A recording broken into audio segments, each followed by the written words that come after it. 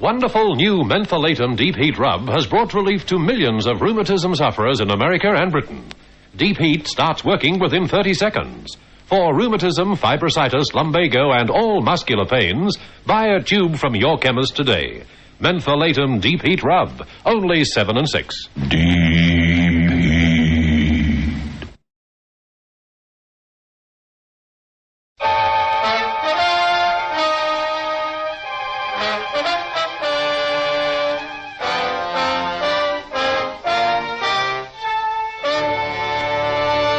Kreml Hair Tonic and Kreml Shampoo present the new adventures of Sherlock Holmes, starring Nigel Bruce as Dr. Watson and Tom Conway as Sherlock Holmes.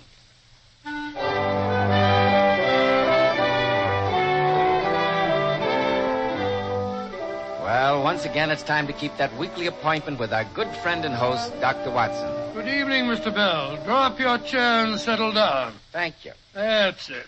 All ready with tonight's new Sherlock Holmes adventure, Dr. Watson? Yes, Mr. Bell. And as I was going over my notes on the case, I came across this. I think it might interest you. Well, what is it? It looks like an ordinary piece of clay. It is clay, but I assure you it's very far from ordinary. This piece of dried earth enabled Sherlock Holmes to solve one of the most diabolical murders that we ever encountered.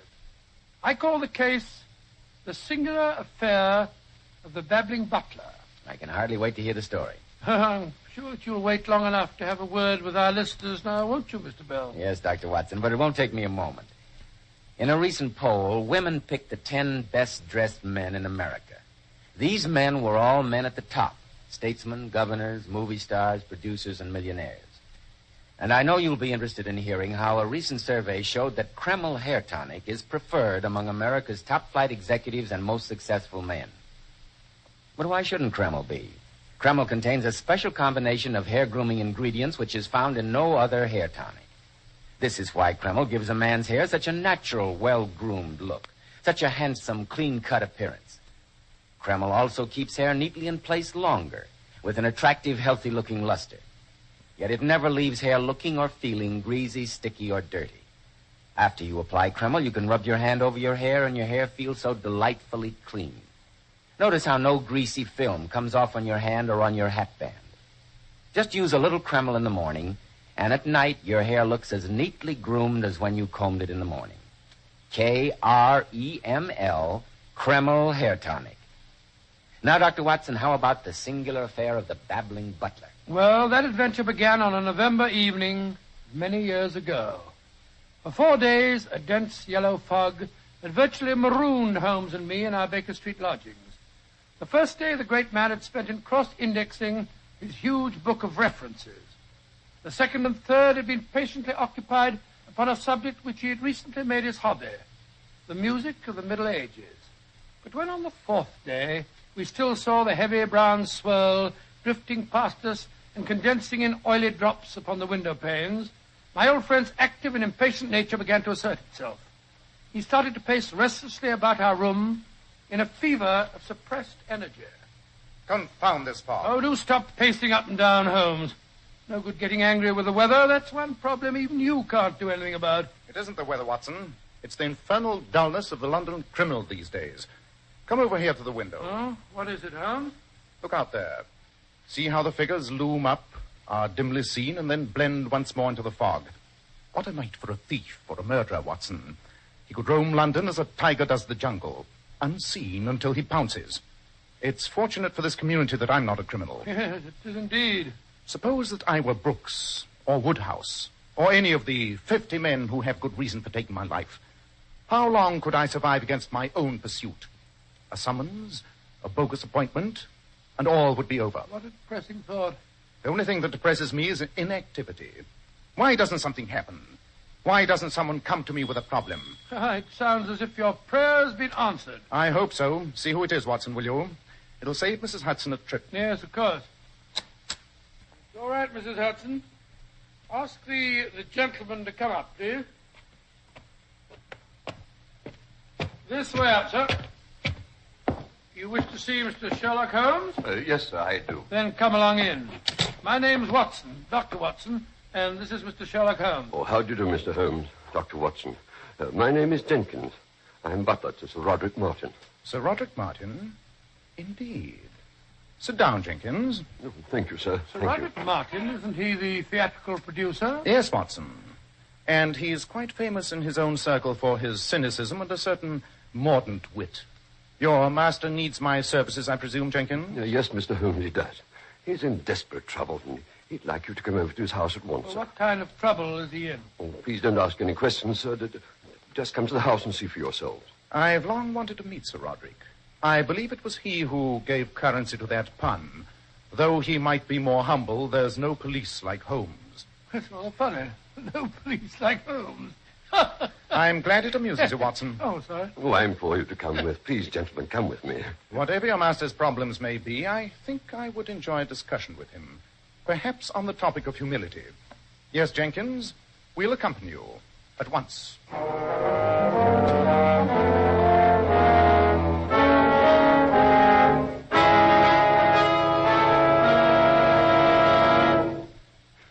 This is Mr. Sherlock Holmes and Dr. Watson, sir. How do you do, Sir Roderick? How do you do? Jenkins? Oh, how very odd. Now, why should Jenkins make such a meteoric exit? I presume, Sir Roderick, he wished to leave us alone. Indeed, what a singularly depressing thought. Well, so now that he's gone, you can talk quite freely. My dear Dr. Watson, I've been in the habit of talking freely ever since I had the pleasure of insulting my nurse at the age of 4. She was a peculiarly revolting female by the name of Pearl.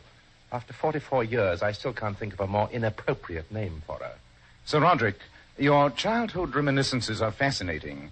But supposing we get down to business. Very well, Holmes. To what do I owe the, well, for lack of a better word, the pleasure of this visit? Your butler came to fetch us. He said that you were in desperate trouble and needed our help. Jenkins told you that. I can only assume that he stole more than his usual quota of brandy today.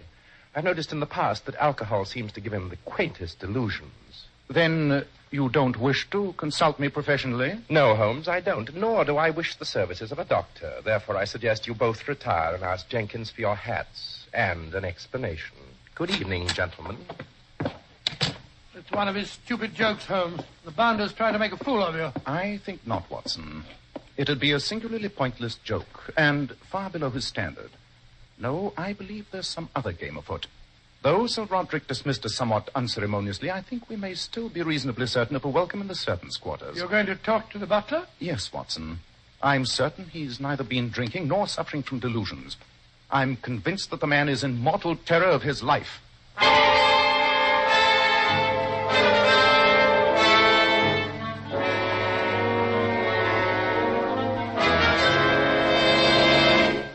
Thank heavens you came to see me, Mr. Holmes. Well, how could we resist it when Sir Roderick told us that your entire story was a lie? Oh, you must forgive me, gentlemen. I was desperate with fear, and I had to attract your attention. But why?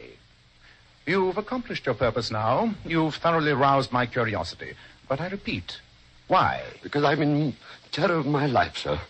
Someone's trying to murder me. Well, what reason have you for saying that, Jenkins? Last night an attempt was made to kill me. Oh? Please describe the circumstances. Well, sir, I was carrying a keg of wine down into the cellar. It slipped from my arms and hit the stairs, and then the stairs collapsed. When I examined them, I found that they'd been sawed almost through. I assume that you're the only member of the household who ever visits the wine cellar? Yes, sir. Yes, sir. That was a deliberate trap to break my neck. Oh, if I'd stepped down, it would have been the end of me. Oh, Mr. Holmes, I'm only a servant. I couldn't pay you much, Now, but... my dear Jenkins, I assure you that Mr. Holmes is as interested in preventing the murder of a servant as he is in saving the life of a prime minister. Jenkins, have you any idea who might want to kill you? There's only one person on earth with a motive for killing me, sir, and that's my master. Sir Roderick Martin. Oh, come, my dear man. You're surely mistaken. What reason do you have for suspecting him? Oh, it's this way, Mr. Holmes. A year ago, a certain lady killed herself when Sir Roderick jilted her. Gracious Well, me. the affair was all hushed up, and nobody knew Sir Roderick was even involved. But her brother swore to avenge her death. That brother is a very close friend of Sir Roderick's, but has never suspected him. Complicated situation, eh, Holmes? Yes, Watson. I take it, Jenkins, you are the only person who knows that your master was guilty? Yes, sir. Yes, sir. And if I were dead, his secret would be safe. Oh, Mr. Holmes, please, what can I do? I know he's planning my death. You've got to save me, sir. Jenkins, my advice is this. Write a full statement of the circumstances in this case. Sign and seal it and hand it over to me for safekeeping. Inform your master that if anything happens to you, I shall make public the contents of the statement. That's a very good idea, Holmes. I'll do that, sir. I'll do that. I'll bring it to you in the morning. Splendid. Come on, Watson. Oh, by the way, Jenkins, what's the name of your doctor? Doctor, sir, I never said... You never said what? Oh, yeah, doctor, yes, sir, yes, sir. Dr. David Stanley in Wimpole Street. Dr. David Stanley. I see. Well, good night, Jenkins. We shall expect you in the morning.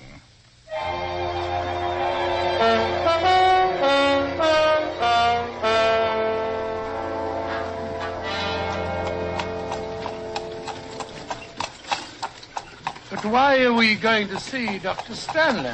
Firstly, because I want his physician's opinion as to whether Jenkins might be suffering from hysterical delusions. Well, as a doctor myself, I say that's more than likely. I must say his actions tonight hardly seem the behavior of a sane man. When a man is badly frightened, Watson, it's sometimes hard to judge his actions by more rational standards. Incidentally, did you notice the way he started when I asked him the name of his doctor? Almost certainly, Dr. David Stanley is the vengeful killer. By George, now that you mention it, I do remember hearing some gossip in Harley Street about Stanley's sister killing herself. But nobody seemed to know the motive. Here's the house, Watson. Well, let's hope the doctor's at home. If he isn't, we haven't come very far out of our way. Want me to wait for you, Governor? No, thank you, cabby. Here you are. Ah, thank you, Governor. Idiot! I can hear a piano playing. Someone is at home. That seems an eminently logical deduction. There's no need to be funny, Holmes. Good evening. My name is Sherlock Holmes, and this is my colleague, Dr. Watson. How do you do? I'm Mrs. Stanley. How do you We do? wondered if we might have a few words with your husband. With David? Well, come in, won't you, gentlemen? Mr. Holmes, you're a detective, aren't you? Yes, Mrs. Stanley. I hope you haven't come here to talk to David about his sister's death. Not directly, madam. Though my mission is not unconnected with that tragedy. Then I can't let you see Well, him. really, Mrs. Stanley, my friend only wishes No, gentlemen. For the sake of his sanity, I daren't let you talk to him. Ever since his sister died, he's been like a soul tormented. Spends most of his time in there playing those frightening compositions of his on the piano. I can't let him be subjected to any more questioning about his sister. Even I daren't mention her. Sylvia, I heard voices. Who are these gentlemen? It's Mr. Sherlock Holmes and Dr. Watson, dear. How do you do, Dr. Stanley? I hope we're not intruding, sir. The great Sherlock Holmes and his friend Dr. Watson intruding? Well, of course not. I'm flattered. Come in, gentlemen. Please don't say anything about his sister's death. Don't worry, Mrs. Stanley. We won't. No, of course not. Holmes, I believe you're something of a musician. I'd like your opinion of this. David, dear, they haven't come here to listen to I music. don't care what they came here for. This is what they're going to hear.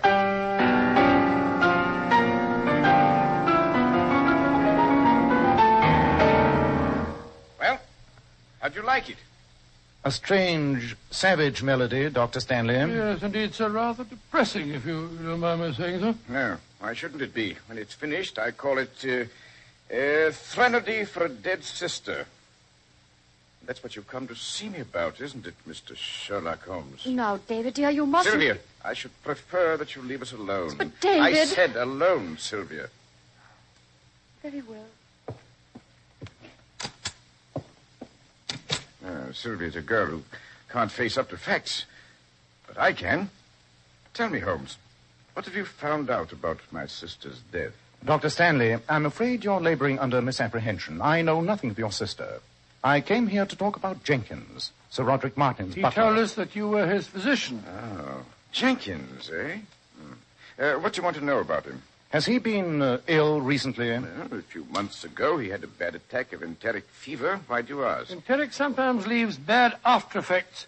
Would you say, Doctor, that Jenkins has suffered no lasting damage? Hallucinations, for instance? Well, at the time, he was out of his head for a while, but I'd say he's perfectly sound now. Thank you, Dr. Stanley. That's all we wanted to know. You mean to say that you came here simply to find out about the state of Jenkins' sanity? Just that, sir. Good evening. Good night, Dr. Stanley. I think you had something else on your mind before you talked to Sylvia. Jenkins may be sane, but that man's on the edge of a mental collapse if I ever saw one. I quite agree, Watson. Mrs. Stanley seems to have gone upstairs. I think we've let ourselves out.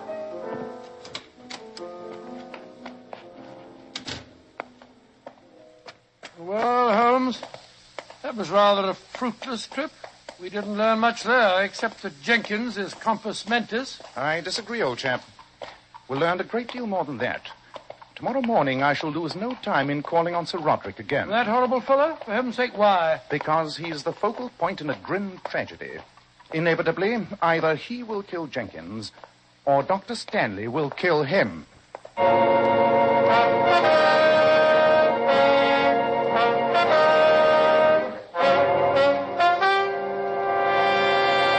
My dear Holmes, I'm accustomed to facing 2 brown eggs at breakfast, 2 brown eggs lightly boiled, followed by a leisurely perusal of the Times.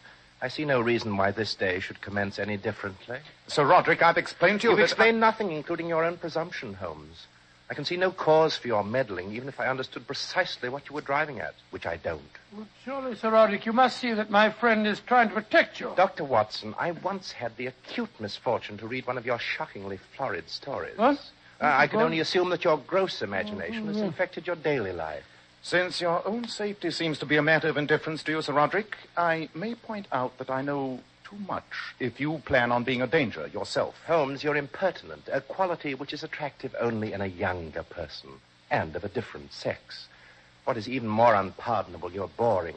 Please leave and take this bumbling veterinary surgeon with you. It's extremely offensive. Before I leave, I insist on knowing one thing. Where is your butler, Jenkins? A new man opened the door just now. Jenkins? Oh, yes. I omitted to tell you. Jenkins has left my service. You discharged him, I suppose. Not exactly, though it is my invariable rule to discharge any servant found guilty of a crime. A crime? And what was Jenkins' crime? He committed suicide.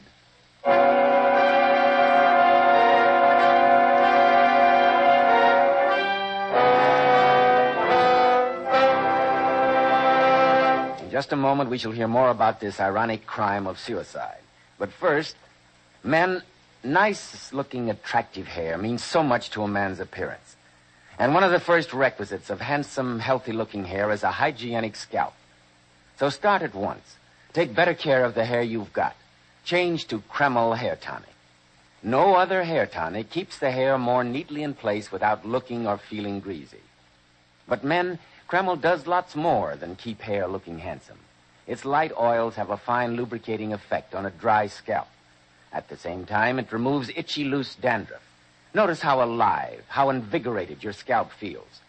And men, you like to massage Kreml on your scalp because it's such a clean hair tonic. Never feels greasy or sticky. And if your hair is so dry that it breaks and falls when you comb it, Kreml actually helps condition the hair in that it makes it feel softer, more pliable, and look as if it had some body to it. So men, for handsome groomed hair and a more hygienic scalp, use Kreml daily. Buy a bottle of Kreml at any drugstore. Ask for an application at your barber's. Kreml, Kreml Hair Tonic.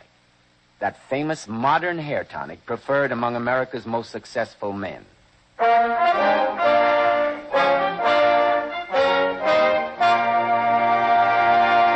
Well, Dr. Watson, this story really has me on the edge of my chair. So the butler Jenkins had committed suicide? Well, that's what Sir Roderick told us, Mr. Bell, although we had great difficulty in persuading him to let us examine the dead man's room. Finally, after Sherlock Holmes had pointed out that if we couldn't handle the case, then Scotland Yard certainly would, we were allowed to visit that room of death. The evidence of suicide was apparent. After a brief examination, Holmes turned to me and said, What do you make of it, Watson? obvious signs of strychnine poisoning, Holmes. And quite clearly, a suicide. Yes. The other servants told us that they had to break the door. Looks like a piece of clay It is. And it bears the imprint of a heel. from a man's boot. Look at the size. And observe the color of the clay, Watson. This particular specimen is quite rare. I shall take it back to Baker Street and examine it. I can't see any logic in this case, Holmes. After all, people... Well, Holmes, what do your tests with the microscope tell you? First of all, that the glass contained nothing but strychnine and water. And nobody could drink that without knowing it.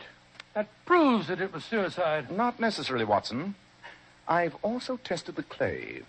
In addition to being a very rare clay, it's oddly impregnated with certain acids and chemicals. Exactly as it might be if a doctor picked it up on his heel outside his house and later went into his laboratory. A doctor? That would explain the poison. Exactly. Jenkins was under his doctor's care. Supposing the physician prescribed a draught to be taken on retiring, why question its peculiarly bitter taste? Jenkins was a frightened man. Undoubtedly, he bolted and locked his door last night and then, trustingly, drank the fatal poison. All of which points to Dr. Stanley. Quite. But I don't understand it. He had a motive for murdering Sir Roderick, and Sir Roderick had a motive for murdering Jenkins. But all the evidence points to the fact that Dr. Stanley murdered Jenkins. It doesn't make any sense. But it does, Watson. Precise, accurate, and terrifying sense. We must return to Sir Roderick's house at once. There's not a moment to be lost.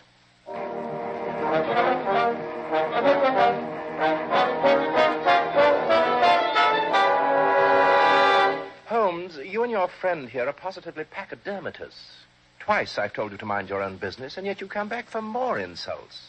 Am I to assume that you find my personal charm so utterly irresistible? On the contrary, sir, you can assume that your personal charm utterly escapes us. Sir Roderick, the only reason we've returned is because I'm convinced you're in grave danger. As I told you before, Holmes, I'm eminently capable of taking care of myself. In any case, I'm expecting Dr. Stanley, my physician, here in a few minutes. Sir Roderick, by all you hold sacred... I hold nothing sacred, Holmes, save human life. By which, of course, I mean my own. Then, for the sake of your own life, sir, allow us to slip behind that tapestry while your doctor visits you. Behind the arras, eh? The proper place for rats, if I remember my Hamlet correctly. Oh, that's undoubtedly the doctor now. Then please let us hide. You won't regret it, I promise you. Very well, you may hide. Scurry away. Come on, Watson. Right, you are, Holmes. Come in. Roderick, I had to see you. Yes, so it would appear.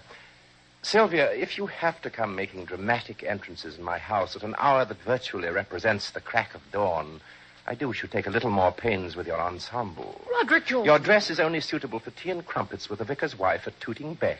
Oh, Roderick, stop trying to be facetious. I came here because I had to talk to you before David got here. Well, I'm expecting him at any moment. Yes, I know that. You're his closest friend, Roderick.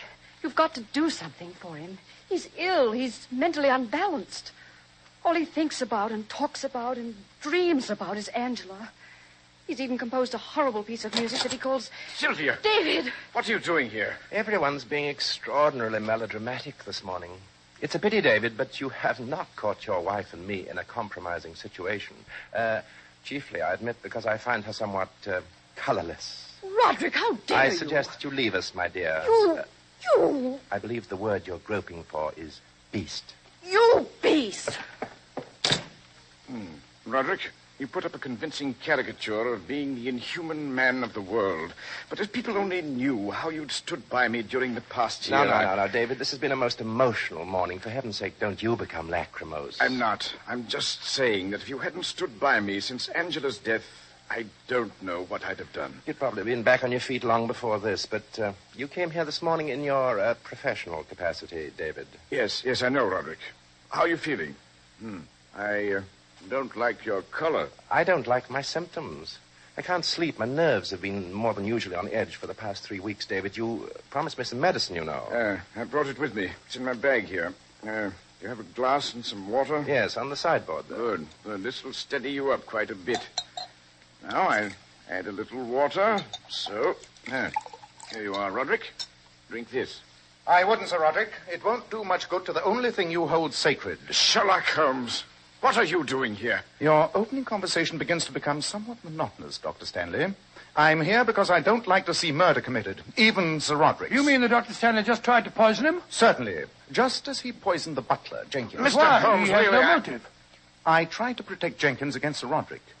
I was stupid enough not to see the other motive at first. Riddles are fascinating, Holmes, but not when they become personal. What are you talking about? It's a simple equation, Sir Roderick. Dr. Stanley attended Jenkins during his bout of enteric. He told us himself that the butler was delirious. It was then that he must have learned Jenkins' secret, that Jenkins was the only human being who knew that Sir Roderick was responsible for Angela's suicide. Logically, he had to die first. But I still don't see that... Dr. Stanley does, despite his silence. Jenkins was the only human being who knew that Dr. Stanley had a motive for killing Sir Roderick. This is very melodramatic, Holmes, but I haven't the faintest idea what you're talking about. Nor have I, except that you seem to be laboring under the delusion that I killed Jenkins. Of course you did. You had to, before you could kill Sir Roderick. Had Jenkins lived, he would have been suspicious of his master's death. But if he were out of the way, no one would have connected Sir Roderick's close friend and physician with his murder. The cellar stairs attempt failed, but last night's poison did not. And now he's trying to repeat the pattern. The glass over there contains strychnine and water. Of course it does. I assure you, this medicine is perfectly harmless. To prove it, I shall drink it myself. Stop him, Watson. Put that down. Put it down, I say. It's too late. That was meant for you, Roderick. It was too good for you. Considering the way you treated my sister, Angela. Angela. He's dead, Holmes. Yes. And you, Sir Roderick, have escaped a brother's vengeance. I'm almost sorry that I insisted on trying to save your wretched life. Well, just because you have saved it, don't expect anything as conventional as thanks or remorse. My only regret is that during the past few minutes you've enjoyed an experience granted to very few men on this earth. And what is that, may I ask? You have seen me speechless.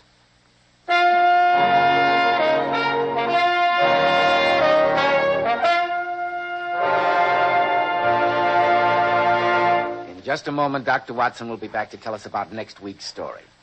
Ladies, here's some very important beauty advice from some of the world's most divinely beautiful women, Powers models. Girls who are famous for their shining, bright, lustrous hair. Powers models wash their hair with Kreml shampoo. This amazingly beautifying shampoo has been especially developed to actually glamour bathe each tiny strand of hair so that it fairly radiates natural, dazzling highlights. Kreml shampoo leaves the hair simply abundant with natural glossy luster. And what's more, your hair stays this way for days. And doesn't Kreml shampoo do a wonderful cleaning job on your scalp? Removes all loose dandruff as well as the dirt. Yes, and it's wonderful to soften dry, brittle ends. Kreml shampoo leaves your hair so much softer, silkier, with a satin smoothness. Your hair holds a wave better, too. So, ladies, buy a bottle of glamorizing Kreml shampoo at any drug counter and see how easy it is to glamour bathe your hair to a vision of beauty. How easy it is now to have naturally lustrous, glossy hair. Kreml, Kreml shampoo. And now, Dr. Watson, what about next week? Well, now, let me see. Next week, I think I'll tell you about the greatest shock that Sherlock Holmes ever gave me. Well, that must have been quite a shock, Dr. Watson. It was, Mr. Bell. I call it The Adventure of the Dying Detective. Tonight's new Sherlock Holmes adventure was written by Dennis Green and Anthony Boucher and was suggested by an incident in Sir Arthur Conan Doyle's story, The Bruce Partington Plans. The music was composed and conducted by Alex Steinert. Nigel Bruce appeared by permission of California Pictures, Tom Conway through the courtesy of Eagle Lion Pictures. This is Joseph Bell speaking for Kreml Hair Tonic and Kreml Shampoo, and inviting you to be with us next week at this same time when Dr. Watson will tell us about the dying detective.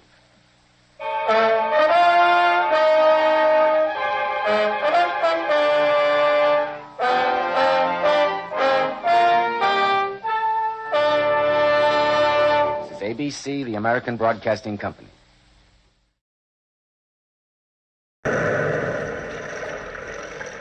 The Weird Circle. In this cave by the restless sea, we are met to call from out the past stories strange and weird. Bellkeeper, toll the bell, so all may know we are gathered again in the Weird Circle.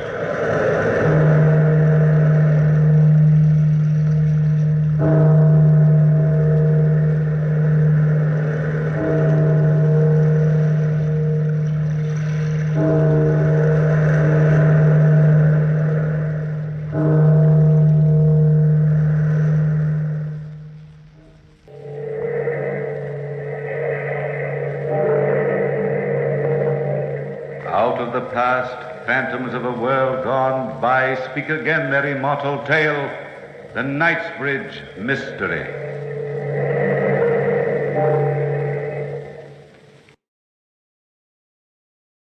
Saturday night, I killed Gardner. That's the incredible part. I killed him. It is sitting here next to me now. Sitting in his usual chair by the fireplace here at the old Knightsbridge Inn, acting as if nothing unusual had happened. How can a man be dead and alive at the same time? I remember the whole thing so clearly. It was just 2 days ago. 2 short days ago. Last Saturday, to be exact. Gardner's a landowner and had just collected his rents. The banks were closed, so he hid the money in his room here, and his room is next to mine. And it was all so easy. It was raining that day. Yes, it was raining hard enough to drown out the screams of a man being murdered.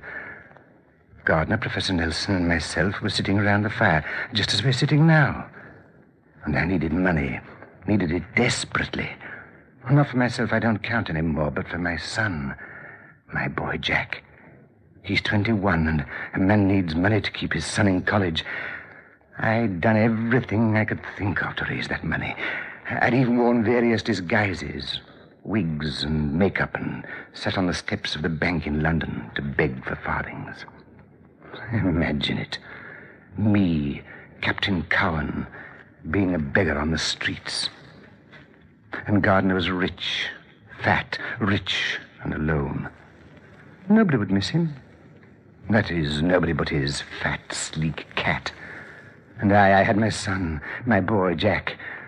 I remember everything that happened that Saturday night. The 3 of us, Gardner, Professor Nelson, and myself, were sitting around the fireplace, and it was raining. Nasty night, isn't it, Mr. Gardner? Yes, quite nasty, Professor Nelson. You know, I don't see why you scientists don't do something about the weather. Well, many men have thought about that very thing. Thinking. Oh, they ought to take action. Thought is idle. Action brings results. Oh, think me if I haven't coined an epigram. Yes. They were talking about the weather, and I was thinking about killing Gardner. He had to die. That was obvious, and soon, too, but how? And who would be the scapegoat to hang for the deed? Somebody would have to be. Somebody. But who? I couldn't have managed to go downtown in this rain even if the banks had been open today, blast it. Oh, it's confounded uncomfortable keeping large sums of money about you because of a conspiracy between the weather and the Bank of England. Well, surely the money is safe enough here, Mr. Gardner. One would think so, but you never can tell. Nothing makes a man more jumpy than keeping a large sum of money in his top bureau drawer. Of course, there's always the danger of robbery. Robbery, yes. Or murder. Murder, Captain Cowan? No. Nobody in the Gardner family has died for generations. We Gardners just don't die. Rather set against that sort of thing. You've made up your mind to it, eh, Gardner? Quite, Professor. That should have been my first hint. He himself definitely said he couldn't die. Yes, he said it then, but I thought he was joking. Nobody ever knew whether he was joking or not. He had a dry, soft way of joking, but I didn't realize that then. I just sat there when the door opened and the chambermaid came in to tidy up. I was hoping that everybody would remain quiet so I could think the whole thing out. But she came toward us and... Anything I can do for you before I retire for the night, Professor Nelson? No, nothing, Barbara, nothing. Mr. Gardner? No, thanks. Egad, girl, get your rest. You, Captain Cowan? Yes, as a matter of fact, I've got to get on to London tonight. Tonight, Captain, in this weather? Yes, Mr. Gardner, important business. So if it's not too much trouble, Barbara, you might tell the hostler, Mr. Cox, to saddle my horse. I ain't going down to the stables to see Mr. Cox, Captain. He ain't a man, Dan Cox ain't. He's a beast, he is. Come, Barbara. Poor Dan Cox is no beast. He's an unfortunate victim of an accident, which has reduced his mentality to that of a small child. Child, is it, Professor? He's an idiot. He'll murder a human someday, he will. Oh, it's not that bad, Barbara. Why, you're the last person I'd expect to speak decent of him, Captain. He don't like you. He says he remembers you from somewhere. He don't remember, though. And I says to him, not to talk about a fine gentleman like you, I says. Now, there ought to be a hospital for the mentally unsound. Not only for idiots like poor Dan Cox, but for men whose minds are warped and twisted. And those people may be completely harmless, but they need medical care. Do you think so, Professor? I'm sure of it. I've conducted many interesting psychological experiments on the subject, Captain. I've even known men who think they've committed a crime. Is there anything else, gentlemen? No, thank you, Barbara. Good night, Barbara. Good night. Good night. Good night, Bob. You interest me, Professor. It's a fascinating subject, Cowan. There was a man once who thought he had murdered his wife and 2 children. He went to the station house, confessed the murder, and then killed himself. And he hadn't committed the crime at all? No, not at all. No, not at all. Well, gentlemen, you must excuse me. If I'm going to get to London tonight, I must be off. Good night, gentlemen. Good night, Cowan.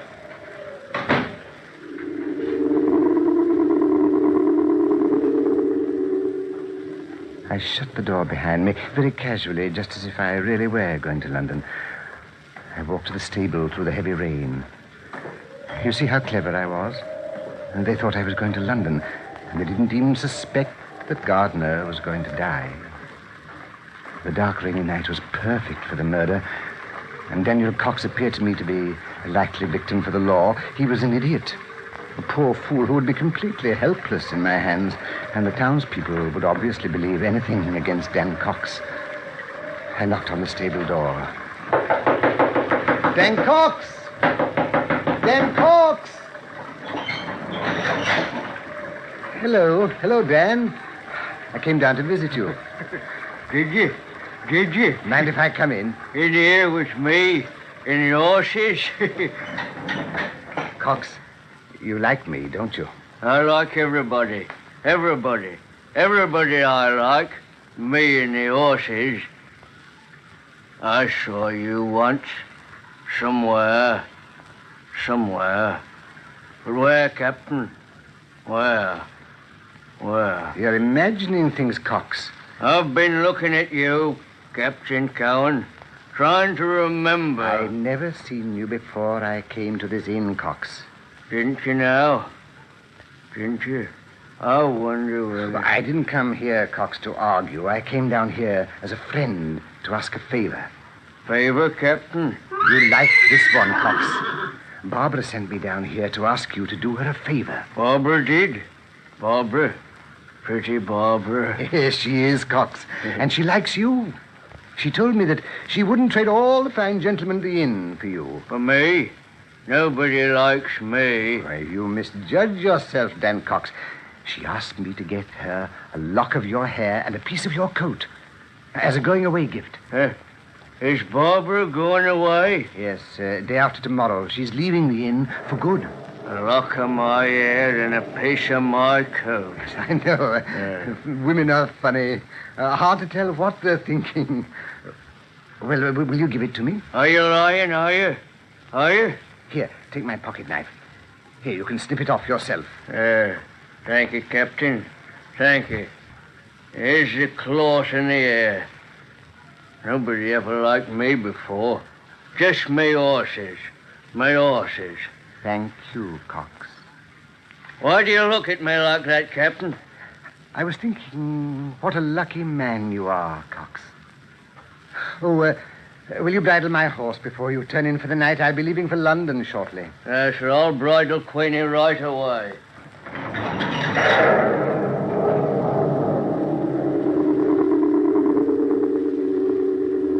I walked back to the inn to say goodbye in case anyone was around. I had thought the whole plan out so carefully. Now I had evidence. The kind of evidence police officers look for. A piece of Cox's coat was to be found on the edge of Gardner's bed, and a lock of Cox's hair in the dead man's hand. That's circumstantial evidence. The plan was working perfectly. I walked briskly to the door, opened it, and Professor Nelson was sitting by the fire looking into the flames. When I walked in, he started suddenly. Haven't you left for London yet, Captain Cowan? Not yet, Professor. Where's Mr. Gardner? Oh, he took his cat with him and went up to bed. He was tired. Won't you join me by the fire? Some other time, Professor. But tonight I'd better start if I'm ever going to get there. Oh, yes, indeed, yes. Oh, midnight. Oh, I must be tired. My reflexes work by the clock, sir. Definitely by the clock. I think I'd better retire myself. Oh, well, Captain. Pleasant journey. Good night. Good night. Oh, why don't you sleep here and wait till tomorrow, sir? Traveling's difficult in this weather. Sorry, I've important business in London, Professor.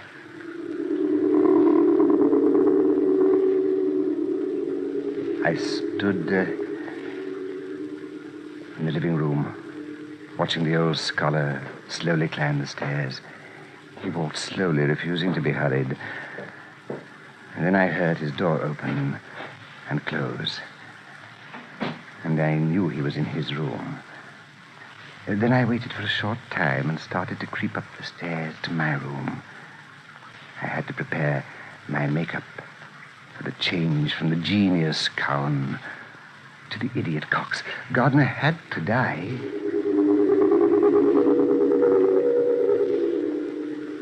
In less than a half hour, I had completed the transition. I stood in front of the mirror looking at myself. I'd done a good job. That I knew. The disguise was perfect. I was no longer Cowan. I was Cox, battered, bulbous nose, and a raggedy coat and dagger. I crept slowly to my window and opened it, planning every move, and I was clever. So very clever. Then I crept carefully out on the ledge. Gardner's window was open and barely 4 feet away. I moved slowly over the ledge like a cat in the night, step by step. The panel was slippery from the rain, and the night was dark. Dark. I could hear Gardner's heavy breathing as I crept through his window to his room. He was asleep. And there was no moon in the sky this night to give me away. I walked slowly to his bedside, dagger upraised, and then... Oh, the cat. I'd almost forgotten his fat, sleek cat. Oh, I'd forgotten that mewing, spewing cat. But I was clever. I worked faster. Right to Gardner's bedside, and then I plunged dagger. Oh, the knife. God! The knife went in deeply.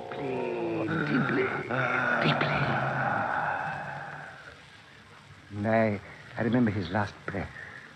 It was like the sound of a dying fire or the moaning of the wind, a futile gasping, and then he was dead. Dead. You see, I did kill him. I remember every single detail, and I was so clever.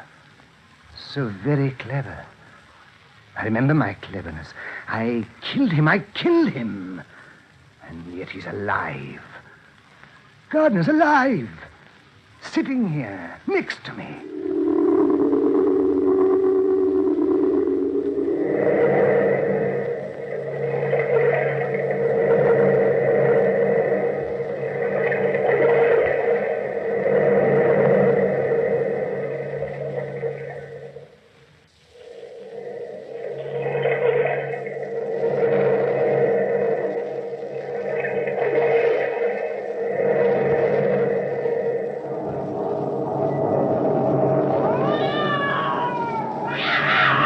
Gardner was dead.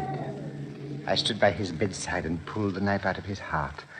I placed a piece of Cox's coat on the edge of the bedside and a piece of his hair in the dead man's hand.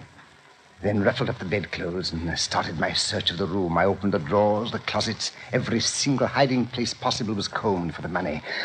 I heard footsteps outside the door. Did I hear somebody scream out? Is anything wrong? Funny, I thought I heard. I had to work quickly, get the money. Then I remembered Gardner had said it was in the top bureau drawer in the corner.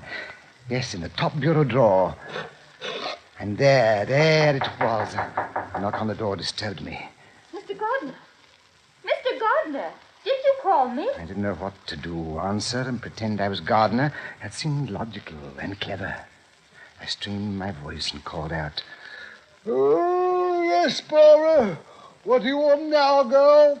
I heard someone scream, and I thought that beast Cox was in your room, Mr. Gardner. No, everything's all right. Good night, girl. Good night, sir.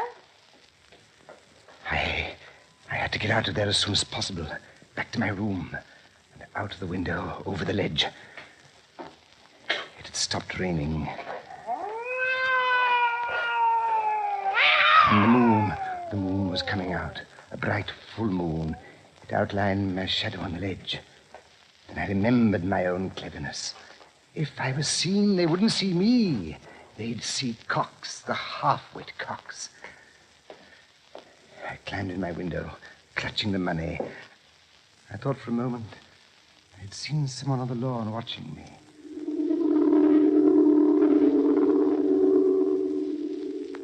Once in my room, I removed my makeup. I prepared to leave. With one clean stroke, the murdering Cox had disappeared. I was Cowan again. I opened the door to the hall. I crept down the hall to the stairs. I noticed a candle burning in the parlor. The chambermaid was standing there in a pool of light, talking to Nilsson. That was a hitch in my plans. Professor, I tell you, I heard someone scream out. If you're half the man you claim to be, Professor, you'd go down to that stable and find out what Dan Cox is up to.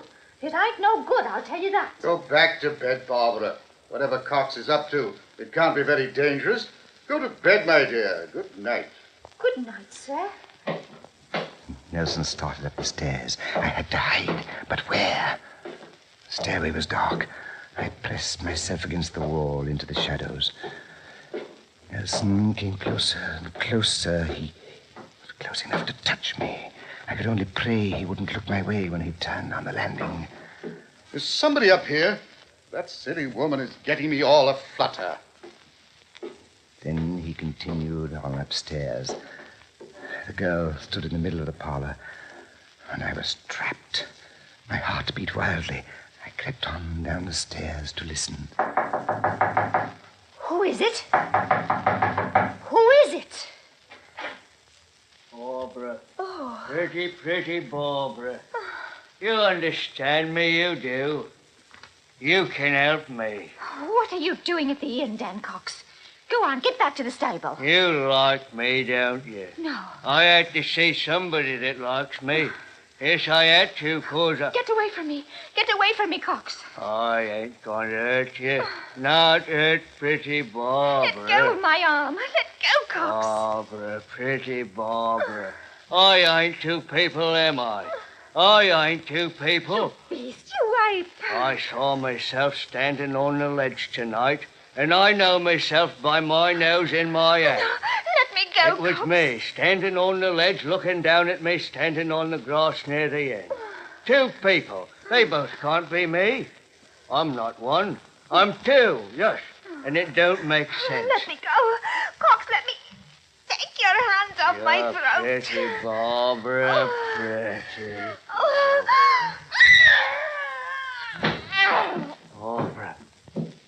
Barbara. Dead. I must be dreaming. That's it. Dreaming. I'll go back to the stable and go to sleep. And when I wake up, this won't have happened. I've been dreaming all along.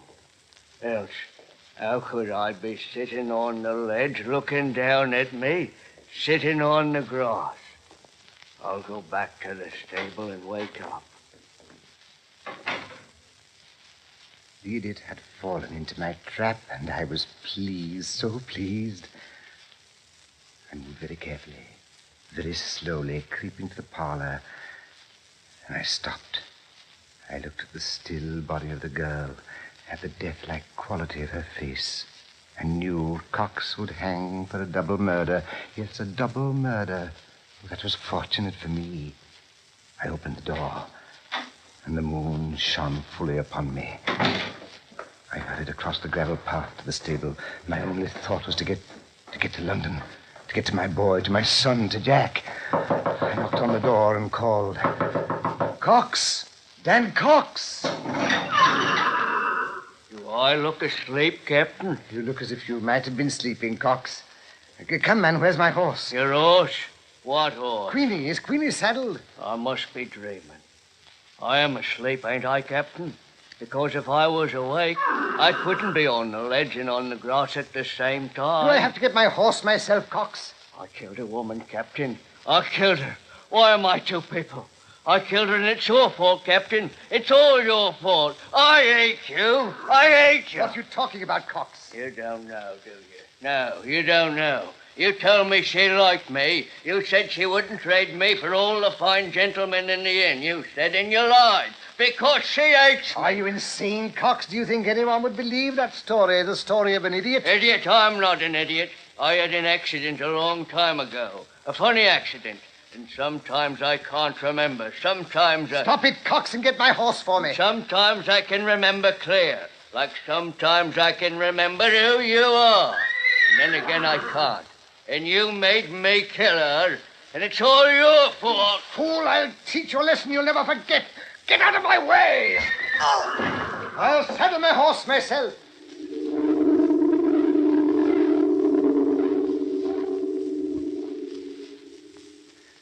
I rode off, leaving Cox sobbing like a baby in the corner. I went to London to my son.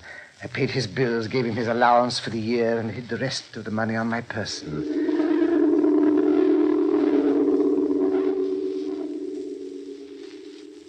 And then, this morning, I returned to the inn and found this. These men sitting here at the old Knight's Bridge Inn, chatting gaily. Barbara was serving them tea as if nothing had happened. Nelson and Gardner asked me to join them by the fire.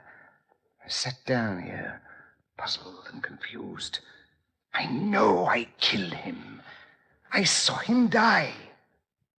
And they started to talk. They've been talking for a half an hour like this, and I can't stand it anymore, just sitting here waiting. Well, what's the matter with you anyway, Captain Cowan? You've been quiet as can be ever since you came back from London. Yes, hasn't he? Amazing, isn't it? I took a trip to London myself Monday morning, but I didn't come back in a sad mood. London cheered me. Yes, I had got rid of that confounded pack of money I was carrying around. It had me blasted nervous. I can well imagine it did, Mr. Gardner. I hear you're in for congratulations, Captain Cowan. Congratulations? Yes, we heard you'd won a packet of money in the Irish sweepstakes, almost £500. I didn't win money in the sweepstakes. I didn't. Oh, nonsense, Captain. Don't try to keep that from us. What are you trying to do to me? Drive me crazy? Drive me insane? I didn't win money in the sweepstakes. You're supposed to be dead, Gardner. Dead. You understand? I went to a lot of trouble to kill you. Yes, and I killed you with my own hands. And stole the money. And Barbara was dead, too. Cox killed her. You've got to believe me. I disguised myself to look like Cox, and I killed Gardner. Yes, I killed him. You're dead, Gardner. And the dead can't rise from the grave. They can't. They can't. Answer me. Don't stand there looking at me. Answer me. Professor! Professor, tell me the truth! Yes, Captain Cowan, I'll tell you the truth. Barbara was not killed that night. She was merely frightened and fainted. But you murdered Mr. Gardner by your own confession. You'd planned a perfect crime. A crime so perfect that Cox might have hung for Gardner's death if it hadn't been my little experiment. Experiment? What experiment? A psychological experiment, Captain. You see, I looked up your record and found out that you were an old vaudeville actor and specialized in character parts. That's where Cox remembered you from. You were on the stage the day he had his accident. So I played your own trick back on you. The only way we could get you to admit your crime was to bring Gardner back to life. This gentleman is not Mr. Gardner. He's just an actor, cleverer at makeup than you ever were. No, Captain Cowan, I wouldn't try to escape. Your confession has been taken down, and the inn is surrounded by the police.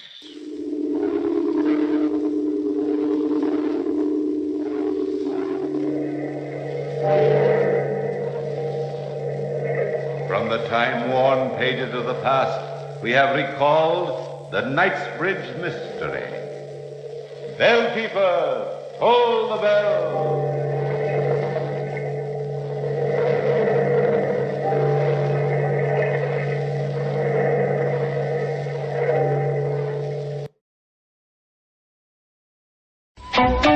Did you ever see such lovely legs? She must be wearing Carlotex. Carlotex, seamless nylons. She gets the glances, she gets the looks. Wish we had her number in our little black books. She wears Carlotex, seamless nylons. They're snug, they're sleek, we feel so chic. Like the girl with the poodle on the back of Carlotex, seamless nylons.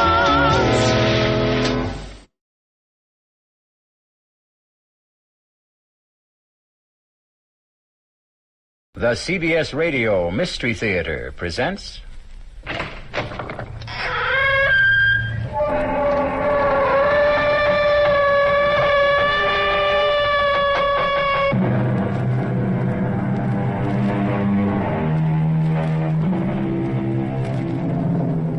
Come in.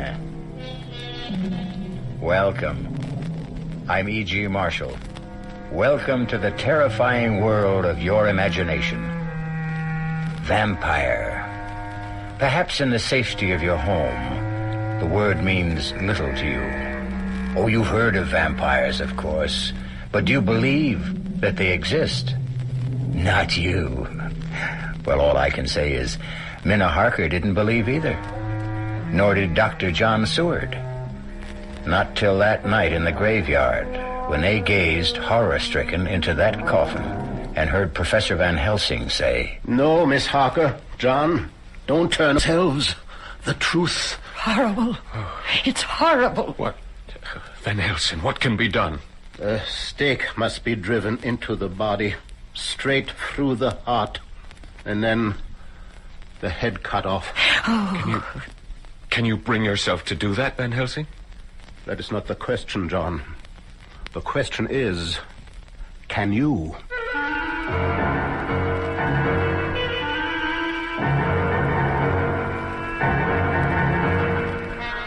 Our mystery drama, Dracula, was specially adapted from the story by Bram Stoker for the Mystery Theater by George Lothar and stars Mercedes McCambridge. I'll be back shortly with Act One.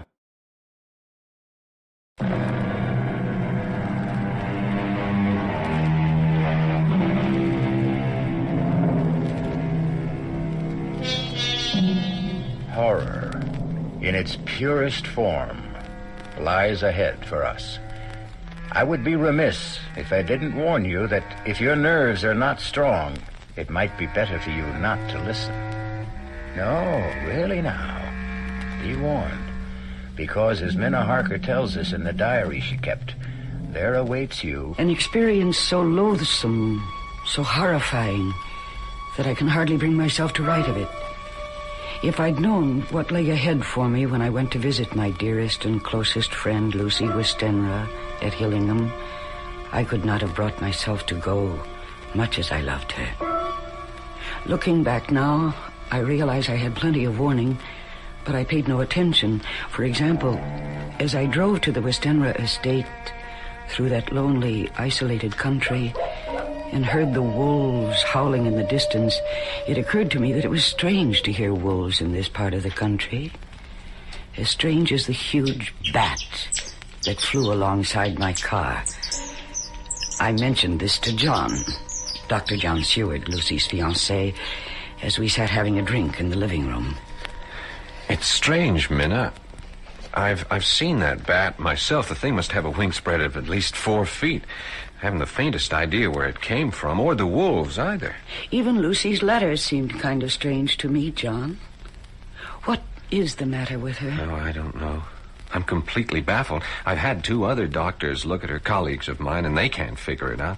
I'm desperate, Minna. I'm so desperate I've called in my old friend and teacher, Professor Van Helsing. Van Helsing?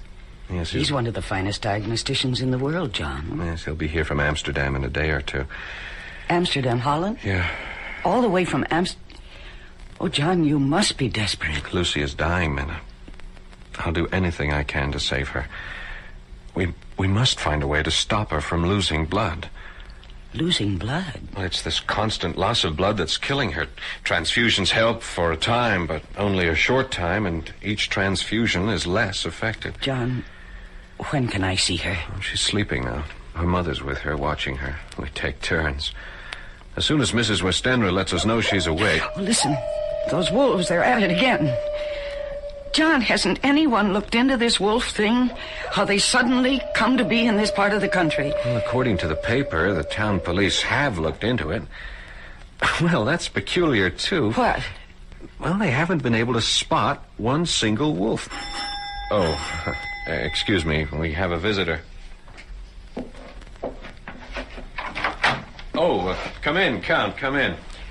Thank you, Doctor. I'm on my way to town. I have a dinner engagement, and I thought I would stop to ask after Miss Westenra. Oh, she's no better, I'm afraid. Oh, I'm sorry to hear that. Can you stay for a drink? Well, I'd like you to meet a friend of Lucy's who'll be staying with us for a while. Oh, in that case, of course. Minna, this is Count Dracula, our new neighbor, Count Miss Minna Harker. How do you do? How do you do? Count Dracula? Yes, but do not hold it against me, Miss Harker. I cannot help being of the blood royal. Well, why don't you two get acquainted while I go up and see if Lucy's awake yet? I shall do my best to entertain this charming young lady. I won't be a minute. You're a long way from home, Count. A very long way, Miss Harker. May I ask what brought you here? Business. Business? Good heavens, what kind of business could you have in this part of the country? I mean, it's so isolated. True, it does present difficulties, but I like living in the country. Oh, you must. Oh, forgive me, I'm forgetting my manners. Would you like a drink? Thank you. Scotch or bourbon? Is there perhaps some wine? Red wine? Now, let me see. I'm not very familiar with the supply here. Here we are. There's a bottle of Burgundy. That glass of that will be... Miss Harker, what's wrong? What is it? It's the bottle. I'm afraid it slipped. It slipped, that's all. Oh, I'm afraid I cut my hand. No, don't be upset. It's only a slight cut, see? No. Lucy's awake and we can... Count, what's wrong? Minna, your hand. I must leave at once, Doctor. Sorry, I cannot stay. Something I just remembered. No, it's all right. I will see myself out. What in the world? But, Count... Minna, what happened? Minna? I dropped the bottle of wine and cut my hand. Yes, I see you did, but... I dropped the bottle because I couldn't see him in the mirror. Couldn't see? What mirror? This mirror over the table. It reflects the whole room. Well, of course it does, but... John, I picked up the bottle to pour Count Dracula a drink, and I looked into the mirror, and he was standing where you are now, and I couldn't see him in the mirror. What? He was there where you're standing, but he wasn't reflected in the glass. Minna, you're not making sense. And you're trembling. John, I'm scared. Of what? How can you ask? I look in a mirror and didn't see someone who should have been reflected in it. Is something going wrong with my eyes or my brain, John? What? Minna, easy. I don't want another patient on my hands. But, John, An optical illusion, something like that. Our eyes play tricks on us sometimes. Now, come on. Let's get a bandage for that cut, and then we'll go up and see Lucy.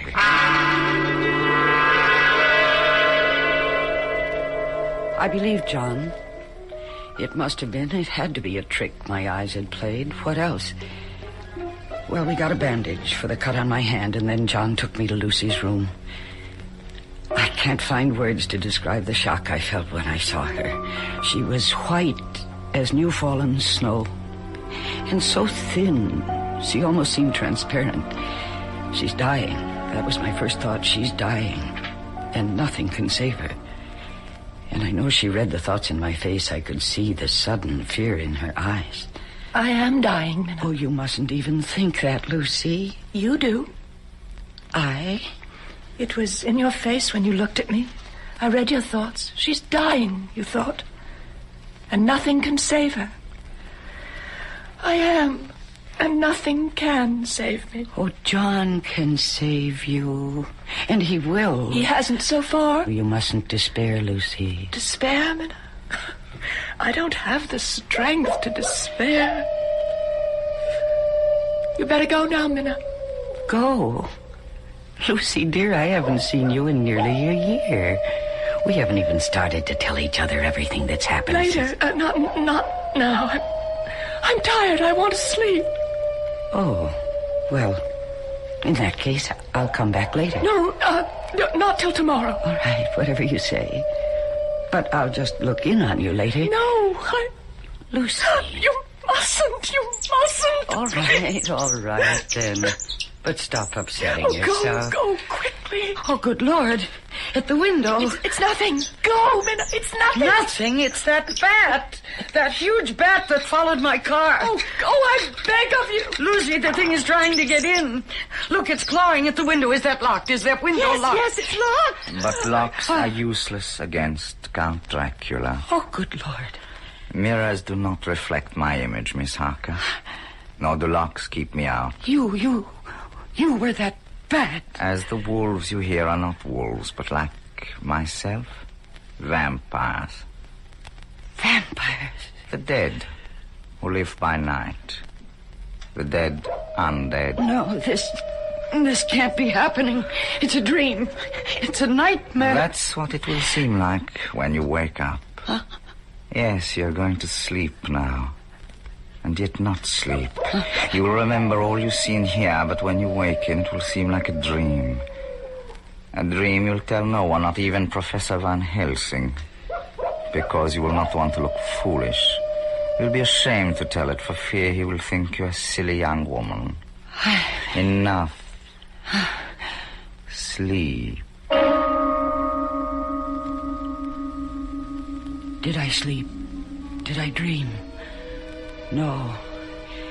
My sleep was a hypnotic trance into which he had placed me. And what I dreamed was reality. There in the moonlight that streamed through the window, I saw Dracula raise his arms and call. Lucy. Lucy, my dearest love, come to me. Come, my darling. I can't. Too weak, my lover. I'm too weak. Then I shall come to you. Embrace you. Kiss you.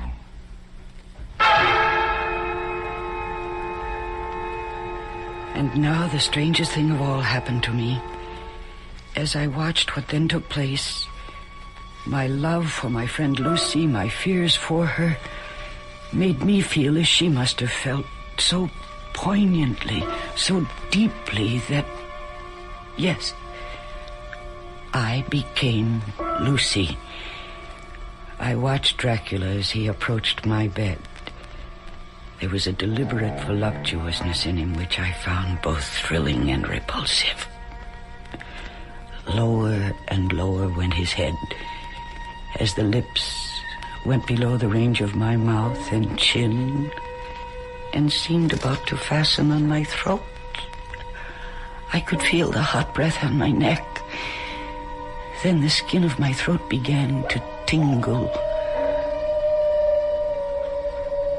I could feel the soft, shivering touch of his lips on the supersensitive skin of my throat, and then two hard dents of two sharp teeth just touching and pausing there. I closed my eyes in a languorous ecstasy, and I waited. I waited with a beating heart.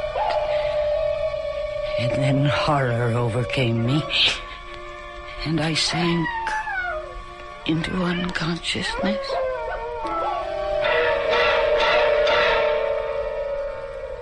I promised you horror. Have I kept my promise? Here then, another promise, another warning. I promise that the horror you have just experienced is nothing compared to what is to come. Think twice before you return with me shortly with Act Two.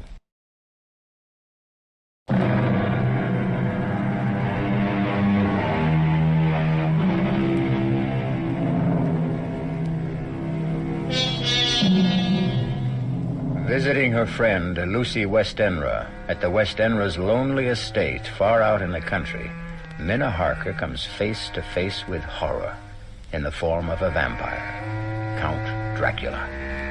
She has witnessed the frightful scene of Dracula entering her friend's bedroom, biting her throat, sucking her blood. So gruesome was it all, or perhaps because of hypnotic suggestion, as Minna writes in her diary,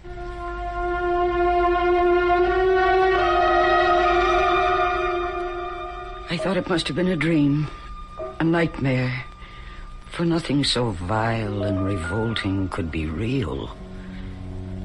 But though I tried during the next day or two to persuade myself it was only a dream, there were signs, warnings all about me that told me I was lying to myself. There was the nightly howling of the wolves, the screeching of that huge bat around the house. And yes, the scarf that Lucy kept wrapped round her throat. It's such a hot afternoon. How can you bear to wear that scarf around your throat? Hot? I feel cold. But, Lucy, you're perspiring. Your forehead is damp. All I want to do is sleep. I'm so tired. I'm so deathly tired. I'll leave you for a while, then. I'll look in on you later to make sure you're all right. Oh. Sleep well. Minna? Yes, dear? If I'm asleep when you come back, promise me you won't remove this scarf from around my throat. Very well. You won't even touch it. Promise? I promise.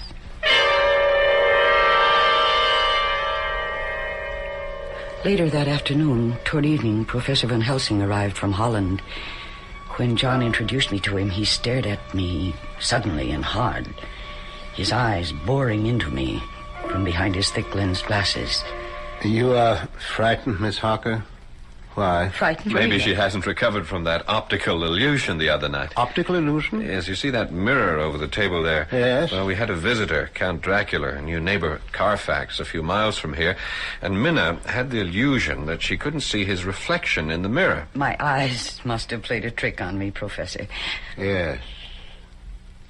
This Count Dracula, John, he's new here, you say? Yes, he arrived from Hungary about 6 weeks ago. I see. Take me to see your fiancée, John. Oh, she's sleeping, sleeping We'd right now. better wake her up. What is it? You seem suddenly concerned. I am. Take me to Lucy at once.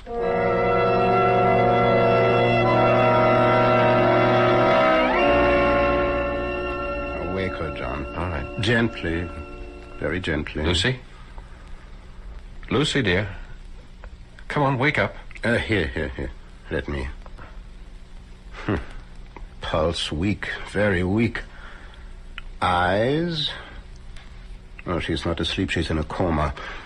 What is her blood type? Oh? So is mine. Prepare for a transfusion, John. I will be the donor. And hurry, man, hurry. Yes, of course. Meanwhile, I shall have a look under this scarf. No, she didn't want the scarf removed. I'm sure she didn't, Miss Harker, but we're going to remove it. Aha. As I thought. What is it? Yes, Professor, what? Look. Look. There are two little holes. Wounds. As if she'd been bitten by a large snake. No, not a snake. Well, what then? What? We must be quick with the transfusion, very quick. And pray God, both of you, that I have not arrived too late.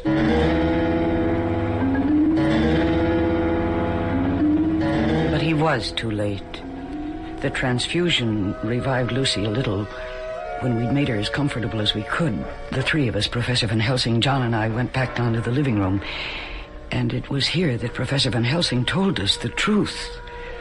The truth that made John Seward cry out. Vampire? You say we are dealing with a vampire? Professor, have you gone out of your mind? My dear John, I don't blame you. Blame me? I should hope not. You ask me to believe me, a doctor, a man of medical science? Science? There's more to this world than science. But, Professor, a vampire? I can't believe that there's a vampire. I tell you that witches exist, that warlocks exist, that vampires exist, and we are dealing with one here. But if what you say is true... It is. Ask her. Ask Miss Harker. Me?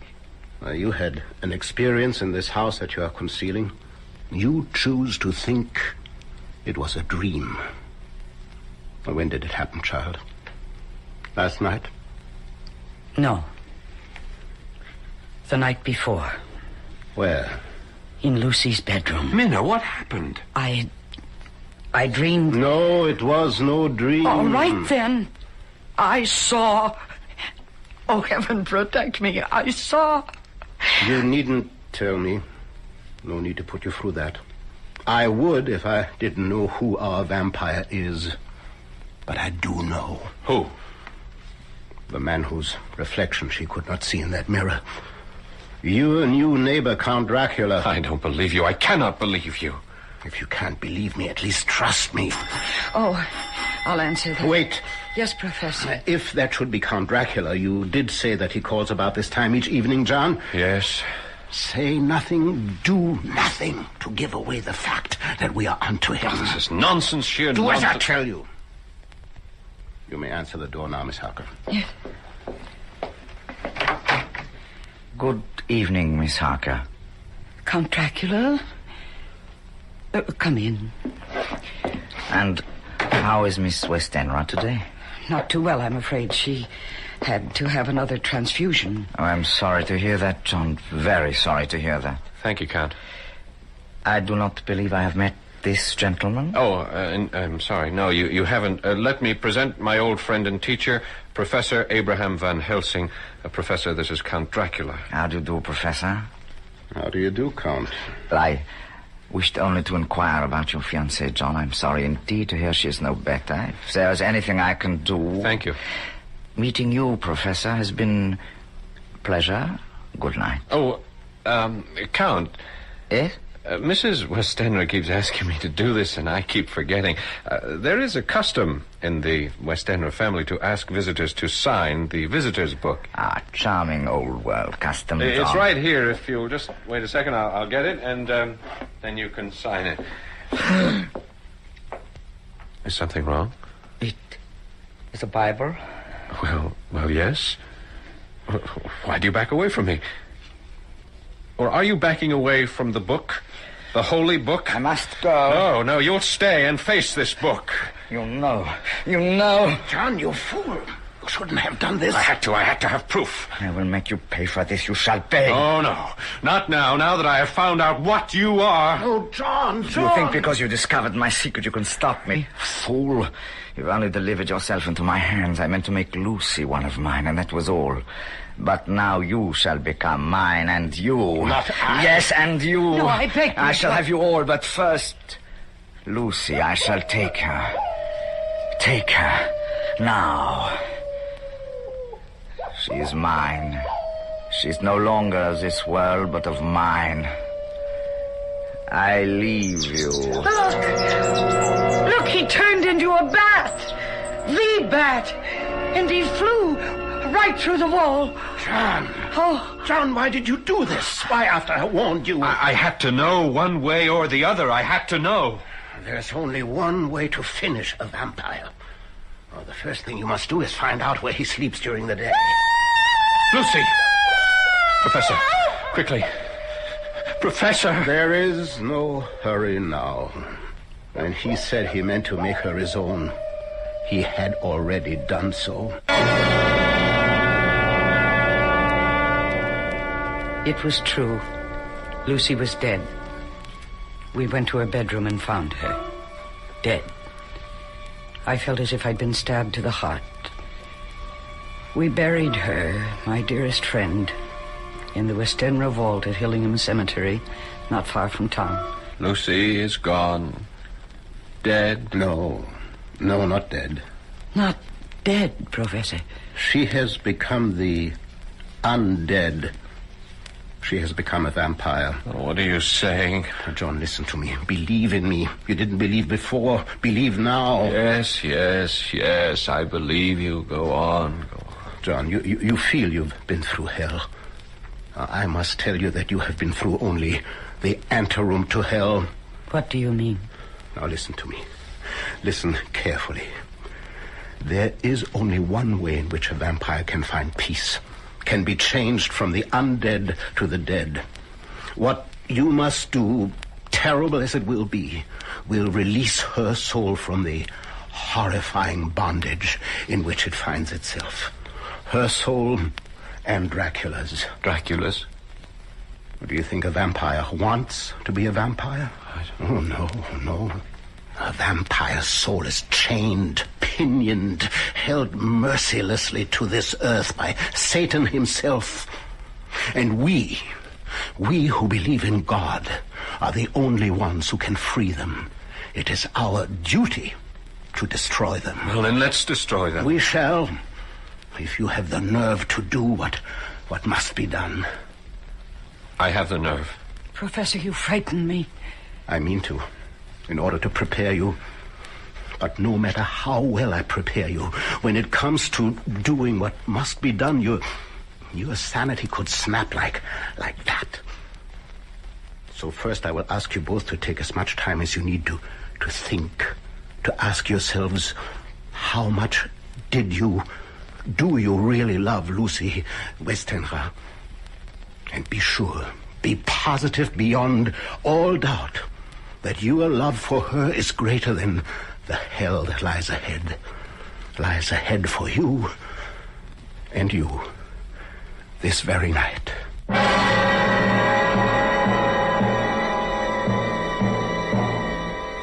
One section of Minna Harker's diary ends at this point.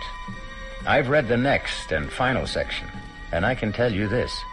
Van Helsing said that John and Minna had only experienced the anteroom to hell. He was right. Fearfully right. I'll be back shortly with Act 3.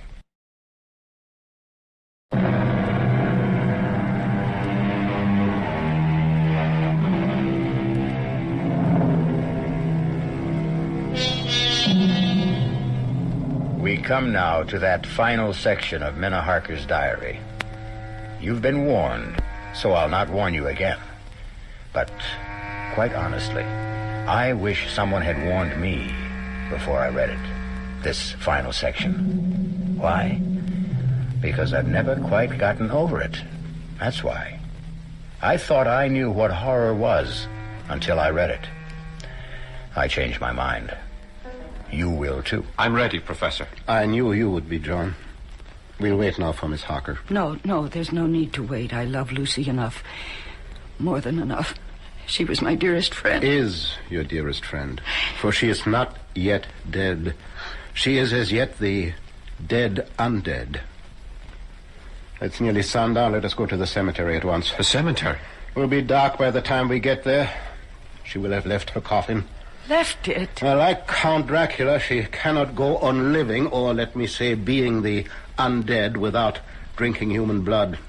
To find it, she must, of course, leave her coffin.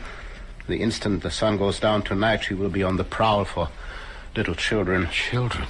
Yes, children are innocent, gullible, naive, make easier victims. And the inexperienced vampire must practice. Yes, she will be seeking children. Oh, it's revolting. Revolting? Well, that is only a word to you at the moment. In a short time, it will be reality. Do you really think you can bear what is to come? I can. I must. Good. I have preparations to make. So do you, the two of you. Dress warmly. Warmly? But it's hot out. Child, there is no chill like a graveyard chill.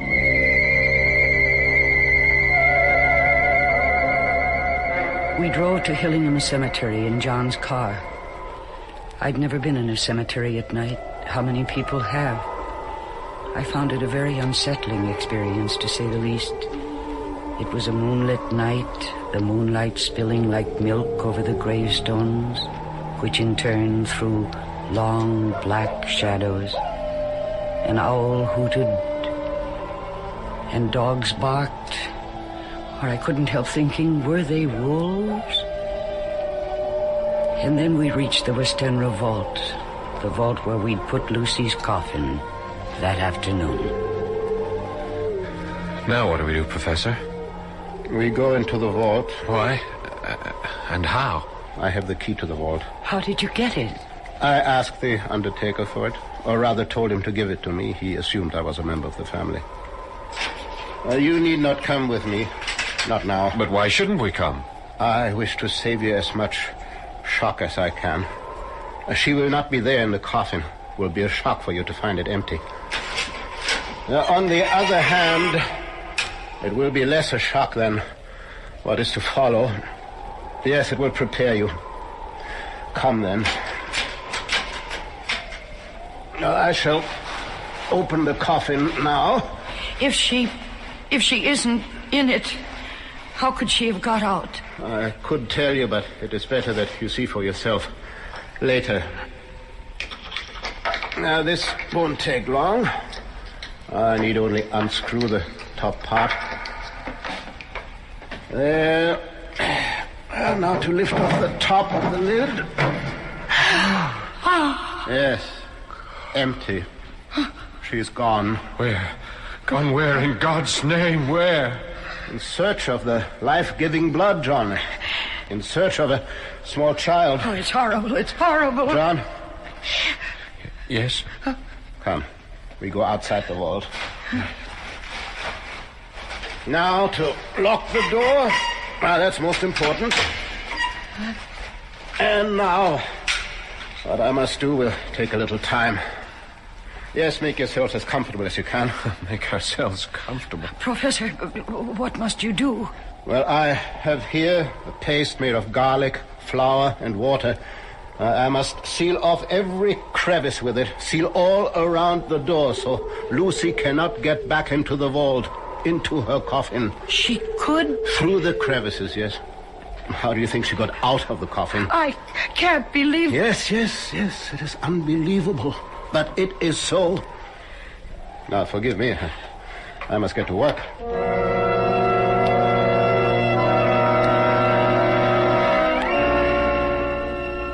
I can't express in words how fresh and clean the night air seemed when we came out of the tomb. How sweet to breathe the fresh air that held no taint of death or decay. John was silent, and so was I.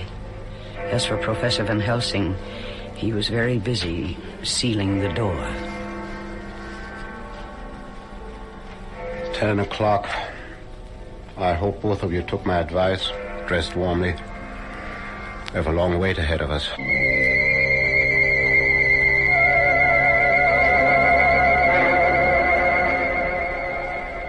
How much longer, Professor?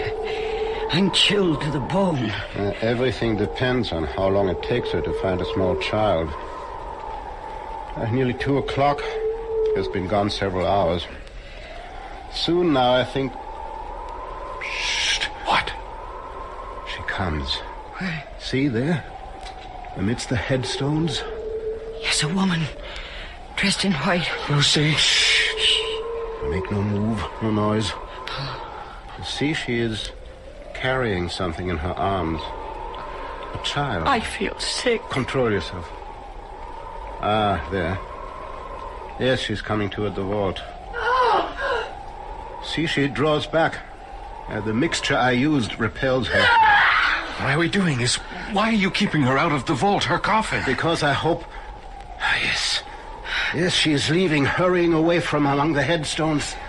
Come, we must follow. Follow where? To Dracula, I hope. Unless I'm mistaken, she's going to him for help. Hurry. We must keep her in sight. No, wait. What is it? She is heading for that tomb. Dracula must be there. Good. Now watch. See, now she's putting the child down on the ground. And now... Where is she? She's vanished. She simply slipped into the tomb through the crevice around the door. Oh, wait here. Yes. What's he doing? He's picking up the child, I think. Yes. See, he's coming back now. Here, Miss Harker. You take the child. Keep it warm. Oh, this poor thing. Poor little thing. Look, it doesn't move. It doesn't make a sound. It's lifeless. No, only in a trance. It will recover. But remember, when I ask you to do what must be done, remember that we have saved not only this child, but God knows how many others. I'll remember. Good. And now we will return to her tomb and wait till dawn. Till dawn? She will return to the tomb then. She has no choice. Dracula cannot help her. She must sleep in her own coffin before daybreak.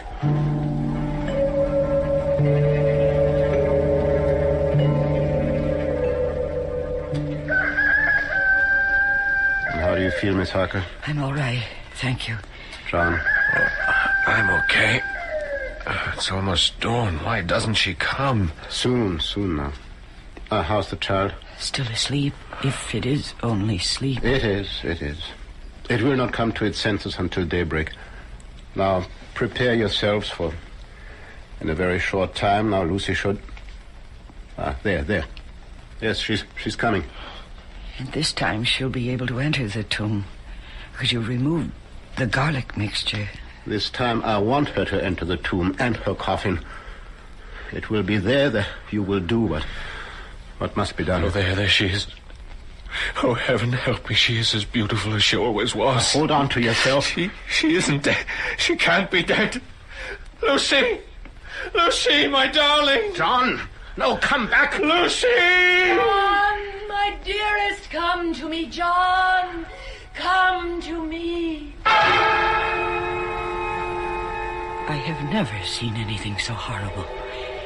And God save me from ever seeing it again. Lucy's eyes shone with an unholy light, and her face became wreathed with a voluptuous smile as she advanced toward John with outstretched arms. Come to me, dearest. My arms are hungry for you. Come, and we can rest together in the tomb. Come, my lover. Come. And John suddenly opened wide his arms and started running to her, and she to him, when Van Helsing rushed forward between them. And he raised something he held in his hand up against her face. It was a crucifix. With a cry of rage and agony, Lucy flung herself away from John and toward the tomb, and she was gone. John, are you all right? The Lord help me. The Lord help me. And he shall. Come, into the tomb. It's time. Now, first, let me put the bag I brought over here. And now I will remove the coffin lid again. Professor, is this really Lucy's body or some kind of demon in her shape? Oh, she's hideous. Yes, your friend who was so sweet and pure is now a foul thing. But if you can do what you must do, you will see her once again as she was. Whatever it is, we'll do it. This wooden stake I have brought. Yes. This pointed stake. You must drive it through Lucy's heart. With this hammer. Oh, no. And when that is done, cut off her head with this surgical knife. I don't... You must do it. For her sake, John, for the sake of the woman you loved. All right. Give me the stake. And the hammer.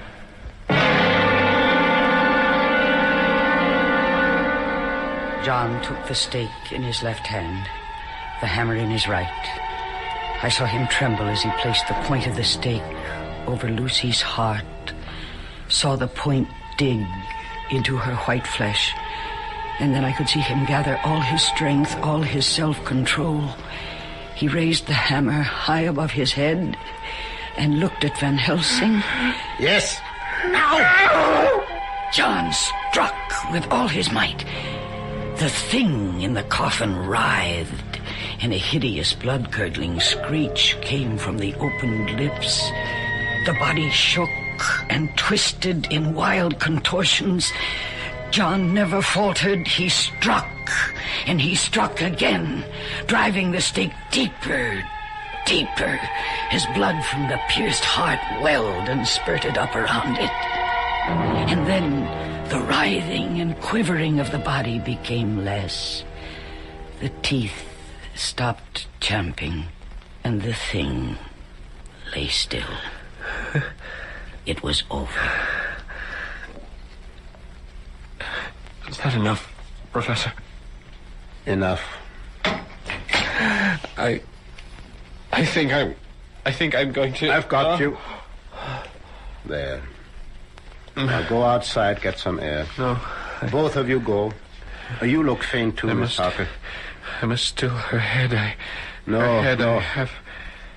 You have done all that can be asked of you. No more. I will sever the head. Now go now, but before you do, look at your beloved Lucy for the last time.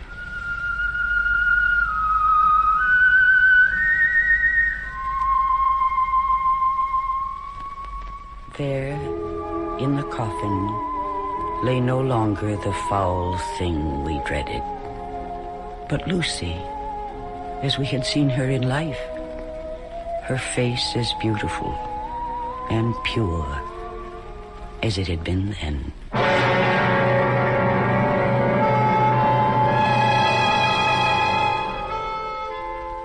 You will want to know that later on, Professor Van Helsing freed Count Dracula from his earthly bondage, and in so doing, brought his bloody career to an end. Unhappily, I must add that Count Dracula was only one vampire among... how many? I don't know. Hope I never find out. Hope you don't either. I'll be back shortly.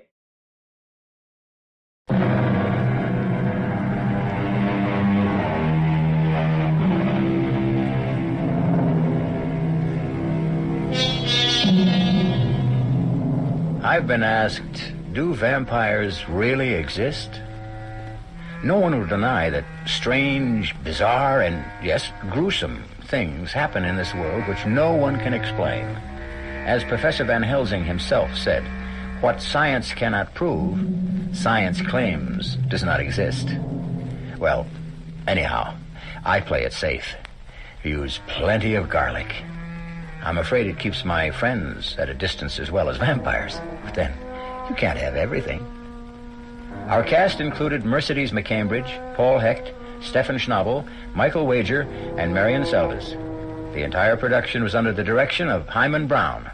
And now, a preview of our next tale.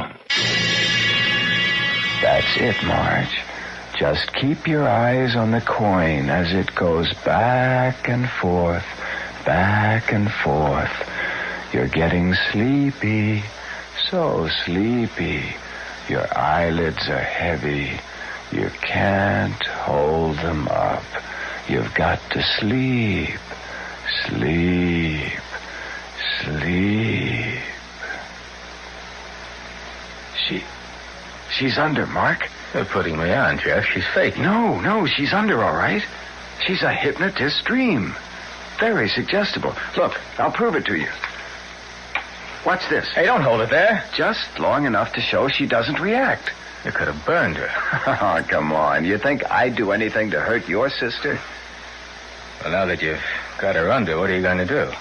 What would you like her to do? Jeff asked me. What would you like her to do? Well, I would have liked her to murder my father. I wondered how Jeff would have reacted if I'd said that out loud. It almost came out anyway, since it's all I think of these days. How to murder, destroy, wipe out my father. This is E.G. Marshall inviting you to return to our Mystery Theater for another adventure in the macabre. Until next time, pleasant dreams.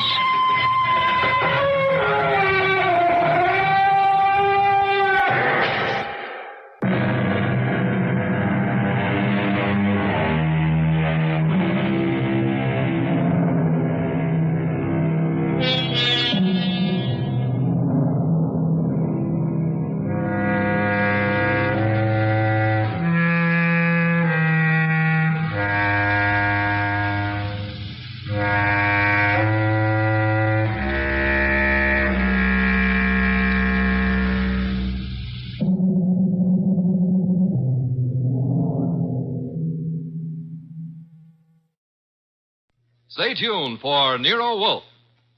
This Sunday marks the premiere of The Big Show on NBC. Not just any big show, it's The Big Show. NBC's hour and a half of comedy, music, and drama. The best of each. The Big Show will be heard every Sunday afternoon over most of these stations, with Tallulah Bankhead as Mistress of Ceremonies. Your stars for this Sunday's broadcast include Jimmy Durante, Fred Allen, Ethel Merman, Frankie Lane, Mindy Carson, Meredith Wilson, Danny Thomas, and hosts of others. All this and Tallulah, too. No wonder it's The Big Show. My boss is the smartest and the stubbornest, the fattest and the laziest, the cleverest and the craziest, the most extravagant detective in the world, Nero Wolfe.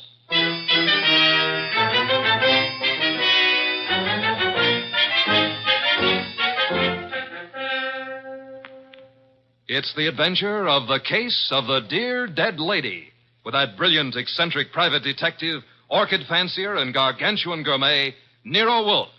Starring Sidney Greenstreet.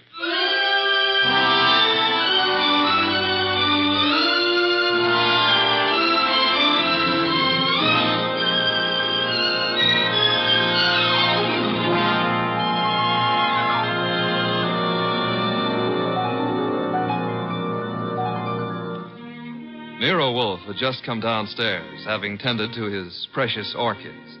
He was, as usual, seated in the library, which served as the office. He had just dialed a phone number, and, with his eyes closed, was leaning back in his specially built chair, which was big enough for two, but not two of him.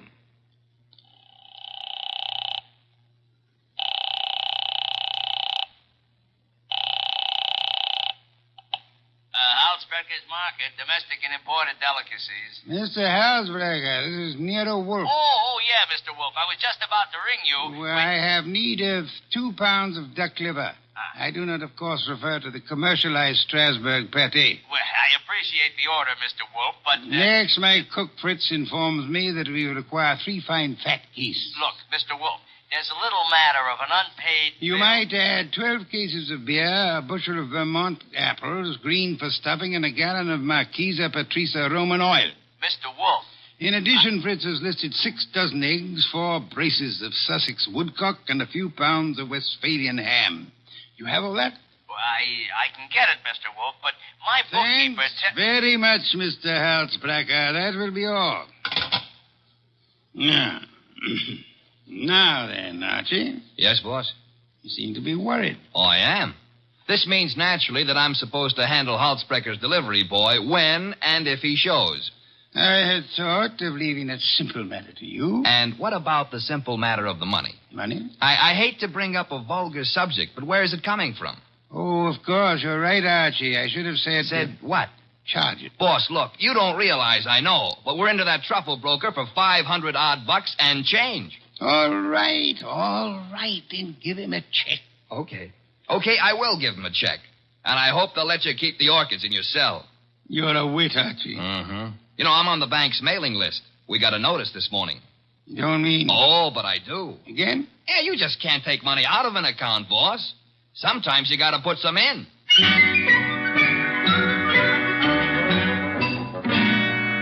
This is the only way to deal with the man I work for, and if I hadn't thrown him that scare, he wouldn't have been willing to listen when the door buzzer rang, and a prosperous-looking young guy in the kind of clothes that don't grow on trees came in and stood in front of the boss's chair, fiddling with the brim of his pork pie. My name is Oliphant, Mr. Wolf. Oliphant? Yes, sir, Oliphant. I am the spiritual leader and guiding head of a small religious group known as the Seekers of the Inner Power. Ah, I see. Also a man addicted to marrying neither wisely nor well, but often. You read the papers? I do. Mr. Wolf, I am as aware of my sin-ridden past as anyone else is. The point is that I'm no longer that kind of man. Even a person such as I can see the light in time. Good. Might I ask why you've come to see me, Mr. Oliphant? I need your help, Mr. Wolf. Concerning? A certain young lady with whom I'm deeply in love. Oh, I beg you not to confuse the present emotion with any of my earlier escapades. What I feel for Miss Dana is the pure and righteous glow of an upright seeker of the inner power. I promise to look on you as thoroughly redeemed, Mr. Oliphant. Proceed. Oh, by the way, do I recognize the name of your young lady as a Park Avenue socialite, an amateur swimming champion? Yes. But she's sweet, wonderful, beautiful. I've asked her to marry me, and she's given me some hope. In time, I fully expect to make her my wife. Well, then where's the problem? The problem is the presence of another man in her life. I'm sorry, sir. I'm a detective, not a matchmaker. This isn't a question of making a match, Mr. Wolf. I have much too much respect for your talents to think of offering you such an assignment. Exactly. What do you want me to do? I want you to save Ilsa Dana's life. Her life? Mr. Wolf, this other man I spoke of is insanely jealous. Not only of Ilsa's present, but of her past as well. He has threatened to kill her. I don't doubt your earnestness in this matter, Mr. Oliphant, but how would you know? I was listening on an extension in Miss Dana's apartment a few days ago when Hunter called. Hunter? Yes, sir, Jack Hunter. Known as Jack the Babe Hunter. Wait a minute. I know that canvasback. Huh? Sure, he's a coffee and cake prelim waltzer. Oh, he's not. He's a boxer. Archie is being fancy. Overlook it, Mr. Oliphant. Is Hunter in love with this lady of yours? I doubt it. He's a man of complete moral and spiritual corruption, I believe. Naturally you would. But what are the facts? In my opinion, he's after her for her money. She has money? To burn. And you, Mr. Oliphant? Me? Can you also afford to burn? How much do you want? The answer to that would be astronomical. However, if you leave a check for, say, $7,000, I shall look into your matter the very moment I have completed a little research into the nutrition of the Polynesian orchid.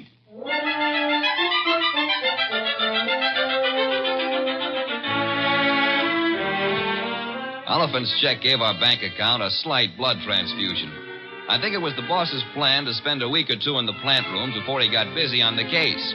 And he'd have done it, too, if that phone call hadn't come in about a little after 9, just after Wolf had polished off one of Fritz's dinners and was settling back with a stein of beer in his hand.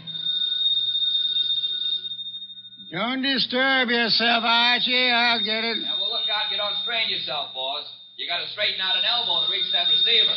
You have an unfortunate flair for mixing humor with impertinence, my friend. Hello, Nero Wolf speaking. This is Ilsa Dana, Mr. Wolf. How do you do, Miss Dana? We were discussing you only this morning. So I've heard. Through whom? Ted Oliphant. I see. The young man seemed to be quite worried about you. The young man should tend to his own affairs. Said you were in some danger. I know what he said, and not one word of it was true. Oh? I'd like to talk to you, Mr. Wolf. I'm sure it'll be an immense pleasure. Where do you live? I have an apartment at 22 Blanton Street. Could you be here soon? I could be there in a quarter of an hour, Miss Dana. By proxy, of course.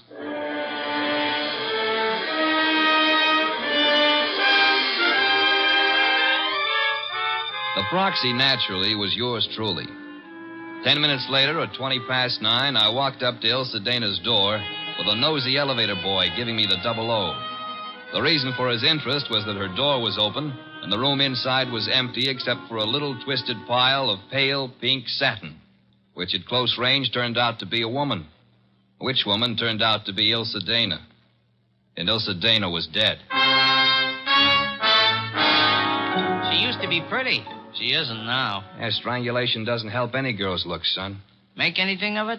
Well, the position of her body and the bloodstains on her pointed fingernails tells me that she put up a tough struggle before somebody succeeded in smothering with a pillow from the sofa over there. Yeah, that figures.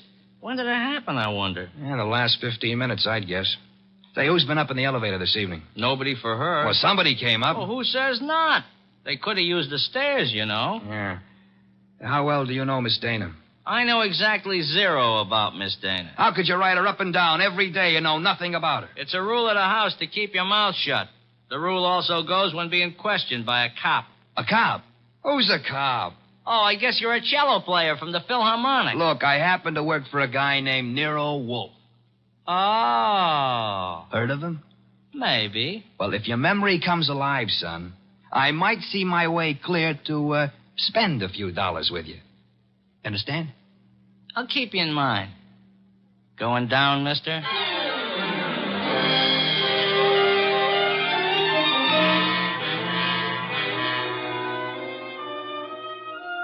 I spent time trying to get sense out of the superintendent and a set of chambermaids, but they were as quiet as a ballpark on Christmas Eve. Then I called the cops and told them about Oliphant and Hunter. By the time I got home, the house was dark and Nero Wolfe was sleeping. Next morning, I gave him the details while he drank 3 bottles of beer. When I finished, he sat for a long time and then started another bottle. The prize fighter. What about the prize fighter, Archie? Hunter? Well, I phoned the hotel he lives in before you got up. And? They told me he wasn't in. You know, I begin to think that Mr. Oliphant brought us a more absorbing case than he suspected. You know, I'm glad you like it. I don't like it. I don't like work of any variety. But this thing has its points. Well, what do we do next? Next, we investigate my client. What?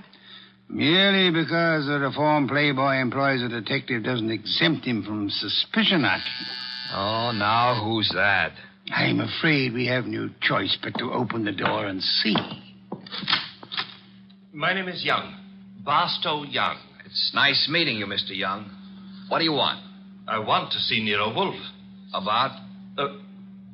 About a certain young lady with whom I am deeply in love. What? Will you repeat that?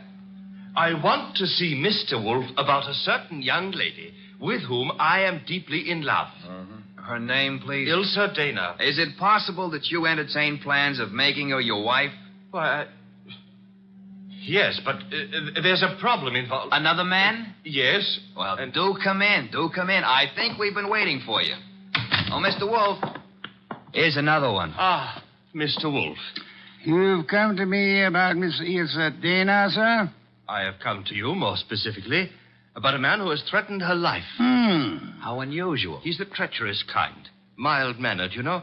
As we say in my profession, he underplays it. Your profession, then, is the stage. It is, sir. Go on, you interest me deeply. I was present recently when he told her that he would certainly kill her unless she mended her sinful ways. Sinful? No one denies that Ilsa has had, shall we say, a checkered career. But the man's attitude is totally fanatical. What's his particular brand of fanaticism, Mr. Young? Theodore Oliphant is a religious maniac. Well, what do you know? He's come to give Theodore a bad report card. I don't understand. I've come to ask Mr. Wolfe to prevent his murdering Miss Dana. Am I allowed a direct question, sir? Why, of course. Where were you between 9 and 9:20 p.m. last night? 9 and 9:20. Why do you ask? You said I was permitted a direct question. Oh, well, I was walking in the park, as I remember. Do you make a habit of walking in the park? I have lately. I'm preparing for an important role in a forthcoming production. What's so important about last night? From your point of view, a great deal, sir. Well, what do you mean? Last night, Miss Ilsa Dana was murdered. What? Mr. Goodwin here discovered the body.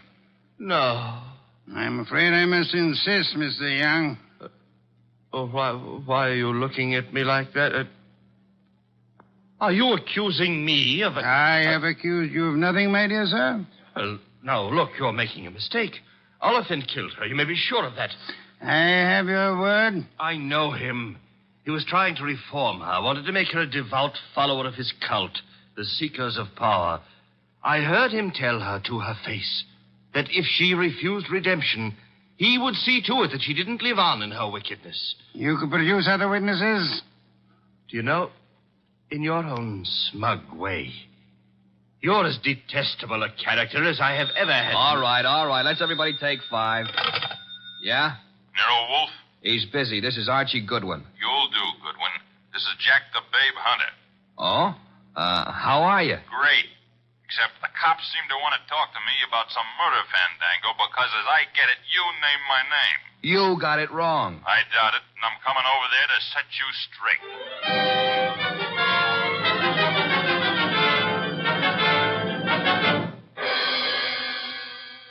Why'd you ring me in on this mess, Wolf? You knew the girl pretty well. Me and how many more? Besides, what time was she murdered? Last night between 9 and 9:20. I see. So if you will inform the police where you were at the time, that should be that. Yeah. By the way, Mr. Hunter, where were you at the time? I don't see your badge, Wolf. I was only wondering. I haven't been near the Dana woman for over a month. But if you're really interested, I'll give you the name of the killer. Please do not keep us in suspense, Mr. Hunter. A couple of years back, Ilsa financed a guy in a big and lousy Shakespearean play that closed like a clam and nothing flat. Go on. It was money down the drain. The guy's got nerve. And he was in love with her, and he figured she'd do anything for him. So he comes back to her to finance him again. This time in Hamlet, no less. I see. I don't have to tell you what a flop that would be. You needn't tell me the actor's name either. You know? Mr. Barstow Young just left here. Yeah? Well, he's your man, Wolf. He got so sore when she told him she wouldn't toss any more moolah into his broken-down career, he went off his rocker and tore it down. Your reason for thinking so? I met him on the street one day, and he started beefing to me with blood in his eyes. It's all I could do not to punch him. The results might have been less fatal if you'd followed your instincts, sir. I couldn't. Guy's built like a broomstick. He's weak as a cat. Hit him once, he'd crack like dry plaster. I see. What's on your mind? This man you're accusing of Miss Dana's murder, Mr. Hunter, he was very much in love with her. She was thinking about marrying him, he said. He said? Yes, he did. I heard him, too. He was talking through his skull cap. Ilsa wasn't going to marry anybody. No? No, she couldn't. Why couldn't she? Well, but she just couldn't, that's all. So long.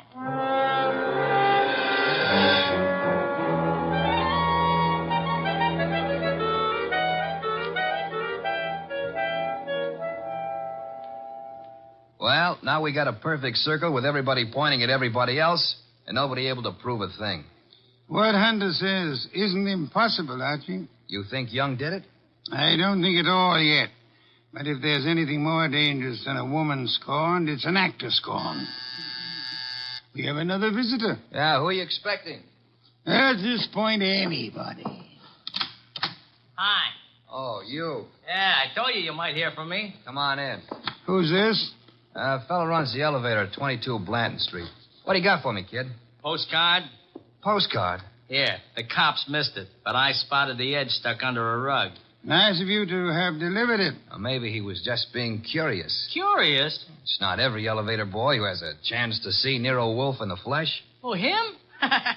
Come off it, High Pockets. I'm here because you mentioned something about spending a few bucks. Oh. I wouldn't cross the street to see the best gumshoe that ever breathed. Look, gumshoes don't breathe, and how would you like a sucker? Archie, pay him and let him go. Yeah, pay me and let me go. Sure, Mr. Wolfe. Here you are. Thanks. Don't mention it. Anytime, pal. Anytime. How do you like that fresh little punk? Archie, the lad has done us nobly. Yeah? A typewritten card addressed to Miss Ilsa Dana. Well, what's it say? Rather peculiar message. Have you prayed tonight? It's signed with a single letter O. Have you prayed tonight? Yes. Signed O? Exactly. Weird, isn't it? Well, what's weird about it? What could be plainer? Have you prayed tonight? Now, I ask you, who is the man in this deal who's interested in praying? All of us, I hope, are God-fearing. All right. But I ask you again, what does O stand for? It could stand for O'Brien, Obituary, Omaha. What about Oliphant? Oliphant, too. Look, what's with this indifference? The case is cracking and you slough it off. You remember what Young said? Oliphant threatened to kill her because she wouldn't join that cockeyed movement of his. Don't exhaust yourself, Archie. We have a hard night ahead. Yes, but I don't understand. But I don't mean to stifle your imagination, my friend. But if you'd reserve your deductions for a little while, you could lend me some much-needed assistance. What do you want? I want you to become a burglar. A burglar? I want you to hurry over to the dead woman's apartment on Blanton Street and ransack it. For what?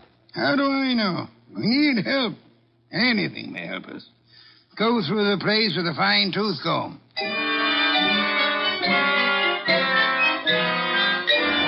I tore the late Miss Dana's apartment to shreds, but I saw nothing. Then, just as I was about to give it up as a bum job, I noticed a little writing desk in the living room. Pried loose the lock and spotted something among a pile of papers that belonged to no well-to-do flat. It was a pawn ticket, lot 8N046, and the address was a pawn shop around the corner on 6th Avenue. It wasn't more than 90 seconds later that I walked into the joint and tossed the ticket across the counter. Oh, yeah, this, want to redeem it.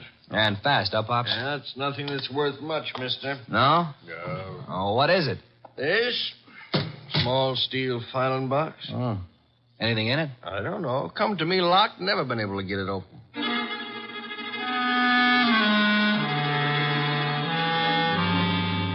We got it open, Wolf and I. Smashed the front end with a poker. There were some odds and ends inside, old earrings, some thumbtacks, a cigarette lighter, just trash. Then the boss stuck his fingers in and pulled out a plum. This is it. What do you mean, this is it? You fail to recognize this classic document? Huh? A marriage license, Archie. A marriage license. Yeah, well, whose marriage license? The wording is self-explanatory. Listen. This is to certify, etc., etc., thus licensing on this 3rd day of May, 1946, the marriage of Miss Ilse Dana to Mr. Johann Jaeger. Johann Jaeger? Exactly. Well, who in the world is Johann Jaeger? We'll soon see. I don't get it. I can understand. It's a befuddling little puzzle. It'll be very easy for one to make a fatal mistake here. But, of course, you won't. I won't.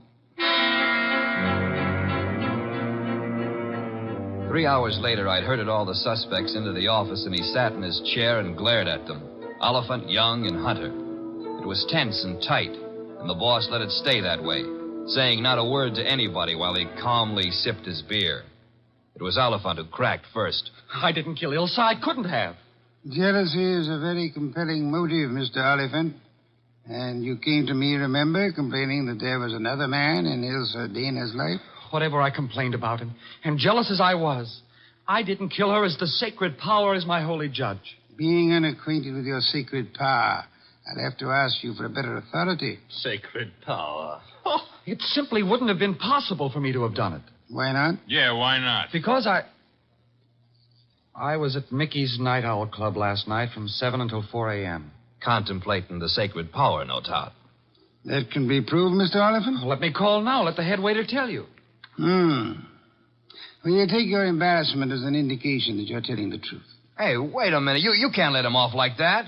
Don't be bothersome, Archie. Yeah, but we got that card he wrote, the one about have you prayed tonight, signed with his initial. He didn't write that card, Archie. Now, look. And the O is not his initial, is it, Mr. Barstow Young? I'm afraid I don't understand. On the contrary, I am afraid you do. But for the record, I'll explain. Oh, Archie. Yes, boss? Hand Mr. Young that large red volume off the shelf behind Mr. Hunter's head. This one? That one, thank you. Now then, Mr. Young, you will favor me by opening the volume to page 1133. But why? Open it, sir.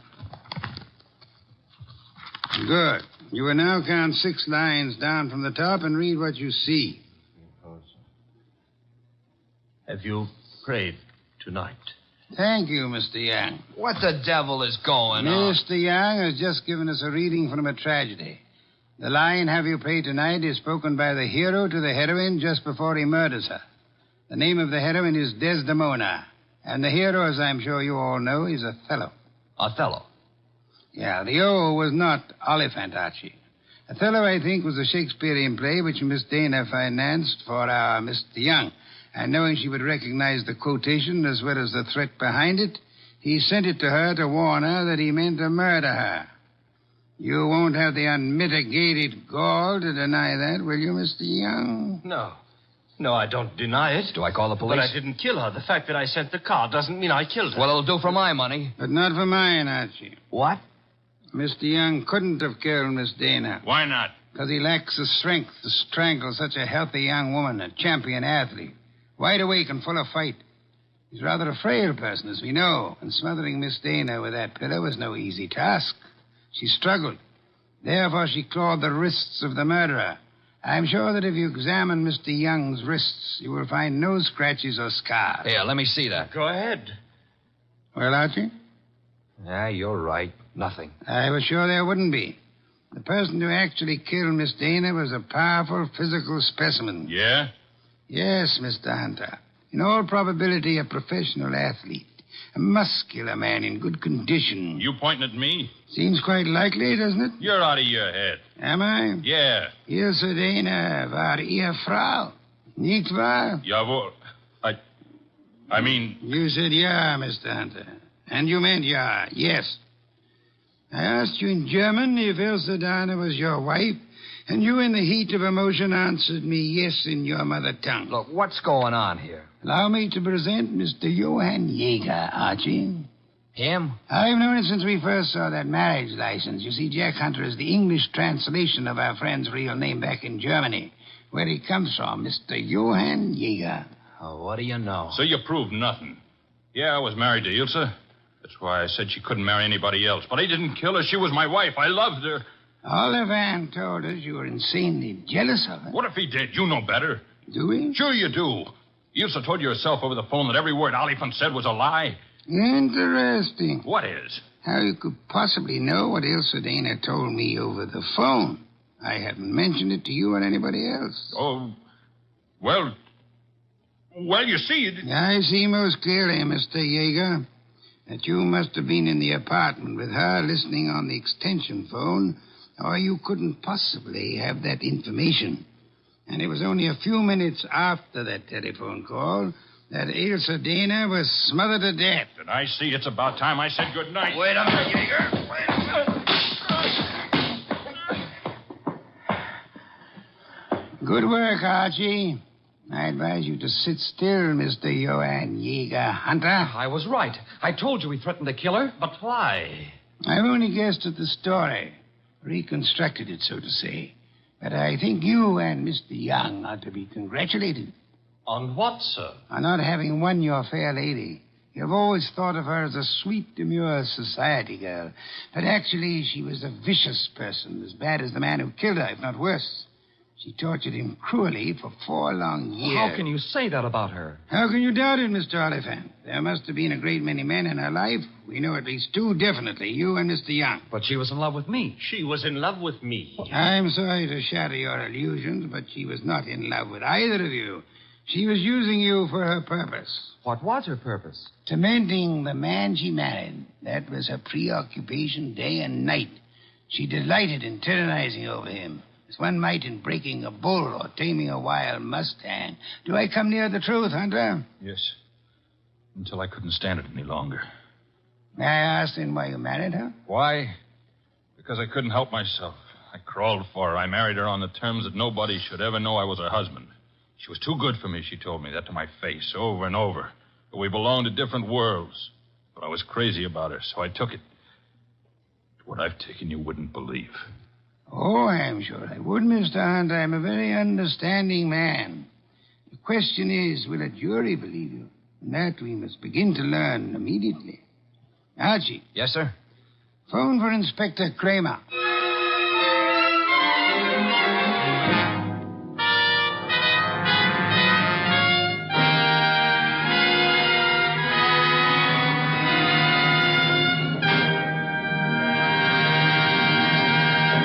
You have been listening to The New Adventures of Nero Wolfe, starring Sidney Greenstreet.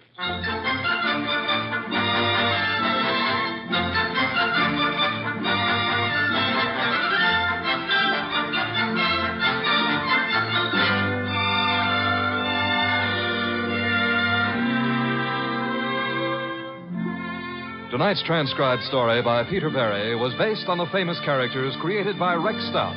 This is an Edwin Fadiman program produced and directed by J. Donald Wilson. In the cast were Herb Ellis as Archie Goodwin and Lee Millar, Marna Keneally, Larry Dobkin, Barney Phillips, and Jerry Hausner. Next week at this same time, Nero Wolfe and Archie will bring you The Case of the Headless Hunter. Don Stanley speaking.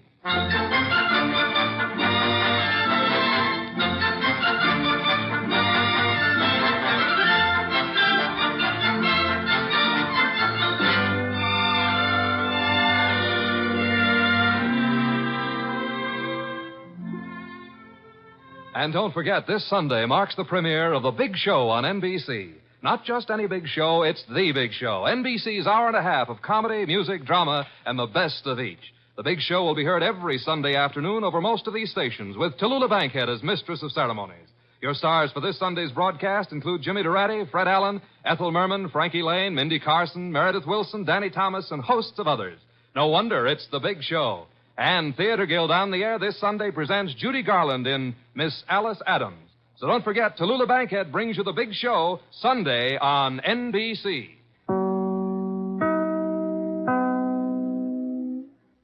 Use Ajax, the foaming cleanser. Clean pots and pans, just like a whiz. Ajax cuts grease faster than any other leading cleanser. You'll stop paying the elbow tax when you start cleaning with Ajax. Ajax really polishes as it cleans. So use Ajax, the foaming cleanser. Floats the dirt right down the drain. My gosh, they're right. Foaming action Ajax makes even the dirtiest pan shine like new in a jiffy. So use Ajax. Autolite and its 98,000 dealers bring you Mr. Frank Lovejoy in tonight's presentation of Suspense.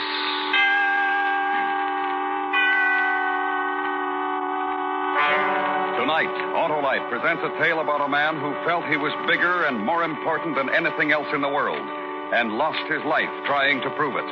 The story is called The Storm. Our star, Mr. Frank Lovejoy.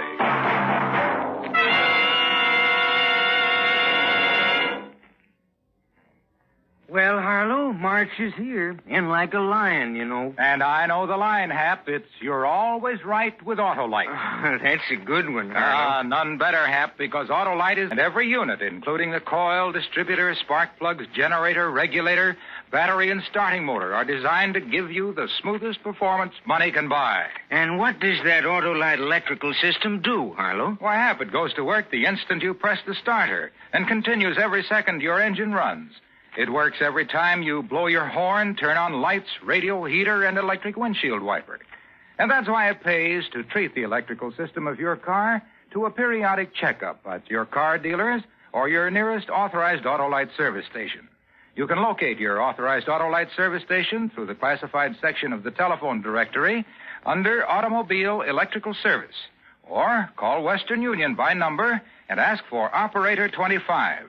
And remember, from bumper to tail light, you're always right with Autolite. And now, Autolite presents transcribed The Storm, starring Mr. Frank Lovejoy, hoping once again to keep you in suspense.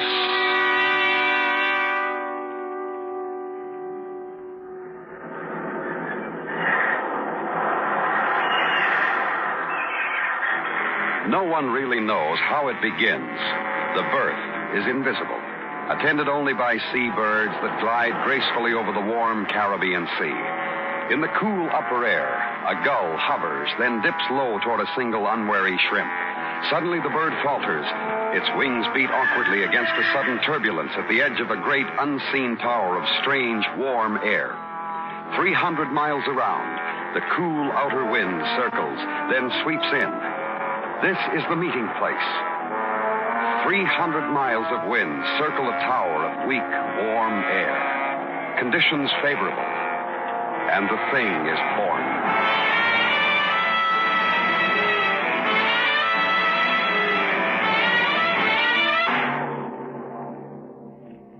Sure, I knew there was a storm coming. I could see it in Joyce's eyes. The last year and a half, she changed. Why? Women. Most of them don't know when they're well off. After all, we've been through getting to be the top dance team in the country. You'd think she'd try to relax and enjoy it. We were big now. $2,000 a week and a percentage. Nothing but the best places, booked when and where we liked. We just finished in Miami. We were going to lie around for a month when the weather turned funny. Nothing really noticeable, just something in the air. That's when I got the phone call from Al Morgan. Mr. Larry Weston? This is him. This is a long-distance operator, sir. We have a call from Sea Beach. Go ahead, please. Hello, Larry? Yeah, who's this? Al Morgan. Oh, sure, Al. Long time no see. Yeah, how's Joyce? Good. How's that new hotel of yours? Nice business, Larry. Yeah, we got a nice business for a new place. Look, I know I should go through your agent on this. No. Skip him. What's on your mind? It's the tag end of the season here at Sea Beach, but we still got a good crowd. Variety says you and Joyce got a month between dates and... Well, look, Al, we're not exactly hard up for work. Oh, I know, Larry. It's just that I'd like to keep this crowd. You'd hold them here, you and Joyce, a real sock finish on the season. Just for a week, Larry? You know, for an old friend? Well, we don't work for peanuts anymore, Al. It'll have to be 3,000 and 20%. Well, that's pretty steep, but I guess I can make it. Okay, wire the deal to my agent. How's the weather there? The weather? Oh, great. Best on the Gulf Coast. Kind of funny here in Miami. There's something in the air. Well, that's Miami. When can you start? Today? Yeah, I guess so. We'll drive down. I sure appreciate this, Larry. Honest. So long, Al. Just tell your crowd we're on the way. Thanks. What? I said thanks for including me in. That's supposed to be some kind of a crack, Joyce. There was a time when you used to at least ask me about a date. Now I'm just part of the act. Look, will you get off my back? Al Morgan's new place at Sea Beach. Al knew us when. Don't you want to do a favor for an old friend? Sure, I can do a favor for an old friend. And without jacking the price 1,000. Cut it out, will you? It's business. We're big business now. That's why Al wants us. And that's why he'll pay us $3,000. That's so hard to take? Sure, it's fine. But we're all business now. Everything's happened so fast for us, we've lost being man and wife. I like being man and wife, Larry. Not just a dance partner. Look, it's the air in Miami. That's what's bothering you. Come on, let's pack.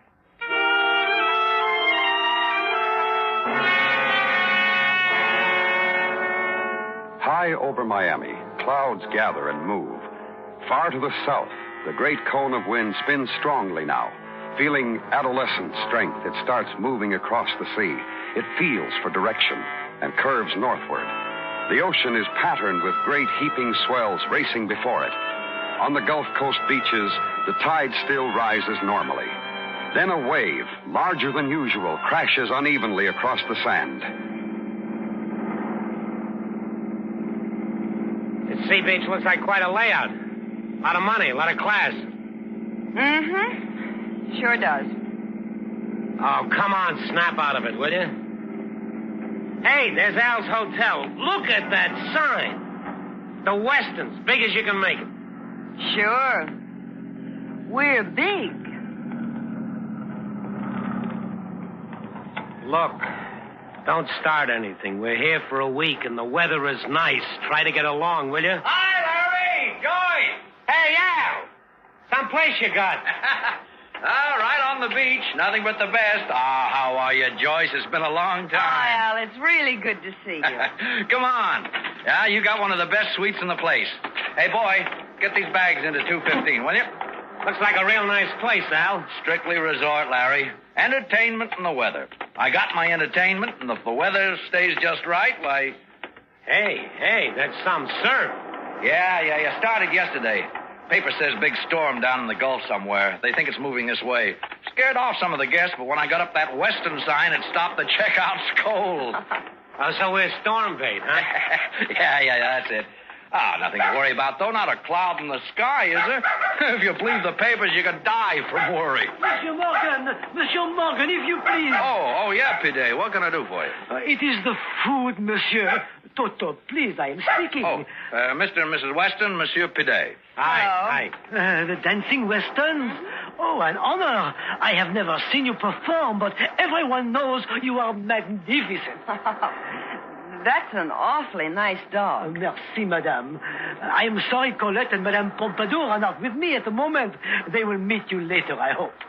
Something about the food, Pidet? Oh, the special diet for my dogs, monsieur. I am afraid I lose the cooperation of the kitchen again. I'll take care of it. Oh, merci. And now, au revoir until this evening.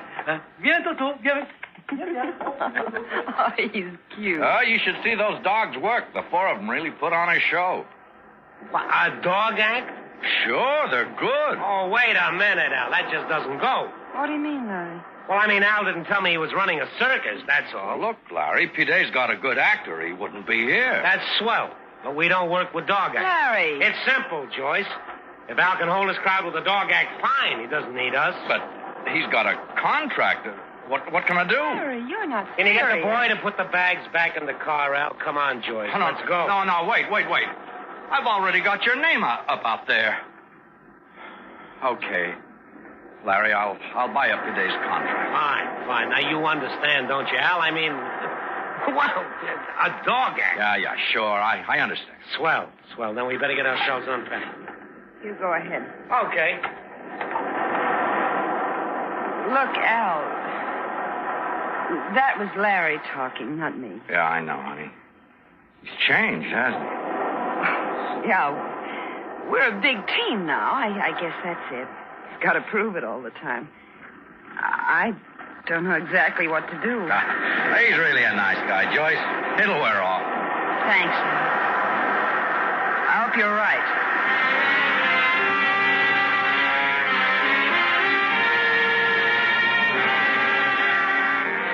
Over the Gulf Coast shore, the sun shines warm on the slow, continuous beat of the heavy storm surf. The sky remains clear until late afternoon.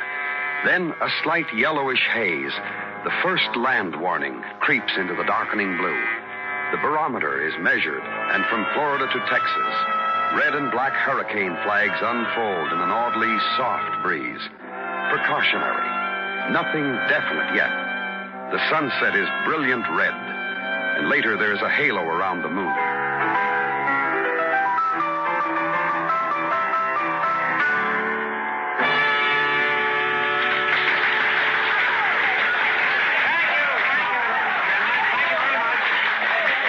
Thank you very much, but that was our last encore, I'm afraid.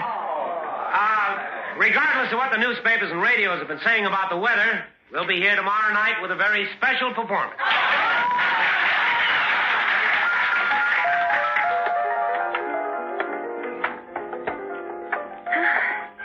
You like us? Sure.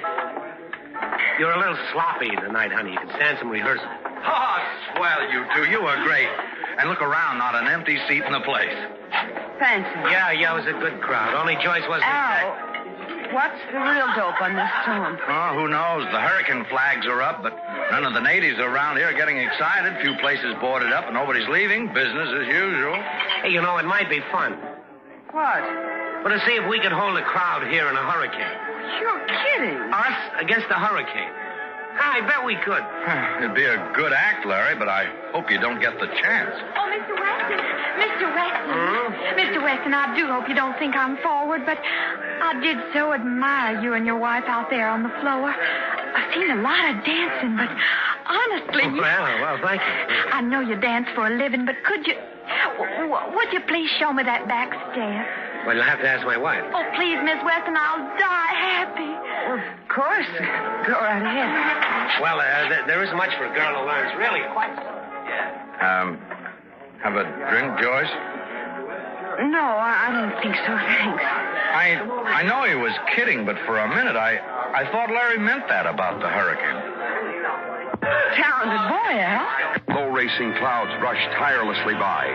More rain, more gusts of wind. The clouds grow heavier in the haze-filled sky. Oh, come on, Joyce. Come on. Pick it up. All right, Larry, all right. Now, stop it.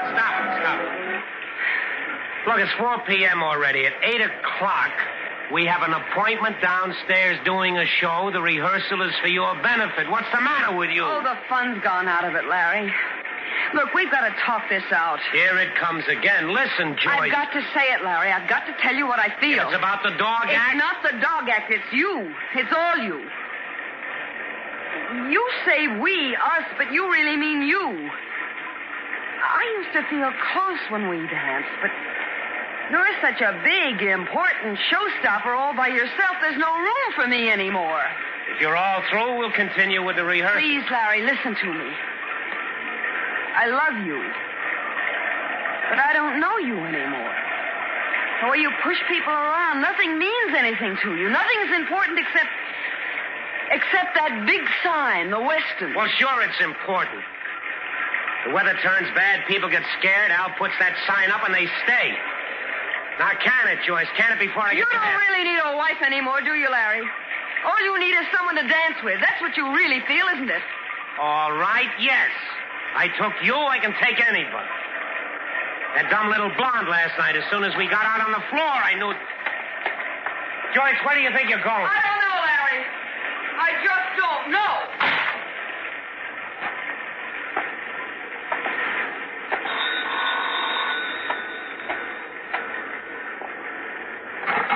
Yeah. Larry? Yeah.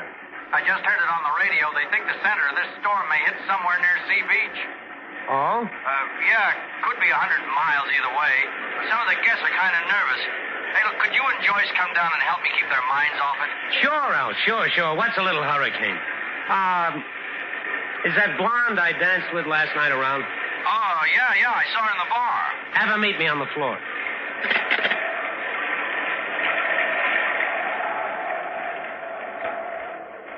The sky-filling haze thickens.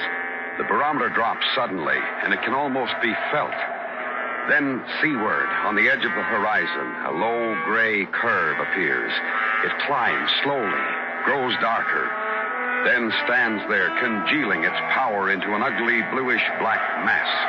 Then, steadied and deliberate, the great wind monster moves toward the land.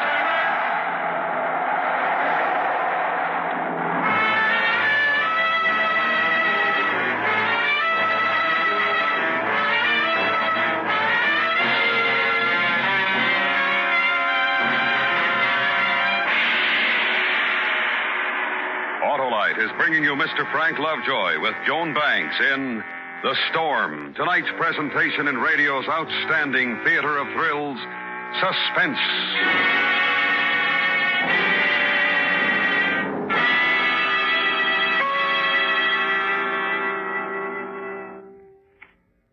Say, Hap, do you know who developed the first 2-unit 6-volt electrical system used as original equipment?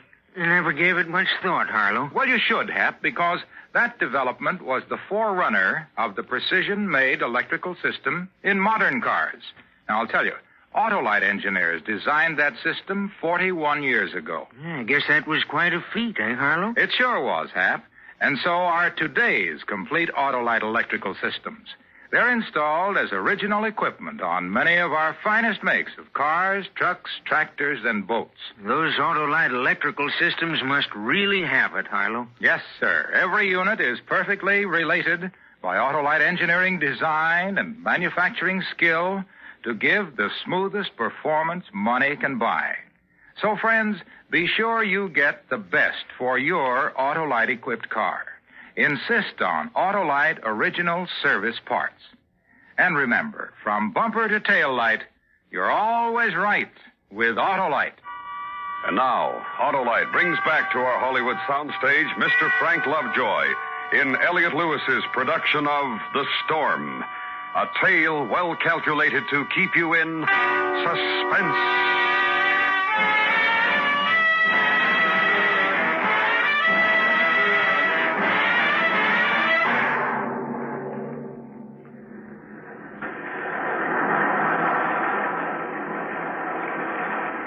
The sky darkens, lowering ominously, and from horizon to shore, the sea boils white with rage. The rain is continuous now, falling harder and harder. Then, from the approaching edge of fury, the first flicking fingers gouge through the rain and touch land. Over here, Larry. Hello? Oh, hi. What'd you say your name was, honey? Betty Ann White. You want to see little old me? I couldn't round up much of an orchestra. That's okay. The piano's enough. Well, where's Joyce? She's around. Look, Betty Ann. Well, I'll go find her. Oh, it was the biggest thrill of my life to dance with you last night, Mr. West. Oh, it's really storming, isn't it? You scared? Me? My, no. I've been through storms before. Come on. You know, you danced pretty good last night. Huh? How would you like to entertain the folks? Huh? You mean you and me? In front of those people? Sure.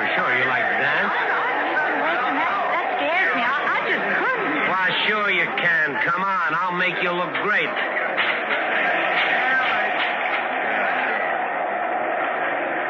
The first winds churn up the beaches, whirl inland, shudder against walls, and whine past. Trees groan. The lighter branches crack and fly off. A board rattles on a flimsy wooden shack, tears loose and hurtles through the air. Come on, listen up, honey. You're all watching. Relax, there's nothing to it. Now spin toward the window. I think I got it now. You mean I'll spin? Spin, honey, spin.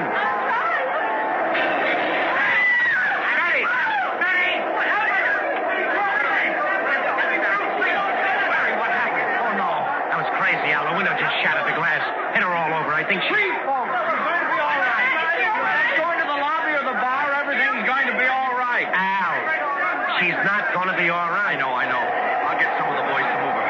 Come on. Now, listen, keep it quiet. But the cops were by. They're warning everybody. The storm shifted. It's headed straight for CB. Where's Joyce? I'm not sure. One of the bellboys saw her earlier. Said she looked pretty upset. I know, yeah. We had an argument. Where is she? Oh, we checked all over. Joyce! Larry, we looked every place. You mean you let her go out? If she took the car, the cops will stop her to get her off the street. She didn't take the car. I got the keys in my pocket. Oh, no, wait, Larry. It's a hurricane. You can't go out there. Get out, Al. Let me go. Larry! I gotta find Joyce. Joyce!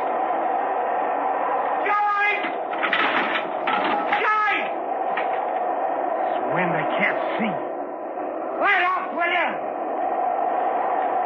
That's it. Now we can get somewhere.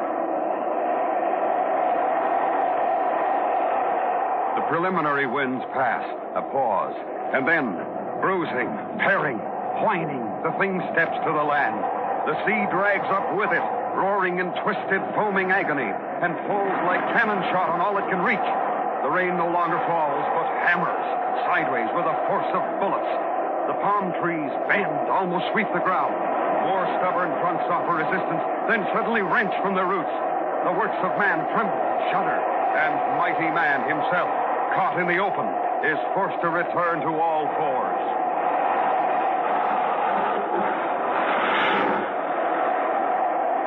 Joyce! Joyce! Joyce, where are you? Hey! Hey, you! Joyce! Hey, this way, mister, this way! I can't! Crawl! There's nothing ahead, Steve! Crawl! Hey, now reach me your hand. Hey, that's it. Hey. Oh, there you are. Oh, you must be crazy, mister. How'd you get out there? I'm looking for my wife. You can't find her now. You're lucky you're still alive. She's out there. I've got to find her. Listen, I'm trying to help you. Somebody's taking care of her someplace, too. She's gonna be all right now. Come on back inside. No, you don't understand. There's only one thing you understand, mister. That's a hurricane. It cuts everything aside. Listen to me. I've got to find my wife. Gotta wait till the calm sets in. Calm? And a hurricane's eye. We can get to the police station then. They'll know where to find your wife.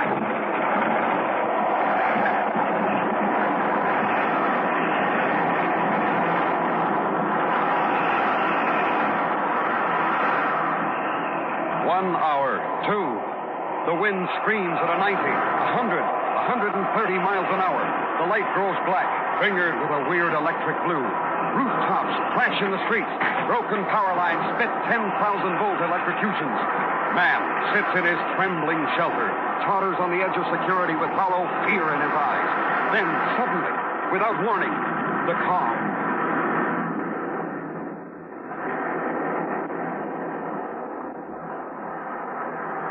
A weird, uneasy silence, surrounded by the force of hell. Middle of the block there. That's the police station. How long does the calm last? Hard to tell. Hour, 15 minutes. Come on.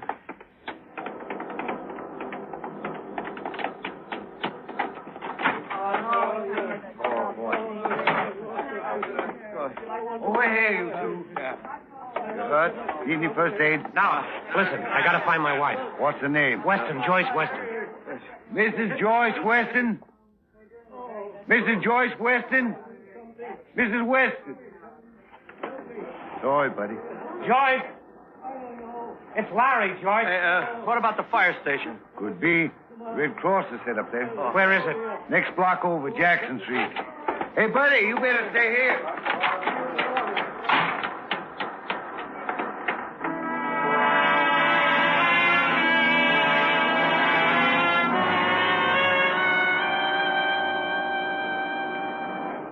Her name is Weston.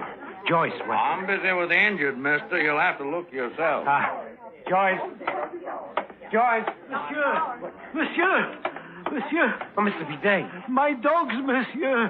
Have you seen my dogs? Look, I'm trying to find Joyce, my wife. Oh, but my dogs, they walk away. I went after them. Hey, will you listen to me? My dogs.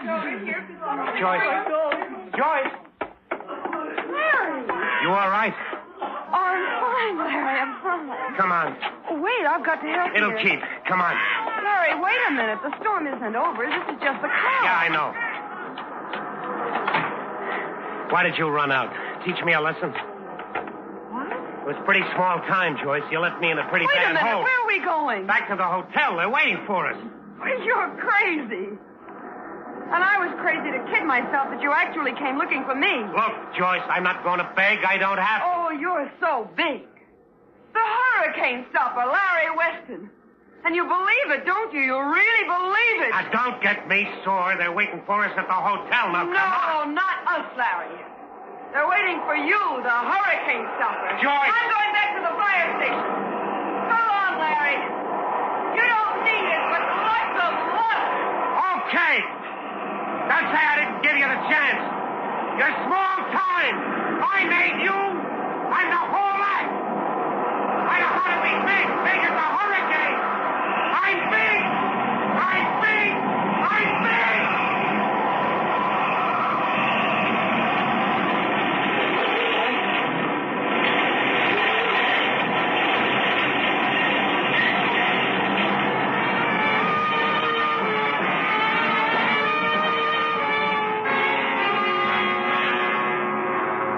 The second wind struck, completing the infinite anger, then passed on over the lowlands to the hills, finally tearing its shrieking self apart. The sun shines once more on a whipped and torn earth. It is over, and those who lived through it stir humbly.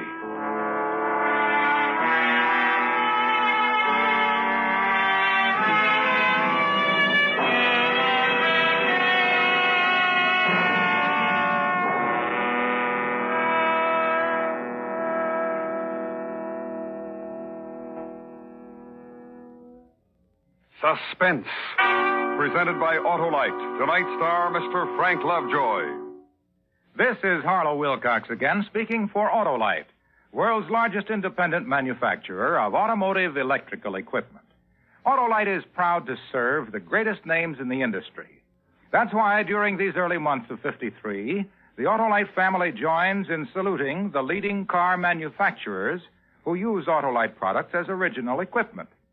Our Autolite family is made up of the nearly 30,000 men and women in 28 great Autolite plants from coast to coast, and in still other Autolite plants in many foreign countries, and the more than 18,000 people who have invested a portion of their savings in Autolite, as well as 98,000 Autolite distributors and dealers in the United States, and thousands more in Canada and throughout the world. Our Autolite family will salute the Kaiser Fraser Sales Corporation on the next Autolite Suspense television program. If you live in a television area, check the day and time of Suspense on television so that you'll be sure to see this program.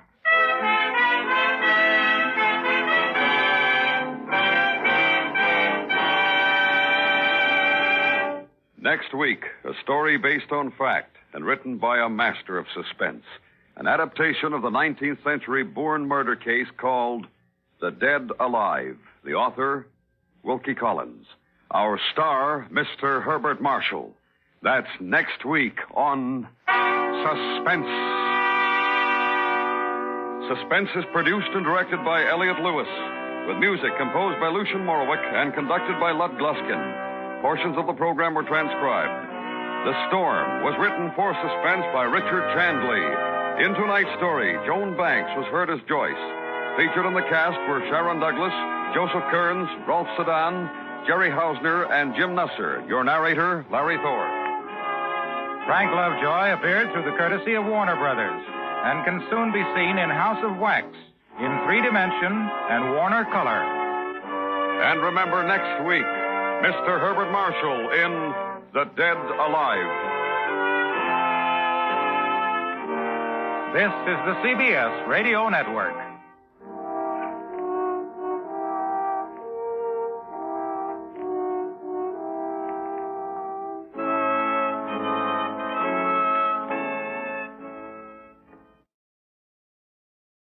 The CBS Radio Mystery Theater presents...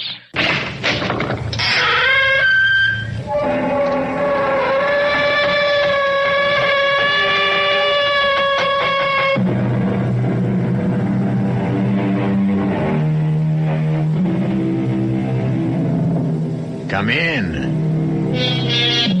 Welcome. I'm E.G. Marshall. What is blood? Well, that all depends. To some, blood is a cause for pride. To others, blood is a reason for prejudice. Blood. Mysterious blood. It unites us, it divides us. Ironic, isn't it? When you consider that everyone's blood is the same. Well, practically. Now he must slow down, see? The road ahead is under construction. Are you sure this is the car? I'm sure. Hand me the rifle. Are you sure? I can see him sitting next to his driver. I swore I'd kill him. Now he belongs to me. Now! I missed him. How could I miss? You didn't miss. Couldn't you see the shells bounce off? His car is plated with armor. His glass is bulletproof. It's impossible, Anthony. You'll never be able to get him. I'll kill him, Vincent. Somewhere, somehow, I'll kill him.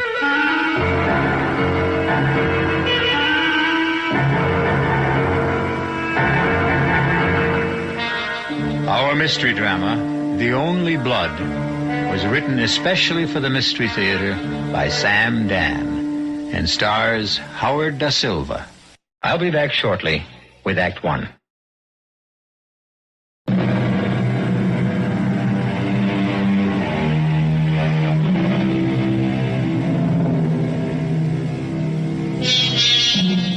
They came by the millions to America. They came wearing a rainbow of costumes and speaking a babble of tongues. Frightened by the strangeness of marvelous, mysterious America, they huddled together for security in clusters of kinfolk, Landsleit Goombas, to begin the often slow and sometimes painful process of becoming Americans. And this is the story of one of them, a man named Anthony Boda. And it happened some 40 years ago in a large East Coast city. You're not hungry tonight, Anthony. Oh, yes, I'm really very hungry. You haven't eaten a bite. I was thinking. Oh, about what? Well, I'm not sure. Look, you always tell me later. Well, this time, tell me sooner. $10 is missing. $10? Yes. How is that possible?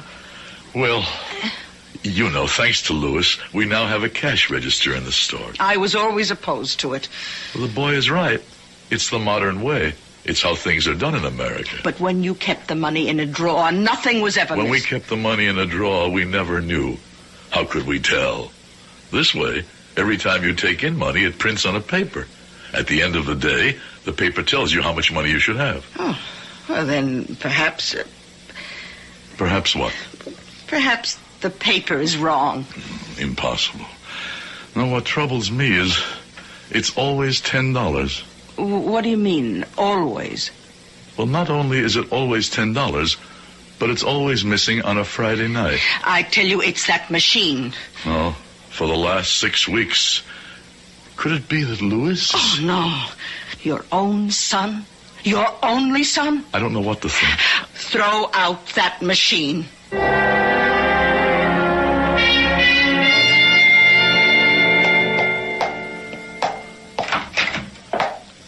Go have your lunch, Louis. Oh, I promised the lady she could have her shoes at 1 o'clock. No, I'll finish for you. Go. Mama doesn't like it when anybody's late to eat. Hello, Louis. What can I do for you, Chuck? You gotta hand over a fin. Listen, could we talk about this later? What's later? I'm here now. Get it up. Louis, who is this man? What does he want? Pop, it's just a little... No reason why you shouldn't introduce me to your old man. The association likes to know all its customers. What association is this, Louis? Pop, I can explain everything later. I saw you last night, Charlie. Yeah, I know. But the executive board held a meeting this morning. You know how prices are going up everywhere. Like, for instance, what are you paying for leather today? You see what I mean? So, what with your overhead and everything, we got to go from 10 to 15. But I don't have the... Louis, I want to be your pal. But you know how it is. All right. Here you are. Louis, what are you doing? Papa, please. Keep smiling, Pop. Everybody smiles today. Look at this $5 here. Even Lincoln's smiling. Shows you've done a good thing. See you next week. Same time, same station. So, this is what happens to the $10. I was hoping you wouldn't find out. You were hoping what? That maybe I can't add, count? I used to pay for my own pocket, but lately I... So, we belong to the association. For what reason? Because we have to. We have to? Everybody belongs. Every shop in the street. My son, it is quite possible that you have forgotten who you are. Let me remind you. You are not a sheep who follows. You are a man who leads. Papa, you don't understand. I understand quite well. We had these bandits in the old country, too. When several rode up to our farm, my father shot them. No, Papa, you don't understand. I understand this, my son. I didn't come to this country to live on my knees.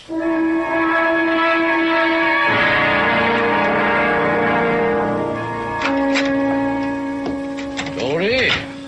Good afternoon, Vincent. Well, I can see.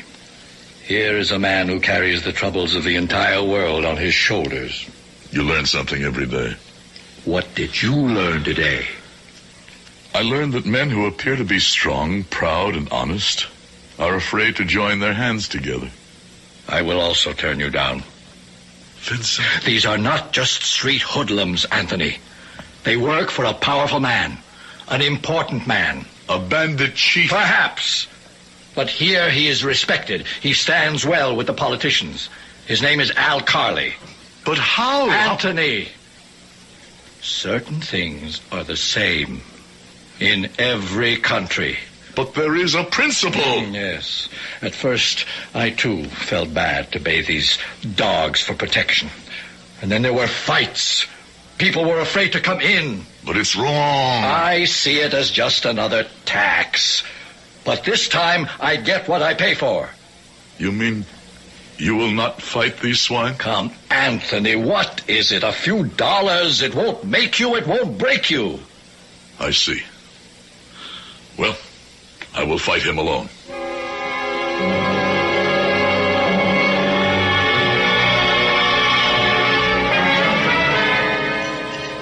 Anthony. I must say the chicken is the finest you ever made. I wanted this to be the best supper in your life. Is that true? Why? Because it could very well be your last supper. Oh, and what does that mean? Louis has been talking to me about the association. And what right does our Louis have to worry his mother with business matters? Since when is a woman to be concerned? Louis is frightened. Why? Anthony, there is no way in the world you can defy these thieves. This is America. Here one does not have to fear. There is a man named Al Carley. He is what is known as a boss. He is not my boss. I could never look at myself in the mirror if I bowed down to scum like that. You will pay these people. Maria, are you telling me how to run my business? You will pay these people. Never. Promise. I'll think about it. Promise. Very well, I promise. Papa? What is it? I don't think you should be here. No. No, Papa, because... Yes? Because? He'll be here any minute, and well... And you would rather I did not witness the shameful transaction that will take place, huh? You don't have to be involved with it. You mean I should pretend this thing does not exist, huh? Okay, Pop, okay. It's just that you've got a short fuse, and I'm afraid one word could lead to another, and, well... I must see this with my own eyes. Besides, it's already too late. The jackal is at the door. Well, happy days to Anthony Boda and Son, as the sign reads on the window. I will pay the money, Louis. Well, this is a gloomy-looking group. What's the matter? No hello? No how are you? No house tricks? Where's all this old-world courtesy I used to hear about? Now, take your money and get out. What's eating you, Pop? I don't like to be called Pop by a common thug.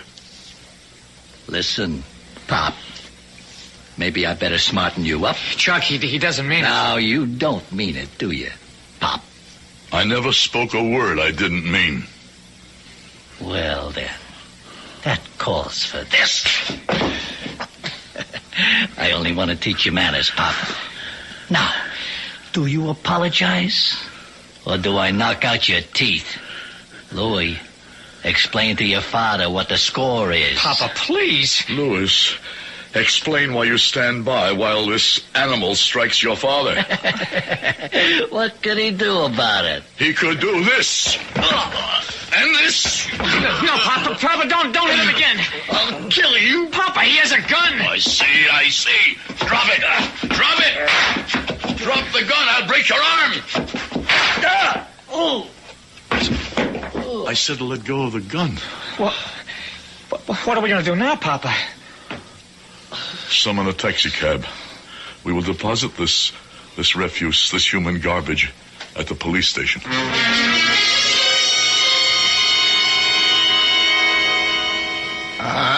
Mr. Boda, I'd like to talk to you in private, okay? About what, officer? Well, that's why we better talk in private. Now, this way, huh?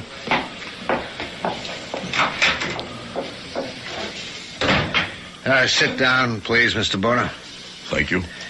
I'm Sergeant Carey.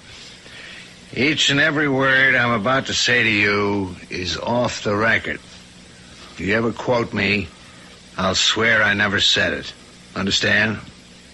What is there to understand? Here's the situation. I'm on duty at the desk. You come in with this badly beat-up hoodlum. You know he's a hoodlum. Yeah. He's got a small reputation. But that's all I know. And you say you want to press charges. By all means.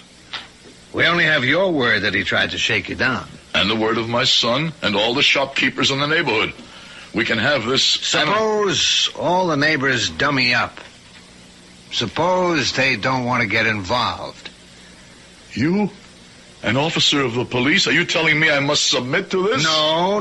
I'm just trying to give an honest man the same break we give a criminal. When a crook is brought in, we inform him of his rights. But I still don't see why I must listen. Al Carley is your enemy. Not that small-time hood. Al Carley's got judges, politicians, businessmen in his hip pocket. And policemen, too? I wouldn't doubt it.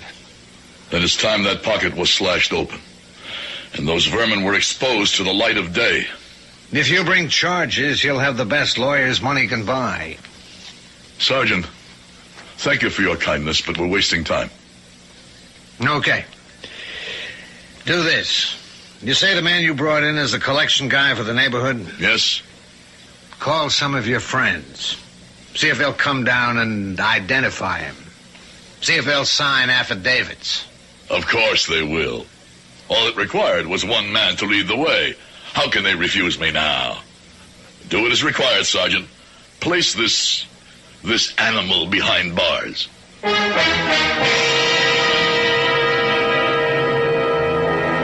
There is no doubt that Anthony Boda is a man of strong courage and firm convictions.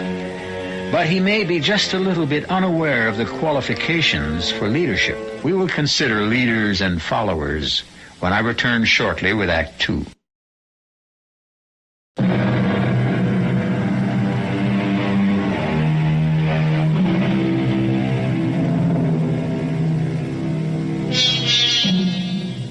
When a hoodlum tried to shake down Anthony Boda, an immigrant shoemaker, Anthony, who believes what he has read about law and justice, promptly disarmed the thug and delivered him to the police station. Sergeant Carey, a wise, cynical, and experienced officer, is trying to explain to Anthony that things are not really the way they seem. Mr. Boda, listen.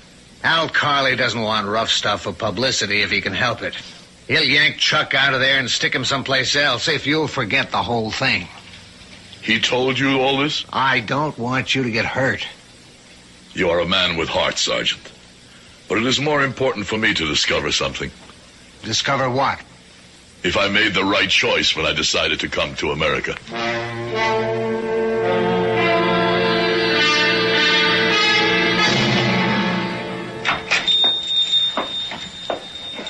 Yes? You Anthony Boda? Who are you? I can be your best friend or your worst enemy. Mister, I like riddles, but not in the middle of a working day. What's your business here? And my name is Carley, Al Carley. You heard about me? I heard. I cannot say I like what I heard. But I like what I heard about you. Yes? What have you heard about me? Hey, tell me you're a man. And? And so you shouldn't be concerned with that little situation that happened here the other day. Why? Because it's beneath you.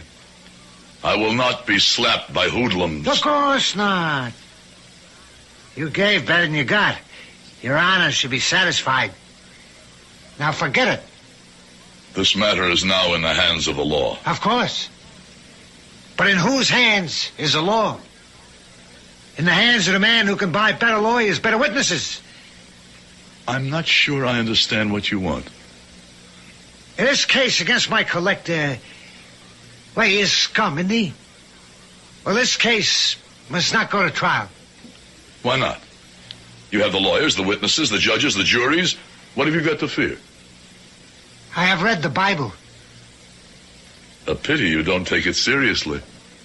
Back then, when the fight was arranged, who could have believed that David would kill Goliath, huh? Drop the charges. No. Anthony, I want to get away from this rough stuff. I got a kid. She's going to college. American society girls go to that college. This daughter of yours, she knows, of course, what her father does. Really does. I see. Anthony, I need a guy like you. To do what?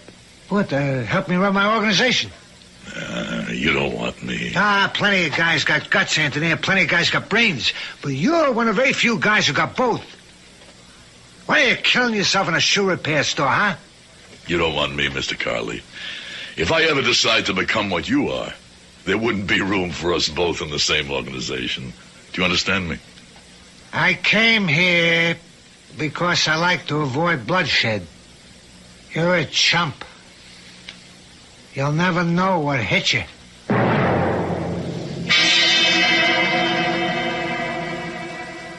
Vincent, were the police here to see you, Vincent? Well? Yes. Someone from the district attorney. I received another visitor, too. Who?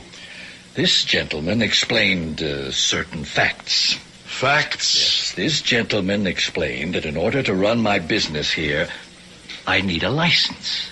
You always knew that, Vincent? Yes. But he explained that when I apply to renew my license, there might be difficulties. You get your license from the government, not from these hoodlums. But you see, this gentleman is with the government. That part of the government that sees to these things. I don't believe it. I spoke with the lawyers in the district attorney's office. I believe them to be honest and sincere men.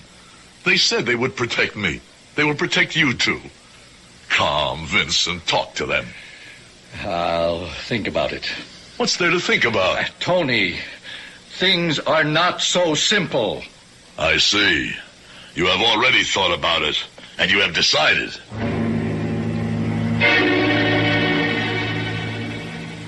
Good morning, Mr. Boda. The police sergeant.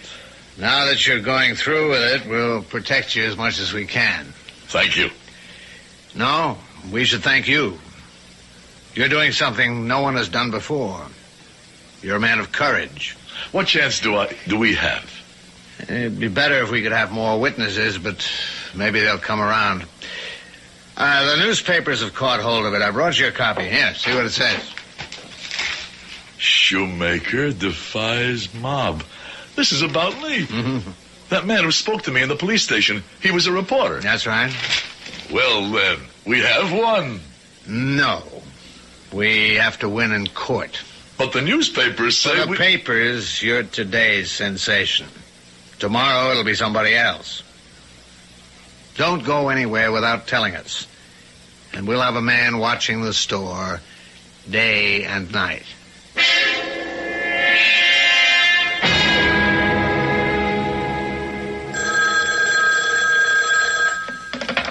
Hello? Yeah, where you been? Well, how come I couldn't reach you all morning yet? Yeah? Well, what have you been doing? You're supposed to keep it out of the papers. It's all on the front pages. Listen, this case can't go to trial, you understand? Well, you figure it out. That's what you get paid for. Clowns. I'm surrounded by clowns. Oh, Daddy. Marissa, what are you... shouldn't you be in school? Yes. Something the matter? Daddy, I even have a midterm exam. When? At 2:00. Well, that's 4 hours from now. I'll drive you back up there myself, huh? No, I have my car. Marissa? Look, there are stories in the papers, and my friend said to me, oh, of course, it isn't your dad. And I said, of course not. It's another Alcali. And, well, the reason I came down here... was to ask me... Oh, Daddy, I didn't know what to think. It is another Alcali. Daddy wouldn't... Oh, I knew it. Oh, Daddy, can you ever forgive me? What's to forgive? How's school? Oh, look, Daddy, would you mind terribly if I change my major? I've decided, finally. It's sociology. I want to work with poor children. Okay, you go right ahead, baby. You do whatever you want. Oh, well, some of us are thinking of renting a store or something downtown and helping kids study the core subjects. Hey, I'll tell you what I'll do. I'll pay the rent and buy the books. Oh, Daddy, I don't know what could have possibly gotten into me. How could I have even thought... Forget it, Marissa, baby. Forget it. What I forgot was what I should always remember. It's in the Bible you bought me. Honor thy father. Hey, you better get back to school.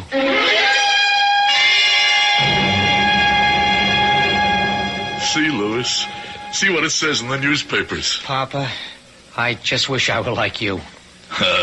You're my own son. You're just like me. No, Papa. Very few people are just like you. You were born at the wrong time. What? How can a man be born at the wrong time? No. You should have been born when there were great kings and heroes and fighters. My son, every age needs fighters. I know I failed you, Papa. I'm frightened. There's nothing to be frightened of. Yes, Papa, there is. What? Everything. But I'll stand by you, Papa. I know you will. Mama. Maria, what do you have there? A package. The letterman brought it to the house. What kind of package? I read here. Let's see. It says, from the leather company. Why would the leather company send a package to the house? Here, let me see. Yes. It's from the leather company. It's their label. Must be those special strips I wanted. Papa? What is it, Louis? That package. What about the package? I don't know. It must be my imagination. Listen, Louis, your trouble is you live too much in your imagination. Open up the package. All right. Well, I'll go shopping. What would you like for supper? Why do you ask? You're now a famous man. Papa, this doesn't look like... Like what? Like the leather company package. Look Look out, it's a bomb!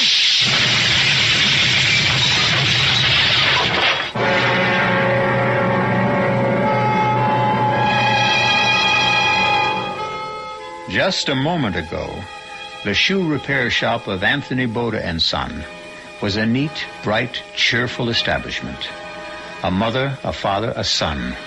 A close-knit, loving family stood together, talking, laughing. Now the place has become a mass of twisted, smoking wreckage, and 3 bodies lie motionless in the ruin. I shall return shortly with Act 3.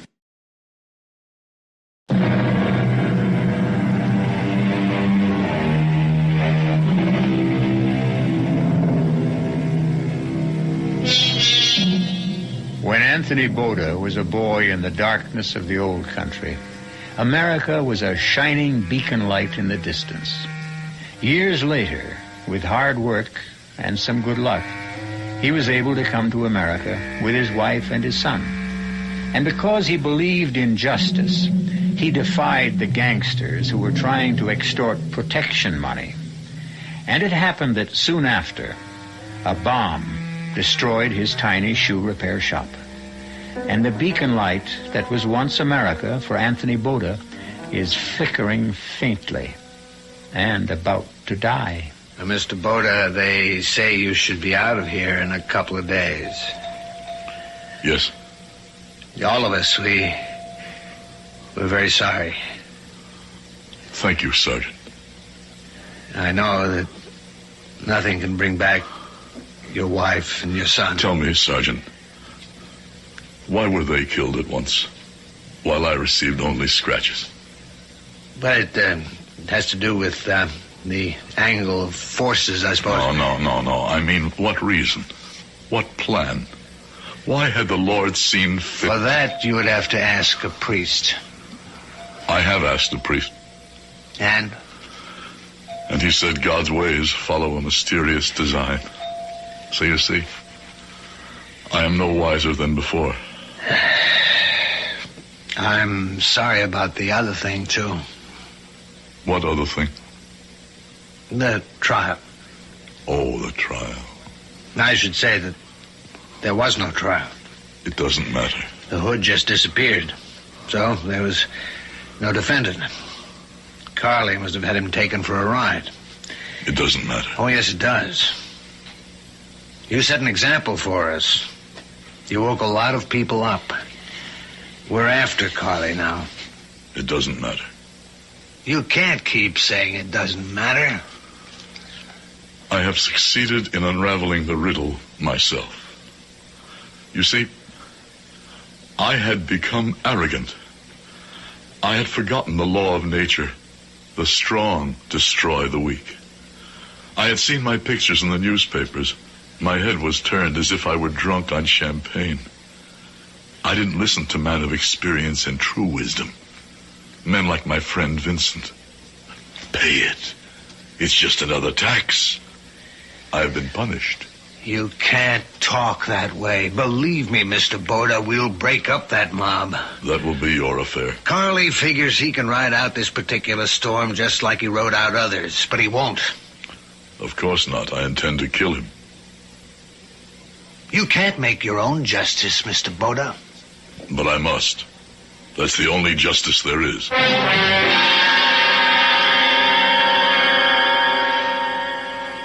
I didn't think you would ever speak to me again, Anthony. We've been friends too long, Vincent.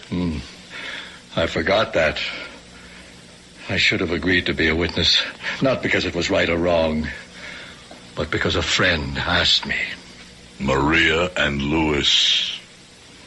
I'm so sorry, Tony. They must be avenged. What are you saying? I must kill this animal. Kill him personally. This Al Carly. Tony, this kind of thing, it's not done in America. I'm sick and tired of being told what is and what is not done in America. I don't want you to get into trouble, Tony. I come to you as a friend. Will you help me? Well... The answer is yes or the answer is no. The answer is not well. The answer is yes. The hunting rifle, the one your father made. Tony. There's no better, no more accurate weapon in all the world. But what can you... It gives me 2 barrels, the over and the under. I need only 2 shots. One for Mr. Carley, the other for his bodyguard. Well, you can't walk around the streets with a rifle. No, there is no way to get him here in the city. But I have learned something. On a Friday night, he slips away. He takes the turnpike north. He drives alone, except for this bodyguard. Tony. There is a place where the road is being fixed. So one must slow down. That's where I will be in ambush. Well, the rifle. Can I talk you out of this, Tony? No. I knew that. Well, when do we go there? We. What is a friend, Tony? A friend is another gun to stand beside you.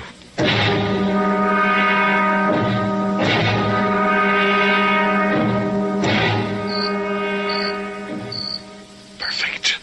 This is perfect, Vincent. And not much traffic. Are you sure he comes here this late at night? Yes. And is that... No. See? See how the car must practically crawl past because of the construction?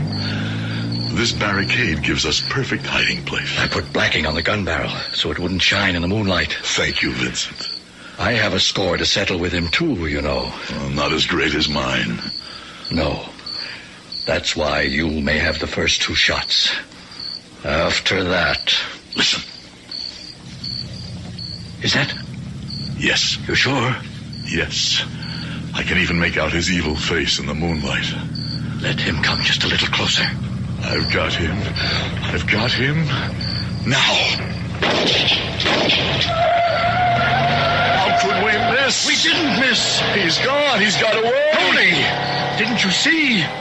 The shell simply bounced off. His car has a coat of armor. The glass is bulletproof. There's no way we can shoot him. There's just no way.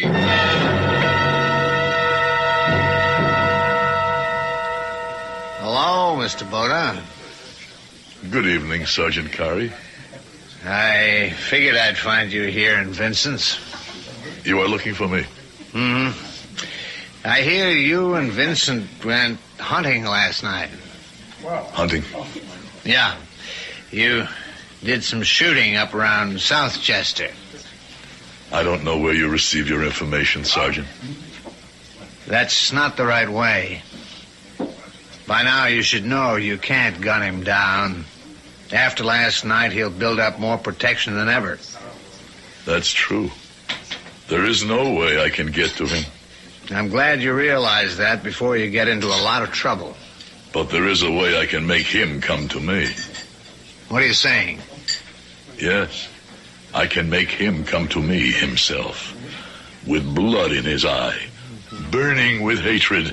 Obsessed with the desire to murder me with his own hand. Mr. Boda. And then, of course, I will have every right to kill him. Because, you see, I will be compelled to kill him in self-defense.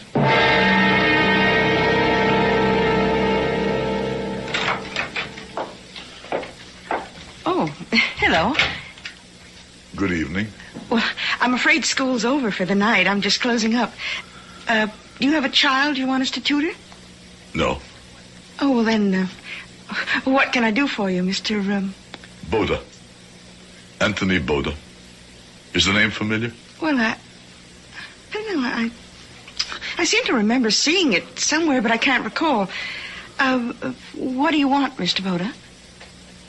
Your father, among 1,000 other crimes, killed my wife and son. What?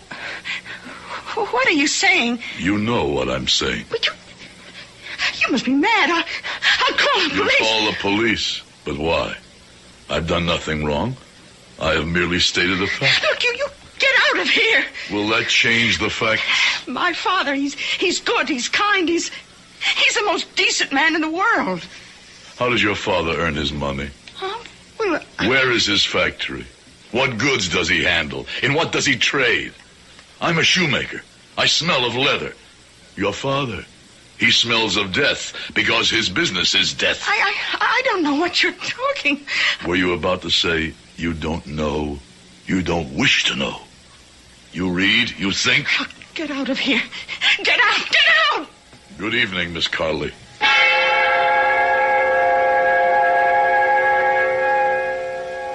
Dad, you remember I asked you about the man in the papers? You said it was another Al Carley. Marissa, what are you trying to... Don't lie to me, Daddy. Don't lie to me. Yeah, but it was another Al Carley. Don't lie to me, please. It's bad enough. I've had to lie to myself. It was another Al Carley. Now listen, please, listen. There are two Al Carleys. One is your dad. The other is somebody who does what he has to do. The only thing he knows how to do. Oh, I never saw it before. I suppose I never wanted to see it, but a man named Anthony Boda, just a shoemaker, opened my eyes. And I can never close them again. Boda? Did you say Boda? Anthony Boda. I have never seen such dignity. I was a fool. I should have made sure of him before. But I'll kill him with my own two hands.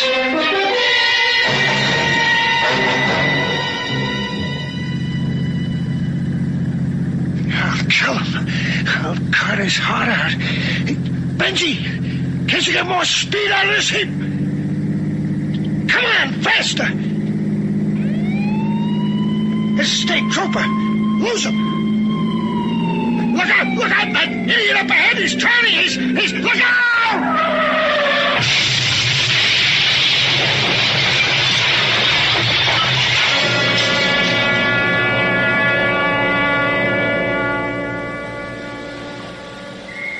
Mr. Boda.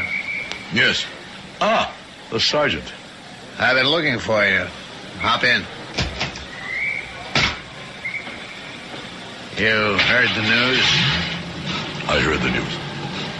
He was coming after you. I knew he would. But I have been robbed. I will not have my revenge. He's dead. No. The radio said he cannot live. So you see, there is no justice for me. And do you know why he can't live? He needs blood. He can buy all the blood he needs. No, he can't. Why not? Because it so happens he has a very rare type of blood. And he needs a transfusion from someone who has that same type. Only someone with that same blood can save him. Surprising. I thought his blood would be as base and as common as sewage. We do know of a donor. The hospital has a record of someone with the exact same blood type. Why tell me? Because you are the blood type. I me? I have the same blood as that swine? Yes, Mr. Boda. The only person we know of. How was this fact made known? Well, when you and your wife and son were brought to the hospital, naturally your blood was typed. One of the lab technicians happened to remember. Well, that's the blood Carley needs. Or he'll die before tonight. You expect me to give my blood to the murderer of my wife and my son? You expect me to keep this animal alive? Mr. Boda. How I prayed that I would kill this monster. I thought my prayers would never be answered, but they were. They were. I now hold his life in my hands. So you see, Sergeant, this is justice. No, that's not justice. It's revenge. Let the law deal with him. You may drive me to the hospital, but he'll never see one drop of my blood. And why do you want to go to the hospital? To look in his eye, to laugh in his face, to let him know who has conquered.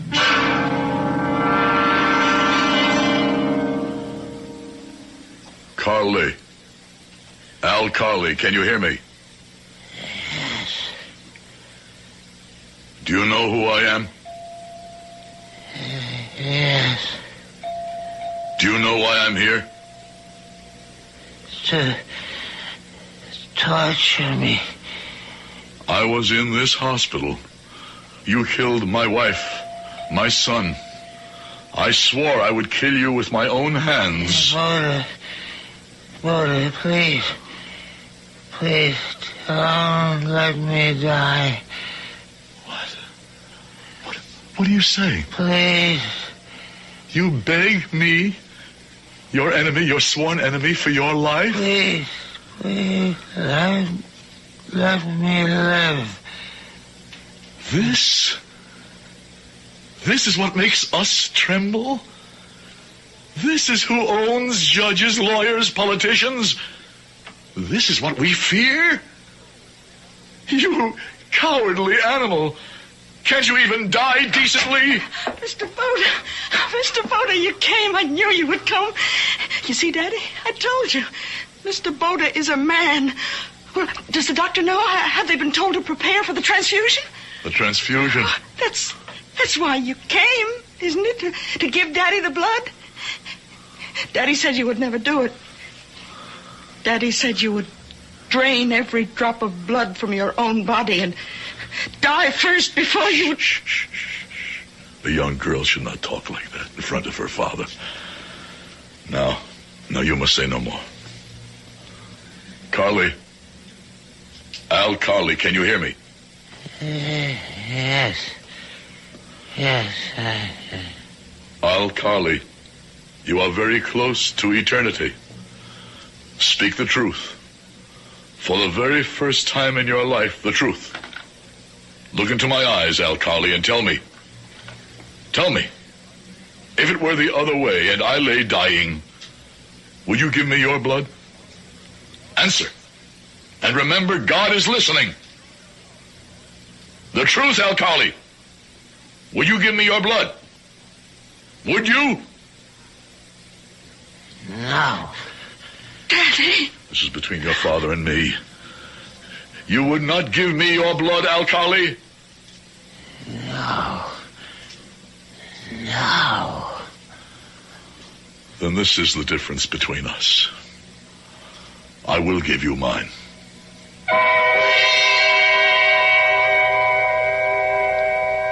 Al Carly recovered. He stood trial.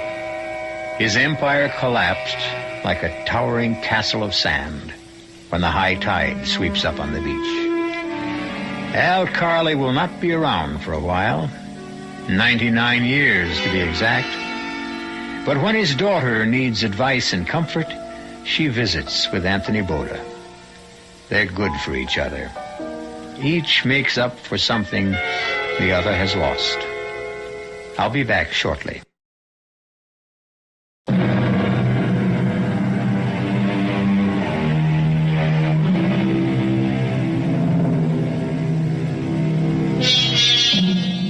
The Anthony Bodas, the Al Carleys, each brought the same blood to the melting pot of America. But the melting pot is a crucible where men, like steel, may either be hardened or destroyed. Our cast included Howard Da Silva, Ken Harvey, Robert Dryden, Bryna Rayburn, and Jack Grimes. The entire production was under the direction of Hyman Brown. Now, a preview of our next tale. Your husband isn't thinking straight, Mrs. Breach. It isn't that easy. Do you think that Harney will be satisfied if I let him live? If I walk off this job, somebody else walks in. This isn't the only gun in the world. He's right, Eddie. Maybe the only way is to give him the money back. There's nothing to give back. You think money stands still in this business? Look, maybe if we left town, went to Mexico or someplace. Harney won't give up that easy. It means too much to him. Well, I'm not staying here. I'm getting out. I'm getting as far away as I can. Eddie. Both of us, Connie. I meant both of us. You expect me to run? In a wheelchair? Maybe Mr. Derry can tell us what to do. I can think of only one thing. Joe Harney wants a dead body. That's what we'll have to give him. This is E.G. Marshall inviting you to return to our Mystery Theater for for another adventure in the macabre. Until next time, pleasant dreams.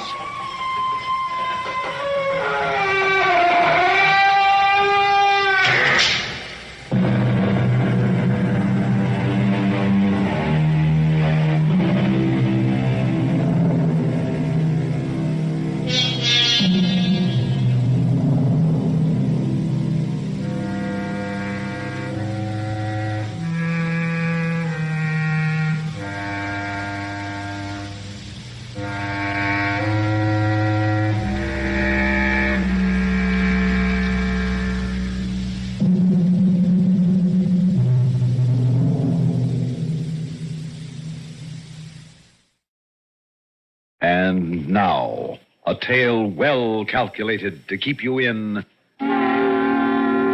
suspense. Listen now to Act One of The Luck of the Tiger Eye, starring Joan Loring and Leon Janney. Written especially for Suspense by Jack Buttram.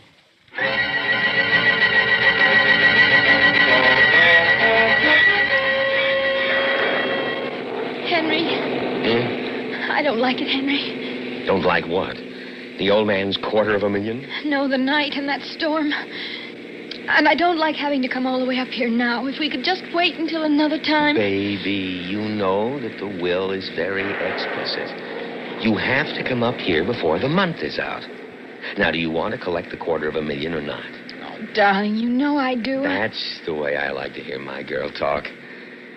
It'll just be tough for tonight, and then we can get back to the city and... Oh, Henry. Oh. Wow. That hit just to the right. What a night. Will we be there soon? I think so. That must be it.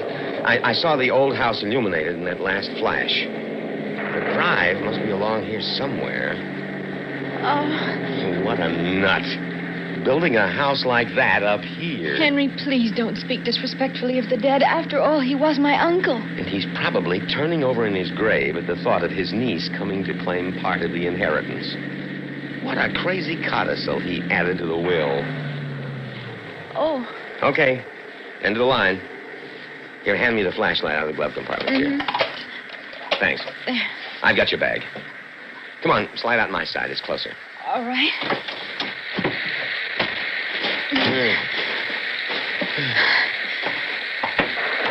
Here's the door. Where's the light? There's no bell. Oh, quite a sense of humor. Oh, it's horrid. Not everyone has a bronze cobra head for a door knocker. Well, let's see if it works. Oh, Henry, I'm scared. Oh, come on, Angel. There's nothing to be scared of.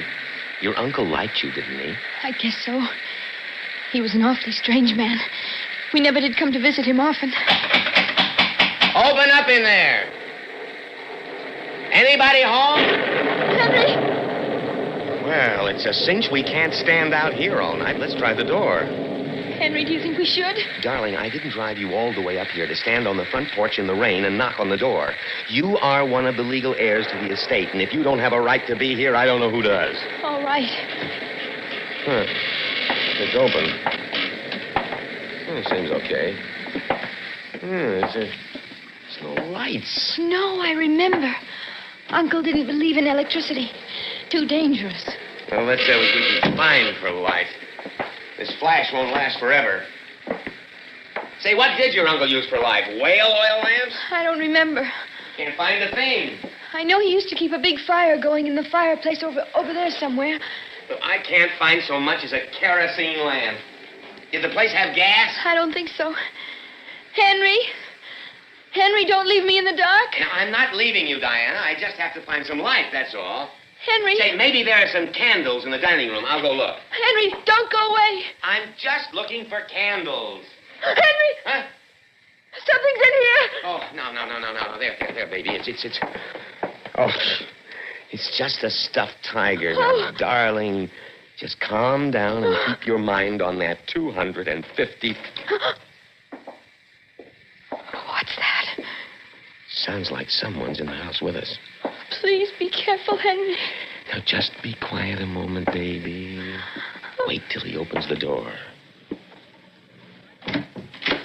Hold it right there, Bud, or I'll bust you one. I beg your pardon. Okay, let's have it. Now, what are you doing in here? I am the butler, sir. Huh? I'm expecting a Miss Singer. And are you, perchance, Commander Quinn? No, I'm not, perchance. It's all right, Henry. This is... Gerald, ma'am. Yes, Gerald. He's my uncle's butler. Then you are Miss Singer. Yes, Diana Singer, and this is my fiancé.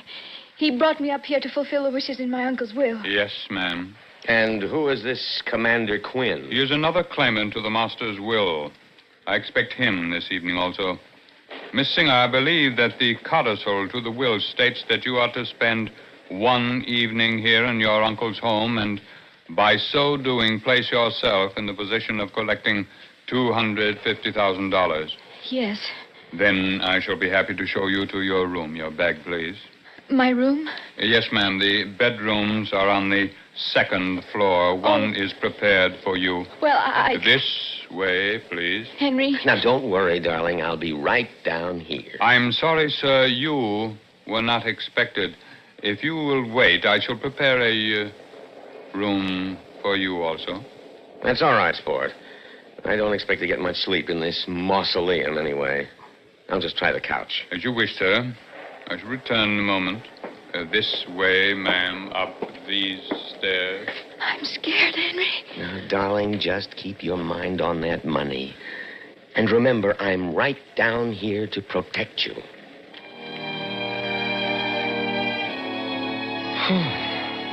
Creepy place. Creepy butler. Maybe he's in the will, too. Yeah. Maybe he gets a bigger share if some of these long-lost nieces and such don't collect. I wonder how the old man made all his money. Must have really accumulated a pile to build this dump. Sure is dark. Hunting trophies. A tiger. Looks almost alive. Eyes glowing. Crouched, ready to spring. The eyes. They almost move. Follow you around the room. Very natural, don't you think? Oh, where the devil did you come from? I beg your pardon, sir. How long have you been in here? I just returned from upstairs, sir. Miss Singer is in her room. The master acquired that trophy in India. It's one of the largest on record. Is something the matter, sir? No, nothing's the matter. I was just noticing that tiger's eyes. Yes, they are very real, aren't they? Would you like for me to fix you a drink? Yes, a double scotch on the rocks. Yes, sir, but I'm afraid we have no ice. Well, then just a double scotch. Yes, sir.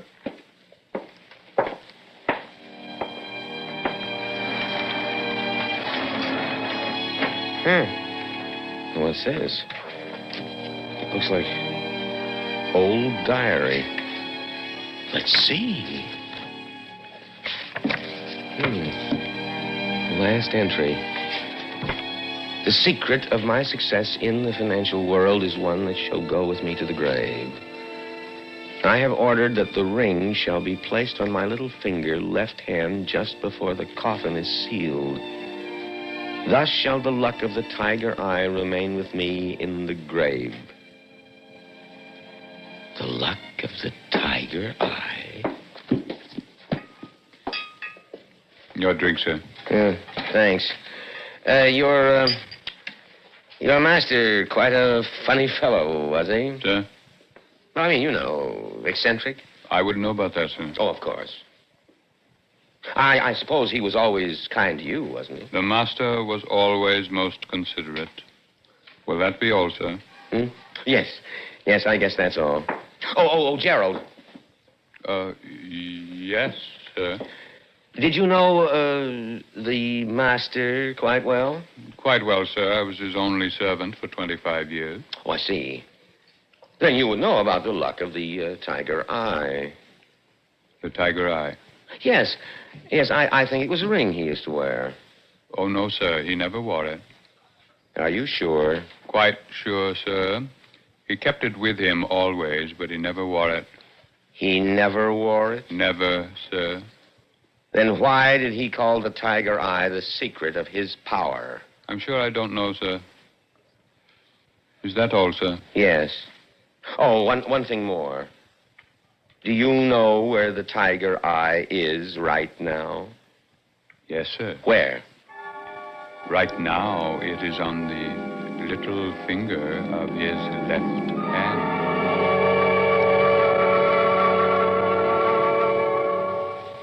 In just a moment, we shall return for Act Two of Suspense. To get information on telephone numbers, you dial the information operator. To get Information Central, covering just about anything except phone numbers, you set your dial right here on the CBS radio network every day, Monday through Friday.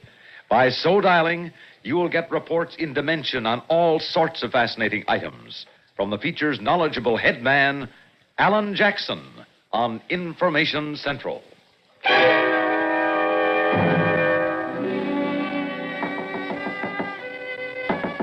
Diana. Diana. Wake up. Come to the door. Diana. Henry? Come to the door. Hurry. Henry, do you know what time it is? You nearly scared me out of my... Do you know where your uncle is buried? What? Where is your uncle buried? What? I think he's buried in the crypt on the hill behind the house. I think he had one built there. Why do you want to know? Just get dressed and meet me downstairs. I will not. Not until you tell me I'll what this... tell you as we go along. Now, hurry.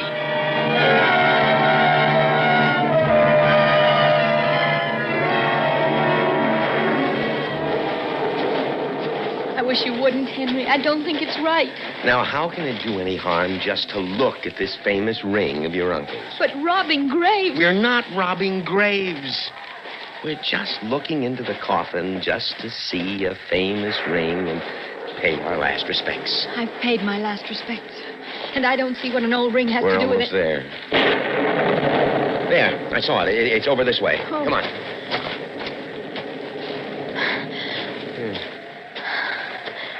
Well, let's go inside. I really don't think we should. Oh, quit it. There's nothing to be afraid of. Come on in. Is that it over there? I think so. Let me see. Yeah, that's him. Oh, Henry. Henry, let's get out of here before something terrible happens. Now, what could happen? I don't know. I just have a feeling that if we go any farther, it's going to be awful. Just your imagination. Now, hold the light steady, and we'll give Uncle the once-over. Henry, don't speak disrespectfully. Disrespectfully of the dead. I won't if you just give me a hand with getting the lid off this thing. Easy. Over. Down. That's it. There. Well, that's done. I'm afraid. Diana, it's just your uncle. Now, let me open the coffin and look for the ring. The diary said on the little finger, left hand. Here. Now, let's see. I have to lean over here to see the hand on this side. Shine the light in here, Diana. I won't. I'm not going to get near that coffin while it's open. Oh, for Pete's sakes, here. Hand me the light. Yes, here it is. This must be the tiger eye. Oh, it's a beauty. Look, Diana. I won't.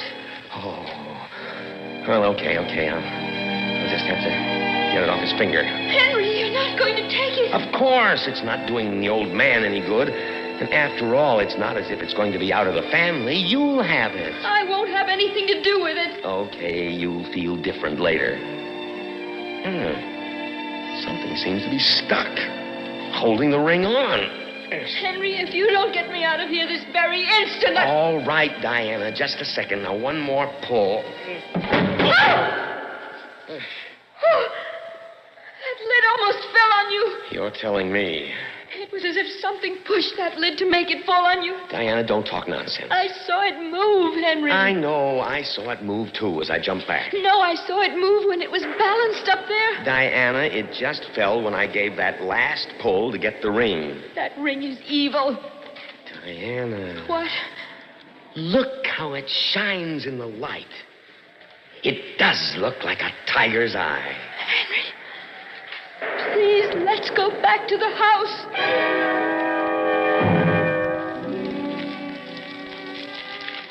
Oh, Diana. The firelight makes it glow like something alive. You shouldn't have taken it. The first thing in the morning, you will have to put it back. Okay, baby. Anything you say. But what good is the ring doing anybody out there in the coffin with him? It's not what good it's doing, it's what evil it's doing while it's out. Diana, the ring has just a semi-precious stone. Just the same, it's going back. Henry. Oh, Henry, I don't want to talk about that old ring anymore. You'd think you're expecting your uncle to come for it. Now, will you take it easy, Diana? You don't have to get upset over every little sound. I'll go, sir. Oh, Gerald, the next time you do that, I swear I'm sorry, sir. I'm sorry. Commander Quinn. That's right. You're expected, sir. Come right in. Thank you. Oh, hello. Hello, I'm Henry Letcher. How do you do? Colby Quinn. Glad to meet you. This is my fiancée, Diana Singer. Oh, pleased to meet you, Miss Singer. Won't you join us? We've had something of a wet night. Yes, it has been a rather bad one, hasn't it? Well, my plane was delayed. When I finally got it, I decided I might as well dash on up here and get it over with as soon as possible. Gerald. Oh, thank you. Gerald. Yes, sir. Could I have a bit of brandy, please? Right away, sir. Thank you. So, you're in the inheritance, too? Yes. And you, are you one of my long-lost kin? No. But I suppose you and Diana are cousins somewhere along the line. Yes, I suppose so. What's the uniform? Oh, RAF. I got in during the war and never got around to getting out. At least, not for long. And if you spend the night here, you get $250,000 also? Yes. That's the way it seems to shape up. The old man must have been loaded with dough. Well, I don't know very much about him at all. It seems he was somewhat eccentric. Somewhat? Henry, don't speak disrespectfully. Okay. And quite a sportsman, I believe. Oh, yes, so I've heard. You know, I've also heard he was practically unbeatable at whatever he tried. Is that so? Do you know about the luck of the tiger eye? Tiger eye? Seems to me I have heard something of it in India. Yes, bad as I remember. But I can't quite put my finger on it. Well, we have reason to believe that the old man used a tiger eye ring as the secret of his power. I don't quite understand. Over here in his diary. He said... Now, look here, old man. You haven't been going through his private papers, have you? Do you see, Henry? I told you. Of course not. I merely looked inside his diary at the last entry. His diary? You had no right to... Don't tell me what I have a right to do. I want power. I need power, and that's what the old man said he got with the ring. You have the ring? Yes, I have the ring. And in the diary, it says that this ring was the secret of his wealth and power. Well, possibly so, old man, but in any case, the ring is part of the estate and as such belongs to the heirs. No. The ring went to the grave with him. He didn't intend for any of you to have it. Good heavens, man. Do you mean to tell me that you've robbed my uncle's grave? I've got the ring, and I intend to keep it. But what possible good can the ring do you? The stone is only semi-precious, as I remember. Yes, it's quite right, sir. Oh. Mr. Letcher, the stone has no intrinsic value. You, Gerald, how did he use this ring? Use the ring, sir. Use the ring. You heard me. You were his only servant for 25 years. You must have known about the ring. Yes, sir. I knew about the ring. But it was my master's wish that the ring be buried with him. Well, I have the ring now. And I intend to use it. Now, I want you to tell me how it must be used. Miss Singer, can't you reason with him? Oh, Henry, please. Shut up, Diana. Oh. Sir, you are making a scene. Look here, I can't stand by and see a Stand lady... by and do what? Gerald. I want to know how your master used this ring. Henry! You're hurting me. I'll do a lot more if you don't tell me quick. Very well, sir. It's more like it. He kept the ring in his possession, as I said, sir. But he never wore it. Yes? Yes? Especially would he use the ring when dealing with business associates and the like. Go on. When the occasion suited, he would give them the ring. Give them the ring? Yes, sir. And how did he get it back? Oh, it always came back, sir. Now I get it. They would put it with their other valuables, and he would arrange then to swipe the whole caboodle. Hardly, sir. Come on now. You don't need to defend the old man before me. In fact, I think I know him better than the rest of you anyway. There is one other thing, sir. Yes? Whenever he would give someone the ring, he would tell them to place it on the little finger left hand and to twist it around 3 times for good luck. Little finger left hand, twisted around 3 times. That's what he would say, sir. Well, Henry Letcher is ready to let himself in for a piece of that luck right now. Oh, There. It's on the little finger. Henry, I don't think you'd better. There's something simply awful that's going to happen. I feel it. Don't be ridiculous, Diana. Now, to twist the ring around my fingers 3 times. Henry, don't. I really wouldn't do that if I were you, sir.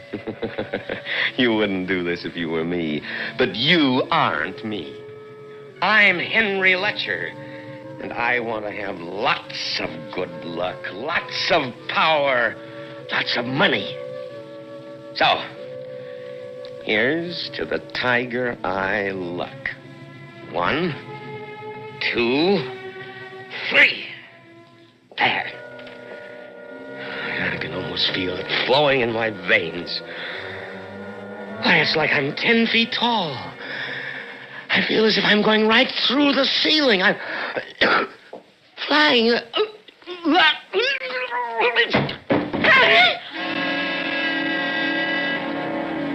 Henry!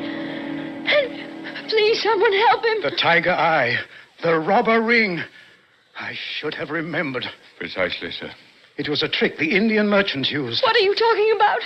When pressed for their valuables, they would offer the robber this ring to put on. Yes, sir. But what was it that killed him?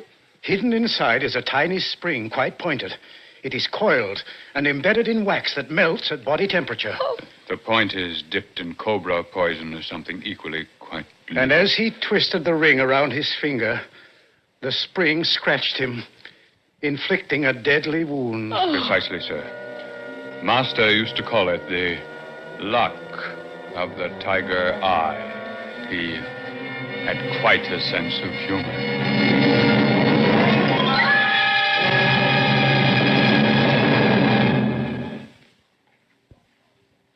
Suspense. You've been listening to The Luck of the Tiger Eye, starring Joan Loring and Leon Janney, and written especially for Suspense by Jack Buttram.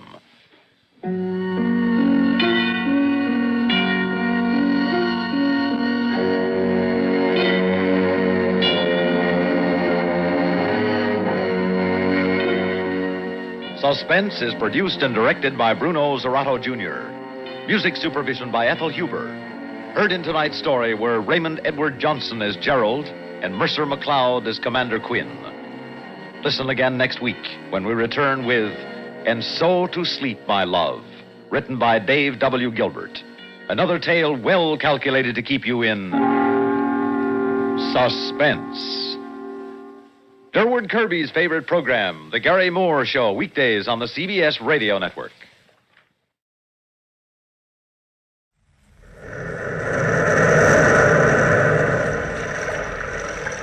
The Weird Circle.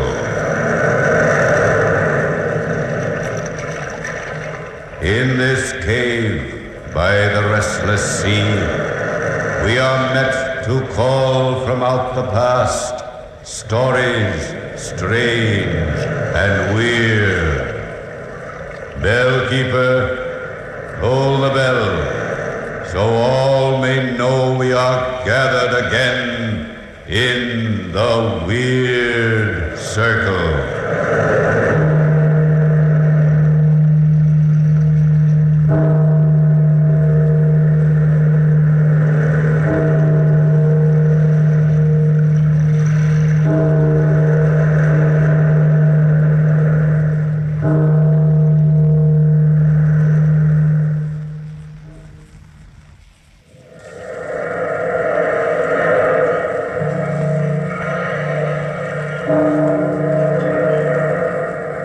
Out of the past, phantoms of a world gone by, speak again the immortal tale, Dr. Manette's manuscript.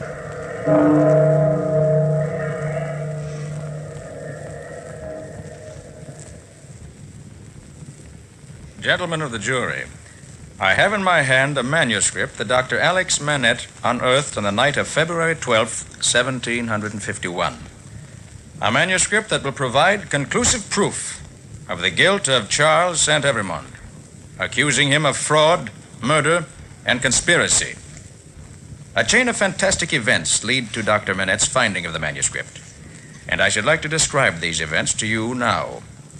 I, Philippe Gentil, was with Alex Manette earlier in the evening. I had dropped by his home in hopes of persuading him to join me at a large soirée which was being given that night by one of the most distinguished barons in all Paris. The baron's name is unimportant. Dr. Manette and I were standing at the doorway of his home. It was exactly 6:45. That I remember because the grandfather's clock in the living room was just beginning to chime. I'm sorry, Philippe. I simply can't come to the ball this evening. I promised several of my patients that I'd drop by and see them. She's going to be there. She? Who? Who? The woman I was telling you about. Countess Clarissa St. Evremond. Ah, your countess with the mysterious husband. Well, she's half what you say she is, Philippe Gentil. It'd be just as well if I don't meet her. Nothing can persuade you? Nothing.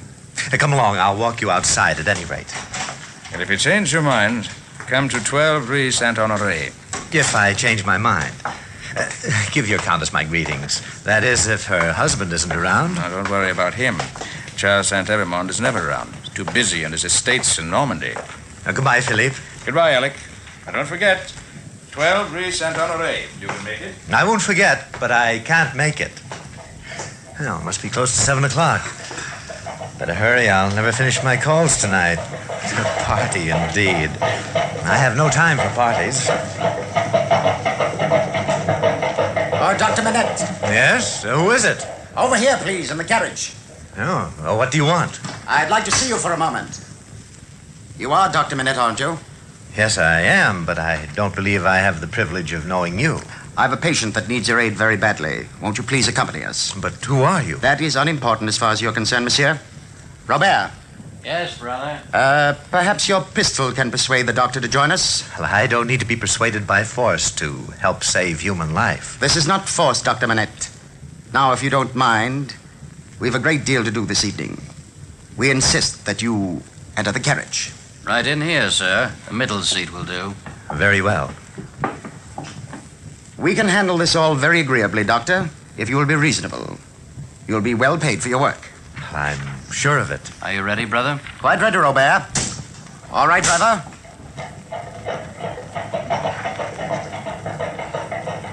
I hate to inconvenience you, Dr. Manette, believe me. But I'm forced to tie this handkerchief around your eyes. I prefer that you do not know where we're taking you, for reasons which are purely personal. I hope you don't mind. No, go right ahead. Nothing I can do about it, is there? No, not very much, Dr. Manette. Just sit quietly and the work will soon be over.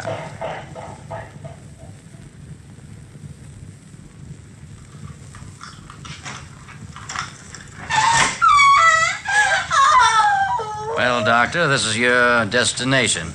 I'll remove the blindfold from your eyes now. What was that scream I just heard? It's your patient, Dr. Manette. We'll take you right upstairs to her now. If you will follow me, Doctor, up this staircase. Musty old place, isn't it? Yes, quite old. You lived here long? Does it matter? Sorry, my mistake. Girl, has she been that way for long? 2 days now, Doctor. Her screams are as regular as the swing of a pendulum, and we can't quiet her. That is why you're here. These screams are nerve-wracking to myself and to my brother Robert. Oh, it's this door here. Go right in, Doctor. My husband, my father, my brother.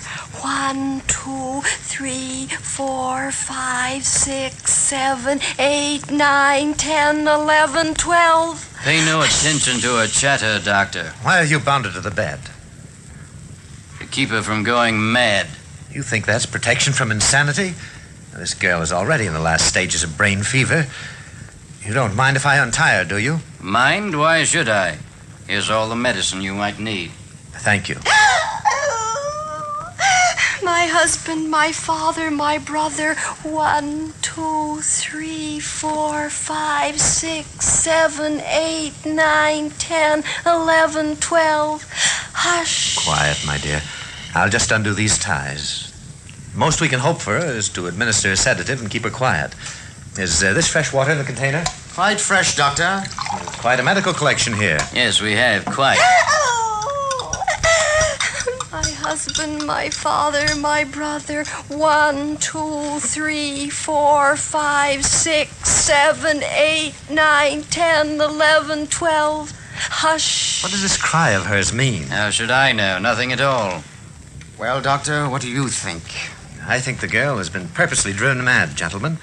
That she is dying. If that is your opinion, Dr. Manette, it is best you keep it to yourself. Here you are, my dear.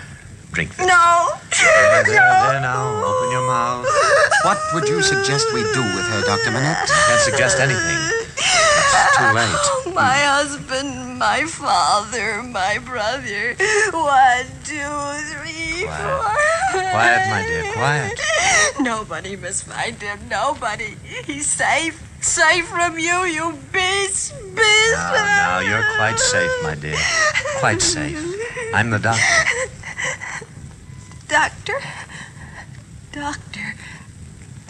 Doctor, don't forget the numbers.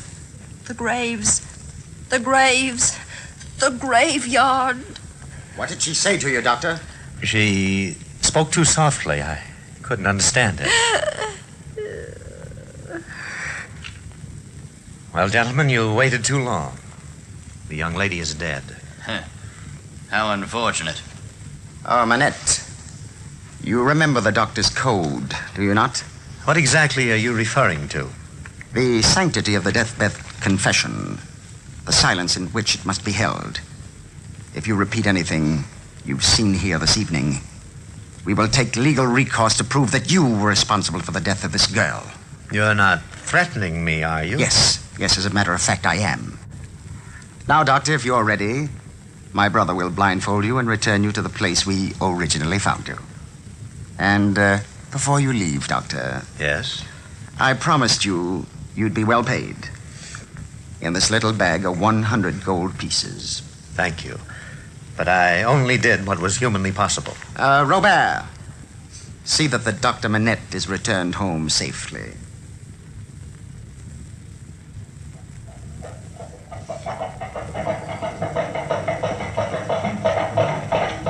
Driver, hold the carriage.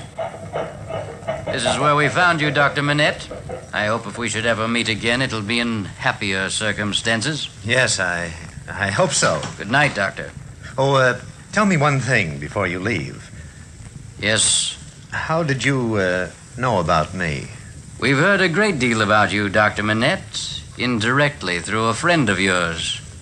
His name, I believe, is Philippe Gentil. Good night, Doctor.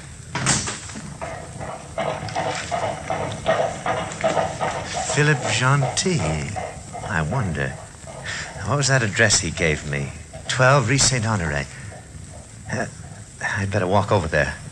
I wonder... My father, my brother, my husband, the 12 numbers. Hush.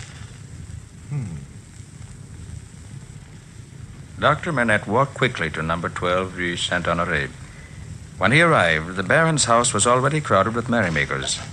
I was seated in the corner with the Countess when Alex rushed in. I introduced him to Clarissa, and he told us the exact story which I have just recounted. I noticed that Clarissa appeared to be pale. Then she said, I beg of you, Dr. Manette, please forget all about this evening. Forget that you were ever here. Forget that you ever saw this man. Do you know who he is? Philippe, please. I'm feeling very faint. I'd like to go outside for some fresh air. Certainly, Clarissa. Do you mind if I join you? Oh, not at all. We'll leave through the side doors.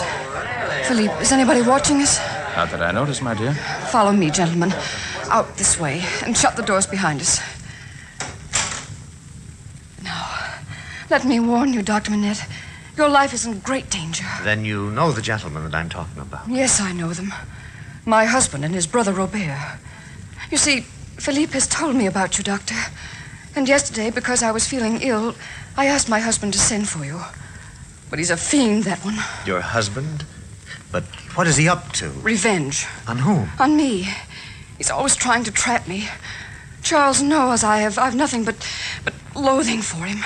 And in that twisted mind of his, he suspects my love for Philippe. So that's why his brother Robert mentioned Philippe's name to me. Yes. And when he threatened to accuse you of murder, it was no idle threat. He's had you followed here. He means to trap us all. Oh, but, Countess, I can prove my innocence. You think so, Dr. Manette. But you don't know his power. If he finds out about us, Clarissa. Oh, Philippe, it's no use, my dear. He came to Paris to take me back with him tomorrow. I was going to tell you our little dream was over tonight. Only I wanted it to be gay and exciting and say goodbye as if I were leaving on an adventure. My dear Countess, what do you know about the 12 numbers? 12 numbers? Nothing. Absolutely nothing. Have you any idea who the girl was? None. Unless she's a daughter of one of the peasants on the land. It's not unusual for Charles or that pig of a brother of his to amuse themselves at the expense of such unfortunates. Oh, I warn you, Dr. Manette, if you've any respect for your life, go. Go as far from here as you possibly can. And leave you to the mercy of your husband and half of Normandy to that kind of tyranny? No, I don't think so. Alex is quite right, Clarissa. This is no time to run from anything. Our first job is to get you to safety. And the next is... to find out what the 12 numbers mean. But you don't understand. Charles planned all this to happen exactly the way it has. He knew Dr. Manette would join us at the party, and he also knows that we'll try to escape. And nothing would please him more than to catch me this way. If he does catch you, Clarissa, send for one of the maids in this house. And I think for a few francs, she might lend you some clothes. But, Philippe, you're both risking your lives. Don't you understand? Well, since they are our lives, Countess, we'll worry about them. Now, do what Philippe says, and let's hurry. Yes. Go into the house by yourself, Clarissa. Upstairs to the dressing room and wait. I'll go in the back way and send one of the maids up to you. Alex, you wait here for me. Don't take any chances, any of you. I'll see you later, Philippe, darling. Later. 1, 2, 3, 4, 5, 6, 7, 8, 9, 10, 11, 12. Hush. I don't get it. My father, my brother, my husband... Are you Dr. Alex Manette? Huh? Why, yes, I am. I am Inspector Delvray from the Paris police. In the name of the king, I arrest you for the murder of Lily Deschamps.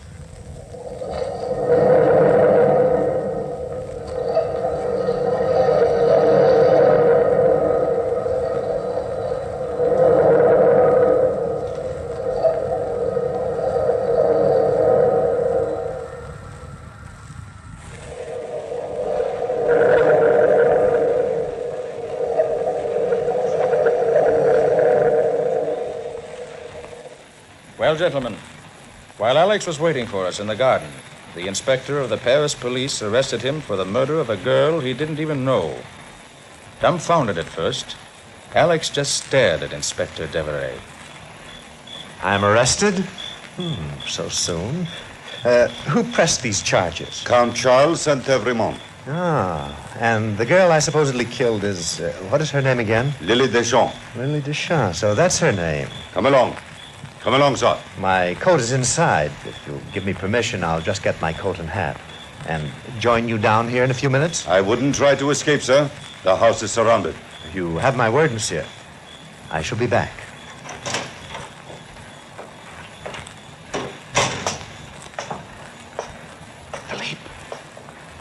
Philippe! Countess Saint-Evremont. Countess! Dr. Manette? Come in here. I thought you were to wait downstairs. Great heavens, I would never have recognized you, Countess. It's the maid's costume. How do I look in peasant dress? Charming, madame, but where's Philippe?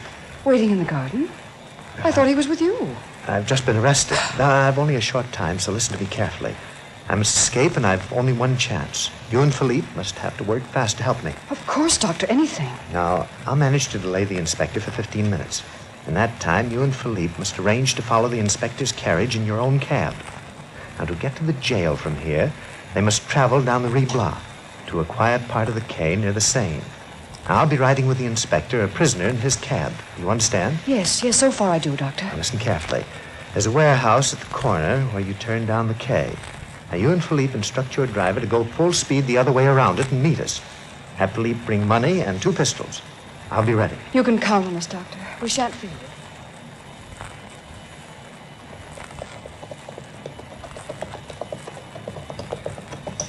This must be the spot. Look, Clarissa. There's his carriage right ahead, turning toward the quay. Philip, are you sure this is the place? Positive, darling. There's the warehouse Alex told us about. The coachman. Yes? Turn to the left here. Oui, monsieur. Get up. The inspector's cab will come down the left side of the street. When we start galloping, Clarissa, open the door and hop out quickly and head for the warehouse in the corner. Wait in the doorway for us if there's any trouble. Yes, Philippe. Yes, darling. Coachman. Yes? As soon as you turn the corner toward the quay, put your horses into full gallop.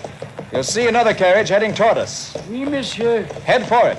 Run straight into it. But my cab, sir. You're a 4,000 francs driver. That'll take care of the cab and any damage that could possibly occur. Oh, oui, monsieur. Look, Philippe. There's the inspector's cab at the other end of the block. All right, driver. Full gallop. That's the other cab. Head into him. Oui, monsieur. Here we go, Philippe. Be ready to jump, Clarissa, the minute we strike. Watch out, Philippe. Hold on, darling. Look, there's Alex in the other cab. He's got his hand on the door. He's ready. Here we go for the crash. Open the door, Clarissa. Jump. Why don't you look where you're going? Get those horses of yours untangled, fellows. Why, we could all have been killed. This is the prefect's special cab. Idiot. This way, Clarissa. I'm following you, darling. Where's Alex? He's out of Devereaux's cab and running down the street. He meet us at the corner. Hurry, darling, hurry. All right. Oh. This way, Clarissa. Down here. I'm so worn out. Hurry, darling, hurry. Around this corner. Before they notice Alex is gone. Here. In here. Both of you, quickly. Alex, you all right? I'm a bit shaken, but I'll be all right. Now, this is the old warehouse I was telling you about. I hope the door is open. There it is. Quickly, follow me in here. Now, we'll be quite safe here till they give up the hunt. It's so dark in here, Doctor. All the better. Now, we'd have to wait in here for a few hours. Then we'll get a cab out of town. Where can we go, Doctor? To the country, to your husband's estate. There, I think we shall find out what the 12 numbers mean. And then I'll have the answer to this whole mystery. Well, make yourselves comfortable. We've a long wait. For a long while, Clarissa, Alex, and myself sat huddled in the corner of the warehouse waiting. Alex stood near the door, one eye to the keyhole watching. Finally, as morning came, he beckoned to us. Cautiously, the 3 of us emerged into the deserted early morning streets. We walked several blocks without encountering a soul. Unfortunately, not even a cab was in sight. We were about to give up hope when Alex saw a cab rolling down the streets. He hailed it.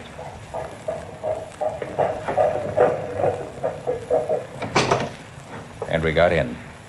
Alex took complete charge of the proceedings. Driver, take the river road out of town to the St. Evremond Estates in Normandy. I'm sorry, monsieur, but I can't leave Paris in my cab. The revolver in your back may change your mind. Go on, and quickly. Oui, monsieur. Clarissa, Philippe, sit on the floor of the carriage. Come along, Clarissa. And cover yourselves with this robe. Driver, if you stop to signal anybody even for a second, you'll be killed. Oui, monsieur. I understand. I'm glad you do. And hurry, it's a 2-hour journey. Countess, do you know anyone by the name of Deschamps? Lily Deschamps? Yes, I do. She's a peasant girl who works in the St. Evremond land in Normandy. She lives with her father, her husband, and her brother. My father, my husband, my brother. 1, 2, 3. At least she did live with them. Charles told me yesterday that her father and her husband both died. Probably from overwork. Charles always hated that family.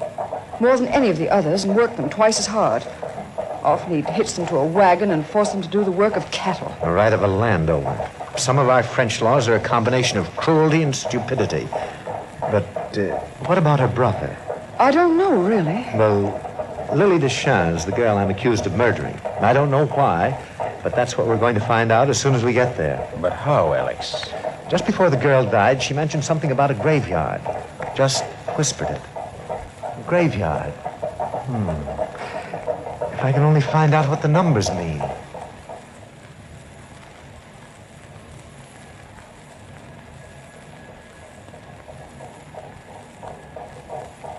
Doctor, right ahead of us at the turn of the road is the graveyard. I think we better stop the carriage here before somebody sees us. Yes, quite right, Countess. Draw up here, driver. Oui, monsieur.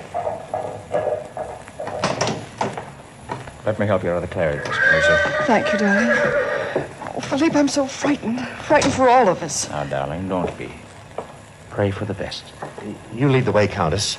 Driver, you walk between my friend and me. Oui, monsieur. Now, be quiet, everybody. Here! I tell you I saw a carriage coming down the road. Kneel down, everybody. Quiet. I tell you you're wrong. Come on, let's eat breakfast before the Count gets back, or we won't eat at all. But I think we ought to look again here. You know what the Count's Charles orders are? No strangers allowed on the line. Well, what he doesn't know won't hurt him. Come on, let's eat. Those are two of the workers. They'll be returning to their homes. The graveyard's right through this hedge. There's so many headstones. How can we find the one we're looking for? Here's luck, Alex. Here are some marked Deschamps. Yes, Philippe. Look. Here's the grave of Lily's father. Next to it is her husband's grave. And next to that is her brother's. It's empty, Clarissa. I know, but it's a custom here for every peasant to dig his own grave before death and carve his own tombstone. Oh, what a pleasant little plan. Then the brother must still be alive somewhere. Yes.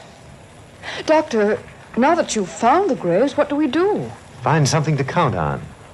Now, I wonder where this flagstone path leads to, the one next to the husband's grave. Well, I've never noticed it before. Why, it goes to the old well over there. The flagstone path to the well. How many flagstones? 1, 2, 3, 4, 5, 6, 7, 8, 9, 10, 11, 12. That's it. 12 flagstones to the well. 12. It must be hidden in the well somewhere. I don't follow you, Alex. Well, it's so simple. The girl and her family evidently found out something about your husband, Countess. They had no way of proving it because they couldn't go into court without the consent of your husband. I'm sorry, Doctor. It still doesn't make any sense. Of course it does. Your husband killed 2 men in trying to extract the information from them. They tortured the girl to death, drove her insane. And they never understood the code that she was giving me. My husband, my father, my brother, 1, 2, 3, the 12 numbers, hush. I wonder what the hush was for. Hush? Well, that's the inscription written on this stone in the old well. Look, it's right here. Hush, ye who enter here, for they are dead. Look, this one stone of the well. Now, let me see. Now, look, Philippe, it's loose. I can move it, I think. Yes, it moves. You fools, I'll have you all flogged for allowing strangers on my property. It's my husband. He discovered us. I think he's too late. Look, there's a roll of parchment here, a manuscript. Clarissa, what are you doing here? Shoot them if you have to, Philippe. But hold them off with your gun until I've read this manuscript. Stay back, my Clarissa. Stand where you are, both of you. Insolent. Drop that gun, you fool. I can have you hanged for this. Stand back. This is the title to the St. Evremond property in Normandy. In the year 1751, all said property reverts from the St. Evremond family to their cousins, the Deschamps family. And the debt of the Deschamps family is paid in full on February 1st, 1751, at exactly 1 o'clock in the afternoon. Did you hear that, Count St. Evremond? Yes, I did. You know what this means? That you will die on the gallows for a triple murder as soon as we can haul you and this documentary proof of ownership into court, which will be right now. So, gentlemen of this court, this document, Dr. Manette's manuscript, is living proof in your hands. The only reason the Deschamps family could not bring that document in themselves was that it did not come due until 11 days ago, February 1st, 1751. Until that date, the Deschamps were sworn vassals of the St. Evremond family, bonded peasants on their own lands, and Charles and his brother Robert were determined to wipe out the entire family. They succeeded in killing the father, the husband, and even the girl. But the brother is still alive. Thank you, Monsieur Gentil. Charles and Robert Saint-Evremond, this court finds you guilty and sentences you to death. The property will revert to young Deschamps as soon as he can be located. Your Honor, you won't have to locate the young man. I am the young Deschamps, alias Philippe Gentil.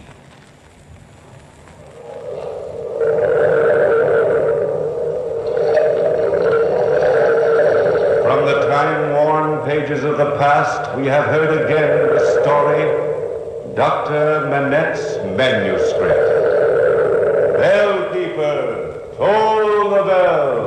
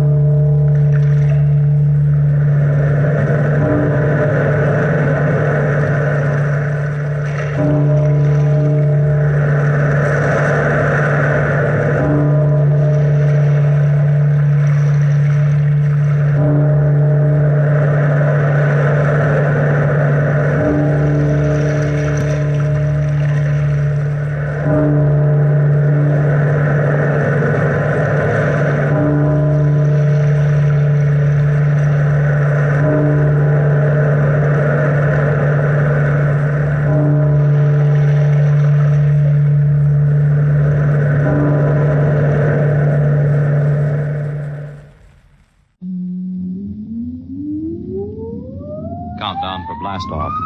X minus 5, 4, 3, 2, X minus 1, fire.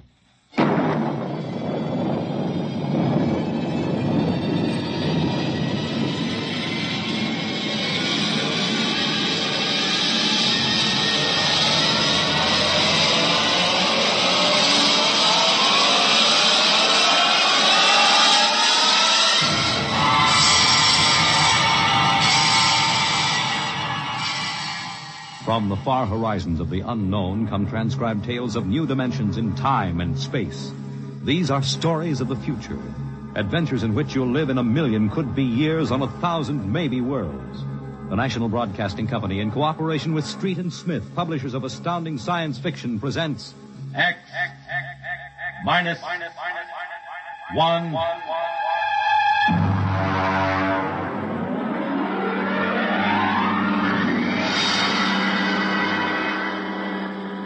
Tonight's story, Almost Human, by Robert Bloch. Have you heard of the new science called cybernetics? It concerns man's efforts to develop a perfect thinking machine, a robot electronic brain that will not only do man's work, but even do his thinking for him. A robot that is almost human.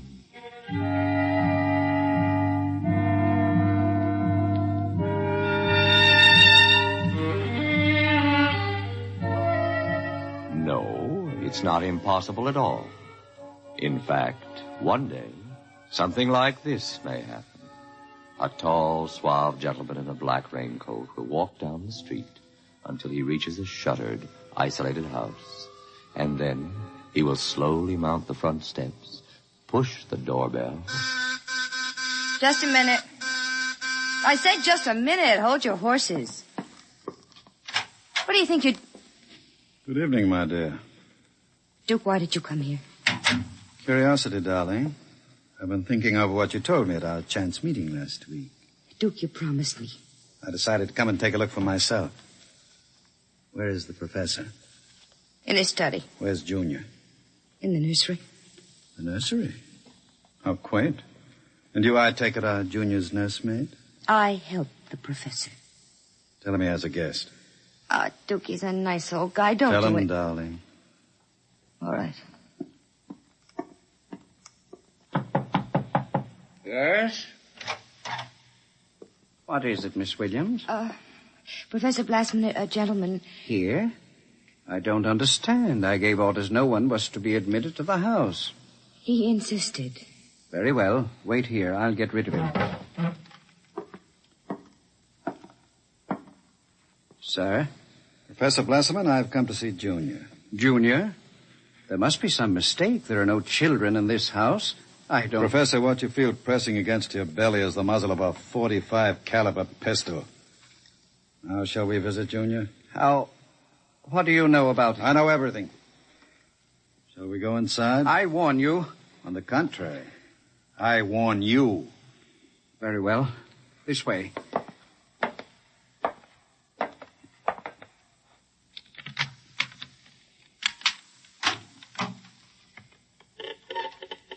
This is the nursery.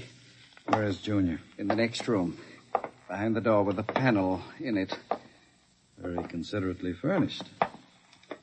Mother Goose figures on the walls. Blackboard, toy blocks. Panda.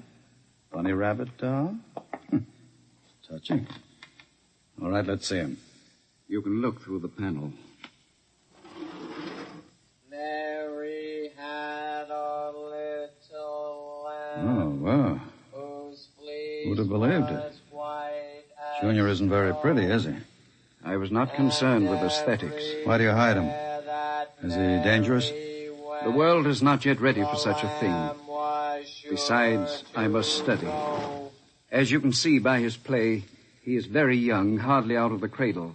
I am educating him. With nursery rhymes? The brain is undeveloped. It must learn its behavior patterns like any infant. You call that 8-foot monster an infant? Physically, of course, he'll never change. He is built of chrome steel and glass. But his brain, that is my wonderful instrument. Unlike a human, he has no heritage, no basic instincts such as love or hate. These he has yet to learn. In some respects, he is like a blank tablet.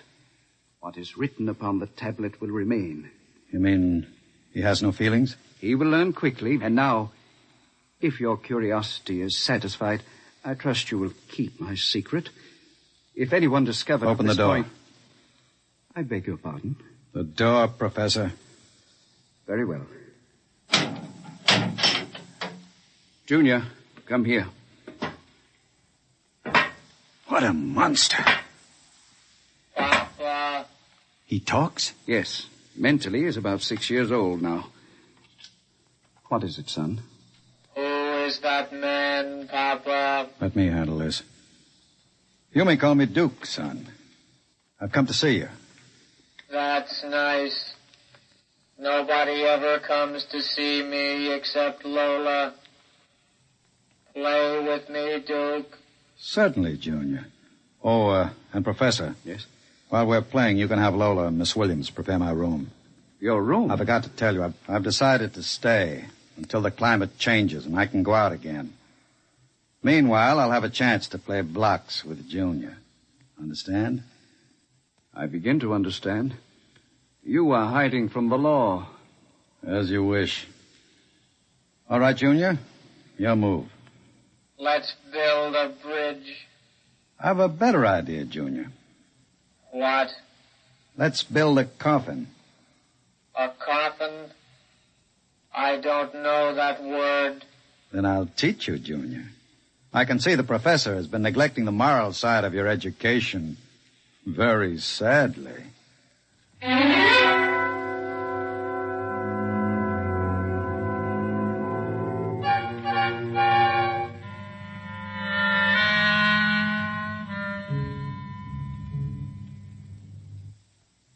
You shouldn't have come here, Duke. Why not, my dear? Afraid of me? No, I'm afraid of myself. You're no good for me. You've always brought me trouble. Except this time. This time it will be different, darling. This time I'll bring you diamonds. Duke, what have you been teaching that thing? Nothing, honey. I've just been playing with them. Very educational. I don't believe you. What's bothering you, Lola? Today when I walked in there, he said to me, I know how to kill people, Lola. I'll kill you if you want me to. He's learning very quickly. Duke, I'm scared of that thing. It's unholy, a machine that acts like a human with that voice grinding at you, saying things you'd expect from a child. You dislike him so much. Why did you take this job as his nursemaid? Because I wanted to start over again. I answered an ad. The professor didn't ask questions. I would have been all right, too, if you hadn't come along. I'm very glad you did tell me, darling. Because Junior is going to make us two very successful people. Ha. Like any child. Junior listens to what he's told. Duke, I don't know what you're teaching, Junior. But I can guess. And it isn't right. It's evil.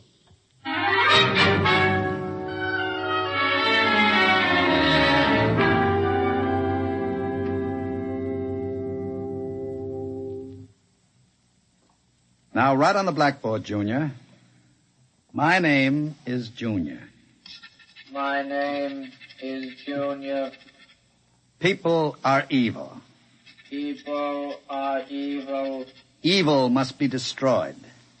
Evil must be destroyed. The professor is evil. The professor is evil. The professor must... What are you doing?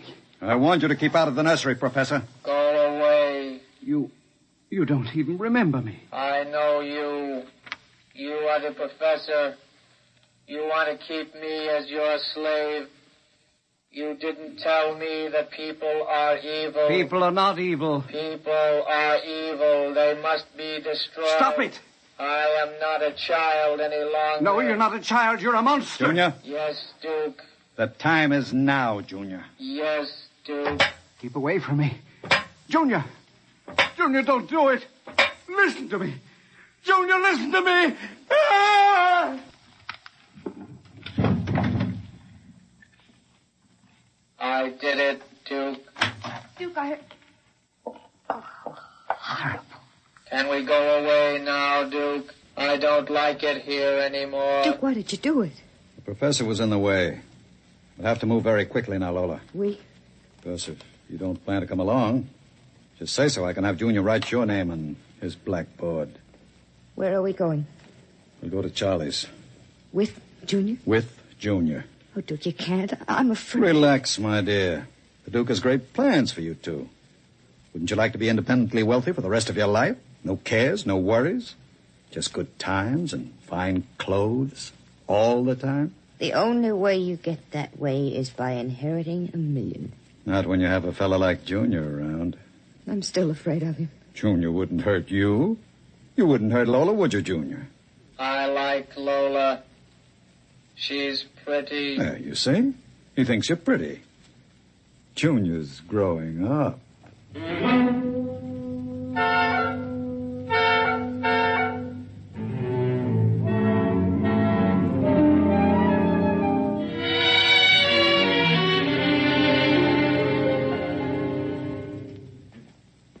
Sit down, Charlie. Sure, Duke. Lola and I are going to hide out here for a while. We'll need some help. Listen, Duke, I'm trying to keep the cops away. Sure. Now listen to me. I need a casing job done. Oh. Sure, Duke. You know the armored truck service? Sure. I want to know when they take the Acme deposits from Boston to Worcester. Duke, you ain't thinking of a payroll truck, are you? They got cannons on those trucks. They travel in pairs. You couldn't get near one. I asked you to do a casing job, Charlie. Sure, Duke. Anything you say. Find out what time they passed the narrowest and most deserted stretch of road. Well, if you're going to pull a job like that, you'll need 50 men. You want me to get some of the boys? I won't need anybody. I've got somebody. Where? He's out in the car. Oh, what's his name, Duke? Anybody I know?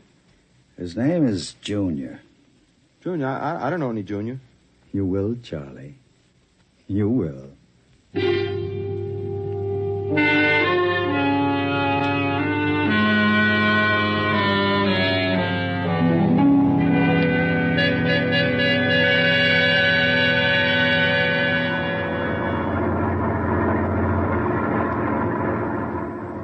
Smoke, Sam? Well, thanks, Al. Whew, it sure gets hot in these armored trucks, huh? You'll get used to it.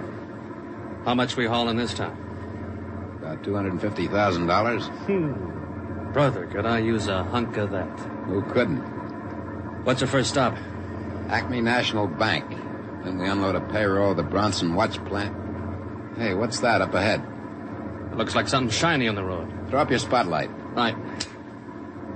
Holy smokes, you see what I see? It looks like a mechanical traffic cop. About 8 feet tall. Standing right in the middle of the highway. Maybe it's a Halloween gang, huh? Guess they're trying out robot traffic cops. Can you get past him? I don't know. We'll have to slow down. Get on that gun, Sam. Let's take no chances. Right. I'll give it the horn. Don't budge. Where's our escort truck? Pulled up right behind us. Thing won't move. Sure looks like something out of Buck Rogers, don't it? That's a heck of a note blocking traffic like that. I'll have to try and get past it. Here goes. Holy smokes, it's moving. Al, it's coming toward us. Get on that gun. Give it a blast. Bullets are bouncing right off it. It's still coming. Al, back up. I can't. The other truck's right behind us. Al, it's lifting its arm. It's going to smash our window.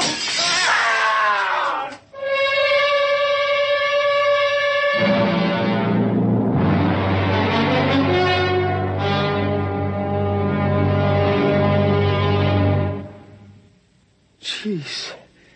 If I hadn't have seen it with my own eyes. Duke, we gotta quit this. What's the matter, Charlie? Getting shaky? The papers say he killed all 4 drivers. Listen, Duke, that robot is hot. We gotta get rid of it. Stop your blubbering. One more good robbery. You ain't gonna pull another one. Why not? Count me out, Duke. The law's gonna track that baby. Are you quite finished, Charlie? You got no heart, Duke.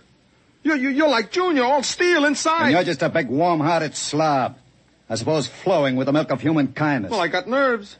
I can't stand that thing, the way it looks at you with that iron face and clanking around all the time. Listen, here it comes.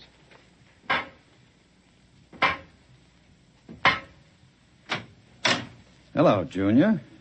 Hello, Duke. I've been talking to Charlie. Yes, Duke. You know what I think, Junior?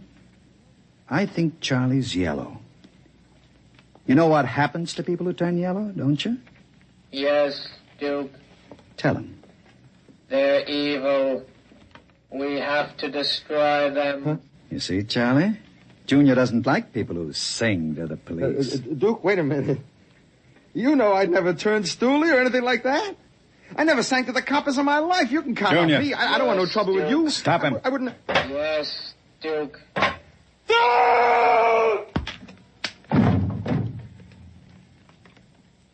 I stopped him, Duke. All right. Take him down to the cellar. Duke, that noise. Charlie! Junior, put him down. Take him down to the cellar, Junior. Yes, Duke. Duke. Relax, darling. Stop shaking. Duke, we can't stay here. Charlie's going to be missed. He's got friends. Now we'll have the gangs after us, too. Oh, come on now. Don't worry, darling. The Duke will take care of everything. Where are you going? Out to a travel agency to get some tickets. You and I are going to take a trip, Lola. You're leaving me alone here? Junior's here, too. That's just it. It's being alone with that thing. Duke, I got the jitters. Now, don't you worry. In 48 hours, you and I will be on our way to Switzerland with $500,000 worth of loot. What about Junior? Junior will be taken care of. How can you get rid of him?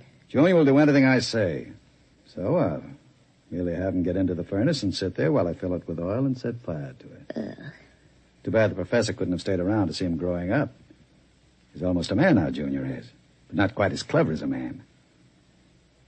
You'll find that out after he steps into the furnace. Get rid of Junior now, Duke. Before you leave. There's no time. I'll be back about 8. Duke, please. And be nice to Junior while I'm gone. Don't show him you're afraid of him. Goodbye, darling. Goodbye, Duke.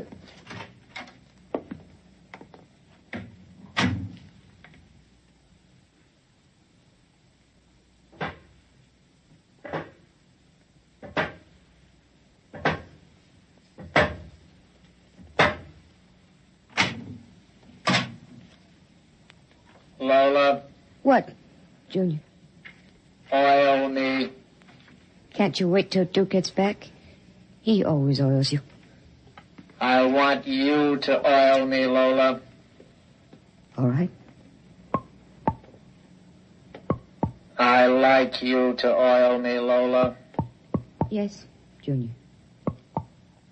Lola, do you like Duke? Certainly. Do you like me? Well, you know I do, Junior. Lola, What? who do you like best? Me or Duke? I like you both, Junior. Yes, but who do you love? What do you know about love, Junior? In the books, man and woman love? No. Lola, What? do you think anyone will ever love me? Maybe. Some women can fall in love with anything, Junior. Even with something like Duke. Why, Lola? I don't know. Maybe because, well, as long as she thinks her man is the smartest and the strongest. I see. Where are you going? To wait for Duke. He won't be home for a while. I'll sit in the hall and wait for him. All right, Junior. I want to be alone and think. About what? I read in a book today it was bad to kill people. What does that mean? Bad. Bad. I don't know, Junior. I guess it's just a word.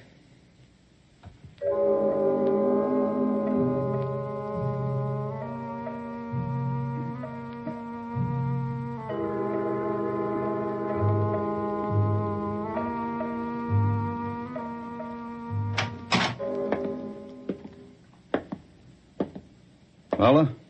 Hello, Duke. Oh, it's you, Junior. Why are you sitting in the dark? I was waiting for you, Duke. Well, now that's a good boy, Junior. Lola oiled me. That's nice. I tell you what, Junior. I've got a little job for us down in the cellar. Let's go down there. Now, Duke. Right now, Junior. All right, Duke. Are we going away soon, Duke? Yes, Junior. We're going away. What's in the cellar, Duke? A little surprise for you, Junior. You'll find out.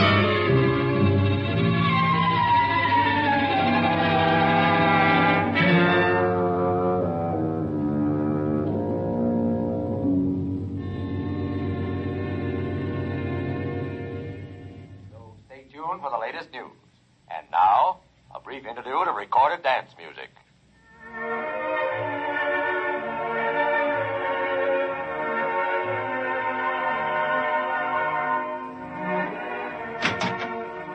Duke? Is that you, Duke?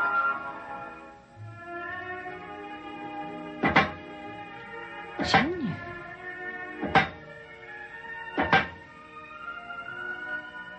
Hello, Lola. I thought I heard Duke come in. He came in. Where is he? Down in the cellar.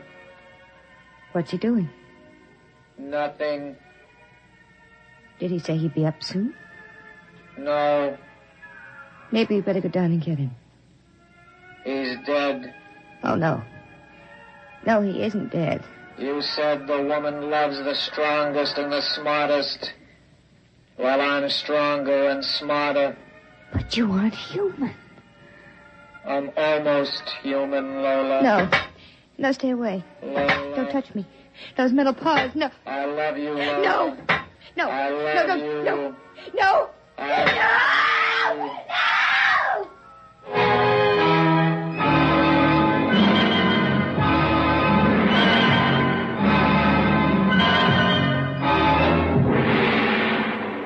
I love you. The last thing she heard was the robot's harsh voice, droning it over and over again. I love you.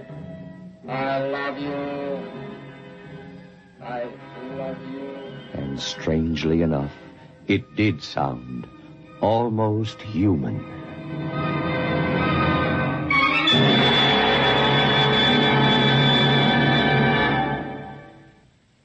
You have just heard X-1, presented by the National Broadcasting Company in cooperation with Street and Smith, publishers of astounding science fiction. Tonight, by transcription, X-1 has brought you Almost Human, a story by Robert Bloch, adapted for radio by George Lefferts. Featured in the cast were Santos Ortega as Duke, Joan Allison as Lola, Jackie Grimes as Junior, Guy Rep as the Professor, Nat Pullen as Charlie, Joseph Julian as Al, Lynn Cook as Sam, and Merrill Joels as the radio voice. Your announcer, Fred Collins. X-1 was directed by Ken McGregor and is an NBC Radio Network production.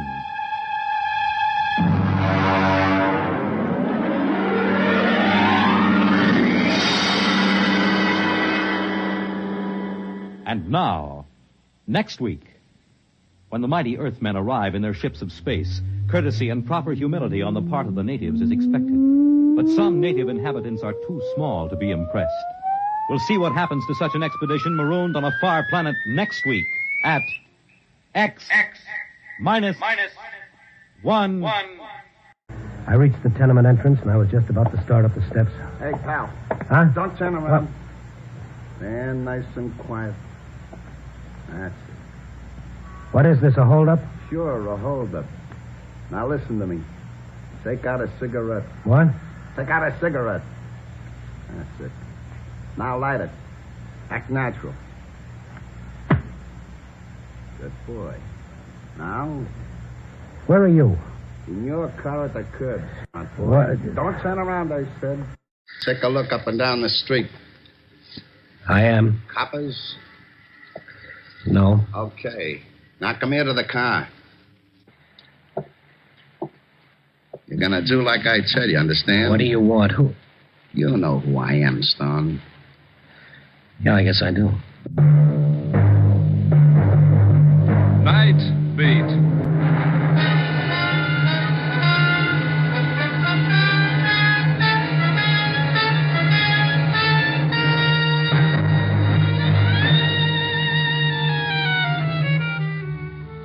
Hi, this is Randy Stone. I cover the night beat for the Chicago Star. My stories start in many different ways. This one began in the shattering turmoil of a manhunt and ended in the quietness of the morgue.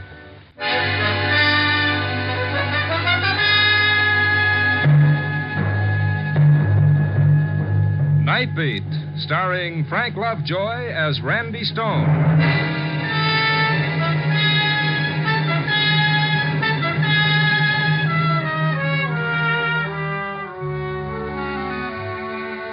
People are always telling me how lucky I am to have a job where all I've got to do is walk around Chicago at night looking for a story. It's a dandy little job, sure. All you need's a pneumonia jacket, an extra set of arch supports, and a goodly supply of penicillin, and you're all set. The city at night. Fascinating. That old nose for news, frozen stiff and ready to fall off. Those eagle eyes so watery and bloodshot from the wind they wouldn't serve a self-respecting canary. Yes, sir, it's lovely work if you can get it. Brothers and sisters, have I got it. Oh, I guess I was just bitter. I'd walked from the Loop to the near north side, waiting for a story to tap me gently on the shoulder, and so far it was no hits, no runs, and no errors. The streets were empty. Everybody was home hugging a radiator. And then, far away, I heard that lonely blues in the night sound, a police siren.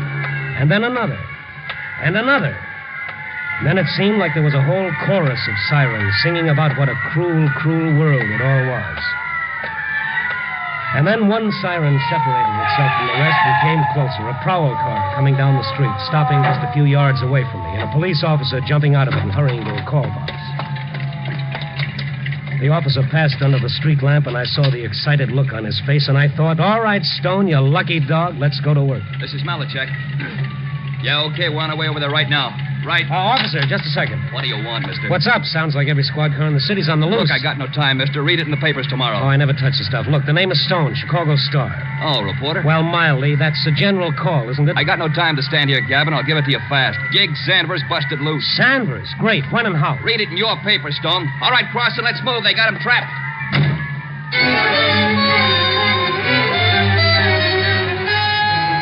Gig Sanders, two-time loser, a killer, loose in a city of 4 million people, and everyone his enemy. I hurried to a phone, checked with the police, and then drove over to that part of Chicago called the Badlands. That strange area belonging to every city, surrounded by business section, yet itself run down, deteriorated, filled with tenements and abandoned factories. It was there the police had thrown a cordon around a boarded-up building. My pass got me through and up to the front line, and Police Captain Ireland. Hello, Stone. Oh, the hunt's on, huh? I don't know. We'll see in a minute. Sanders in that building? Got a tip he would be. Wait a second. All right, Billings. Turn the searchlight on the building. Keep 2 of them on the roof. Run the others back and forth. Right. Sticking around, Stone? Yeah, I guess so.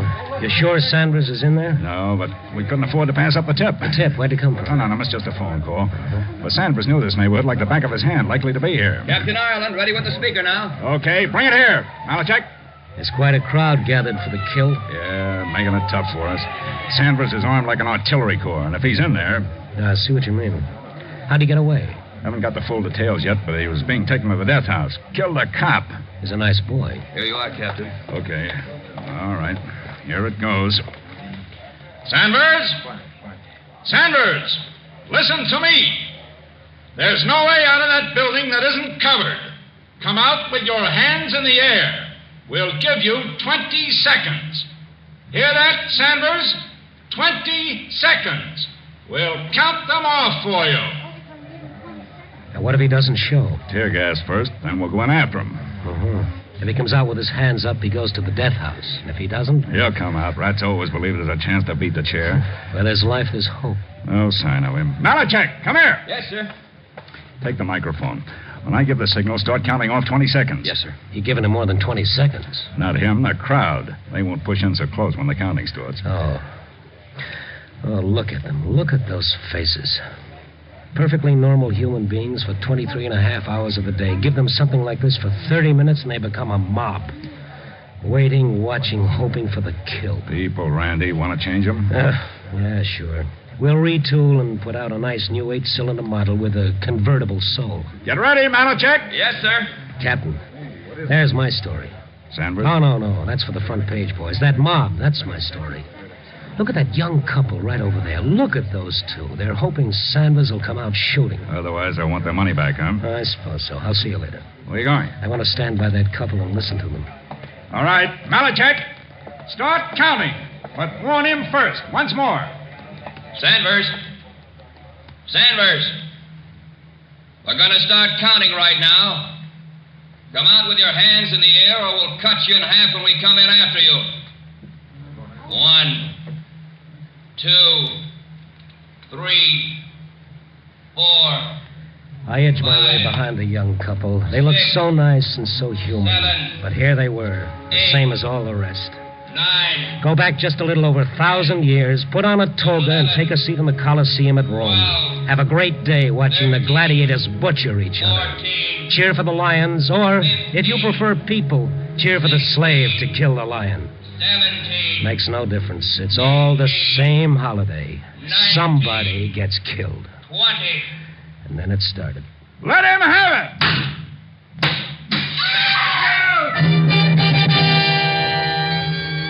It was all over in a few moments. The tear gas, the police rushing in with their masks on, the crowd straining forward to get a glimpse of Sanders. But there was no Sanders when the police came up. Nobody in there, Captain Ireland. He must have been. No, sir, not a soul. We've covered every inch. I watched the crowd, and strangely enough, there was relief on their faces, and even a little shame that they'd hoped for the kill. But the young couple in front of me. He wasn't there, Ken. He wasn't there. I know. Come on. Let's get out of here quick. Ken, I'm sick. Evie, hold on to me. Let us through, please. Let us through. Yeah, here, this way. Come on. Will you clear the way, please? She's sick, mister. Maybe it's a natural reaction to disappointment. Huh? Nothing. Come on. We'll get through this way. Will you let us through, please? Excuse me, will you? Please. Thank you. She's got to sit down, mister. She's got it. Okay. Here's my car. Let her get in here. Kenny wasn't there. He's loose. Never mind. Come on, baby. I'll get you home. You better let me drive you. No. We'll be all right. Ken, I'm sick. Just a little while, Evie. We'll be home. Look, fella, it's easy to see what's the matter. She can't walk home in her condition. It ain't far. A block would be too far. I'll get a cab. No. I don't want anybody around us. Don't want anybody around you? That's a laugh. You bring her out here to this. Why didn't you take her on a nice tour through the packing house? Shut up. What right you got to talk like that? The founding fathers gave it to me. You don't know nothing about it. You don't know. Ken, take me home. Look, my car is still here. You're in no spot to refuse help no matter what your reason. Now, come on. Let him. Let him take his Kenny, please. Come on. They lived very close. It didn't take over 3 minutes to get to their tenement building. I wanted to take her to a hospital, but she refused. She refused in a way that made me look at her hard. And there was another thing, the way she reacted when the police found out Gig Sanders wasn't in the oil factory. Terror. That's what it was, sheer terror. And I helped her husband carry her up the stairs and into their meager little flat. On the couch, mister. Yes. Okay. There. Now, have you got a phone? What for? Call a doctor. We ain't got a phone. But there's a drugstore. No, Ken. But, baby... We gotta get out. We ain't got time for a doctor now. Just let me rest. You're in no Gotta condition to refuse it, Doc. I'm all right now. Yeah, sure. It ain't gonna be for 3 weeks. That's what the doctor 3 said. weeks, and you drag her out to that great exhibition? Why didn't she... Shut up. I told you before you didn't know nothing about it. Mind your own business and leave us alone. What are you looking like that for? What's the matter with you, with both of you? Nothing. Oh, yes, there is. You're scared stiff. Of what? Please go, like Kenny says. Leave us alone. Well, let me phone for a doctor from the drugstore. I won't come back. Just the doctor. Evie? No, we ain't got time, Kenny. Don't you know that? We ain't got time. He's loose, Ken. He's loose. Evie, baby, don't. You're talking about Gig Sanders, aren't you? Why? Why are you afraid of him? Do you know him? Come on, what about a talk? No. Not to nobody. You're scared of Sanders. Why? Look, mister, you helped us, all right? Thanks. Now get out of here. We gotta tell somebody. I said nobody. You know what'll happen? We gotta tell. Mister, who are you? My name is Stone, Chicago Star. Newspaper. That frighten you? Maybe he can help. Maybe he can. Nobody can. You know that. I'll tell him. Evie, shut up. It was Kenny who tipped the cops. Evie. I had to tell somebody. Maybe he can help. That's the truth, Kenny? Yeah. It was me tipped the cops. That Sanders was in the factory? I thought he might be, but he wasn't. All right. Now tell me something else. How do you know so much about it? Come on, if you want me to help, I gotta know you're on the level, so tell me. Tell him. How do I know that he won't go straight to the police? How do I know that? We gotta trust somebody. We gotta. Can we trust anybody? Well, try it and see. Him and me in the same gang once. I did time, but I got out before he did. I went straight because... Go ahead. It was for me. Oh. All right, now, how about the tip to the police? There'll be a reward, you know. Sanders is big time. I didn't do it for no reward. Okay, I'm sorry. Mr. Stone, help us. How? How can I help? By getting out now and keeping your trap shut about And that'll help? No, you'll be back where you started. Your wife knows that, or she wouldn't have asked me to help. Gig will come after us. How would he know that you gave the information to the police? He'll guess. We used that factory plenty of times for a hideout. Nobody else knew how to get in. There's a cellarway. All right. Let me ask you another question, Kenny. What? Why did you tip the police? Gig hates me. Why? Kenny married me while Gig was still in the pen. Oh, you were his girl? No, I never was. I never was his girl at all. I was like everything else Gig liked. Everything was his, no matter who it belonged to. To him, a girl was like anything else. His gun, his clothes. Anytime Gig Sanders wanted something, it was his. I never loved him. I told him, but he just laughed, like what I felt didn't mean nothing. I see, and now? Now he's loose. He hates me because of Evie, and he's going to know I tipped the coppers. Mr. Stone, if it's the last thing he does, he's going to get us, Evie and me.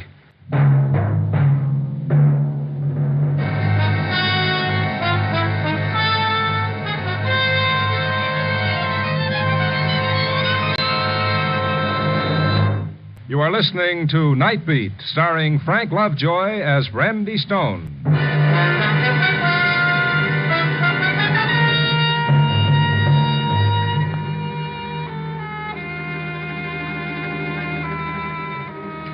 Those kids were scared, plenty scared. I asked them the only question that made sense, and I got my answer. Go to the police? Sure. A guy who serves time goes to the cops. He tells them he gave him a bum steer. They got every copper in Chicago around that factory while Gig gets away someplace else. Yeah, sure. They'd believe me, wouldn't they? Well, try it. I'll go with you. Listen, you don't know. I changed my name. I moved all over the state looking for a job. This is the only place I could get one. I had to come back here. So what does that prove? It'll be in the papers. He'll lose his job, Mr. Stone. I can't do that. Not with Evie. Now, what do you want me to do? Look, maybe if I give you a list of the places the coppers might find Gig, maybe you could tip him. What if he doesn't show up? There ain't many places he can go. Look, maybe by this time he's out, maybe even out of the state. He's killed an officer. He won't dare to stay here. Gig, as long as he knows Evie and me are still alive, he'll stay. He hates me so much, he'll take that chance. Does he know you live here? No. I ain't even seen any of the old bunch at all. I moved around. Always moving. Keep away. Mr. Stone, go to the police. But don't tell him nothing about me. Will you get it through your head that they'll protect you? Even so, Gig's got friends. If they find out it was me... All right, yeah. So you gotta go to the police. All right. Where's the drugstore? Right at the corner. You'll see it. All right, stay right here. Keep your door locked until I get back.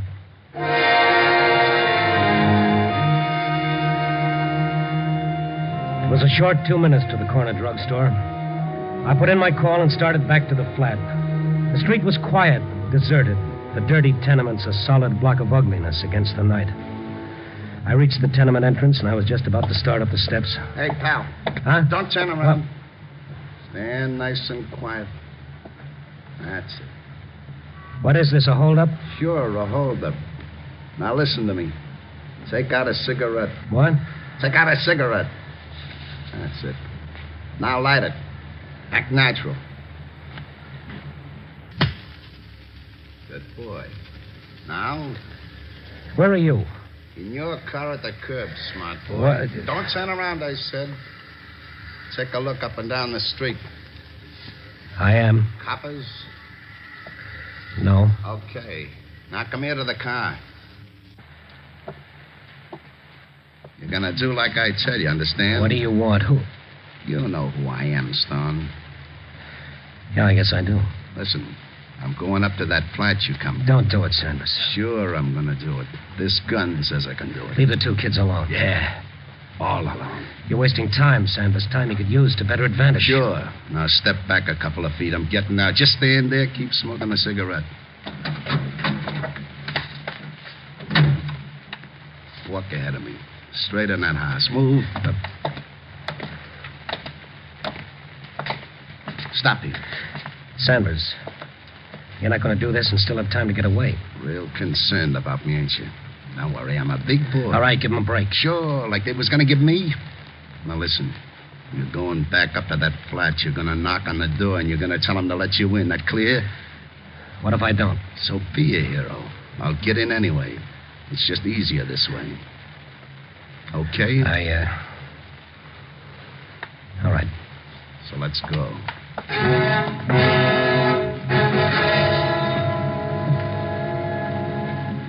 The slow walk up the stairs was a nightmare. I walked down the hall toward the flat. The flat where those two kids waited behind a door that they thought would keep the terror and death away from them. And then? Knock. Who is it? Answer. Sanders, please don't do it. You gonna answer him? Who is it? Answer. It's Stone, Kenny, but He was a long time. Inside. Shut her up or I will. Evie, don't. You Stone. Lock that door. All right, Kenny boy. Over on the couch. Gig, don't hurt Evie. She's gonna have... I see, yeah. Congratulations. Listen to me. Shut up. Stone. What? Get over to the couch. On your way, turn out the light. And stay in line with the window so I can see against the street lamp. Now sit down. We'll talk. You gonna listen to me, Gig? Sure, I'm a wonderful listener. Only make it good and funny, huh? Even me fell in love, Gig. You ain't gonna blame us for that. Evie and you fell in love. You think I worried about that? You think I cared what she did? Nah. It's what you done tonight. He was afraid, Sanders. Afraid that you'd come after him because of Evie. I thought about it, mister. Yeah, plenty. But I figured let it go. It ain't worth it. But this tonight is something different. Turning stooly. You'll never get out of Chicago, Sanders. Every cop in the city will be looking for you. It's nothing new to me. Now you, Kenny boy. You did tip the coppers, didn't you? Gig, listen. We're nothing. You haven't got a chance, Sanders. No chance? I always got a chance. My luck's good. You know why I wasn't in that factory, Kenny boy? Because my luck held. I had to get some dough first. And you know where I was? In that crowd, just standing there watching. You were in the crowd? Yeah, like watching my own funeral, only the coffin was empty. And I saw you and Evie, Kenny. That's how I knew where the tip come from. All right, you're smart, Sanders. Now be smarter. You got us where you want us. We can't make a move, but if you kill us, you'll kill the time you need to get away. I got ways. Like I come here. I followed you in that cab, then hid in your parked car. Now, ain't that smart? Evie, you ain't said nothing. Jig, you gonna kill us? Yeah, I'm gonna kill you, Evie. Sanders, you said your luck held. It can't hold forever.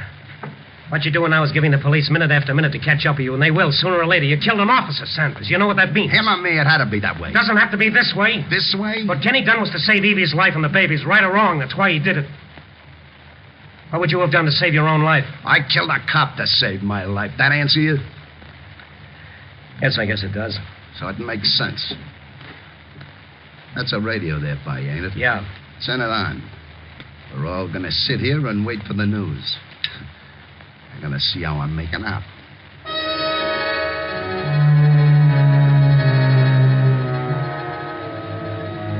We sat in the semi-darkness of the room. The only light came from the window that faced the street. Then the 11 o'clock news broadcast came on. The meeting tomorrow will tell us more. Tonight in Chicago, the city's manhunt goes on for Gig Sanders, convicted and sentenced killer. Acting on an anonymous tip, the police surrounded the old Phillips factory, but Sanders had not been there or had escaped before the cordon could be drawn tightly.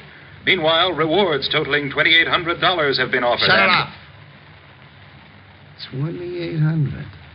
A real nice nest egg, huh, Kenny boy? There wasn't any reward. There is now. Sanders. What do you want, Stone? You said you were smart. So, what are you getting at? Maybe you forgot one thing. Yeah? You came here in a cab. So? Did the driver get a look at your face? Don't give me that. The cops would be here long before now. Oh, no, Sanders. Only about a half hour's gone by since they tried for you in the factory. Figure it out. By the time the cab driver reports, by the time the police check... Shut up. You're wasting time. You got half a chance if you take it. Yep. Yeah. I guess you talked me into it. Okay, I'll get going. Jig, no. Please. No. Gig, not Evie, not the baby. The baby? Evie? I could have been rotting in that factory by now. What satisfaction will you get from this, Sanders? Satisfaction? Everything in the world. You were friends. Yeah, friends.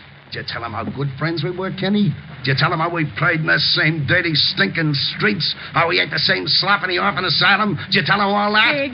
Yeah, Evie, did you tell him how I was always the one to get Kenny out of jams when we were kids? They tell you that, Stone? No, but you're thinking of it. Remember it. I am. Oh, I am. All Kenny wanted was a decent life. Even if it cost mine, huh? He wanted to live for his wife and their baby. And I want to live. For what? You shouldn't have said that, Stone. I didn't have nothing against you till you said that. I was going to death house when I busted loose. I figured a million ways to get away, and I took the chance when it come. I killed a cop. And I know what happens to a cop killer. I know. Yeah, they're coming. I guess you were right about that cabbie. The minute the cop will all be set up and ready to get me. Yeah, but I killed a cop. That's how bad I wanted to live. But nobody wants me to. Nobody. You hear? Nobody. Listen, Sanders. You listen. A couple of weeks ago, there was a leopard loose. You know what the people said? You know, Stone? Yes, I know. They felt sorry for the leopard. That's right. Everybody wanted that leopard taken alive. Nobody wanted it killed. But me, I'm a human being, and they want to see me cut to pieces. Maybe because that's all the difference in the world between you and that animal. Is there? You're going to tell me the leopard would know better if he killed to get away? Well, I don't. No, because that's the way I learned to live. Because you didn't want any other way, Sanders. Because it was the easiest way. You grew up in a gutter. You never wanted to get out of it. Other men did. I ain't other man. I'm Gig Sanders. Gig Sanders. Gig, they're all around. You ain't got a chance. Yeah, and that's dandy for you. Just what you want. No, Gig. No, I swear it ain't. You swear. Now, you listen. I'm going out. Yeah, but not with my hands up. And I ain't gonna die alone. Sanders, don't. Do one last decent thing. Let these kids alone. Gig, listen. I'll go with you. Kenny, no. Gig, I'll go with you. It'll be you and me again like it always was. I'll help you get away. We can do it together, Gig. We always used to, me and you, remember? You're crazy, Kenny. If they think you're going out with him, you won't have a chance. They'll cut you down with him. Kenny, stay here. I gotta do it, Evie. You gotta see that. I have to do it. Gig, you want to kill me, all right. I'll be dead if that's what you want, but I'm going out with you. I got a gun. Kenny, put it down. Don't. So you got a gun. You got a gun. All right, shoot me. Why don't you shoot me? I could have. Any time we were sitting here. But you didn't. You was always soft, Kenny boy. You see, Stone, that's the difference between him and me.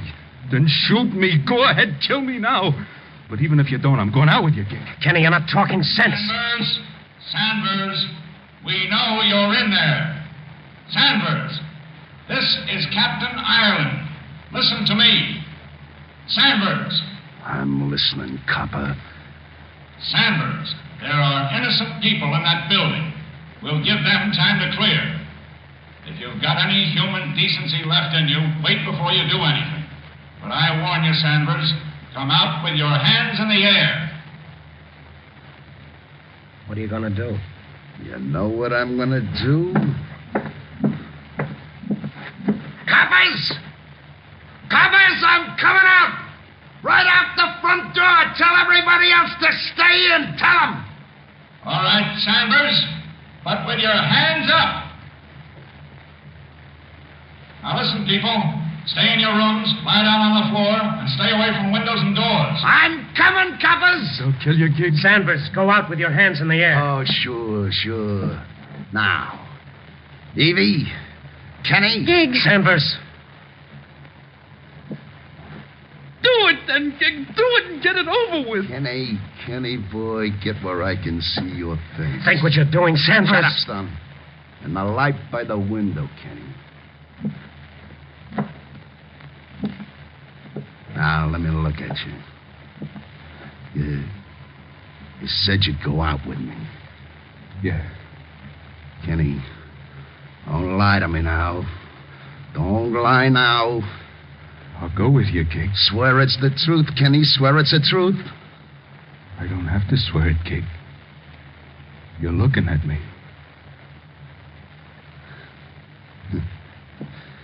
Yeah. Okay. I'm going out alone. And what about Kenny, Evie? They can rot in this stinking world. They can rot. Not me. I'm going out. I'm going out and meet all the coppers in Chicago. Gig, stay where you are. He's gone. He's gone. Sanders, come out with your hands up. Hello, coppers!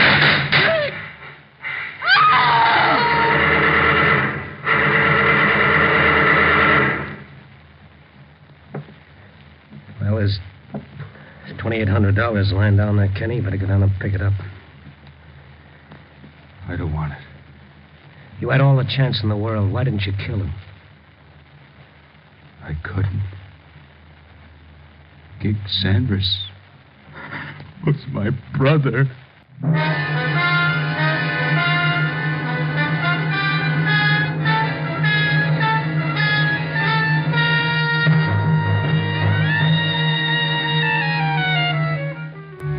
Now it's almost dawn again, and I've written another story. It's a story that began a long time ago when a man looked up and answered a question with another question. Am I my brother's keeper? There's an answer to that, and our society has made it. Yes, you are your brother's keeper, but the kept must be worthy of the keeping. Copy, boy.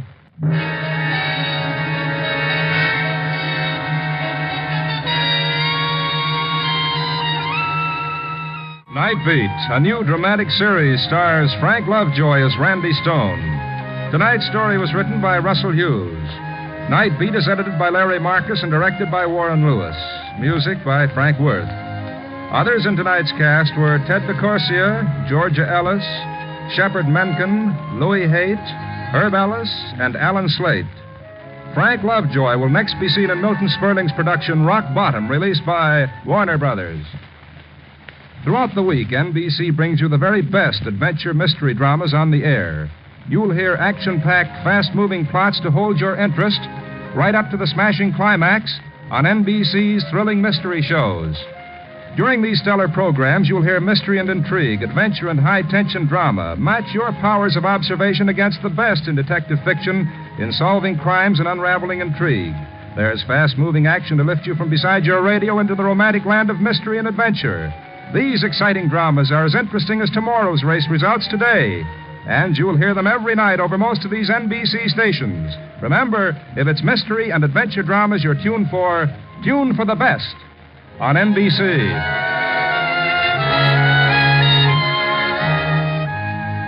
Listen next week at this same time and every week as Randy Stone searches through the city for the strange stories waiting for him in the darkness. The stories that come out of the shadows to find their way into Night Beat.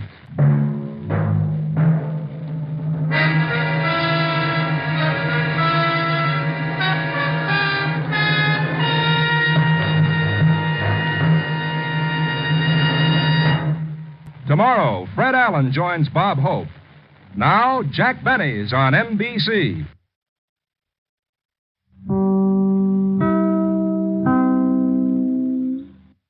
At Lindy Winky Bootery, get shoes for all the family. They look and feel so swell, fit and wear so well. They're always fitted properly. Youngster shoes a specialty. See Lindy Winky Bootery in Dickinson.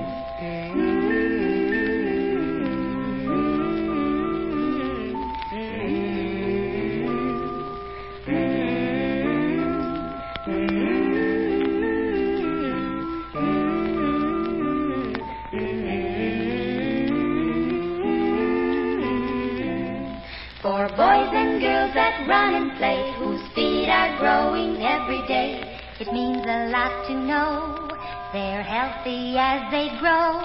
So get them shoes of quality, always fitted properly at Lindy Winky Bootery in Dickinson. Happy mamas have healthy, happy babies. So be happy. Be well dressed. Shop at Ginny's.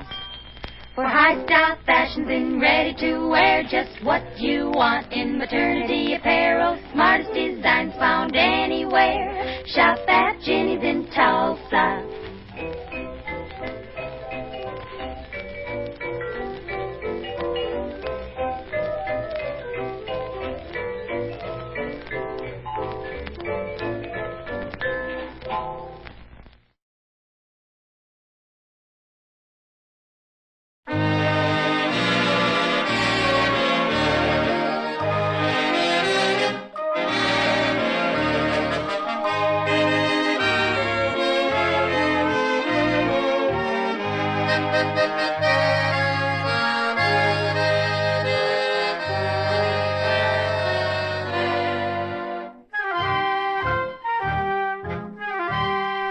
Tonight, we again present the famous Mr. Chameleon of Central Police Headquarters in his famous cases of crime and murder.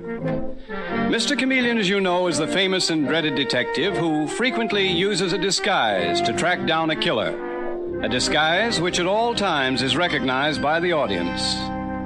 Tonight, we give you Mr. Chameleon in The Custody of the Child Murder Case.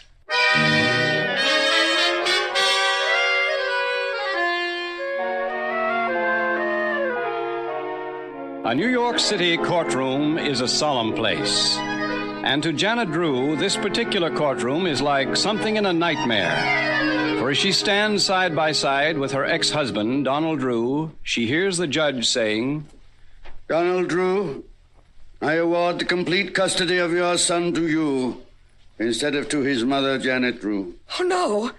No, you can't do that. I base this decision, Mrs. Drew, on the facts which have been fully presented to this court. The evidence was all against you, Mrs. Drew. I have no choice but to award full custody of your child to his father. Thank you, Judge. No, wait. Wait, this isn't right. Judge, you can't take my son away from me. I love him. You should have thought of that sooner, Mrs. Drew. Your son is 4 years old. According to the evidence, you are unfit to be the mother of any child. But the evidence was faked. My husband, Donald, faked it. Those things they told about me, they were lies. You had plenty of opportunity during the trial, Mrs. Drew, to refute the evidence. You didn't, however, which seems to me to prove the evidence is true. But it isn't. Judge, you don't understand. I have a greater reason than any that's been presented to want this child. For Donald has no right to him. He is not Donald Drew's legitimate child. What? Yes, now the truth is out. Order, please. Mrs. Drew, this is a very serious statement. I hope you know what you're saying. I do. Then why didn't you mention this fact before? Why didn't you bring it up during the trial that your boy is not Donald Drew's legitimate child? Because it's not true, Your Honor. It's a desperate lie. She knows the boy is mine, but she won't stop at anything. She'd rather injure my son's good name than let him go. You're lying, Donald. Isn't the very fact that she would do such a thing? Isn't that final proof, Judge, that all the evidence against the character, that it was all true? She's not fit to touch my boy. No! Donald, before I let you get away with this, I'll kill you. I'll kill you! That's enough, Mrs. Drew. The decision of this court is final, and you must accept it. And in the future, if I were you, I wouldn't be so quick to threaten people.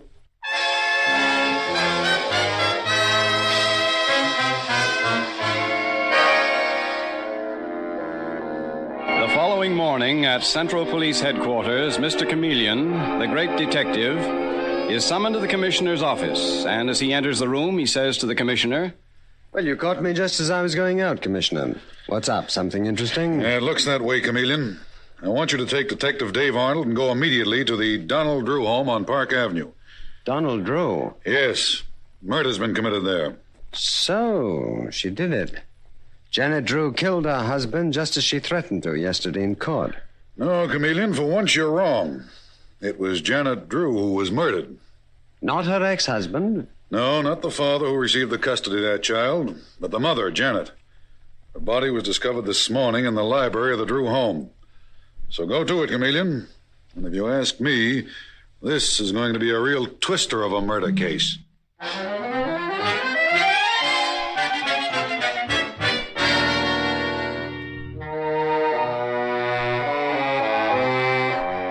And so, a short time later, we find Mr. Chameleon kneeling beside the lifeless body of Janet Drew. And he is saying to Donald Drew, who stands dazedly beside him, "Well, whoever strangled her, Mr. Drew, approached her from behind.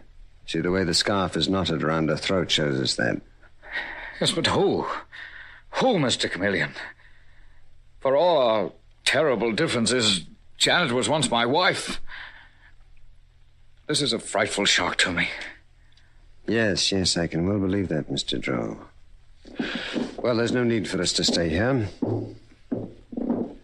Let's step into this room here. Your study? Yes. It was a frightful shock for Janet's sister, too. Her sister Mildred, who lives with us. She's nearly prostrated, Mr. Chameleon.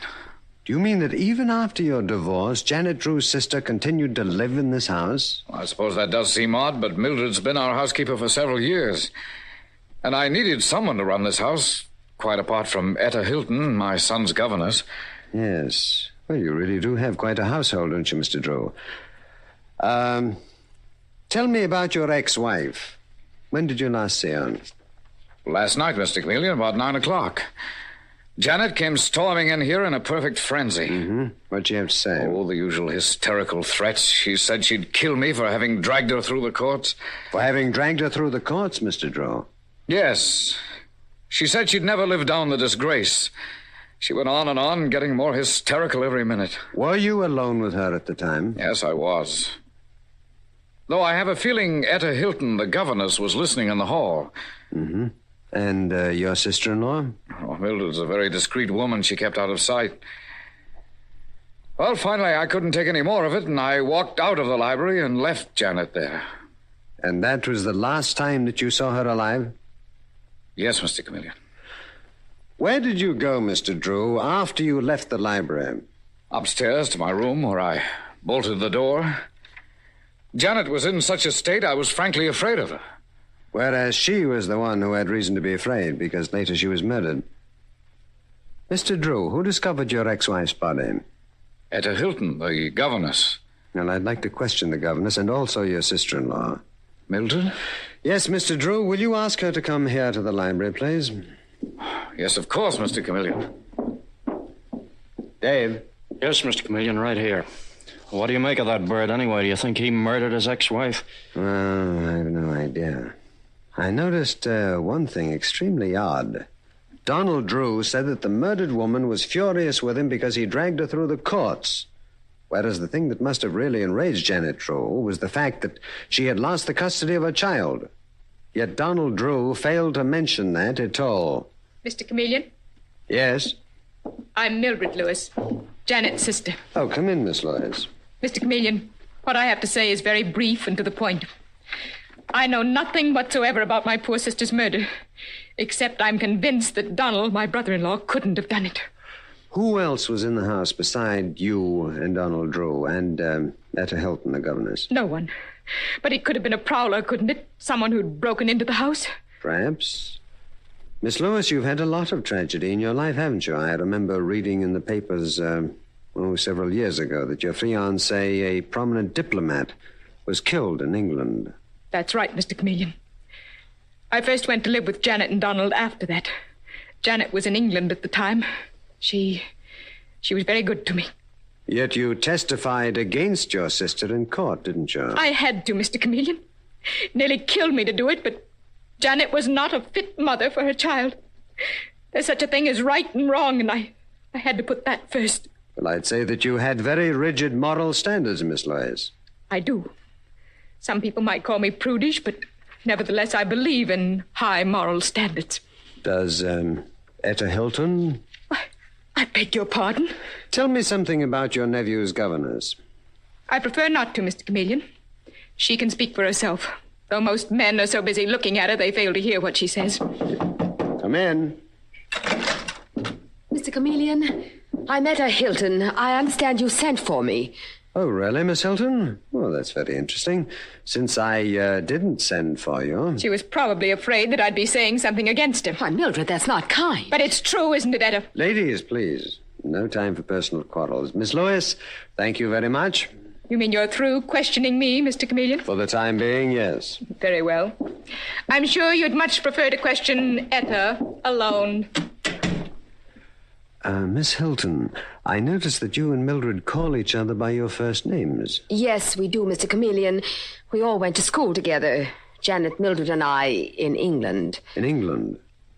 Where were you at the time that Janet and Donald Drew's child was born? The boy was born in England, wasn't he? Yes, and that's where I was. My father had left me penniless. That's how I happened to go to work in Janet's home in Bournemouth as governess. I see. What sort of person was the murdered woman, Janet Drew? Oh, very gay and fun-loving. So different from her sister Mildred. I mean, Mildred's always been very prim and prudish. And you're the one who discovered Janet Drew's body? Yes. Still makes me ill to think about it. But, Mr. Chameleon, Donald Drew couldn't possibly have done it. Oh, I heard them quarrel. Janet was hysterical because she was dragged through the courts. But Donald couldn't have caused her death. Mr. Chameleon, you're so silent. What are you thinking? You're a very beautiful girl, Miss Hilton. You're disturbingly beautiful. Oh, good gracious, is that all? I thought you'd solved this murder case. No. But I may be one step closer.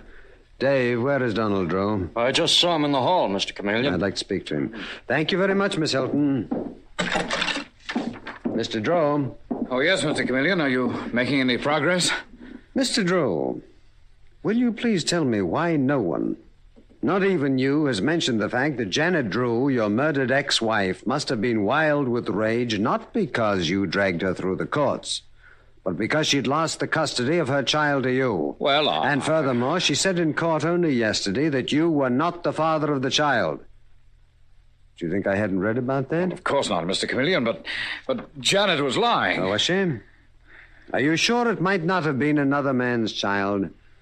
You any idea at all who the father might have been? I'm the father of my son. Janet was lying. She was simply desperate. I wonder.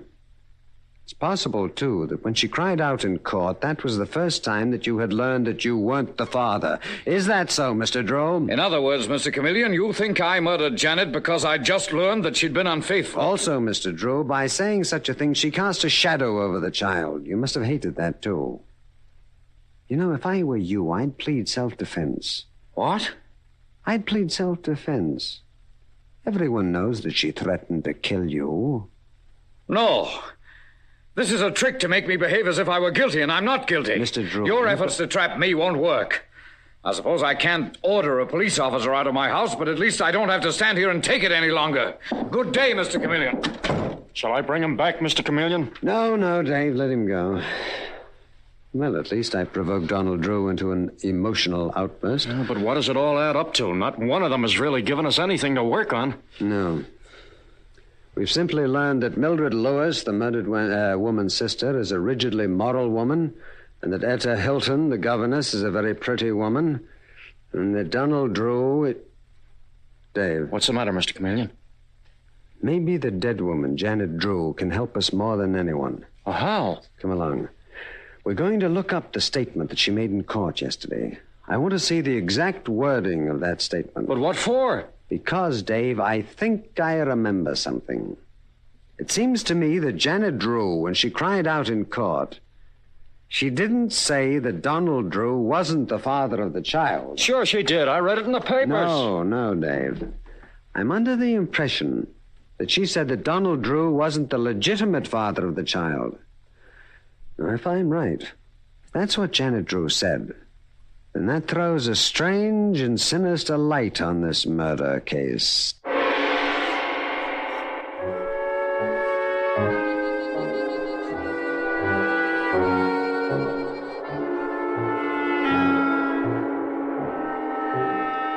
Mr. Chameleon and the custody of the child murder case continues in just a moment.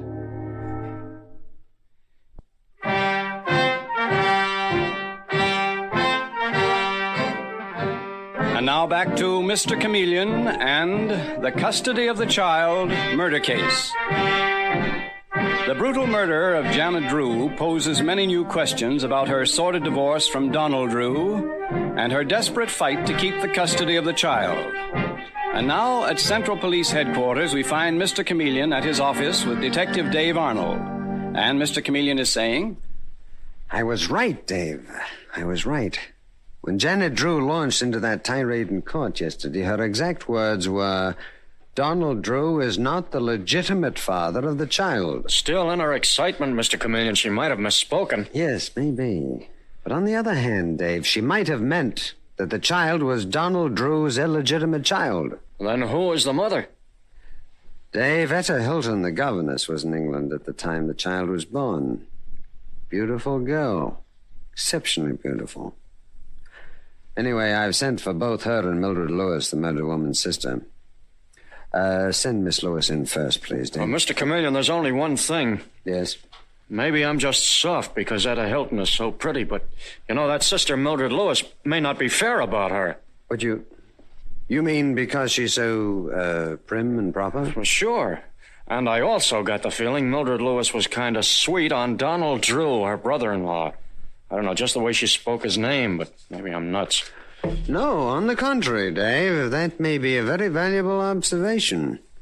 Yes, let's talk to Mildred Lewis and see what happens. Will you come in, please, Miss Lewis? Yes, certainly.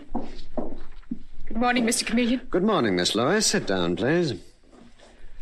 Miss Lewis, who's the mother of Donald Drew's child? What was that? I think you heard me, Miss Lewis. Your murdered sister Janet declared in court yesterday that Donald Drew wasn't the legitimate father of the child, meaning that he was the father, but the child is illegitimate. Janet Drew was not its mother. She only adopted him as her own. Oh, Mr. Chameleon, you must be out of your mind. This is perfectly shocking. Why, of course the child's legitimate. Your murdered sister said otherwise. Janet was frantic. Either that or you misunderstood her meaning. No, on the contrary, Miss Lewis. I understood. Who is the mother of Donald Drew's child? Mr. Chameleon, I just can't go on with this conversation. This whole thing's been a horror to me. My sister Janet and I come from a respectable family with definite ideas of right and wrong, and And this whole ugly mess has been more than I can bear. You testified in court, however, that your sister Janet was immoral, not a fit mother. I had to, so that the child would have a chance to grow up decently. But just the same in my heart, I loved my sister. Now she's dead. In the name of heaven, Mr. Chameleon, can't we let her rest in peace? Be no rest for any of us till we find a murderer, Miss Lois. What about the child's governess, Etta Hilton? What about her? Well, has there been anything between her and Donald Drew? It's fantastic to claim that Janet wasn't the mother. Has there ever been anything between Etta Hilton and Donald Drew? There might have been, yes, Mr. Chameleon. I've suspected it for years, but I've never been sure. Well, apparently only your dead sister really knew the truth about the situation. Well, I'll see what Etta Hilton has to say about it. Mr. Chameleon, you're not going to tell her what I just said. Well, I must, Miss Lois. Miss Hilton, you come in, please. Yes, Mr. Chameleon. Miss Hilton, I have a theory that Janet Drew was not the mother of the child for whose custody she fought. Donald Drew was the father, but someone else was the mother. But that's ridiculous. Mildred, that is ridiculous, isn't it? I think so, Etta. Also, Miss Hilton, I must tell you that Mildred Lewis here is very much afraid that there was some emotional relationship between you and her brother-in-law, Donald Drew. Etta, I told Mr. Chameleon I wasn't sure, that I only suspected there was something between you and Donald, and it might have been my imagination. Well, Miss Hilton, what do you have to say to that? Nothing. Nothing? Nothing, Mr. Chameleon. Oh, come on now, Miss Hilton. You must have something to say. Maybe it was Mildred Lewis that Donald Drew was in love with. Detective Arnold, I'm a governess in that home, that's all. It was not my business to know anything about the personal affairs of the family. It's my business to know, Miss Hilton. Janet Drew was murdered. I'm sorry, Mr. Chameleon. I can tell you nothing. Good girl, Etta. Mr. Chameleon tried to trap us, but he failed. Not entirely, Miss Lois. You failed, and you know it. Come along, Etta. That is, if you've finished questioning us, Mr. Chameleon. For the time being, yes. Again, thank you for your help, Miss Lois. For their help? What kind of help were those two, Mr. Chameleon? Don't rub it in, Dave. Miss Lois was quite right when she said that I'd failed. It's interesting I failed to trick Donald Drew, too. Tremendous amount of strength and willpower in all three of them. Well, at least you've learned that. Yes, that's true. Dave, I'm going to cable Bournemouth, England. Try to learn the facts of that child's birth. And meanwhile, I think the testimony about the murdered Janet Drew's loose morals will bear some very close investigating. I'm beginning to suspect that may have been faked.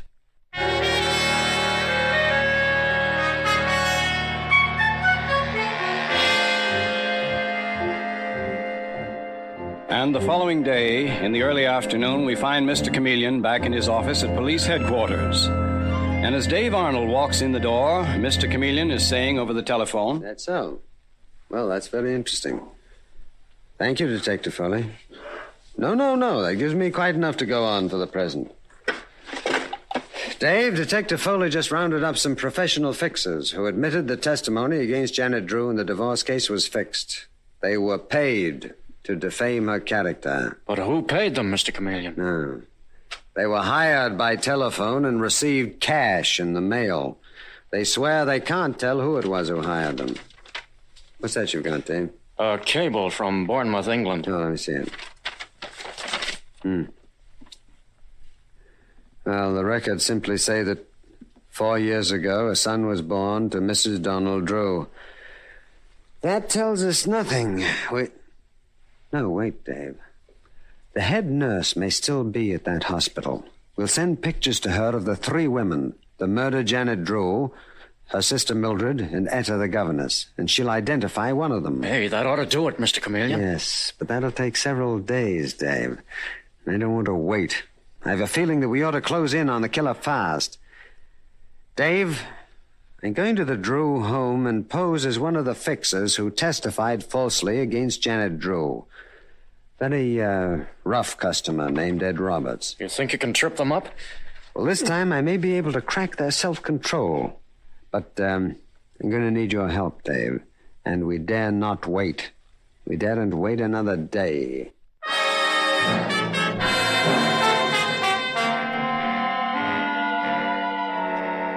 And so that evening, in the library of Donald Drew's home, we find 3 tense people facing a rough-looking character, Mr. Chameleon in his disguise of Ed Roberts, the fixer. And as he gazes at Mildred Lewis and Donald Drew and Etta Hilton, Mr. Chameleon speaks in the voice of his disguise. Come on now, kiddies. Don't play hide and seek with me. You're the one who paid me, Mr. Drew, to testify falsely against your wife. Can you prove that, Mr. Roberts? I suppose I can't. You think the police won't believe me if I tell them you hired me to say your wife was a bad woman? Poor thing, I feel kind of sorry for that dame. She was murdered. You still can't prove anything. No. Might go hard with you if I go to the police. He's trying to blackmail you, Donald. Be quiet, Mildred. I'll handle this. Mr. Roberts, do you realize if you tell the police you testified falsely that you'll be sent to jail for perjury? Yeah. Oh.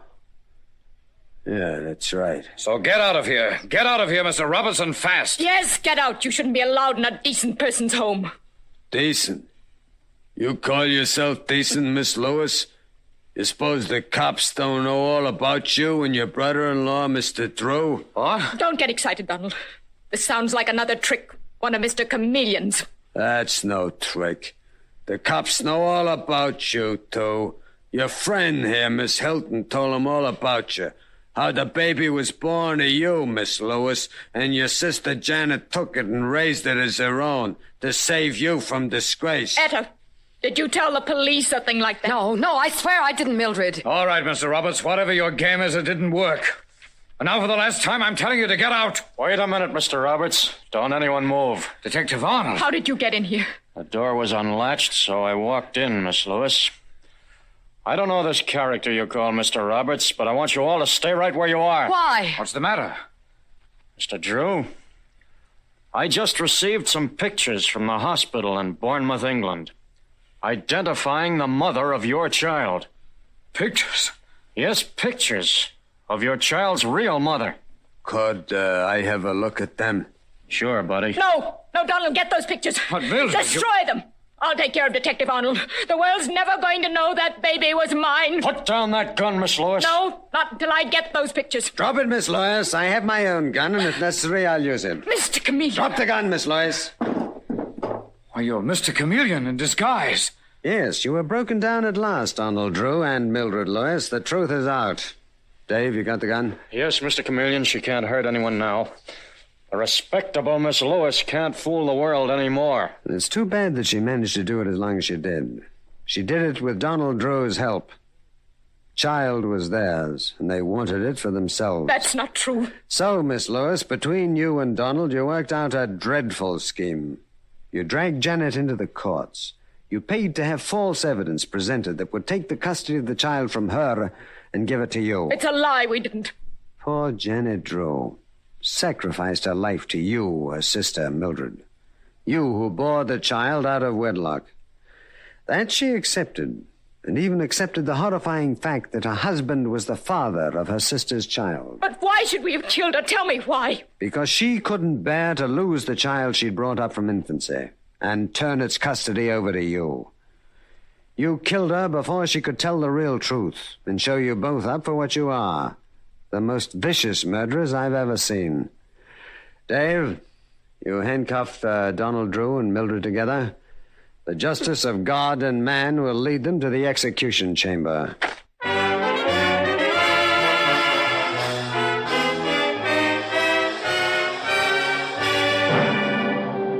And with these words, Mr. Chameleon concludes tonight's murder case.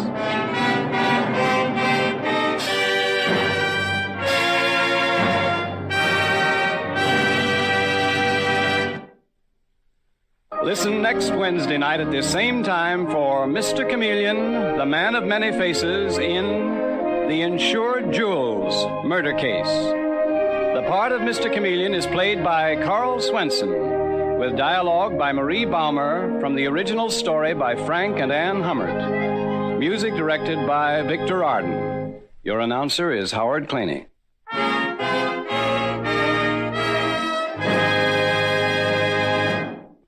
This is CBS, the Columbia Broadcasting System.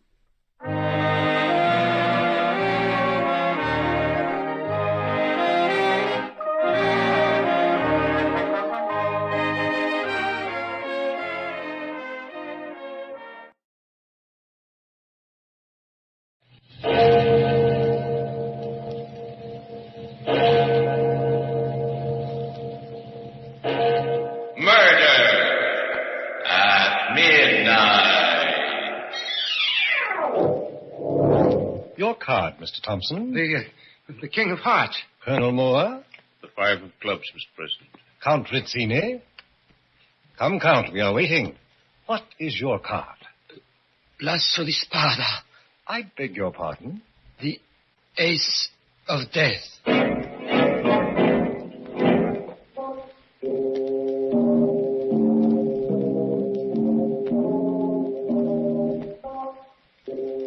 Midnight, the witching hour, when the night is darkest, our fears the strongest, and our strength at its lowest ebb.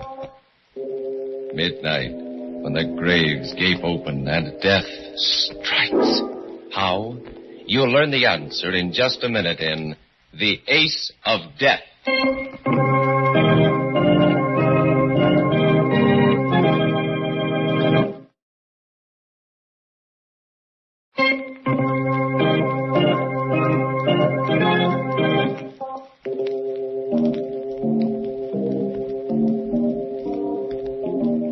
And now, Murder at Midnight. Tales of mystery and terror by radio's masters of the macabre. Our story, based on Robert Louis Stevenson's immortal Suicide Club, is by Max Ehrlich. Its title, The Ace of Death.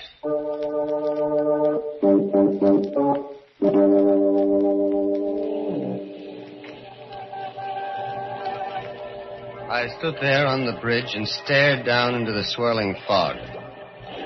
It hid the river like a white shroud. I shivered. It'd be cold down there, freezing cold. I would go down, down, deep into the black, watery depths, my ears bursting and my lungs fighting for breath. And then, finally, there would be silence. Silence. And eternal peace. Somewhere a clock began to chime 11. The last hour. The last hour of a man's life. My life. I, John Evans, ill and broke without family or friends. Sick and weary of the constant struggle among earthbound mortals. Looked forward to my new future. Death. I put one foot over the bridge rail. My heart pounded. My head throbbed. And then someone came out of the mist and seized me from behind. No, you fool. Don't do it. Not this way. No. Let me go. Let me go while I still got the you courage. hear what I've got to say? Why did you stop me? Why? I wanted to die. I wanted to. I sympathize with you, young man. You see, I, too, am tired of life and seek death. You? You want to die? Yes, but not by drowning. No, my boy. I've made other arrangements. The river is not only a dull way to die, it's positively sordid. The very idea makes me shudder with distaste. Wait, I don't understand. It's very simple, young man. Well, most of us are too commonplace about the hereafter. We enter it with morbid fear and without imagination. Actually, death can be glorious. Glorious? Yes, a great new change from our ordinary lifetime routine. A journey into an uncharted world. A man should meet death on the wings of adventure. It should be an exciting and delightful experience. Death? Exciting and delightful? Why not? I've already arranged my decease along these lines. And since you and I have an interest in common, why not join me? Huh? We'll seek death's private door together. Come, young man. Come along with me. Where? To my club. I'll be glad to recommend you for membership. Your club? Yes. It caters to a clientele of gentlemen like ourselves. We call it the Hereafter Club. The whole thing was mad, insane. And yet it was intriguing, too. I looked hard at the elderly gentleman who'd come out of the fog to pull me from the brink of death, only to offer me a pleasanter and more delightful variety later. He repeated his invitation to join him, and I could see that he was perfectly sincere. I decided to go with him, even though I secretly considered him some kind of a madman. After all, what could I lose now?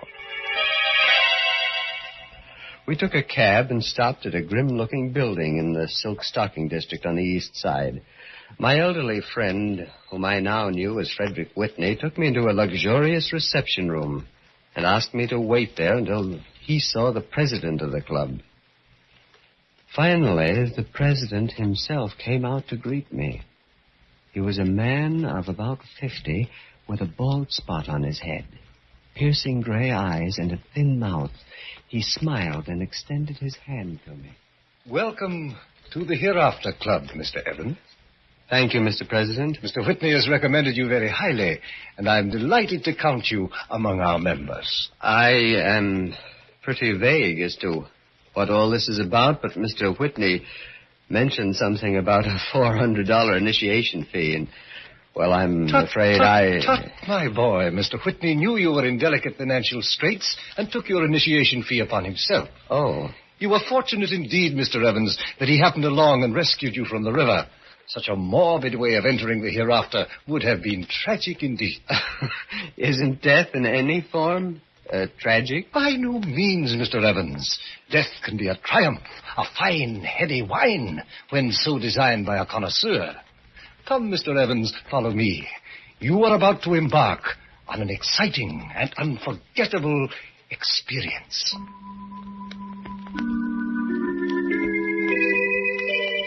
Like a man in a dream, I followed the president into a large room.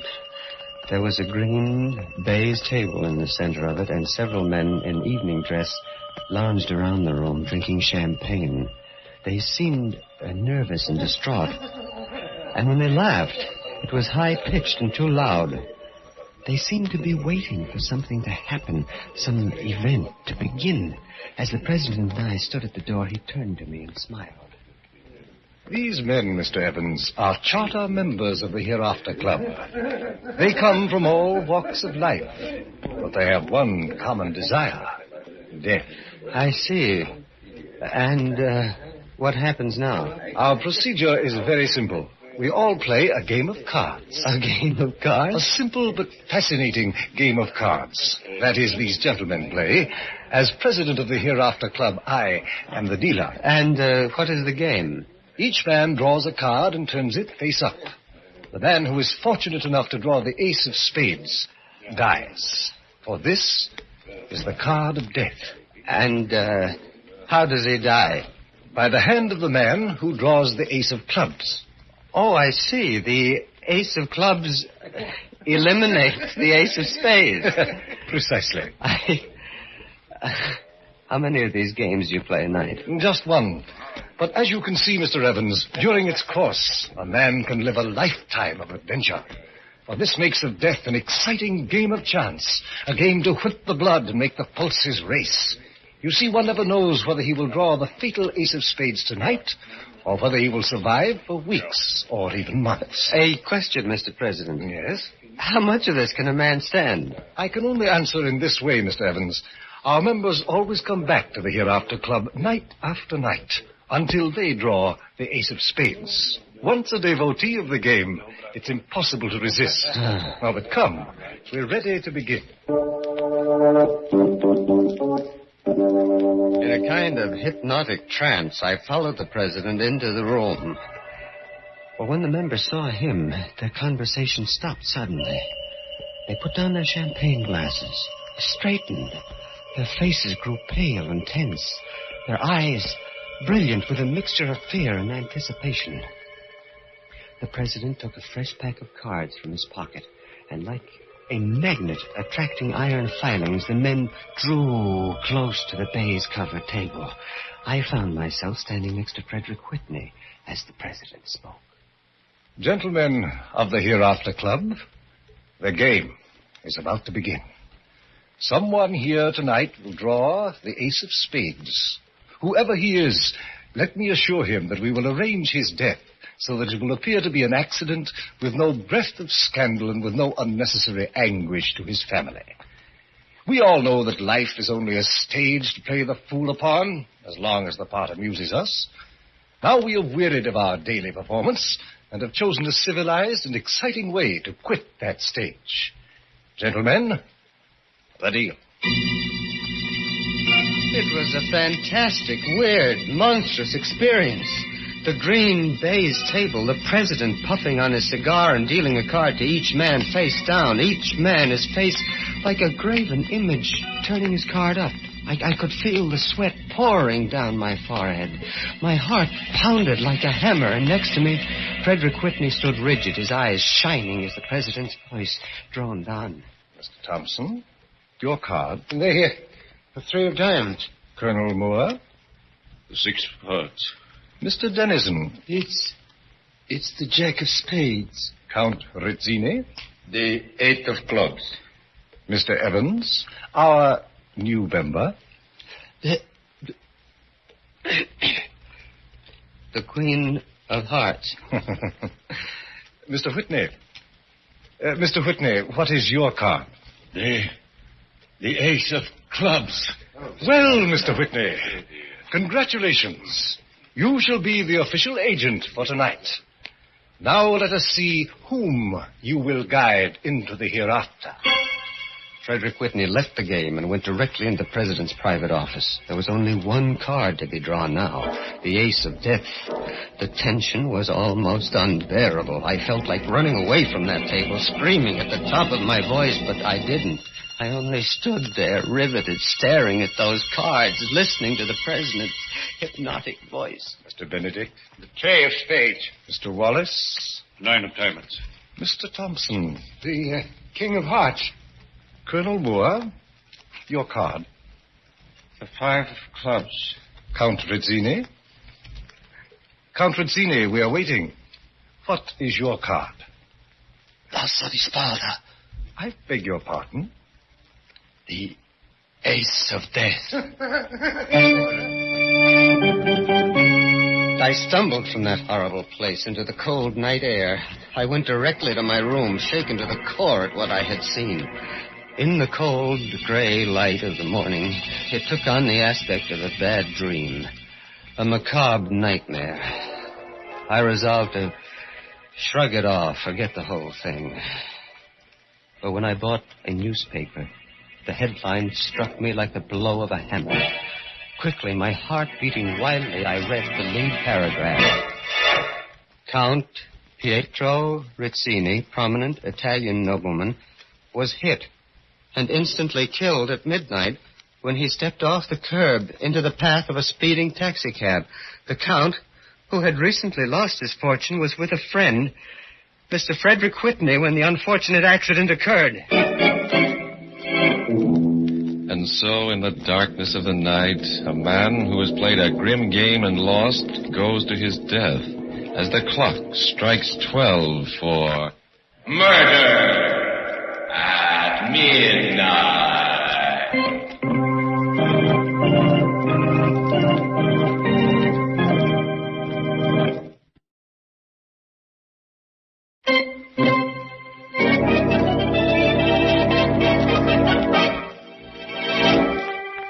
And now, here is John Evans again to continue his story.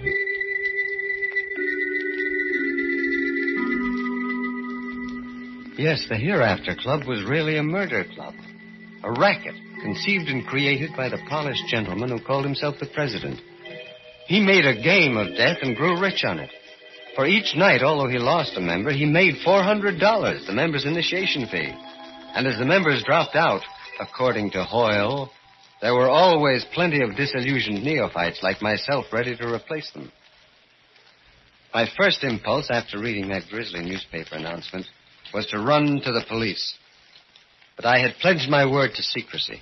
And besides, I wanted to go back.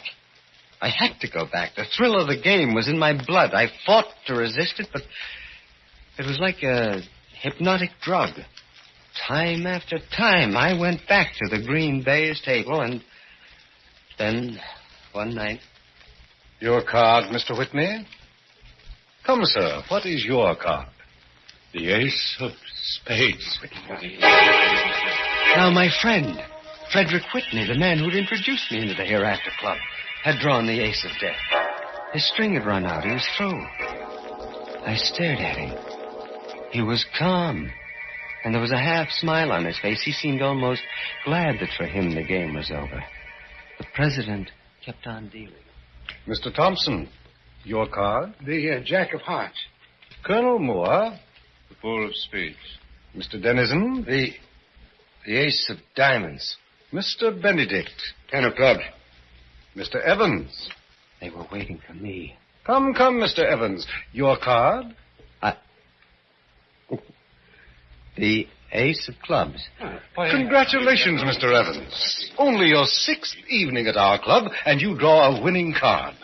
Now, if you'll join Mr. Whitney and myself in my private office, we'll arrange the details.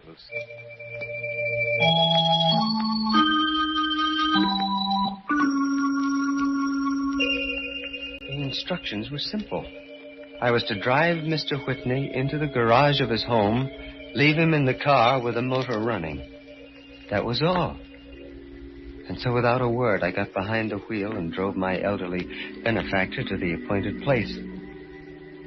We looked at each other there in the garage, and then he said, John, if anyone had to draw the ace of clubs, I'm glad it was you. No, Mr. Whitney, look here. I don't want to kill you.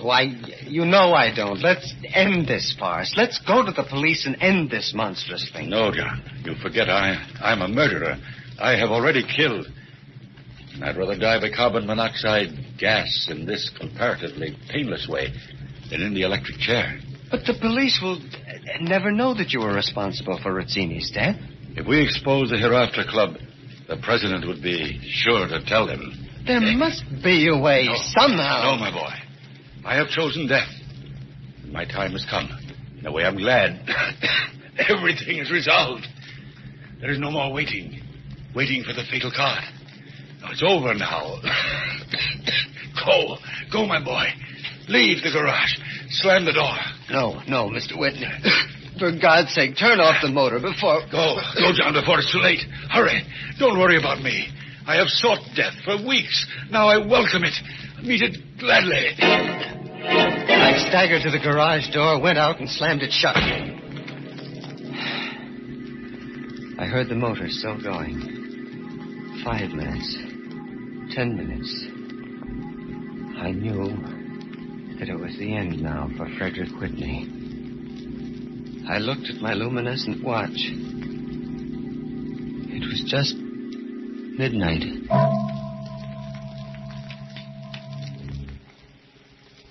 I walked the streets for hours after that. Now I was a murderer. True, I had killed with my victim's consent, but I had killed. Now, as the dawn came, I began to shake with a cold rage against the connoisseur of death who called himself the president. Men killed. Men died, and he profited without risk. He always dealt the game and never participated. He was a prince of ruin. And unfortunate men like myself could not resist what he had to offer. And so, like a smiling Satan in formal clothes, exerting a demoniac spell upon the fools who played his game, he watched them destroy each other. That night, I went to the Hereafter Club, and just before the game, confronted him. Good evening, Mr. Evans. I see you are back again tonight. Yes, Mr. President, I'm back again. And I want to congratulate you. Indeed? On what? On your financial vision in starting this club. By simple mathematics, it nets you a handsome profit. We play 5 evenings a week, and each evening you make $400. That, Mr. President, adds up to $2,000 a week. Yes, it's a tidy sum, Mr. Evans, to be sure. But to tell you the truth, tonight we play our last game. Our last game? Yes, to be frank with you, Mr. Evans, the sport of the game is beginning to pall on me. I've decided to retire to the country and pursue the delights of horticulture. Flowers are my hobby, you know. Oh, I see. Even you can tire of sending men to their deaths. And just what do you mean by that, Mr. Evans? I mean that you are a coward, Mr. President. You have created a monstrous game, and yet you haven't the courage to play it yourself. You question my courage, then, Mr. Evans? I do. And I question your honor, too. It seems to me that if you profit by your clients, you should take the same risk they do. You are a very impertinent young man, but I cannot let your accusations go without rebuttal. Indeed, it might be an interesting experience to play this last game myself. A kind of fitting climax to a successful career. Of course, Mr. Evans, I'll demand a handsome apology when it's over. You don't mean that you are actually going to take a chance? Yes, why not? I've often been intrigued by the excitement of my clients. Now, I might as well savor that excitement myself. before I close the Hereafter Club. The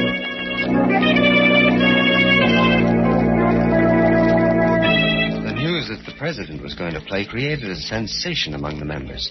He dealt a round, and then another. And the third time around, for the second night in a row, I drew the murder card, the ace of clubs. The president smiled his congratulations at what he called my phenomenal luck and continued. Mr. Thompson, your card. The 2 spades. Colonel Moore. The king of hearts. Mr. Dennison. The 7 of clubs. Mr. Benedict. Queen of diamonds.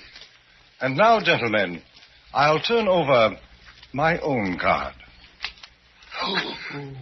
Congratulations, Mr. President.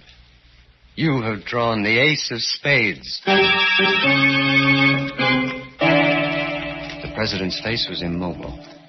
Not an eyelash flickered. We went into his private office, and his words were calm as he explained the evening's arrangements. I had drawn the murder card, and he had drawn the death card. Yet, judging by his unworried attitude and serene bearing, it might have been the other way around. I couldn't help a flicker of admiration for him.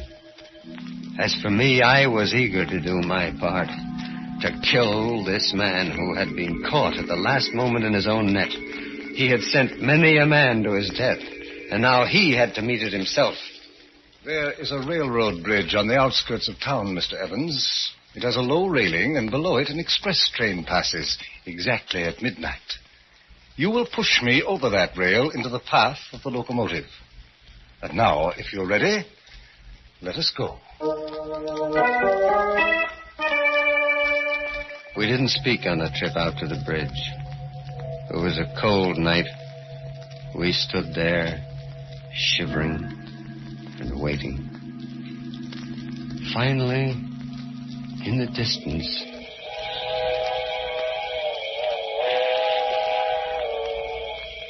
that was it. The midnight train. I could see its bright headlight flickering as it approached. Then the president spoke. Mr. Evans, of course we are not going through with this. Of course we are, Mr. President. Look here, my dear boy. As you know, the Hereafter Club is disbanded. Unlike my clients, I have no desire to die. There's no point in doing so. Well, you are going to die, Mr. President, just as you have sent others. I'll see to it myself. Be reasonable, Mr. Evans. I have everything to live for. And so can you have. Now then, I'm a very wealthy man, and I'm quite sure you could use, say, $10,000. Get close to that rail, Mr. President. I suggest you listen to reason, Mr. Evans. The others died without a whimper. You sent them into the hereafter, and now you're going yourself, as you deserve. You're a very stubborn young man, Mr. Evans. No, drop that gun. Don't.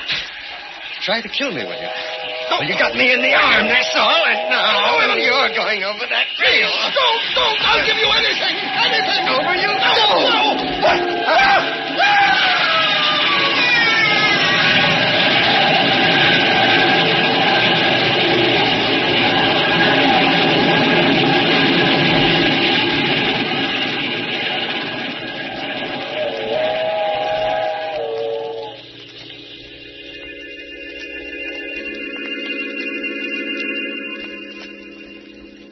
When the train had passed, I saw what was left of his body on the tracks. Slowly, with dragging footsteps, I walked down the street toward the twin green lights of the police station. Now, like the others, I'm ready for the end. The doors of the police station open and close on the man who trumped the ace of death. The man who now seeks his own dark destiny as the clocks strike 12 for murder at midnight.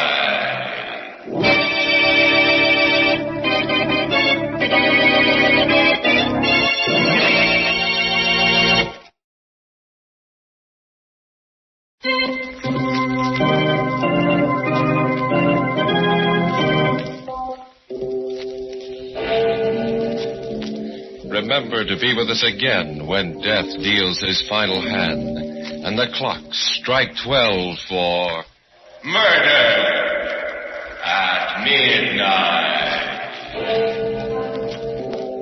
The part of John Evans was played by Carl Swenson. The president of the Hereafter Club was John Griggs. With music by Bert Berman, Murder at Midnight was directed by Anton M. Leader.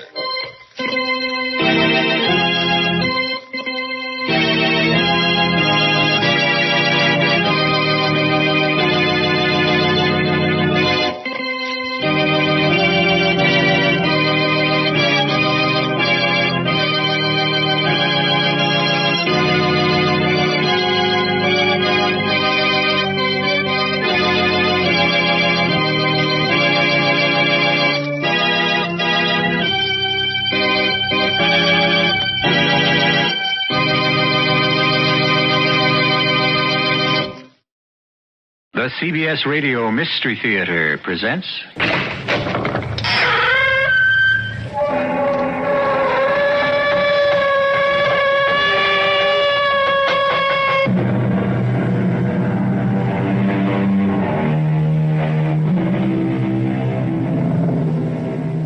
Come in. Welcome. I'm E.G. Marshall. Welcome to the world of primeval dread, to the fear you can hear. Do things have souls? Do natural forces embody malicious spirits? That was the primitive belief of mankind, stifled, they say, by the rise of civilization. But is it dead? Or does there move within us still the distorted shadow of some long-forgotten lore, dark images we dare not face? Jeff Moore never found the answer, but the question shattered his life.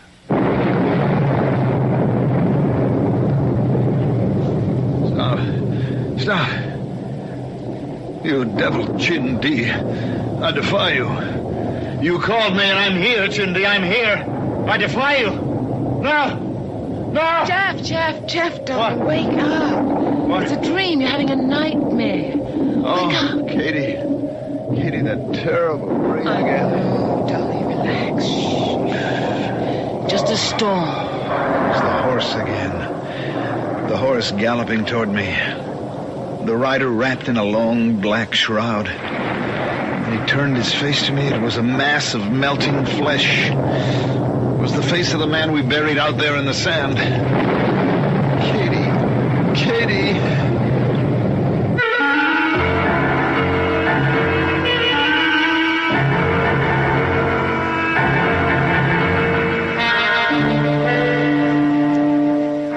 Our mystery drama, The Devil God, was written especially for the Mystery Theater by Mary Jane Higby and stars Ruby Dee and Mandel Kramer. I'll be back shortly with Act One.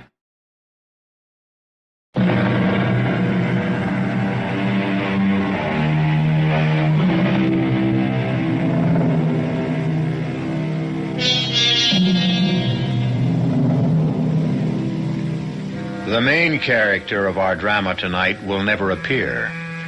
I think you will feel his presence, however, as thousands have felt it through the long centuries that brought us out of the prehistoric cave to the place where we now stand. As Jeff and Katie Moore, a young couple from New England, felt it among the stark cliffs of the Southwest. But let Katie tell you about it. That storm last night shook this old house like a terrier shaking a rat. I lay trembling in my bed while it crashed its way towards us, then burst in a roar overhead. Jeff started screaming in his sleep. Help me, please. The way he does nowadays. Help me. And I ran in to comfort him. Help me. Please help me. Jeff, darling, wake up. It's just a storm. It's the horse again. The horse galloping toward me, the rider wrapped in a long black shroud. Suddenly he turned his face to me, and it was a mass of melting flesh, the face of the man we buried out there in the sand. Oh, Katie. It's all right, dear. You'll be all right. Katie, am I ever going to get over this? funny thing about a vicious storm, how innocent and clean the world looks afterward. In the morning, the air was so shimmering clear that for a moment I thought I was back in Antelope Valley, that day I first saw it nestling in the desert mountains. I didn't know then the terror hidden in those hills. I wish I had known. Dear God, how I wish I had known. I'm sorry about the shape this road's in, folks. This is a road? Are we on our own property yet, Mr. Purdy? Yeah, we'll be as soon as we cross the little Yaqui River. It's only 20 miles or so to the house from there. Mm-hmm. Your uncle left you a fine ranch. You're going to be mighty happy when you see what you've got. I'll be mighty happy if I've still got my teeth. It's awfully nice of you to bring us all the way out here. Well, couldn't let you come out alone the first time. You being strangers to this part of the country and all. Now, when we get to the top of this rise, you're going to see a grade A job of government bungling. A few months ago, they sent out some fancy Eastern engineers. First thing they did was pull out the bridge that was here and move it 10 miles downriver. Never stopped to find out there was a house 20 miles back, and this bridge was the only access. Oh, dear. Well, what do we do? The Jeep won't make it through the gully. Yeah. At least I think it will. I better walk down first, though, to make sure. Shall I come with you? No use both of us getting our feet wet. And I can see why he said we'd never make it in our own car. Honey, when I think of your uncle sinking all of his money in this God-forsaken country... God-forsaken? Why, it's beautiful. Come on, darling, you've seen too many John Wayne movies. It's valuable land. I know. And I'm lucky. I married a beautiful woman who turned out to be an heiress. I'm glad we didn't know my Uncle Bush was making me his heir. I'd have thought you were marrying me for my vast holdings. And I just hope that among the vast holdings, he left a bottle of scotch. Because I'm going to need it if Joe Purdy manages to get us across these craters of the moon. Well, okay. I just wanted to be sure that there was no quicksand. We're really going down into that ravine. Yep. Here we go. Ooh, it's awfully steep, isn't it? Oh, boy. Well, made it. Shook up. Sorry, folks. Oh. Well, that's the little Yaqui River. River? There wasn't a quart of water in it. Oh, not now. But don't you ever try what I just did. Come a flash flood, and it'll be a wall of water rushing down. I've seen little jackrabbits caught in it, even rattlesnakes. That's why your uncle was so mad about that bridge. You can't get to your land from the new one without scaling the cliff. What? Mr. Purdy, wait a minute now. Are you saying that once you leave us, we're completely cut off, trapped? Oh, no. The ranch hands can always get you out. Kenneth, he's your foreman. He talks English real good. Well, what do the others talk? Their own language. They're Indians. Indians? Why didn't anybody tell us all this? Well, now, I wouldn't worry. Well, your uncle had the best ranch hands in the state. That's why Antelope Valley's such a fine money-making outfit. well, now, Jeff, don't borrow trouble. Wait till we get there, see what it's like. I know what it's like. Flash floods, quicksand, rattlesnakes, and 6 feet of snow. Katie, we're moving into a trap.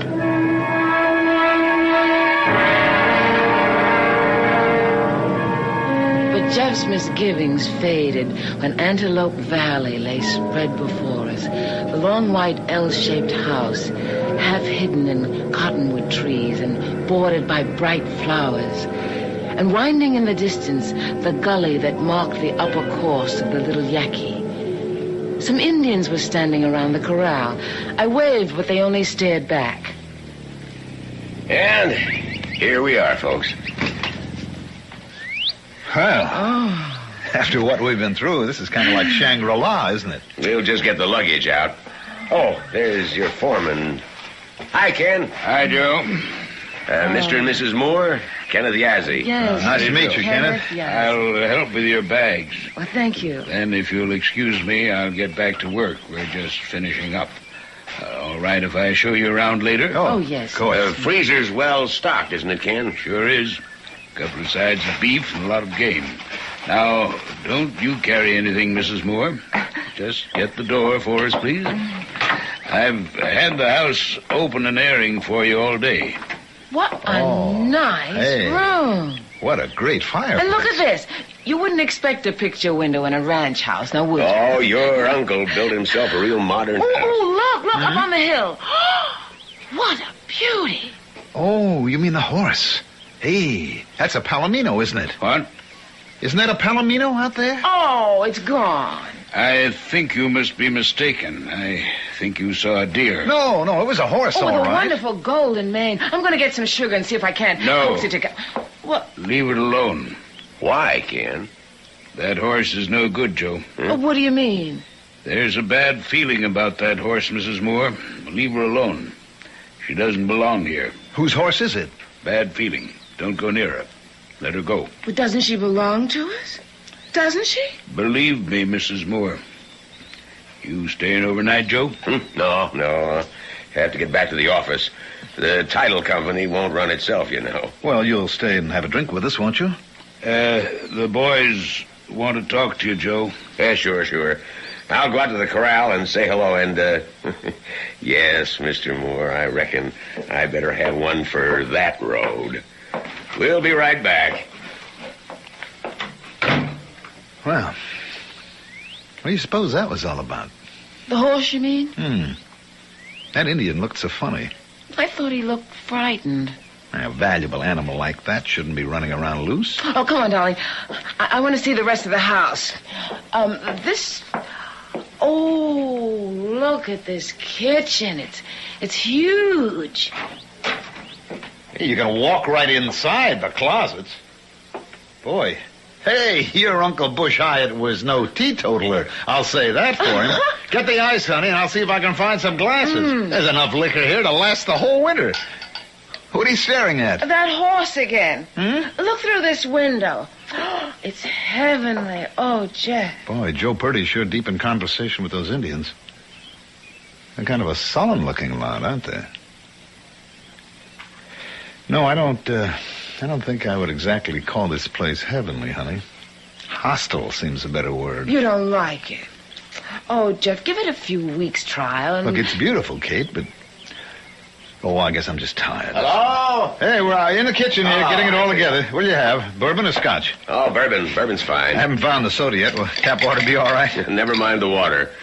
I'm going to ask you folks to put me up for the night. Oh, wonderful. Oh, sure. Wonderful. Well, here's to a happy life in Antelope Valley. Yes, cheers, Joe. Cheers. You don't mind if I call you that, do you? Of course not. Everybody does. Well, I have to ride out behind the hills tomorrow. Oh, why? There's a job to do back there. Nasty job, too. The ranch hands asked me if I'd do it. Why'd they do it themselves? Well, they can't. There's something to do with their religion. Oh, and by the way, I want to talk to you about that.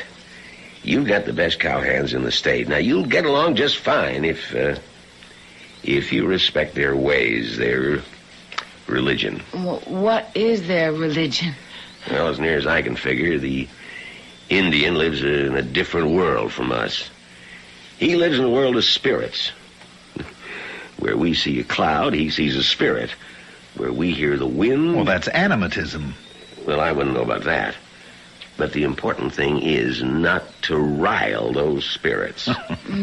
Okay, I'll drink to that. No, I'm serious. And I'd advise you to be. Because, well, I've seen some mighty strange things in my time. And now about that horse, Palomino... Now, how about that? Now, is it ours or isn't it? Well, I figure it isn't.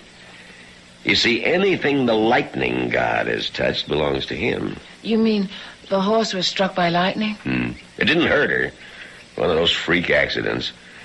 But now she belongs to the lightning god. He'll strike down anybody who tries to take what is his. So, leave her alone, okay? Oh, come on. That's nonsense. Plain superstition. It's what they believe. Well, Kenneth doesn't go for this rubbish, does he? He seems like an educated man. He was a track star at UCLA. Almost made the Olympics. But Ken is an Indian. I see. All right, now look, let's get this straight.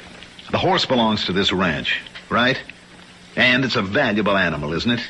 I reckon so. Now, you're saying that I can't keep her, can't even sell her because of some whammy that somebody's put on her? I'm saying you won't go near that horse if you know what's good for you. But that's crazy. Now, don't be so sure. Well, you don't believe this drivel, do you? I don't believe it, and I don't not believe it. Well, that horse is going back into the barn. It's ours, and I'm keeping it.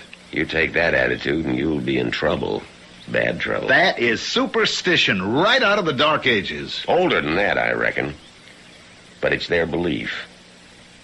And this would be one hell of a time to try to talk them out of it. They've got a dead man lying back in the hills to prove it. A dead man? If you're so cocksure about these things, ride out with me tomorrow when I go bury him.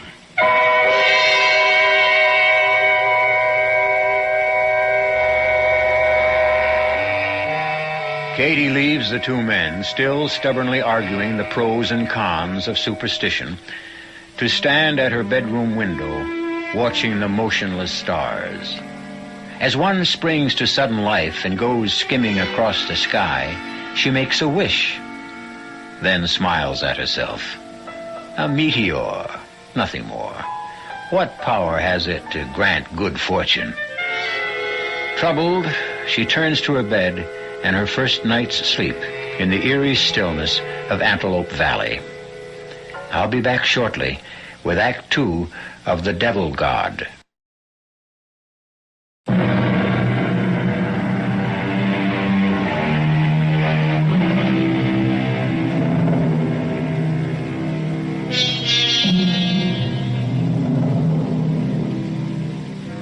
A profound stillness has settled over the remote ranch, broken only by the occasional howl of a coyote. In spite of her uneasiness about the gruesome task her city-bred husband has agreed to undertake with Joe Purdy, Katie Moore has fallen into a deep sleep. She awakes with a start. Someone is moving about the room. Jeff? Oh, I didn't mean to wake you, honey. I'm sorry. Oh, it's still dark. It sure is. When Joe Purdy says early, he means it. I'll get you breakfast. No. We've had breakfast. Don't get up. Katie, you know where that blue cotton shirt of mine is? I think I put it... Oh, yes. Second drawer down. Okay, now. So how's the girl of the Golden West? Did you hear anything? No. Like what? I thought I heard hoofbeats. Toss me my dressing gown, will you? Whew, it's chilly, isn't it? Yes, there she is again. The Palomino. Oh, poor thing. Probably hungry. You know, Katie, this whole setup seems fishy. You mean about the horse? The whole situation on this ranch. After you went to bed last night, I found out the name of this guy that we're going to bury. Little Gambler. And whose father do you think he is? Kenneth Yazzie father? That's right, our college graduates. Now, superstition or no superstition, you don't leave your father lying out where the buzzards and coyotes can get at him. Ooh, Jeff, don't. I'm sorry, honey, but I tell you, I won't be surprised if we find him shot through the head or stabbed in the back. If we can tell from what's left of him. There's something phony going on. I'm not sure Joe isn't part of it. Oh, no, Jeff. Well, you take this guy's name, Little Gambler. Now, honey, you know that horse is worth a lot of money. You think there was a fight over the horse? I don't know. And I sure don't go for all this mumbo-jumbo about lightning gods and rainbow gods and spirits of death. It's too easy an out. Can you see, is that horse still there? Uh-huh. Poor thing, it needs a good currying. As soon as I'm dressed, I'm going out and putting it into the barn. And, Katie, you see that it stays there. The sun was beginning to rise as I watched wiry Joe Purdy and my cheerful blonde husband ride out of sight. I turned to unpacking and settling into my new home. Just after midday, a sudden commotion drew me out into the yard. The barn door was open, and in the dark interior, a golden mane flashed through the air as the Palomino reared suddenly. I could make out two shadowy figures behind her. No, stop! Stop! Don't drive her out! Stop that! My husband put the horse in the barn. She's to stay there. Now, don't let her out. Doesn't either of you speak English? Something wrong, Mrs. Moore? Yes. My husband put the Palomino in the barn this morning, and I caught these men trying to drive her out. I don't think so, Mrs. Moore. Oh, yes, I saw them. The horse is no good. You mean she's vicious? That's absurd. She's as gentle as a lamb. No good for the ranch. She was my uncle's horse, wasn't she? Kenneth, I'm serious about this. We're keeping her. And from now on, I want the boys to take good care of her. They have other work to do. Oh, come on. All this fuss is because she was struck by lightning, isn't it? Let's settle this once and for all. This was my uncle's ranch. Now my husband and I occupy the place that he did. Your uncle understood Indian ways. I understand, too. I know how the ranch hands feel about the lightning god, and I sympathize. But I don't for 1 minute believe in it, and I don't think you do. Mrs. Moore, let the horse go. Otherwise, I cannot be responsible. You don't have to be. Just do as I say. He turned on his heel and left me standing there in the blazing heat. Tears of fury stung my eyes. I watched a buzzard circling in the clear sky. Then the thought of Jeff and the grisly job he had set out to do sent a shiver through me, and I ran back into the cool ranch house. I prowled restlessly from room to room until in my uncle's office I came across a photograph album. A pictorial record of his days as a trader on the Indian reservation. A recent snapshot, not yet pasted in the book, fell out in my lap. On it, my uncle had written, Scheherazade, first prize, Santa Fe, 1972. It was the Palomino. I was so engrossed in the album that I didn't notice the change in the weather. A wind had come up and a door started banging. And I ran to fasten it, and I could see the cottonwoods outside writhing in the wind. A few Indians had gathered near the corral. One of them, taller than the rest, wore a big black hat. He was pointing to the east, where a dark, menacing cloud hung over the hills. I felt stifled. I sat down, gasping for breath, and watched while the ugly thing spread like some monstrous growth across the sky. Shortly after sunset, Jeff and Joe Purdy returned. Honey? Oh, Jeff! Jeff, I'm so glad you're back. Not as glad as I am. What a day. Nasty chore.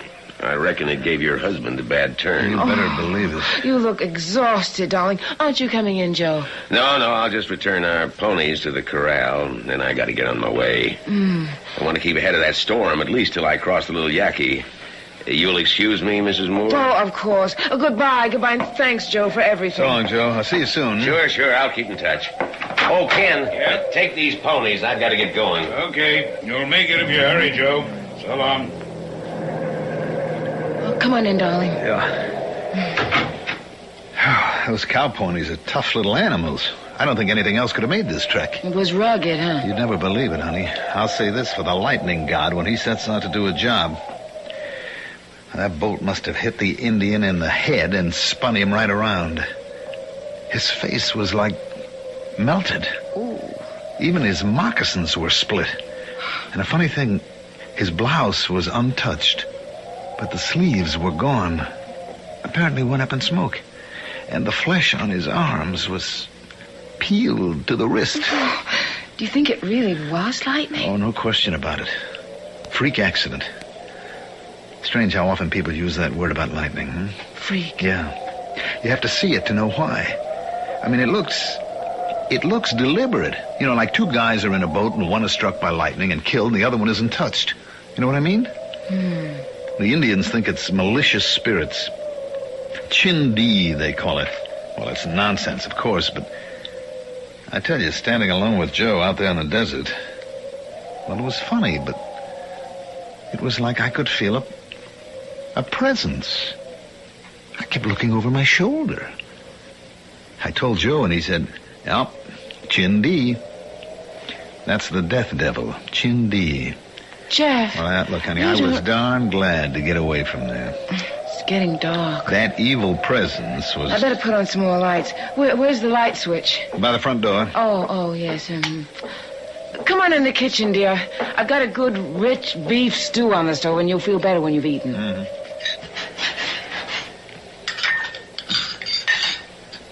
What was the scenery like back there?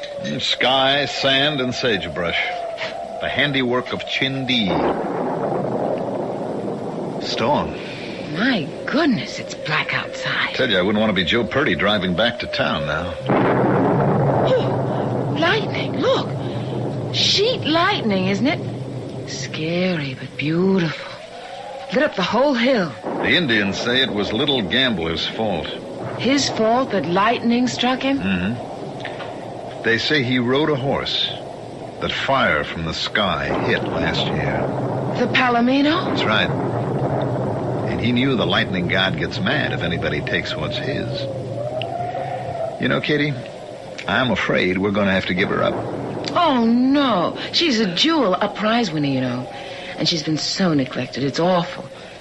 Uncle Bush was very proud of her. How do you know? Well, I found a picture of him standing beside her the day she took first at some horse show. Well, we can't keep her.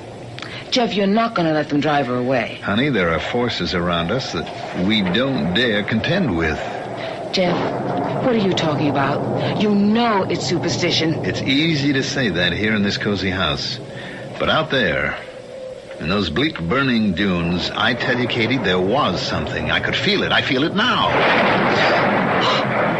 That was a close one, wasn't it? Yes. It's not sheet lightning, it's forked lightning. I'm going out and open the barn door. Jeff, you're not in this weather. I won't let you drive her out into this weather. What's the matter with you? You said yourself this is nonsense. She's bringing us trouble, bad trouble. I can feel it coming like a hot wind. You've been out in the hot sun all day, and Joe Purdy has hypnotized you with this rubbish. Joe says the ranch hands will all leave if we try to keep her. Let them. We'll get others. They have good jobs here, and good jobs aren't so easy to get these days. But, honey, this morning I felt the way you do. But damn it all, you haven't seen what I've seen. That Indian looked like he'd been scalped. I know, I saw it. I'm not just talking. Now, we've got to get rid of the horse. Jeff, listen to me, dear. If we give in now, we'll lose all authority. You know, I had an unpleasant scene with Kenneth earlier. He was very rude. We can't start out that way. This taboo, or whatever it is stupid and barbaric, and we're not going to yield to it. Now, I'm going to make some coffee. Stay away from the sink. And that's not superstition. The pipes form a perfect ground for the lightning. You mean I can't even run water for coffee? Not until the worst of the storm is over. Now, it's heading for us right now. Joe was telling me that before lightning strikes, you can sometimes feel an electric charge run through your body. You feel your hairs rise. It's the hand of Chindi. Then you're probably going to be hit, and the only thing to do is drop flat on the ground and pray. Oh, for heaven's sakes, Joe. The lights! Oh, hit a power line, I guess. Well, what do we do? Now, just keep calm. Lights will probably go on again. It's awfully dark. Have we got a flashlight? Yeah, but it's in the car back in town. Matches? Not since I quit smoking. Got to be some candles around here. I saw some this morning. I remember now. I was putting things in the kitchen closet. I know where they are. There must be matches there, too. I'll get them. Let's see now. It's over here past the sink. Yes. Mm-hmm. They're in the back on the third... Katie! What happened? Katie, are you all right? Katie, where are you?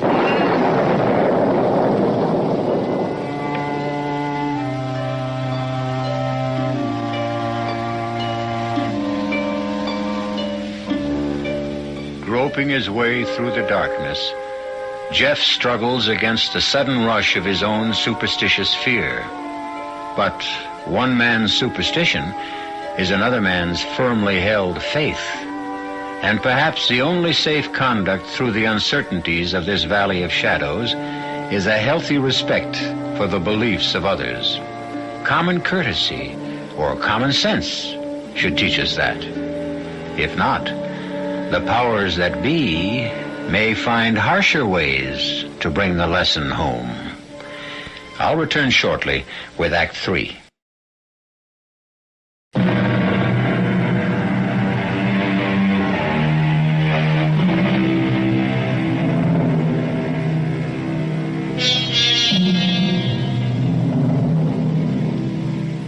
An unfamiliar house, a wrong step, and a headlong plunge into black emptiness. Katie Moore lies dazed and frightened on a rough cement floor.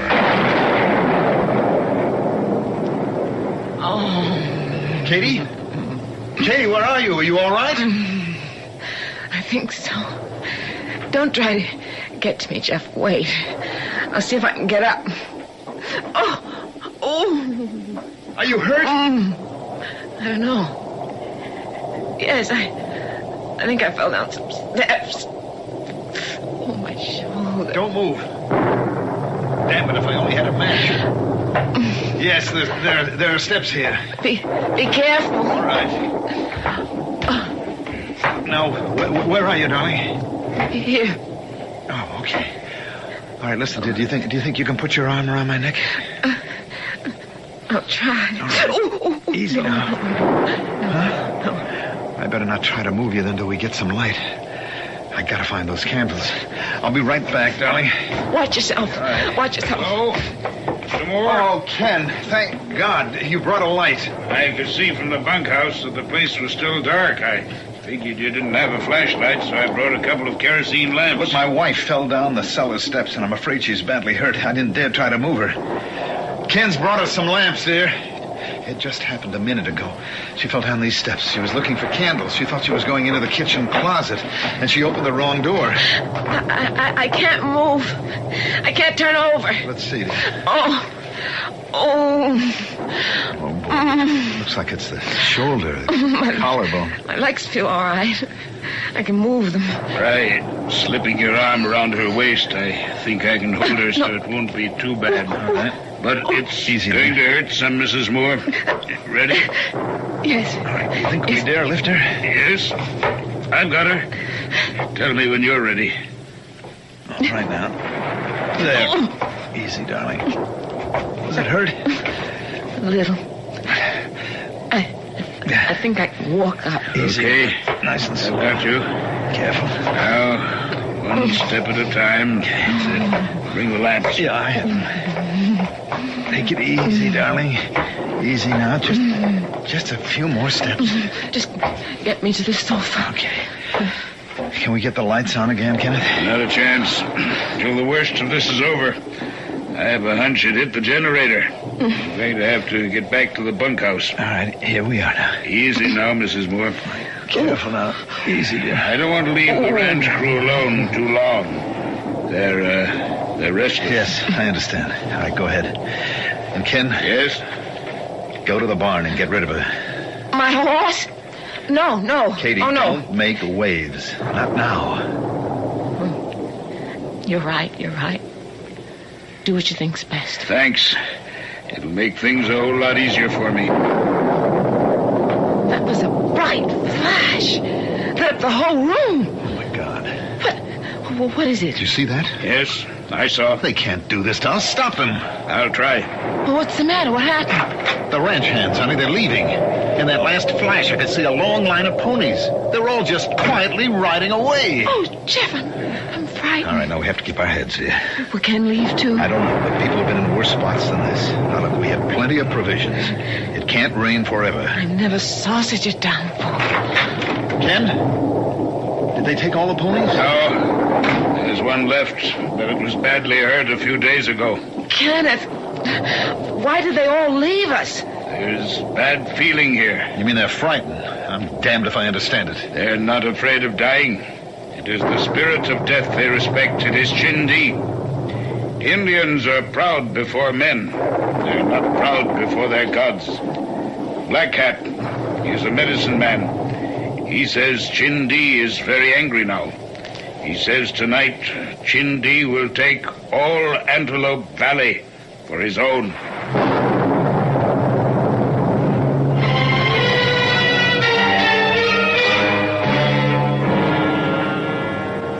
By morning, I was running a fever. It rained for 4 days without let-up. But part of the time I was delirious, so my memories are confused. Try to drink this, dear. I want some orchids. Orchids, please, Jeff. Honey, it's chicken broth. I want an orchid. Try to take a little, huh? Mr. Moore, I'm afraid it's going to flood. A little yucky? There are sandbags in the barn. We've got to make a dike to protect the house. The river doesn't look that high. Remember, there's no vegetation in these hills to hold the water. A sudden downpour runs right off. Flash flood. Come on.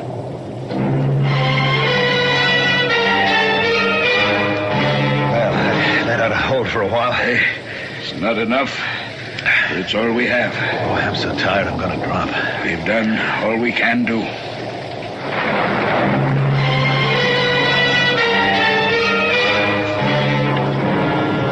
Mr. Moore, we'll have to move to higher ground. When that water hits, the house may go. We can't, man. We can't move Kitty outdoors in her condition. We'll set a tarpaulin tent on the hill. Take blankets. Hurry. It'll come any time now.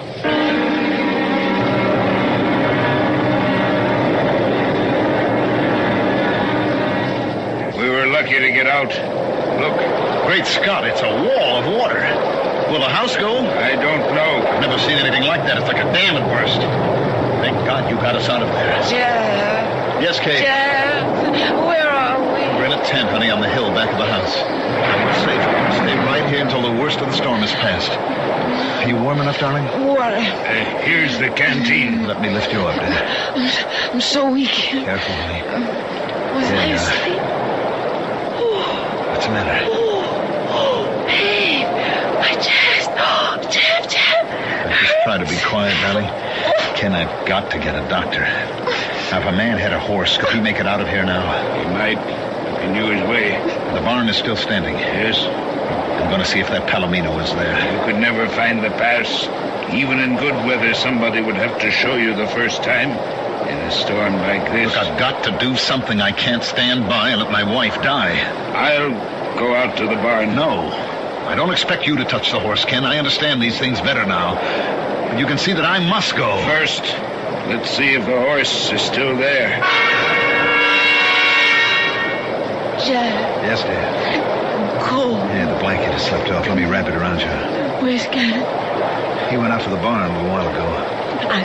I've been dreaming. A man was riding by on a horse, and suddenly the horse burst into flames. Quiet, dear. Quiet, darling. That sounds like who? It must be Ken.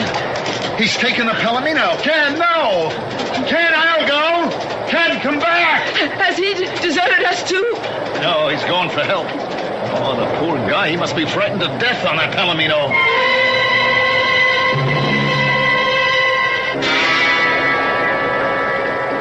Mr. Moore. Ken, couldn't you get through? There's a truck coming. I met them a quarter of a mile down. Joe is with them. It's search and rescue from town. Search and rescue? That's a local organization. They have special equipment. Mostly they go after hunters who get lost in the San Francisco peaks. Well, how did they know about us? The ranch hand told them. Managed to throw a makeshift bridge across the Yaqui down below. Your road is mostly washed out, but they can make it slowly. Thank God. Ken. Yeah? Ken, I want to thank you for what you did. I know what it meant. It's all right. Look, we were wrong, Ken. We behaved badly. But when you've lived all your life a certain way and believed certain things, it's just hard to... Well, anyway, everything will be okay now. I hope you're right. Uh-oh. We better get back under the tarpaulin. The rain's starting again. Chindi circled around. He's coming from the other side now. Oh, nonsense, man. We'll soon be out of here.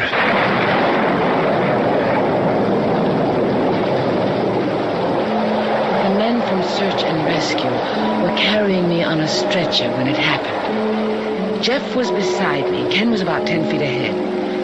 Suddenly I felt it, a tingling sensation through my body. The small hairs on my forearms seemed to rise. I knew that Kenneth felt it too. He turned and looked up at the sky, his eyes staring wildly.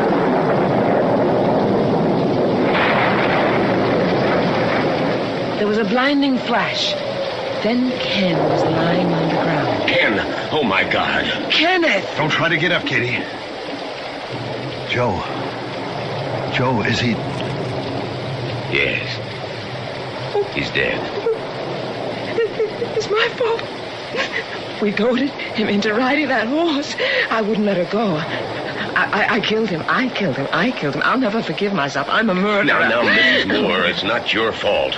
We don't control these things. They're accidents. You said Chindi would kill anyone who touched his property. You said it. You know you did.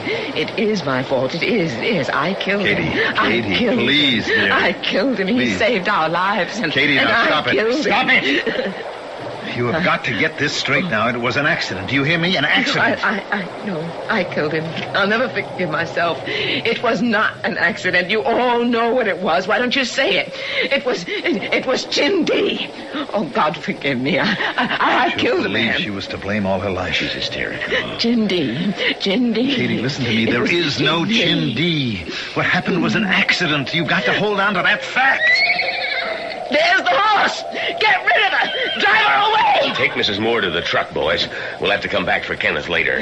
No, I won't go unless you bring Kenneth too. You're not going to leave him here alone. Katie, watch me. I'm going to ride that Palomino. Chindi! I'm taking your horse, Chindi. I defy you. If you're there, show us your power now. I defy you. There is no Chindi.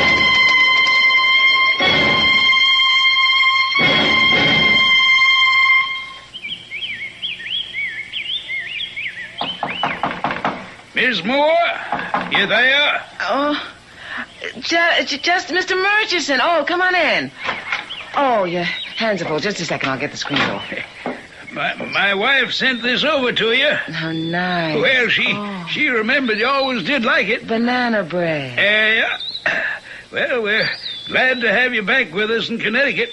We thought we'd lost you to the west. Oh, it's good to be back. Did you see Jeff? He's working over at the edge of the wood. There's a tree, he says, has to come down. It looks sturdy enough to me. But if he's talking about the oak near the clump of white birch, it ain't as solid as it looks. Are you planning to stay now for good? Oh, yes. We sold everything we owned out west. It was beautiful. Mary and I drove out there once. It was all too big for me, all too much. Connecticut is more cozy. Yeah. Well, I'll be getting along. I want to see Jeff. There's something I should tell him about that tree. Tell Mrs. Murchison I'll be over to see her as soon as I get settled. Well, if we can help, just let us know. Oh, what was that? Well, sounds like he felled the tree. He wasn't going to chop it down. Jeff! You all right, Jeff? Jeff! Mr. Murchison, look. Now go back. Call the police. Tell them to send an ambulance. We can't move that tree, just the two of us. Now, quick, girl, quick. Then get the Hesser boys. They're working on the fence. I'm coming, son. Oh, help. Mr. Murchison, help me. Lou Hesser will be here in a minute. We'll try to move the tree off you. I don't know what happened. I just tapped it. I was coming to tell you, Jeff. It's rotten all the way through. You see, that tree was struck years ago by lightning.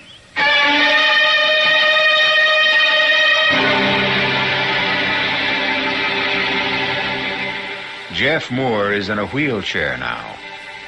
Nobody knows just why.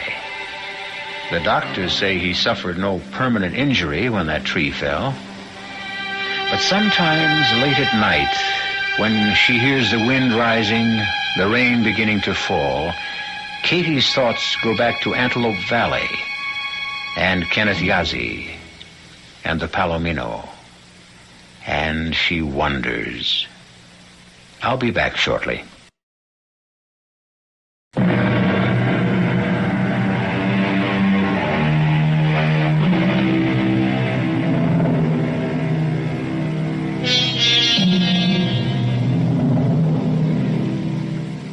Lightning strikes, invoking a tribal taboo.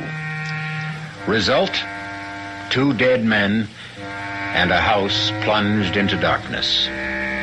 2 months and 3,000 miles later, a 3rd man is struck down. Coincidence, of course.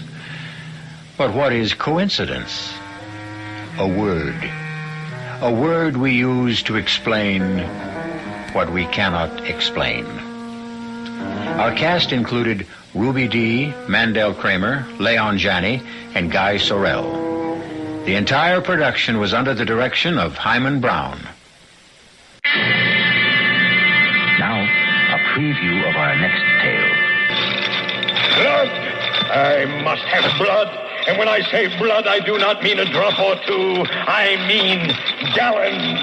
Or am I not called Gibeon, the bloodsucker of Bexley Moor? Blood! Oh, give me blood! Blood, my foot! What you need is some oil for those rusty chains. This is E.G. Marshall inviting you to return to our Mystery Theater for another adventure in the macabre. Until next time, pleasant dreams.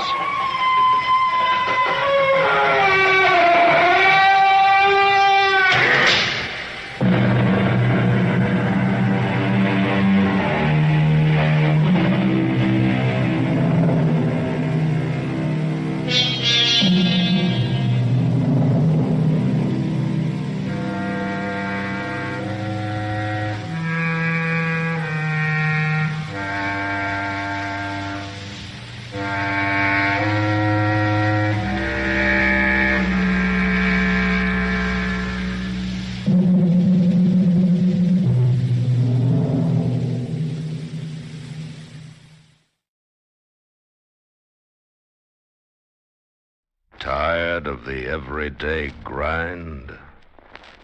Ever dream of a life of romantic adventure? Want to get away from it all? We offer you Escape. Escape, designed to free you from the four walls of today for a half hour of high adventure.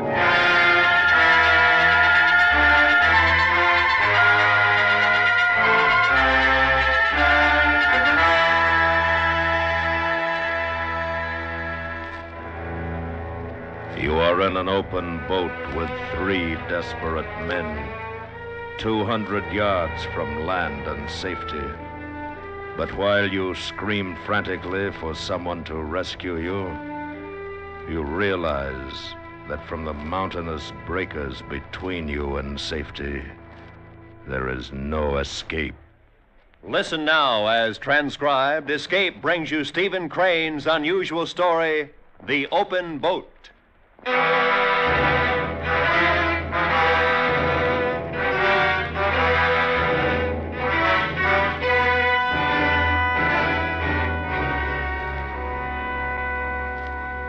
(1897).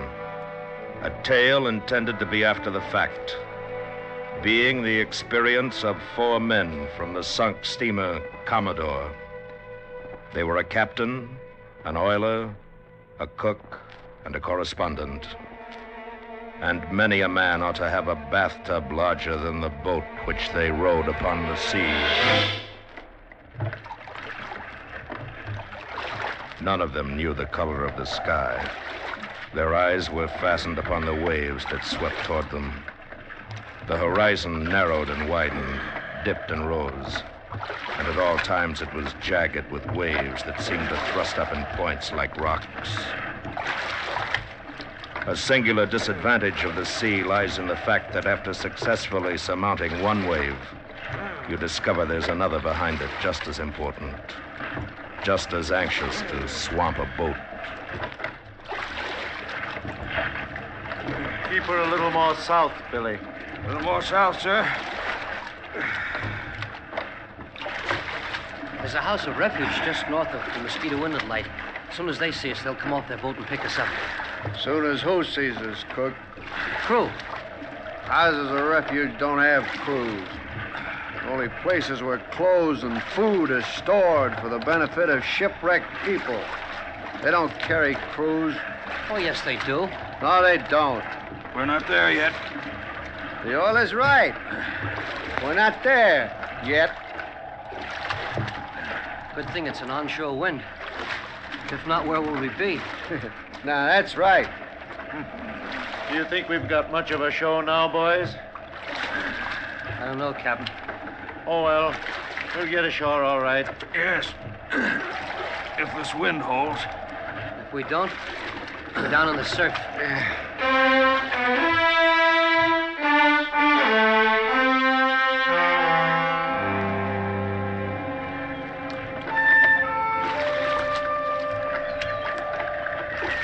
Sometimes the gulls would sit on the sea comfortably in groups. Its wrath was no more to them than it was to a convoy of prairie chickens 1,000 miles inland. Often they came close. And at these times they were uncanny and sinister in their unblinking scrutiny. Get away! Go on, get away, get! Ooh, ugly, filthy things.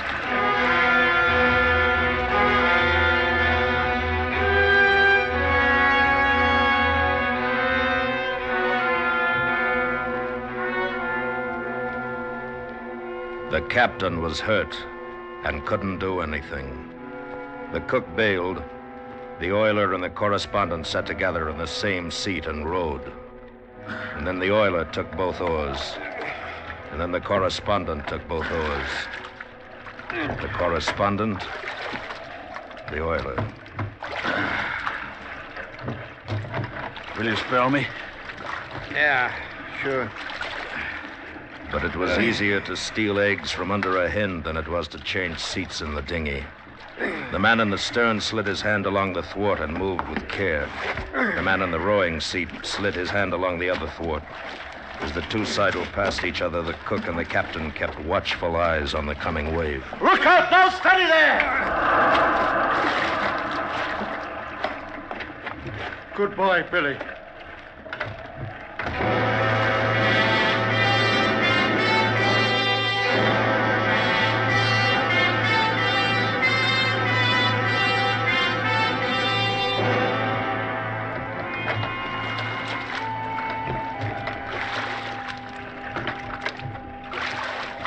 I think I see the lighthouse at Mosquito Inlet. Where? Which way? Wait.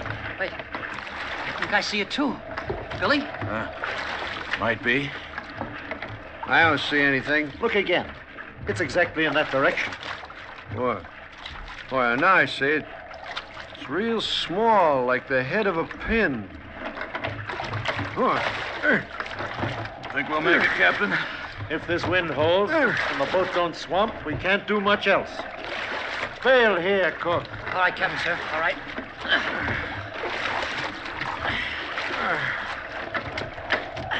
The brown mats of seaweed that appeared from time to time informed the men in the boat that they were making progress slowly toward land. And slowly the lighthouse grew larger, an upright shadow on the sky. And then land appeared, thinner than paper. I wish we had a sail. We might try my overcoat on the end of an oar.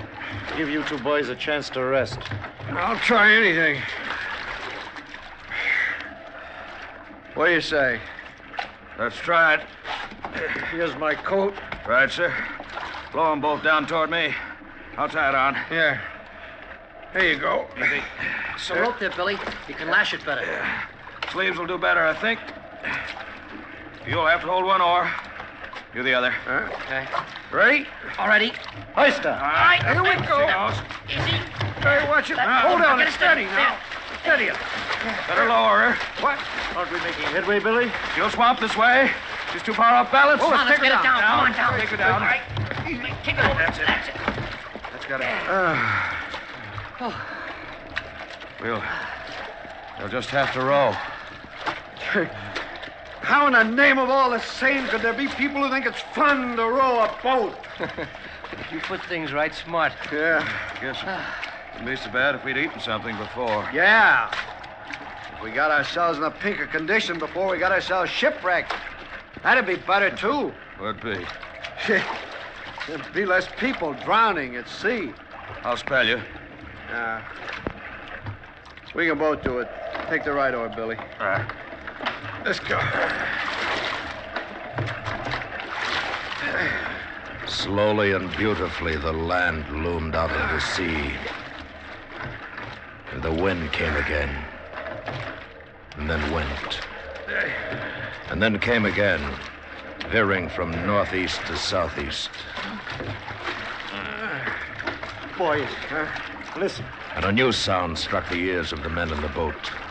The sweet, low thunder of the surf on the shore. We must be about opposite New Smyrna. Yes. I believe they abandoned that life-saving station there about a year ago. Did they? Take her easy now, boys. Don't spend yourselves. If we have to run a surf, you'll need all your strength, because we'll sure have to swim for it. Take your time. Yeah. Yes, Captain. That's the house of refuge, sure. They'll see us before long and come out after us. The keeper ought to be able to make us out now if he's looking for his glass. He'll notify the life-saving people. Oh, none of these other boats could have gotten ashore to give word of the wreck. Huh? Else the lifeboat would be out hunting us.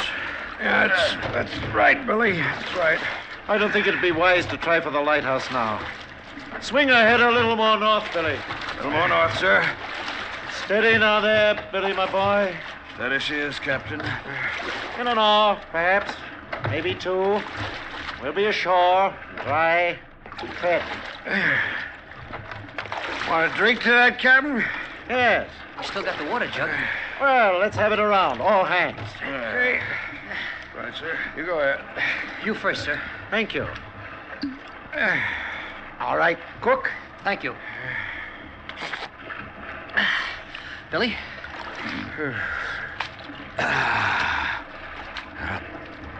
It tastes good, fresh water. Here you go. Thanks. Oh. Well, since we're celebrating, I got a surprise. Look. Cigars. Aren't they wet? Yeah, some of them are. But some of them are dry. I don't know how. Here. I got dry matches. There you are. Oh, thanks. Whoa. Well, no. This is more like it. Yes, sir. In another hour. Dry and fed.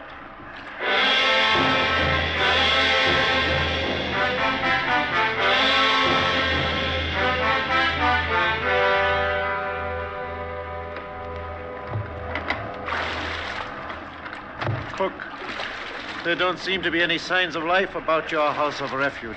No. It's funny they don't see us. Yeah. We have to go through that surf. We'll swamp for sure. Funny they don't see us. I suppose we'll have to make a try for ourselves. If we stay out here too long, we'll none of us have strength left to swim after the boat swamps. Right. Yeah. Head us straight in then, Billy. All right, sir. Straight in. If we don't all get ashore, I suppose you fellas know where to send news of my finish. Yes, sir. If I don't get ashore, you boys can tell my old lady what happened. My family lives in New Brunswick. Just ask for them at the Hampton Inn. And if I don't get ashore, it won't matter to anyone but me. Billy? Aye, sir. It's getting rougher. Shore's still pretty far away. Sir, we can't go in any closer. What?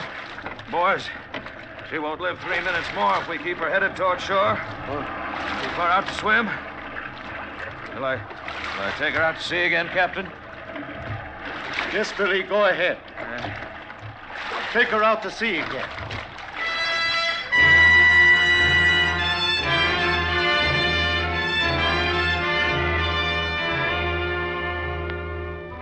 And the boat with the 4 men in it, the captain, the oiler, the cook, and the correspondent, turned back away from the land and bumped over the furrowed sea to deeper water.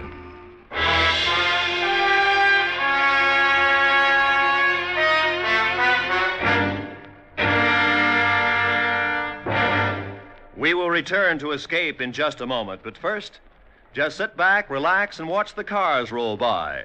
Watch the heavy traffic on the highways in the summertime. Watch the traffic jams and the roadblocks and the tired, hot drivers sitting behind the steering wheels of their cars, trying to make time and getting nowhere fast. Just help yourself to a nice, refreshing, cool drink. Sit on your chair on the porch or stoop or lawn under the shade of a big elm tree with your radio tuned to some nice, sweet music or a thrilling whodunit on CBS Radio and watch the summer rush on the roadways. Gosh, you're smart. And now, back to Escape.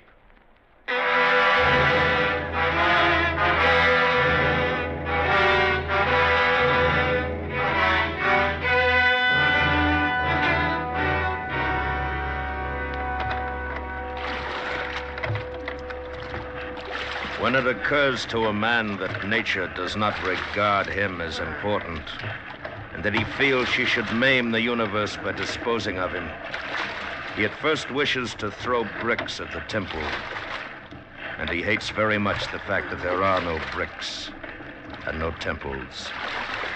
And he finds that nature is serene among the struggles of the individual. She's not cruel, nor beneficent, nor wise, nor treacherous.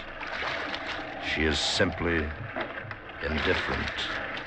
Well, anyhow, they must have seen us from shore by now. Squall coming to the southeast, sir. I see it, Billy. Keep her the way she is. Aye, sir. What do you think of those life-saving people? Ain't they peaches? Yeah. Funny they haven't seen us. You'd think we're out here for sport. Maybe they think we're fishing, or maybe they think we're stupid fools. Sorry. There, sir. St. Augustine? Those dots? No, I don't think so. Too near Mosquito Inlet. Did you ever like to row, Billy? No. Did you? Oh, we loved it. Loved it. Look! There's a man on shore. Where? There. See him? See him? Yeah, sure. He's walking along. And he sees us. He's waving. Yeah. He does see us. He does. Oh, no, we're all right. There'll be a boat out here for us in half an hour. He's going on. He's running. He's going up to the house there. He's standing still again. He's looking, I think. There he goes again, toward the house. Come on. He stopped again. Is he waving at us, sir? No, not now. He was, though. Look, there's another man. Look at him go, would you? He's on a bicycle on the beach. They're both waving at us. There comes something else up the beach. Is it a lifeboat, sir? I think so. No, it's not a lifeboat. Oh. It's nothing but a bus. One of those big hotel buses. By thunder, you're right. What do you suppose they're doing with a bus?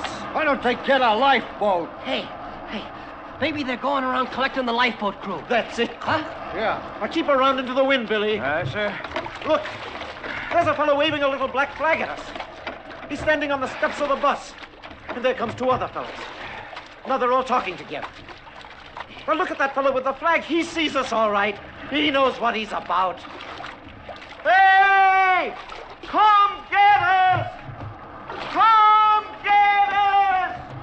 Hey, that ain't a flag, is it? No, it's his coat. Why, certainly that's his coat. So it is. It's his coat. But would you look at him swing it? There isn't any life-saving station there. That's just a winter resort hotel. Some of the customers came to see us drown. What's that idiot with the coat mean? What's he signaling anyhow? Sir, it looks as if he were trying to tell us to go north. Must be a life-saving station up there. No. He thinks we're fishing, Billy. Just giving us a wave. That's all we need now, a cheery little wave to send us on our way to eternity. He don't mean anything. He's just playing. Well, if he just signals to try the surf or go to sea or wait or go north or go south or go to... There'd be some reason in it, but look at him. Why doesn't he stop waving that coat long enough to tell him we're out here dying? Why doesn't he? Oh, it's all right now. They'll have a boat out here in less than no time, now that they've seen us. Yeah. Night coming on, sir. Oh, now, boys. We'll never have to stay here all night. Now, don't you worry. They've seen us now, and it won't be long before they just come chasing right out after us, eh? Oh, come on, boys. Cheer up now.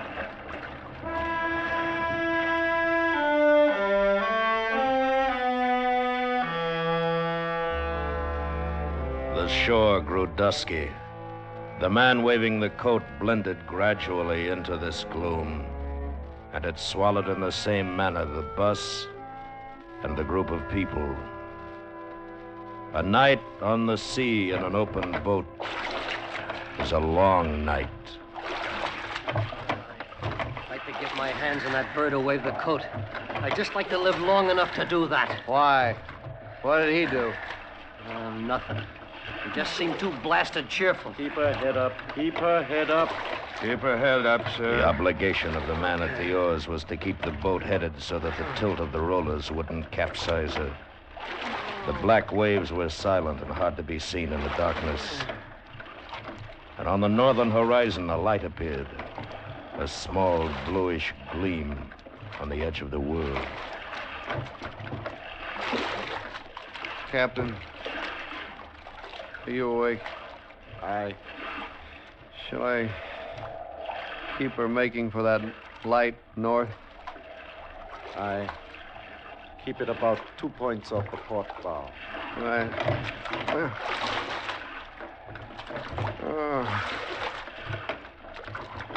A gleaming trail of phosphorescence like a blue flame was furrowed on the black waters. It might have been made by a monstrous knife. The speed and power of the thing was greatly to be admired. It cut the water like a gigantic and keen projectile, never leaving the vicinity of the boat. Ahead or astern, or on one side or another, at intervals, long and short, flew the long, sparkling streak.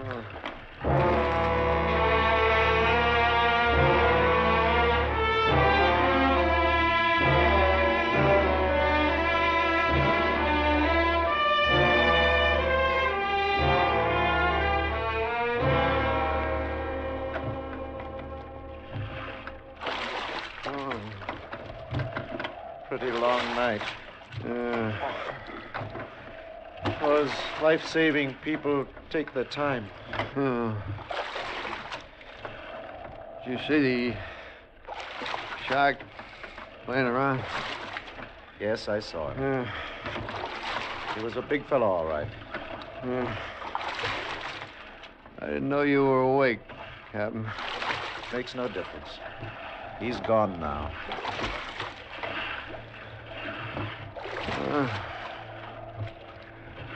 Billy. Huh? What? Billy. Will you spell me, Billy? Why, sure.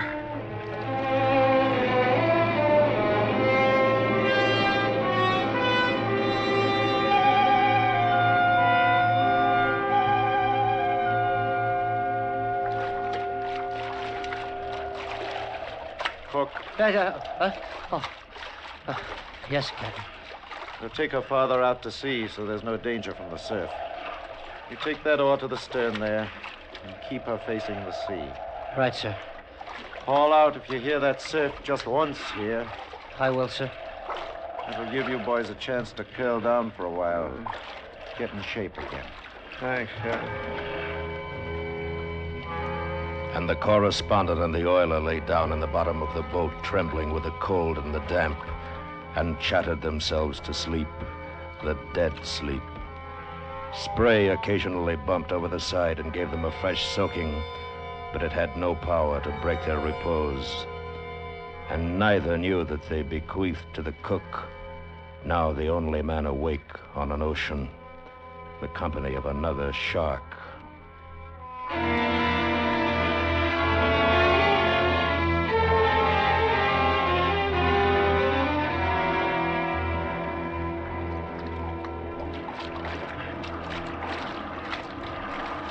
Boys. Huh? Boys. Oh, it's day, huh? How does it look? He's drifted in pretty close.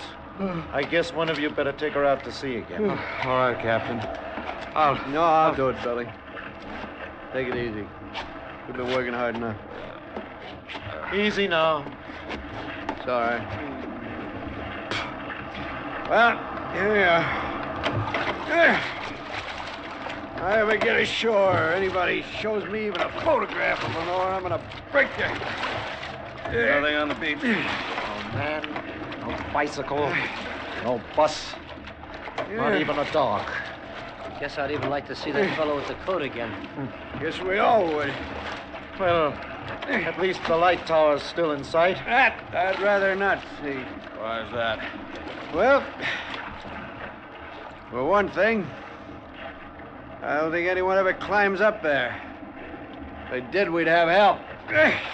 If no help is coming, we might better try to run through the surf. When, sir? Right away, Billy. If we stay out here much longer, we'll be too weak to do anything for ourselves at all pretty soon. Captain's right. Anything's better than this. Should I head her into the beach, sir? Head her into the beach, Billy. Into the beach, sir.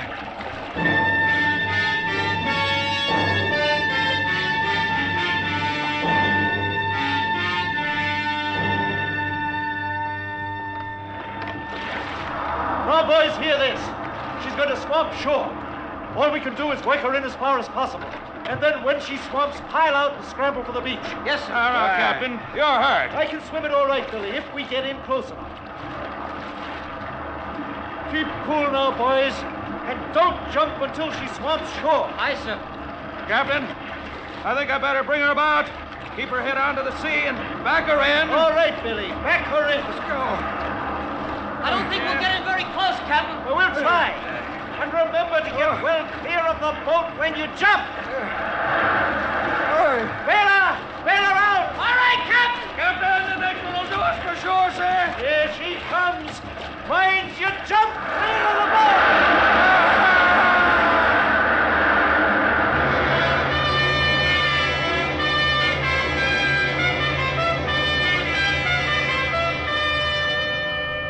The sea pummeled them and spewed them about. It plunged them downward and threw them skyward.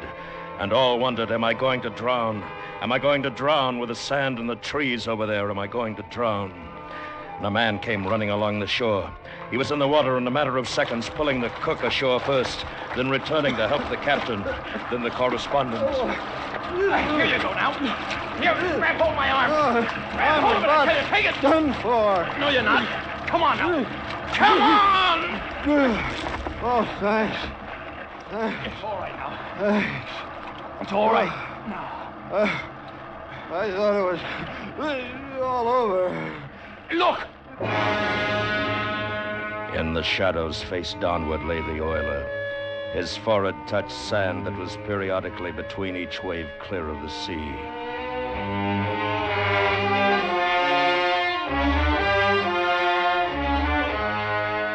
It seemed that instantly the beach was populated with men and flasks, blankets and clothes, and women with coffee pots. But while the captain and the cook and the correspondent took all of these remedies, a still and dripping shape was carried slowly up the beach. And the land's welcome for Billy, the oiler, could only be the hospitality of a grave.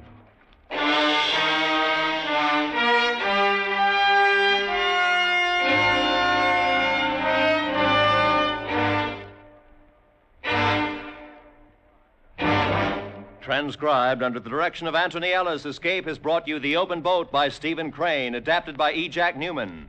In order of their appearance, you have heard William Conrad as the narrator, Tom Tully, the correspondent, Edgar Barrier, the captain, Bob Sweeney, the cook, Dave Young, the oiler, and Jack Carroll, the man.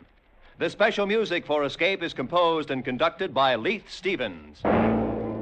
Next week. You are in a wild and dangerous country, riding to stake your claim, while the man who follows you without conscience or fear is waiting for the moment when he will stop you with a bullet in the heart. So listen next week when Escape brings you William J. Radcliffe's exciting story, The Notebook.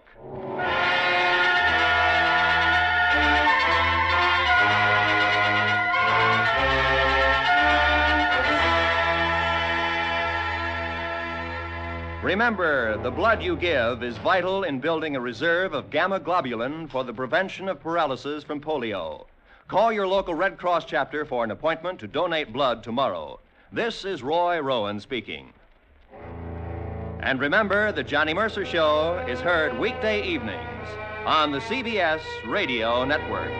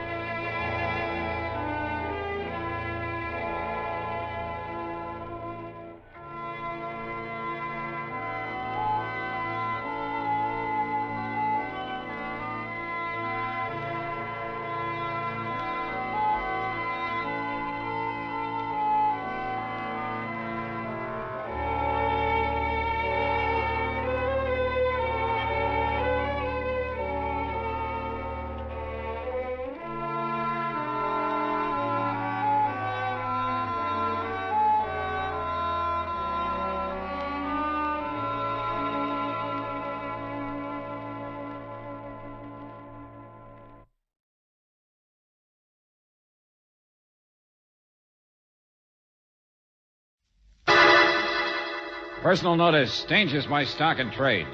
If the job's too tough for you to handle, you got a job for me, George Valentine.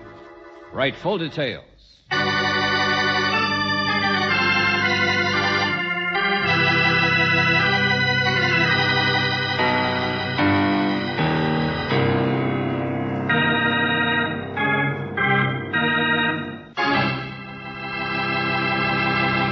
Greetings as always, mystery lover. Time for another Let George Do It adventure. Our little tale of suspense, which, by the way, is called It's a Mystery to Me, has to do with a disgruntled bartender, a mystery story writer, and an elusive gal named Cynthia, just to name a few. And since it's rather a long story, I think I'd better get off so they can get on.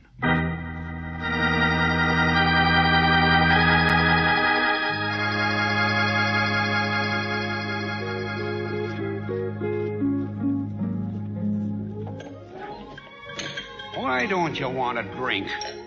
Oh, never mind. Use up the stools. Keeps the leather in condition. Dear Mr. Valentine, to me, life is hopelessly complex, but with your help, it can be beautiful, terrific, magnificent. To me, life isn't worth living To without... me, it's raining. Here, eat up the pretzels. They're for nothing. Stale, too. Look, we're just sitting here, friend. You don't really mind, do you? Well, I was just going to lock up when you walked in. Library's closed, I guess. Got to read your mail someplace, only... Look, we're waiting for somebody. We'll buy something pretty soon. Chin up. Why? In Joe's Oasis, it rains inside. Have some flat champagne. Oh, business can't be so bad if you sell champagne. A couple was in here just before you. Happy, rich, showing off. You know, it's that kind of a neighborhood. Everybody wants something big and gets it and goes someplace else. To you, life is pretty complex, too, isn't it? Look around you, lady. It's the only business I had tonight. Well, don't shoot yourself, friend. We'll take some coffee. Big sale. I'm out of the red. To me, lady, it's as complex as a 6-foot piece of mahogany with silver on the trimmings. No. And the clearest glass in it you ever saw. Oh, don't be gruesome. To me, life could be beautiful if... Huh? What do you think I'm talking about? Well, nobody ever gets what they want. To me, it's the 6-foot Super View console. What this bar needs is a television set. Only I haven't got the money. Never mind, Joe. I'll get him. Reading room, telephone exchange. I tell you, lady, it's the most beautiful thing you ever saw. Hello, Joe's Oasis. I want to speak to Mr. Marlon King. King? Brooksy, give me that letter. Oh, here, George. Hurry, please. Is that, M.J. King? I called his club. Yes, of course, Marlon. I called his club. They said he was there at the Oasis. Oh, I'm sorry. No, he's not. I'm here to meet him myself. You what? Yeah, that's right. My name's George Valentine. Look, can I take a message? Or do you want him to call you? Oh. No. No, tell him I'll write him. Tell him not to get in touch with me. I'll write him. I'm leaving. I can't wait for him Hey, slow down, will you? Who are you? Just tell him. He won't understand, but tell him. Something's happened and I have to leave. And... Cynthia. My name's Cynthia. Well, where can he reach you, Cynthia? I'll write him, I said. I don't care if you understand. I won't see him again. I can't see him. Not ever. Look, Cynthia. Oh, never mind. She won't ever see him again, huh? And Marlon King in his letter says, to me, life isn't worth living without a girl I've just met by the name of Cynthia. Well, that was a short romance. Nobody ever gets what they want. Said he'd meet us here at 10 o'clock. Almost 11, isn't it? So look, both of you, will you please let me lock this place up? It's raining outside. To me, it rains a little sometimes, too. All right, friend. All right.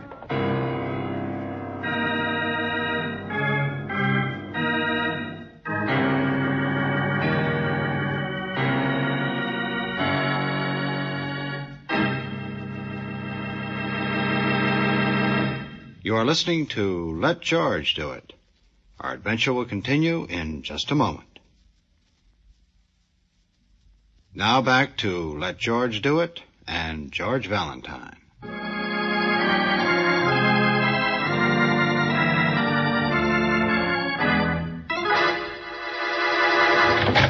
Mr. Valentine. Oh, here you are. I thought I might find you here in your office. My name's King, Marlon. Oh, for heaven's Well, we chased all over looking for you, friend. Never mind. Listen, it's this girl of mine, see? There's something terrible going on, and I need your help. You talking about Cynthia?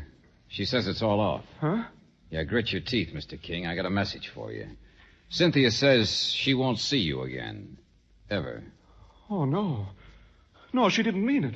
She loves me. I know she does. She's young and sweet. Oh, I think we'd better go talk to her, don't you? No, we can't.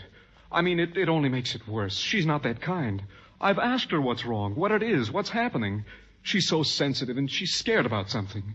She won't tell us. Only Mabel might. That's why I need you. I can't talk to girls like Mabel. I can't. Hey, one girl at a time. Oh, I know. It's complicated and mixed up and hard to understand. Just take it easy. Make it simple. Sit down. Oh, no, it's not. I'm so confused. To me, life is complex. What sort of a person are you, anyway, that everything should be so... I'm a mystery writer. Oh. Wouldn't you know? Sure, so that's where I've seen your name. Yeah, scientific crime detection by... Mabel is Cynthia's roommate. Mabel works at a cheap nightclub, a cigarette girl. You see what I mean? Mabel and Cynthia, different as day and night. Mabel's hard as nails, but she came from the same small town years before, and she offered her a room. And then there's this skinny little dark guy named Tony who watches Cynthia. Say, look, tell me something concrete, will you? A locket. I bought Cynthia a locket. It's a beautiful little thing. She wanted it to carry my picture in. You know, around her neck. She wanted me to get a cheaper one. That's the way she is. You can see how close we are to being... Yeah, you bought her a locket. For $200. And she wore it, and she loved it. But I saw how envious Mabel was. She's that kind. And then one day Cynthia said she lost it. And when I asked her, she was scared. She was lying, and she cried. 2 days later, Mr. Valentine, I saw Mabel showing that locket off to the housemaid. Mabel was wearing it. Well, didn't you ask Cynthia? She won't tell me anything. Just says she lost it. Wishes we could get married and go away someplace. Uh-huh. And tonight she says she'll never see you again. Maybe this is more than a Dorothy Dix case. Mr. Valentine, I know I tell it backwards. I've got a good, clear brain, only now when I love her so much, it's hard to... Here, help me with my coat, will you? Huh? This is why I kept you waiting. Oh, I had to have it bandaged. Well, somebody just stepped up on the street. Your shirt's all torn, your shoulders... Yes, and my eye'll be black in a few minutes, too. Just a big guy in an overcoat. Said I was interfering. I should stay away. Say, somebody really worked you over, friend. He said I should stick to writing mysteries, not trying to solve them. He said unless I stayed away from Cynthia, to me, life would be a marble slab.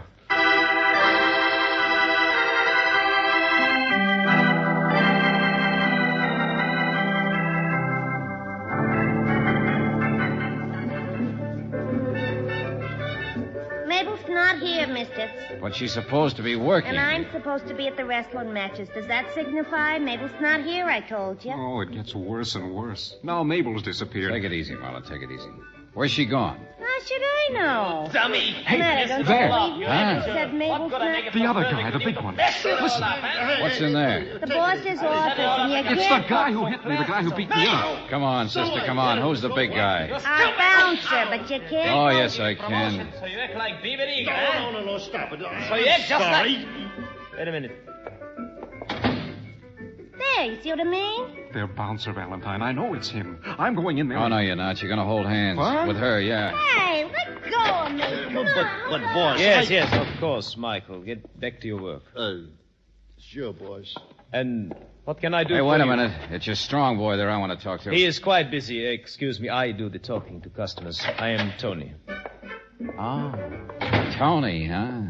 Small world. Skinny little dark guy named Tony. What do you mean? So everybody works for you, huh? A big guy who beats up people and a missing Snoopy girl named Mabel? I gave her the night off.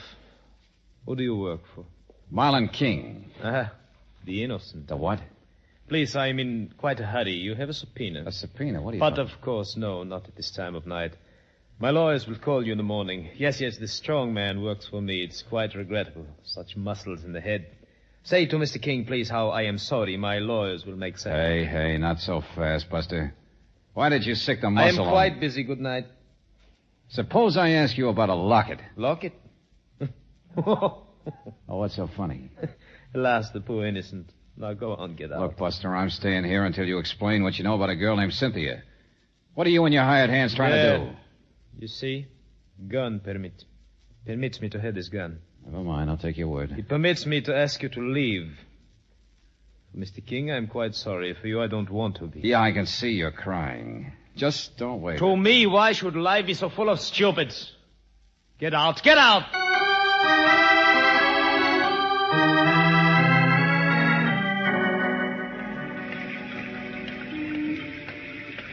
Is it ever going to stop raining? George, here I am. Oh, hello, Brooksy. Did you get hold of that housemaid that Marlon here told you about? Yes, she's here. But, George, first I... Miss Brooks, I'm getting scared for Cynthia. He's the man I should talk to, dearie. Yeah, but wait a second. Look, George... we didn't learn anything, Angel. That locket. Boy, a beauty it was, too, if you like them old-fashioned kind of... She knows all about the locket, George. But that Mabel didn't steal it or make Cynthia give it to her. No, it's because my brother's in the buy and sell. You know, a pawn shop with trades, that's all. What are you talking about? And Mabel, she give it to me, see? You know why? Because Cynthia wanted to trade it for a real gold set of earrings she's seen in his window once. Only she didn't want the sucker who gave her the locket to know about it. What? That's Cynthia. She's something, all right. George, please. Well, there's your mystery, friend. The innocent. She's so young and sweet and sensitive, so different from a girl like Mabel. George. No, I don't believe it. To me, she's always... Do you be quiet, Mr. King. George, the important thing is, didn't you see Lieutenant Riley's car? But listen, she's in trouble. She's in danger. Wait. What did you say, Brooksy? The mystery isn't Cynthia, George. It's Mabel. Mabel's dead.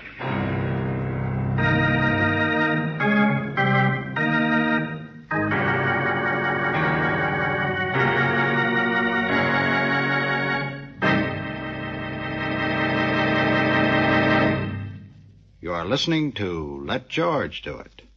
Our adventure will continue in just a moment.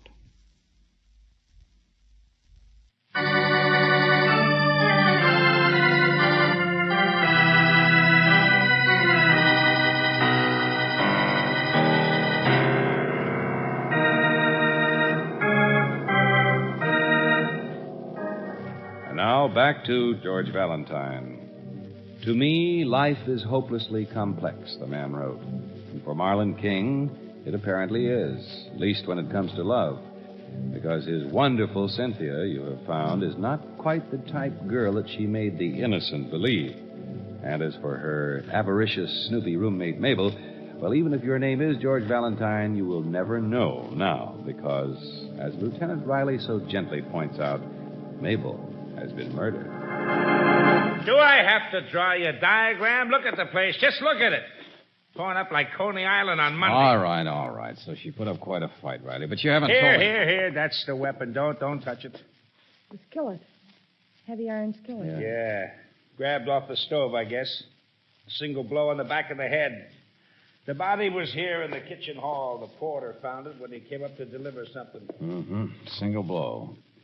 But all the earmarks of a big fight. The stuff spilled in the kitchen, the telephone knocked crooked. Maybe she tried to grab Be for it. Be careful. That needs to be dusted, too. Fingerprints? Sure, in a crime like this. As a matter of fact, she did try to grab the phone for help. Or somebody did. The switchboard girl says the light went on for a second, but then off again, so she didn't plug in. When was that? Oh, about 2 hours ago. Doesn't remember exactly. Didn't anyone hear anything? The neighbors were all asleep. There's back stairs to the alley off the rear porches. That's how the killer left. Kitchen door, huh? How do you know? We found the weapon tossed in a trash can up the alley. Crime of passion. Well, you'll have plenty of clues right here. Yeah, the technical boys are on their way now. But you've already formed another idea. Haven't you? Hey, Marlon, Mr. King. Here, Mr. Valentine. I guess the lieutenant wants to see you now. I'll be with you in a minute, Riley. So this is the expert, huh? Knows all about crime, scientific detection, the habits of criminals. But when it comes to the habits of women... Oh, Lieutenant, don't. He's all mixed up. Yeah. He thinks he's in love with Cynthia, and you're not. I know. I've got it coming. But at least I was right about Mabel. I'm sorry she's dead, but... Well, you know what she was like. Oh, yes, my friend, yes. Little Mabel here was the kind of a girl who was always in trouble. It's not surprising she got what she did. I thought Cynthia was different. I mean, Yes, you're so innocent. I know. You got taken in. But the hired help will tell you the same thing you found out through that business of the locket she got out of you. Just for laughs and a set of gold earrings. To them, Cynthia's even tougher than Mabel, my friend. I know now. Mr. King, the doctor tells me Mabel died approximately 2 hours ago. Well, now, come on, think back. That's about the time Valentine here was in Joe's bar, isn't it? Oh. And remember what we told you Cynthia said? She was in such a hurry. She apparently called from home. She had to leave. Something had happened. But I don't know where she could have... If life weren't so complex to you, you might see some of the simple things. What she was really like, and that she was up to something, and Mabel did snoop on her, and what Lieutenant Riley means. Oh, I know where he's steering. To me, Cynthia was always... Well, Mabel worked for that guy Tony who had me slugged. Why didn't you... Oh, we'll round up him and his strong arm, all right. To me, sucker, life is simple. To me, that Cynthia of yours is an obvious grade A suspect for murder. Riley, to me, Cynthia's a girl who carried gray gloves. Huh? Yeah, and a black purse with a big gaudy thing on it. What yes, she had one like a that. couple of suitcases because she was going to run away someplace. Oh, what to are me, you... Riley, Cynthia's a girl whose body's been jammed into a closet out there on the back porch.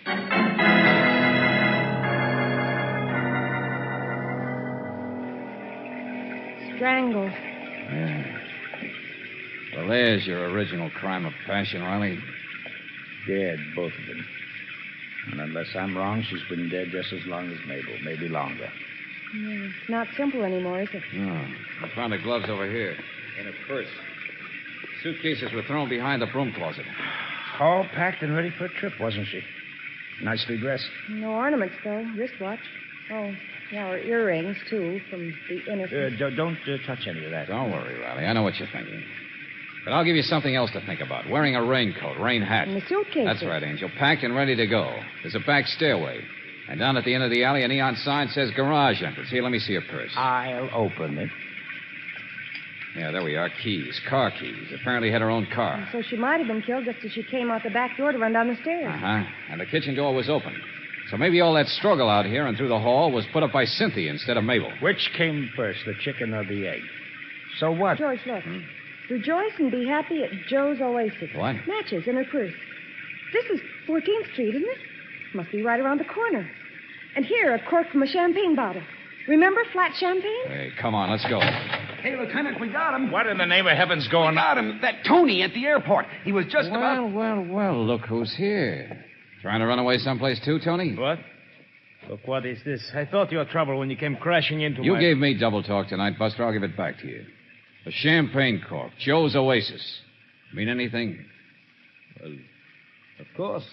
We were there, Cynthia and me, George, but... they were the couple who were there just before us. Is there law against it? You have a law? Some more double talk. This is for you, Riley. His face isn't scratched, but he's got on a tweed coat. And if she'd scratched his coat... Get your hands off me. What are you driving at? Life is complex, but murder is simple. When a person is strangled... I'm one jump ahead of you, pal. They scratch, they fight, they claw out to protect themselves, particularly if it's a woman.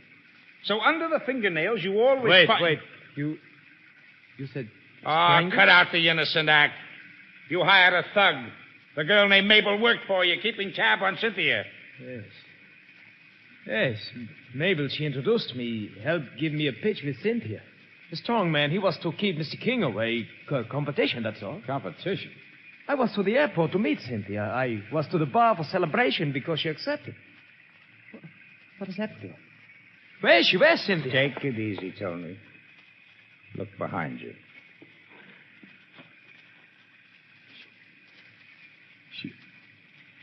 She was my type.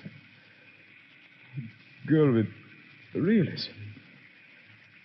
She, tonight, accepted my big campaign to marry me.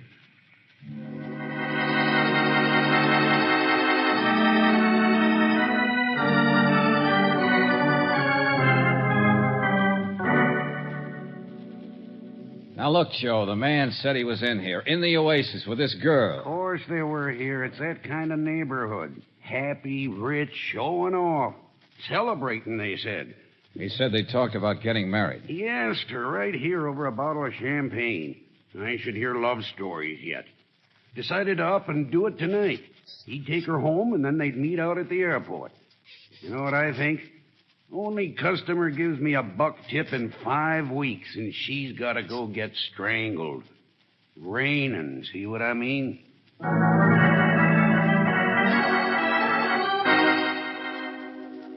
I was talking to the switchboard girl, Mr. Valentine. I didn't pay no attention. I came walking down the street, this Tony. He kisses her, she goes upstairs, he hops in a cab. Hey, what do you want my fingerprints for? I'm just a maid. Keep talking, never mind. I ain't got no scratches on me. You don't think I'm big enough to choke a wildcat like that? All right. No, Mabel come in later. I don't know what time. That's all I seen.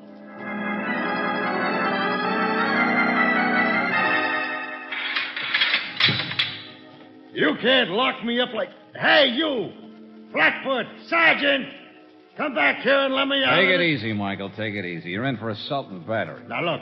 The boss said he'd make it up. He's loaded with dough. You never saw such a spender. So I hit the guy. So I get conscientious trying to make an impression. Is it my fault somebody murders the boss's girl? I just keep his competition away. Yeah. Now, listen. I said, hey, you. Come back here. Hey.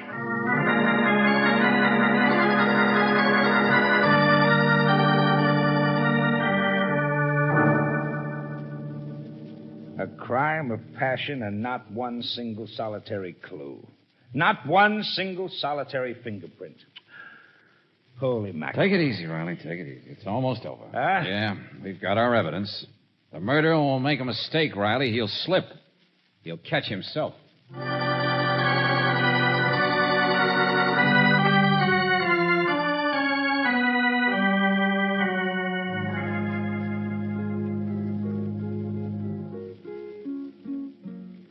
To me, life is hopelessly complex. That's what you wrote, Marlon. This is where I came in. Hey, you buying anything? We're waiting or... for somebody, Joe. We explained to you when we... Like chewing gum on a phonograph record. Round and round. I just write about crime and things, Mr. Valentine.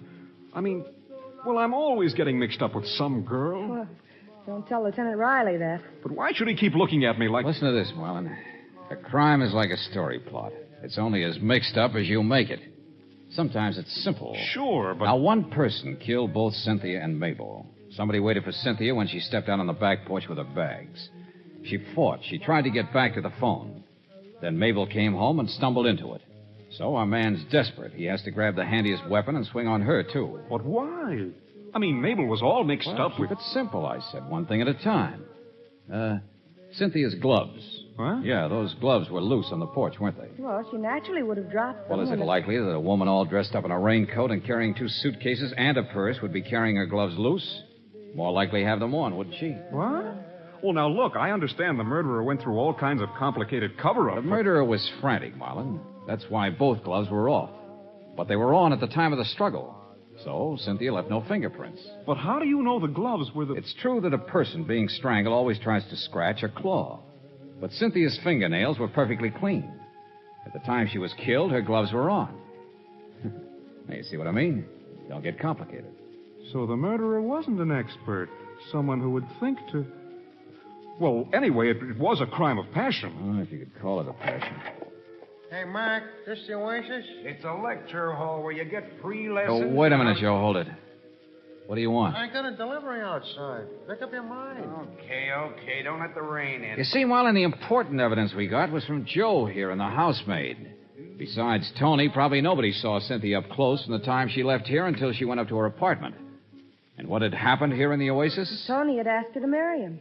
But, George, I don't... She had accepted. Little engagement party. Tony's big campaign, and they sat at the bar and showed off. Only, showed off what? A mercenary number like Cynthia certainly wouldn't have accepted a well-heeled shrimp like Tony without some valuable token. Lesson 5, lesson 6, yakada, yakada. Yeah, Joe? Step on it. Where do I put this thing? A box. A crate. What in the name of... Superview console, 6-foot model. Television set. Sure, so what? Wait a minute. I didn't order no... Oh, wait till you see the aerial. Receipt to sign, too. Brooksy, a while ago you noticed Cynthia wasn't wearing any ornaments besides a wristwatch and earrings. Is that right? Listen to me, will you? That television. George, I it didn't explains why the murderer ripped her gloves off. What he was looking for. Why he did it. That's it, Brooksy. I didn't, I tell you. What? The television, I mean. Listen to me. I didn't order... Everybody wants something different out of life, Joe. Engagement ring. Why didn't you mention it, Joe? From a person like Tony, it must have been a really terrific stone. What? No, listen. That's set there. Cynthia showed you the engagement ring, didn't she, Joe? You were trying to close up so you could go after her. She was in here regularly, so you know where to find her later after she phoned and we left. No. If you didn't order that television set, why does it bother you so much? Maybe your wife or somebody has already paid for that Superview. I didn't tell my wife. I didn't tell anybody. What did you say? Grab him, George.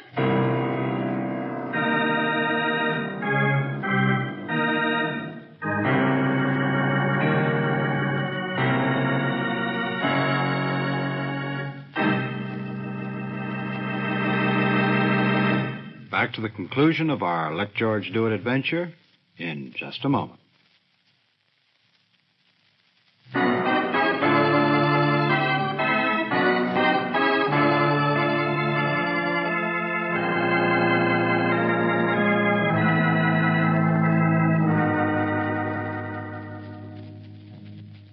For the last time, Angel, I'll get this straight. I'll explain it to you. I was the one who ordered that television set. I wanted to break Joe.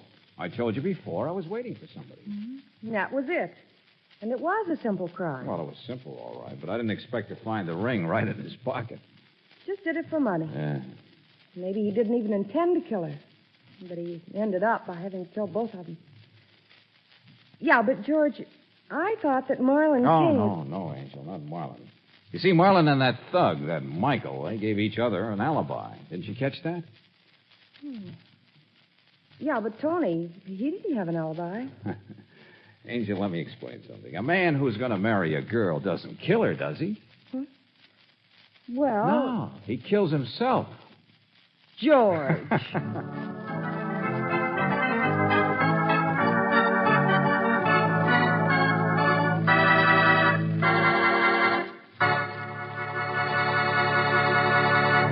You have just heard It's a Mystery to Me, another Let George Do It adventure.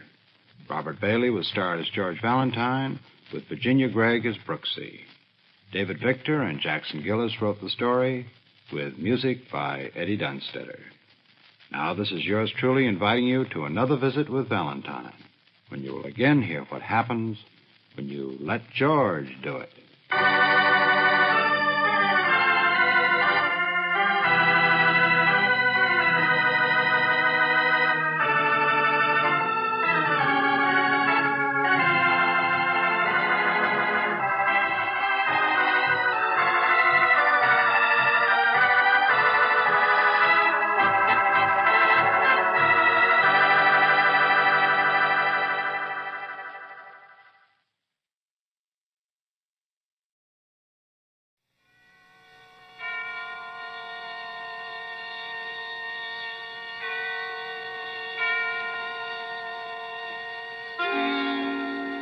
Suspense.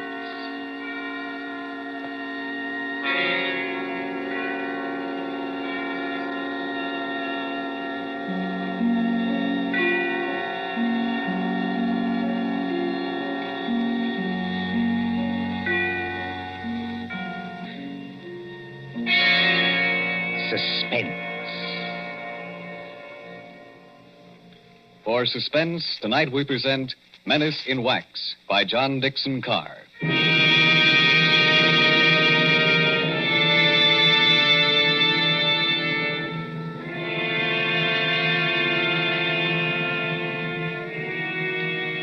During the French Revolution of 1793, a Swiss girl copied in wax the severed heads of those who had just been guillotined. She married a Frenchman named Tussaud and came to London, and she founded Madame Tussaud's Waxworks.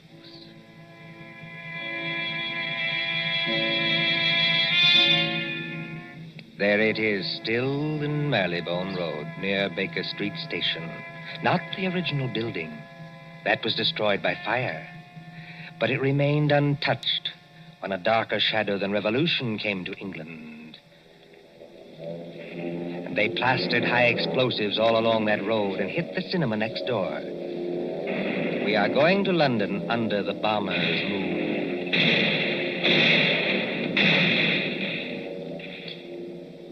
Late one night in March of 1941, a young man hurried up to the great glass doors of Madame Tussaud's. Hey, open up here. Isn't there a night watchman around this place?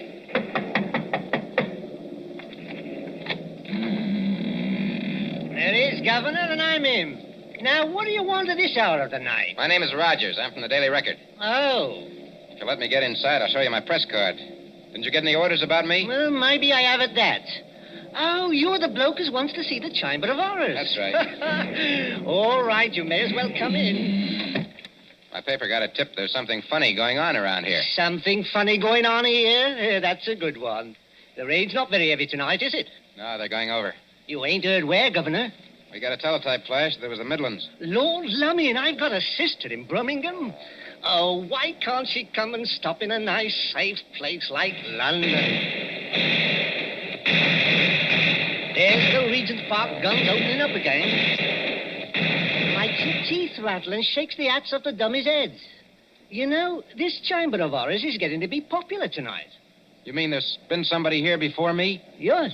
A woman? That's right, Governor. About 5 feet 2 inches tall, very pretty. If you like 'em, brunette and big-eyed and a phony French accent. No, Governor, no. This was only an old lady that lost her handbag. Oh, thank the Lord for that anyway. Now then, what is going on around here? Well, I don't know, Governor. You'll have to ask Pearson about that. Who's Pearson? Oh, he's the bloke that's the watchman down there. He's old and he imagines things. He phoned your Piper. Have you got an electric torch? Yes. Then go straight on through the marble hall and down the stairs on your left. And don't speak to the policeman, 'cause he's wax. Yes, that's the way, Governor. That's the way to the Chamber of Horrors. Thank you.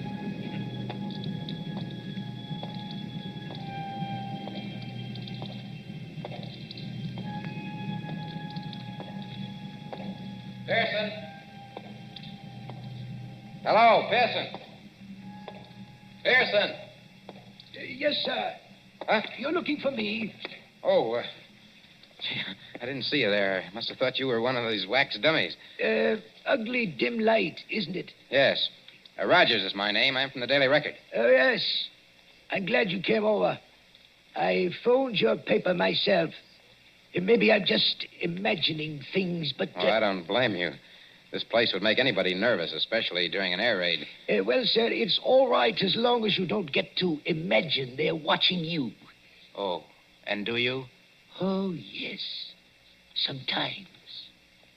That's the gambling group in the center there. Uh-huh. What's that thing over there? That's the famous guillotine. Oh, wait a minute, old boy. You're not trying to tell me that's the original guillotine? No, that was burnt in the fire. Madame Tussaud bought it from Sanson, the executioner. Let me tell you something, Mr. Rogers. What? Years ago, this is straight, a young French woman came in here. There was nobody else in the place.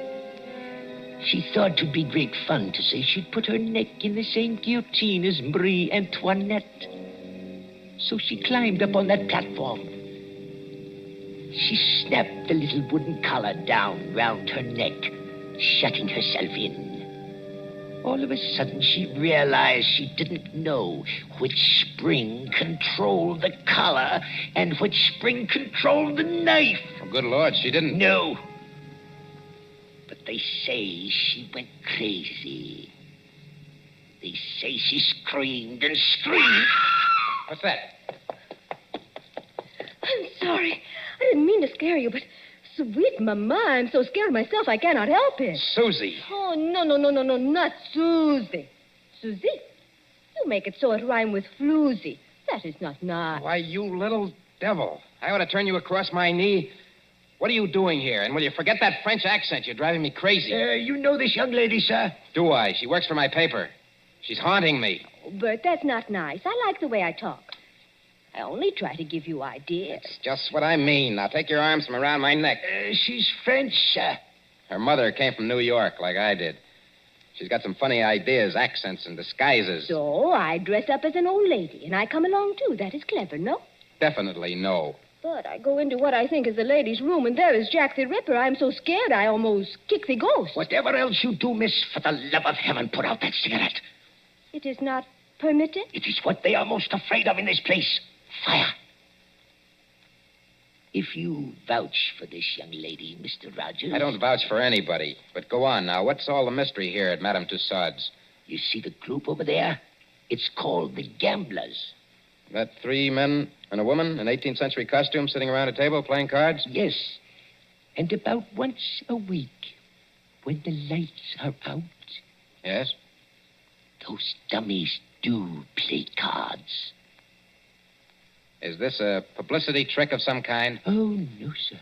Then what's the game? I'm not crazy. I know they don't actually do it, sir. What I want to know is who changes the cards round in their hands and why. Well, could anybody? Anybody from the outside, I mean, get in to change the cards? Oh, yes. There's a back door. But why would anyone want to break in here just to change those cards around? Mon cher Ben, écoutez. Listen, I have made a discovery. Listen, if you're going to talk, speak English. Or better yet, just keep still. But I have made a discovery. This card game. What about it? It is crooked. Here is a man which has 2 deuces of hearts in the same hand. Listen, Susie, I don't give a... Wait a minute. Wait a minute. Let's have a look at those cards. I give you ideas, yes? Susie, for once you're right. And look here. 2 of these players have all the clubs and hearts. The other 2 have all the diamonds and spades. Susie, how many letters in the alphabet? 26, no? And twice 26 is... 52. The number of cards in a pack. Give me a pencil, Susie, quick.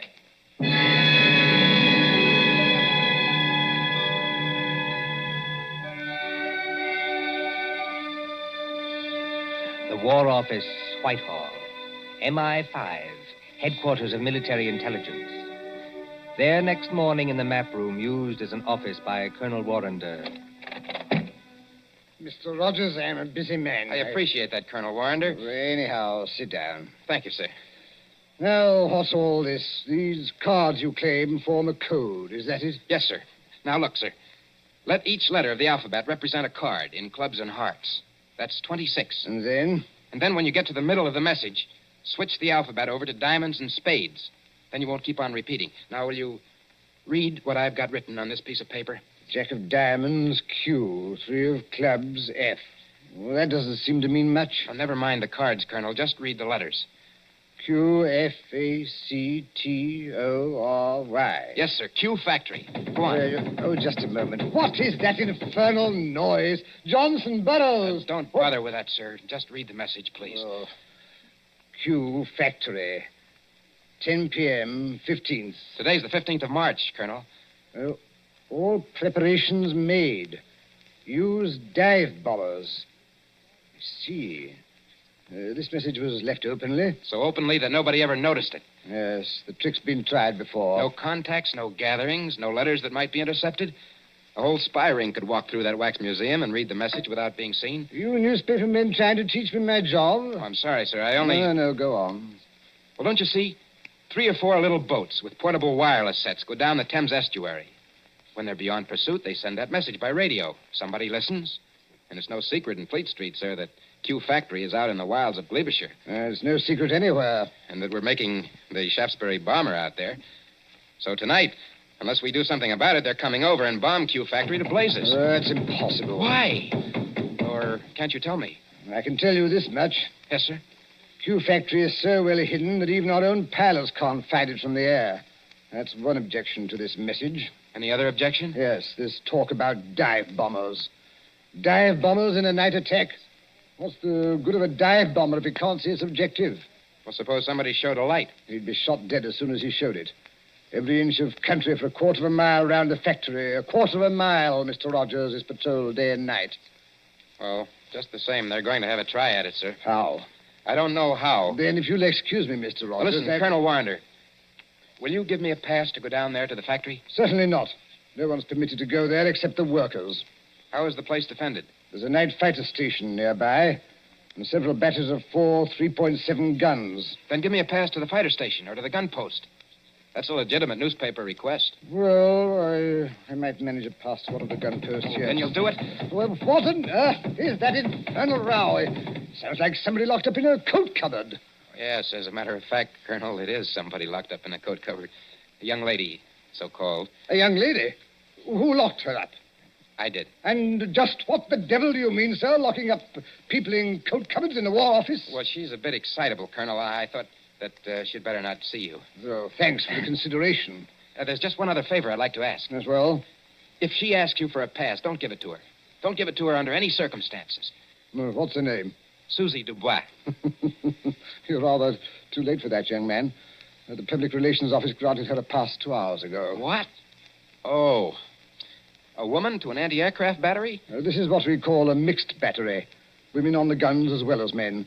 She said it would make a good human interest story for the press. I must say I agree with her. One moment, Mr. Rogers, before you go. Yes, sir. That gun post is fully 2 miles from the factory. You can go there, but if you take one step further, you'll be shot on sight by our guards. I warn you. I'll be careful, Colonel. I'll be careful.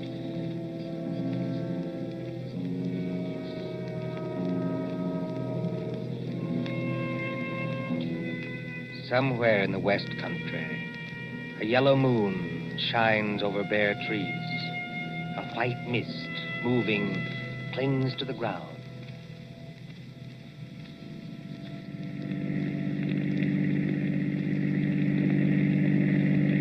Susie, are you sure we're on the right road? Mon cher, they have taken away all the signposts in case there is an invasion. I know that. But I follow the map. The map cannot be wrong. We've been driving for hours. Must be... Yes, it is. Nearly 9:30. Half an hour to go. Trees, and still more trees. Look, there's a break in the trees ahead. It will be open country in a minute. Yeah. That's funny. Look how deep the leaves are here on the road. But one thing I tell you, just between you and me and the bedpost. Gatepost, Susie. The term is between you and me and the gatepost. And speak English. I am speaking English very well, thank you. I do not need your help to be pure. All right. Now, this map. Well, what about it? It say we should go through a lot of villages. Mitford, Archidine, and Saffron-Wiville. I have not seen any villages. Did you say Mitford? Oui, monsieur. Susie, let me have a look at that map. Come on, hand it over. But what is wrong? It is a perfectly good map. Yes, Susie. It's a fine map. It's an excellent map. Only it's a map of the wrong county. I have made a mistake? No? I don't even believe you can read. This is a map of Barsetshire. We should be somewhere in Glebeshire. Now, where in the devil are we? With the entrance to some kind of clearing with leaves on it. Hello there! What was that? Somebody calling us. And if we're in forbidden area... I see him now. Where? Behind us. He came out of a white cottage back there. He's a big, heavy man with a mustache. Never mind the mustache. He's wearing some kind of a uniform, and he's got a rifle. You think he plug us? No? I think it is not unlikely. Get out those War Office passes of ours. Wait. Good evening, my friends. Good evening. Can you tell me... No, we don't mean any harm. Can you tell me what time it is? Oh, what time it is? Yes. Oh, yeah. It's, 28.5 minutes past 9. Thank you. I will keep you covered while I set my watch. There. My next question is, would you like me to shoot you both? No. Listen, Mr. McAllister. Captain McAllister. That's right. Captain, this girl, she's been reading the wrong map. You see, we don't even know where we are. You're in Hollywood Forest, my friend. Hollywood Forest? Is that good or bad? And you don't know what's just beyond the edge of this clearing? No. There's a big open space of 1/4 mile. In the middle of that open space... Q Factory. We're right on top of it. Then you have heard of Q Factory, my friend. Captain McAllister, we're from the War Office, and we've got passes to prove it. Let's see the passes. We were trying to find gun site number... I've forgotten the number. But it's here on that card. You've passed the gun site. 2 miles back up the road. All right. Here are your passes. What are you going to do to us? I'm not in the regular army. You can thank your stars I'm not. I'm forestry preservation. Oh. You are not going to chuck us in the cooler even? No. Now turn that car around, get back along this road as fast as you can. If they fire at you, as they probably will... Oh, I wish I am home. Pray no, Mao, I wish I am home. Well, then hope for the best. My watch had stopped, and you did me a good turn. Now, hurry along. Hurry.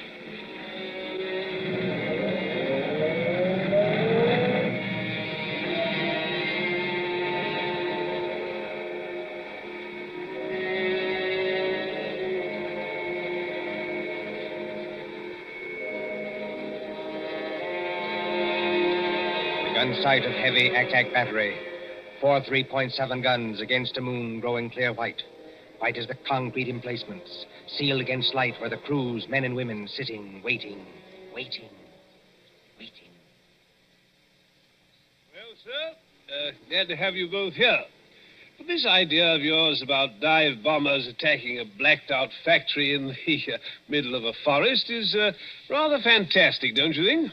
Well, I admit it doesn't make much sense, Captain Bronson, but I have a hunch that I'm right. Well, glad you and Miss Susie drove out. Don't see many strangers. Frightfully boring. Nice country, of course, good air and everything, but dull. Dull as ditch water. What's that?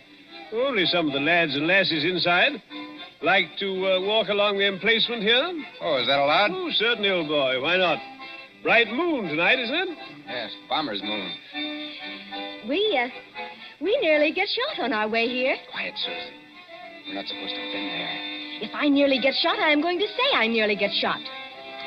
It was a man which is called, McAllister. Oh, old Mac, huh? Very decent sort, Mac. He's a tree doctor. A what? Tree doctor. Got to have wood, you know. But trees start to die. Mac goes round the edge of the clearing and smears them with stuff to keep them well. How did you come to meet him? Well, the fact is, we nearly got as far as the factory tonight.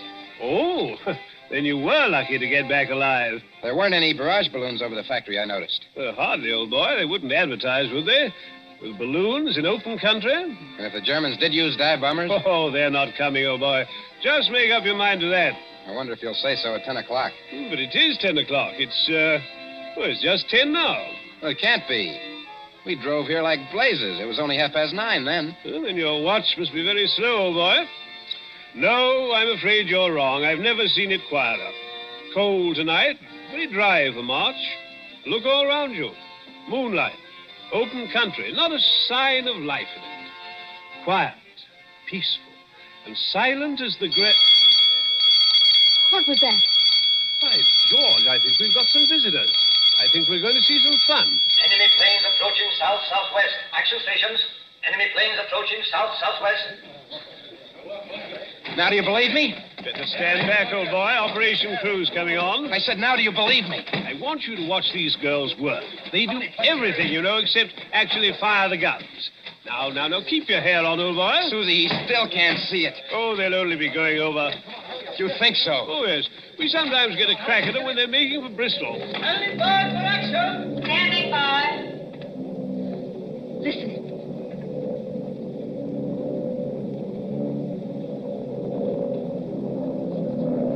I have heard that noise 1,000 times, but every time I hear it, I get sick. They're flying ruddy low, you know. Just what I was thinking.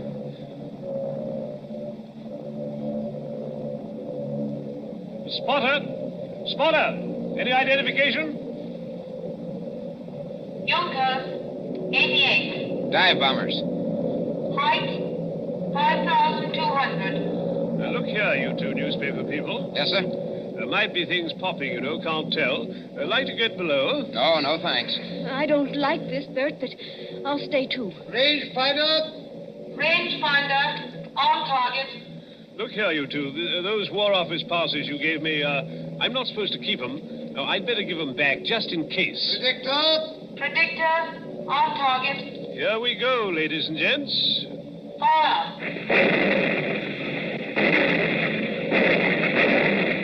Stand by. Predictor on target. Fire. Stand by. Predictor on target. Headquarters message, sir. Fire. Yes, Corporal? Hold fire. Night fighters taking off. Hold fire. Night fighters taking off. Hold fire. Message understood. What is the matter with them? With who?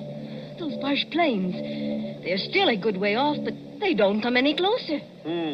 Must be going over after all. They're circling. I think they're waiting for a signal. Anyhow, here are your War Office passes. You seem to have got them all smeared with oil. Oil? That is all right, mon cher. When we get them back from Captain McAllister, they have oil on them. I think maybe he dropped them on the leaves because there's oil on the tires of the car, too. Then I think how always in this we meet things that burn. At Madame Tussauds last night, they would not let me smoke a cigarette in case of fire. Fire? That's it, fire. What's the matter with you, old boy? Why did that fella, way out at the end of nowhere, want to know what time it was? Are you scatty? McAllister, you told me so yourself. He goes around the edges of the clearing and smears the trees with stuff to keep them well. Well, what about it? Suppose it was crude oil. Suppose between each tree he laid an invisible fuse of dead leaves soaked in oil. I don't understand. In 30 seconds, a complete square of fire runs around the limits of the factory grounds. That draws the bombers in. Then as the flames blaze higher, they've got enough light to dive on their target. There. Our night fighters are letting loose. Bronson, I see it all now. Come on. We've got to get to that tree, Dr. McAllister. It's a matter of minutes.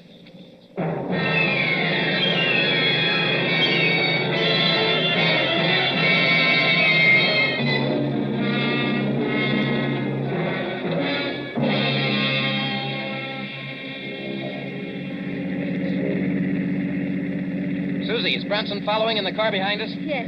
He's following, and men with rifles. We've got to get to McAllister's cottage. This McAllister... I'll bet you 10 to 1 the real McAllister's either dead or tied up in that cottage. The fellow we saw was an imposter. Look out, Susie. Keep your head down. Oh, those fighters. They will chew up every younker in the place. They have not got the chance of a snowshoe in heaven. No, Susie, not a snowshoe in heaven. You mean... I know you are English at a time like this. What I cannot understand... Look out! I don't see why he hasn't set his signal off. What is delaying him? Why don't he strike a match when the bombers come over? Because he's a good Nazi. A good Nazi? My watch was slow, don't you remember? And I gave him the wrong time. He had orders to strike his match at 10 o'clock, and he'll not do it until 10 o'clock if there are 500 planes instead of 20. Bert, I see him. Where? Far up the road. He's running. Yeah, that's him. Think we can reach him before he gets to the clearing? Not the chance of a snowshoe in heaven. Signal Brunson to pass us. A long shot with a rifle might... Bert, one of the Junkers is hit. Huh? He's right over us. That's not all. He's unloading his bombs. That whole stick's coming straight down our direction. Keep your head down. I want to see it. Put your arms over your face.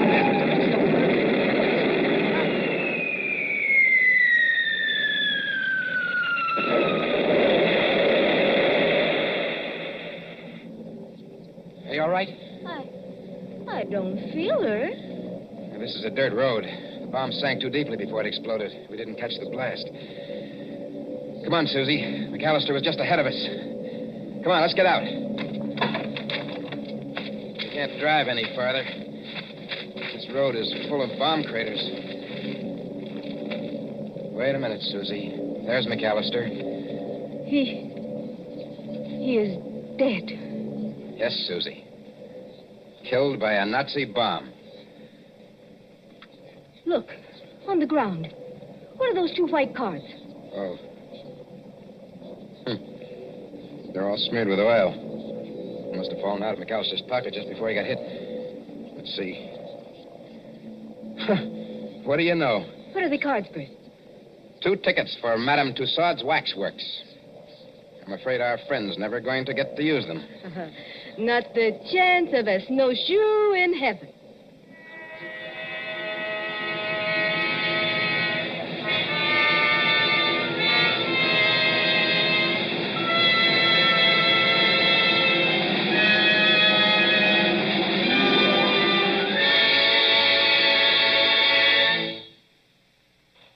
And so ends Menace in Wax.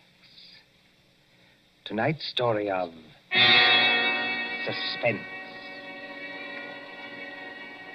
Columbia presents these stories of mystery and intrigue and dangerous adventure for your relaxation and enjoyment. Next Tuesday, there'll be another in this series. Same hour, 9:30 Eastern Wartime. William Spear, the producer. John Dietz, the director. Bernard Herrmann, the composer-conductor. John Dixon Carr, the author. Our collaborators on Suspense.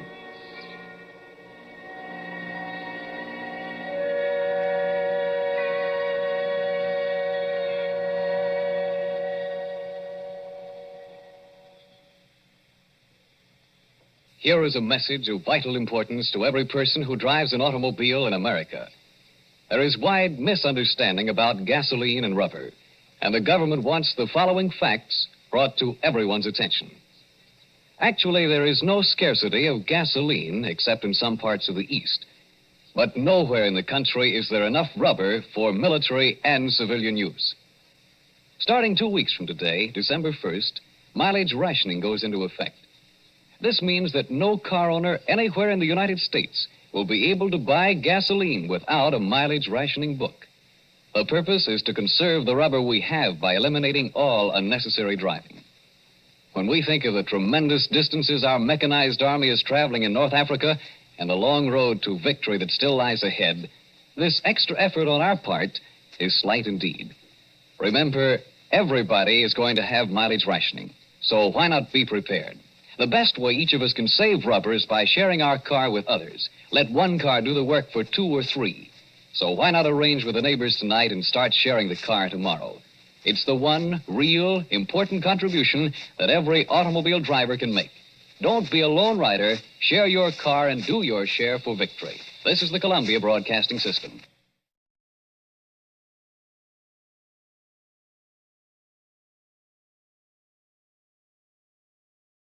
WOR, New York.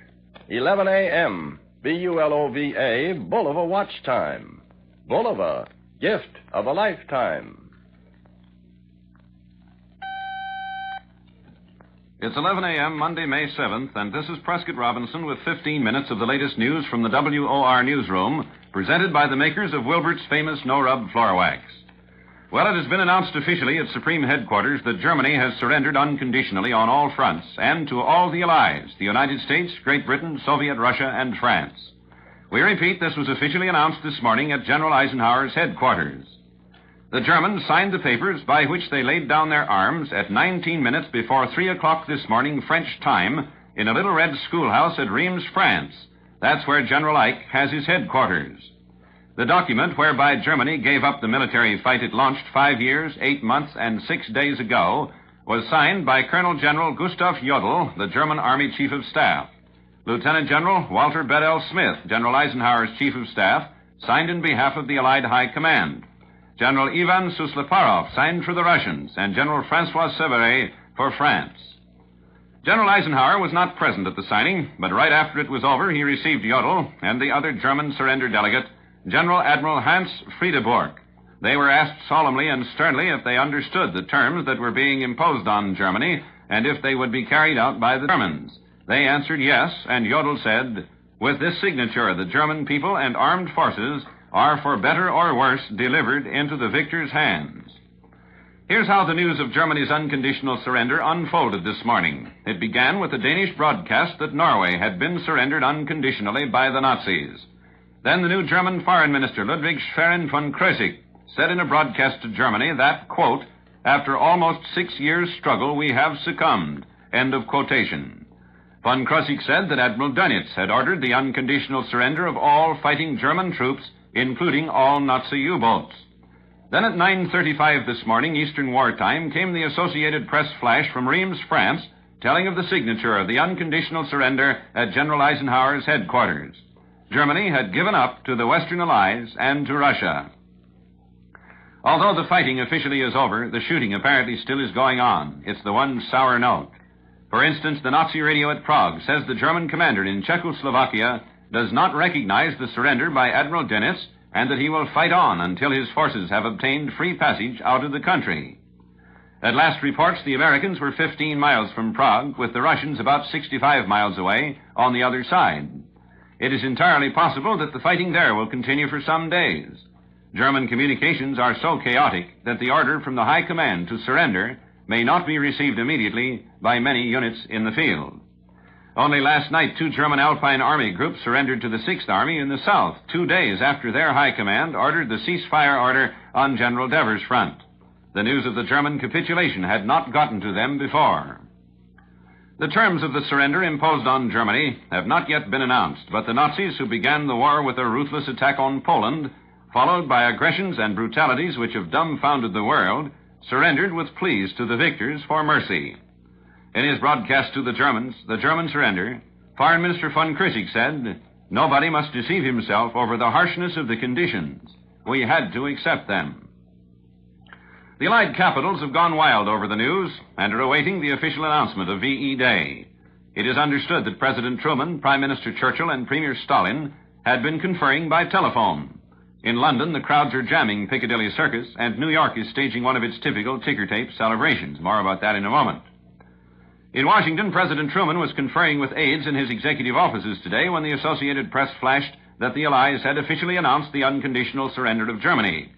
Newsmen rushed into the White House for a VE Day announcement. White House aides said they had nothing official to announce. OWI Director Elmer Davis said, when there is any official announcement, it will come from in there, pointing to the President's office. The British radio said telephone conversations are underway between Washington, London, and Moscow to arrange a simultaneous official proclamation of VE Day. Press Secretary Jonathan Daniels told a news conference that he had nothing to say about a VE Day proclamation. The White House, he said, has nothing official to announce now. We don't know when there will be an announcement. The announcement of complete victory over the Germans will come as an anticlimax to American doughboys who have seen the German army disintegrate. They are now asking themselves, where do we go from here? It is a strange ending to a strange war, an ending nobody could have quite visualized, and without the dramatic conclusion most of us had pictured. Suddenly, the war just melted away into nothingness, and the guns were still. The war came to an end for the First Army some weeks ago. That is why VE Day will be little more than a symbol to troops who had seen victory in the making for days. It took no official announcement for them to realize it was all over. There is no enemy across no man's land to come forward with upraised hands in final surrender. Across the Mulder River are the Russians. There is no desolate battlefield, and the doughboys are not in foxholes. They sat in the warm sun cleaning their battle-worn gear and weapons. There will be no wild celebrations among the troops. These men have seen too much death and suffering. They've seen this Nazi world come apart at the seams and its miserable people straggling along the roads of defeat, marked more plainly with signs of a fallen nation than any proclamation ever could. The Associated Press detailed account of the formal signing of Germany's unconditional surrender to the Allies came directly from Edward Kennedy, chief of the AP staff on the Western Front. Kennedy's dispatch was transmitted via Paris from Reims, General Eisenhower's advance headquarters, to the London office of the AP and relayed from there to New York via AP's leased cable facilities. A reporter for 20 years, Kennedy now is chief of the AP staff on the Western Front. After 2 years with the British in Africa and Greece, he became head of the AP North African staff at Algiers in the spring of 1943 and directed the coverage of the Sicilian and Italian invasions. He has followed General Eisenhower's fortunes since the landings in North Africa. Kennedy, 39 and a native of Brooklyn, joined the Associated Press in 1932 and went abroad after 3 years on the Washington staff. He reported the Spanish Civil War, later worked in Rome, and covered Hitler's entry into the Sudetenland. Mischief is liable to be caused by a number of German radio stations claiming to broadcast from areas surrendered to the Allies who still continue to mix freely Nazi propaganda with instructions to obey the Allied authorities. Admiral Karl Dönitz principal transmitters are describing themselves as Flensburg Radio, Flensburg being a town just south of the Danish-German border, and their communiques, like those from Wilhelmshaven and the German Forces Station, refer to the recent surrender to Field Marshal Sir Bernard Montgomery consistently as a truce, implying that there is a cessation of hostilities by mutual agreement. The British Broadcasting Company has already attacked this distortion of the facts in its German transmission, yet it continues. The same transmitters, as well as some Austrian ones, try to give the impression that the Allies are leaving the maintenance of public order in the hands of the Nazi authorities. The Nazi Gauleiter of Salzburg, SS General Dr. Gustav Schiele, in a broadcast claiming to come from the Salzburg radio last night, after announcing the Allied occupation of Salzburg and the coming into effect of a truce in the whole Gau, instructed the Volkssturm and police to maintain order under the competent administrative authorities. Finally, the stations concerned continue the familiar anti-Bolshevik propaganda of the Nazis' Flensburg radio, and Fortress Holland transmits German communiques about the fighting against the Russians. The American cops on the beat in Germany after the war not only will be GIs, but pilots and air crews as well. From the way things are shaping up at the 8th and 9th Air Force headquarters, it looks as though a great many airmen will be held over long after VE Day, perhaps as many as 100,000 ground crewmen alone. Presumably, their first duty will be to patrol Germany from the air, and if everything continues quiet, it is likely that many of the big bombers will become cargo cruisers and transports. Incidentally, Mayor F.H. LaGuardia invites all New Yorkers to a special ceremony commemorating victory in Europe to be held in Central Park Mall today beginning at 5 p.m. with hourly programs until 10 o'clock. Religious leaders and choirs, the Philharmonic and City Symphony Orchestras, Army, Navy, and Coast Guard bands and chorals are taking part. Similar gatherings will be held at the borough halls.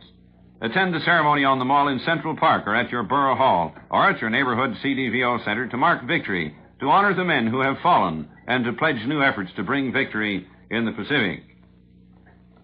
Here's a story just in from London. The BBC Forces program said that the moment for Prime Minister Churchill's broadcast has now come very near. New York City didn't wait for the official confirmation of Germany's surrender today. The nation's biggest city started to celebrate immediately when unofficial reports circulated that Germany had signed articles of unconditional surrender. The celebration was one of those traditional super-duper clam bakes done as only New York can do it. Tons upon tons of ticker paper, newspapers, and even torn telephone books cascaded down from the mammoth skyscrapers. Motorists blew their horns wildly, and normally staid civilians raced up and down madly. Thousands of persons jammed Times Square immediately, screaming with joy and waving their arms in the air as flashbulbs exploded and newsreel men took pictures of the wild scene. Despite the occasion, however, the crowd still was orderly. Grand Central Station, one of the key railroad hubs in the city, reacted in much the same way.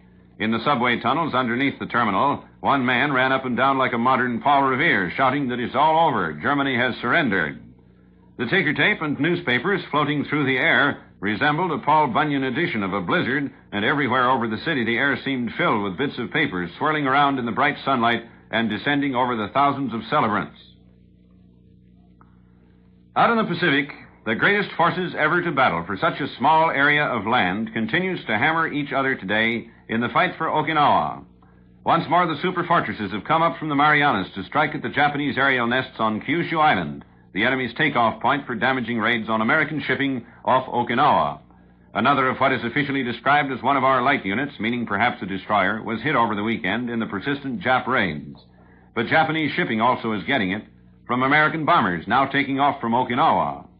20 enemy craft were caught and battered at the entrance of the Sea of Japan. The spreading operations around Okinawa are heightened by the disclosure that the British fleet has been bombarding the southern Ryukyu Islands about 800 miles below Okinawa. The British destroyed 18 Jap planes in the attack, but the Japs got in a blow at one big British ship. She was damaged, but she is still operating. The Japs soon will feel the whiplash of a new swarm of Allied planes in the southwest Pacific. Australian engineers are rushing work on the Tarakan airfield off Dutch Borneo, which the Japs, for some incredible reason, have abandoned without a fight. Before the Japs left for the mountains, however, they clogged the drainage system to turn the 4,500-foot airdrome into a bog. But the Aussies expect to have the airdrome operating before long, and when they do, the Japs all the way from British North Borneo down the coast to Sarawak will be brought under the constant bombing and strafing attack by RAAF fighter bombers. Here at home, the end of the war in Europe probably will mean the end of the 48-hour work week in many American war plants. Officials of the War Manpower Commission say that soon after VE Day, the 48-hour week will be suspended in plants and areas where the labor market has loosened up.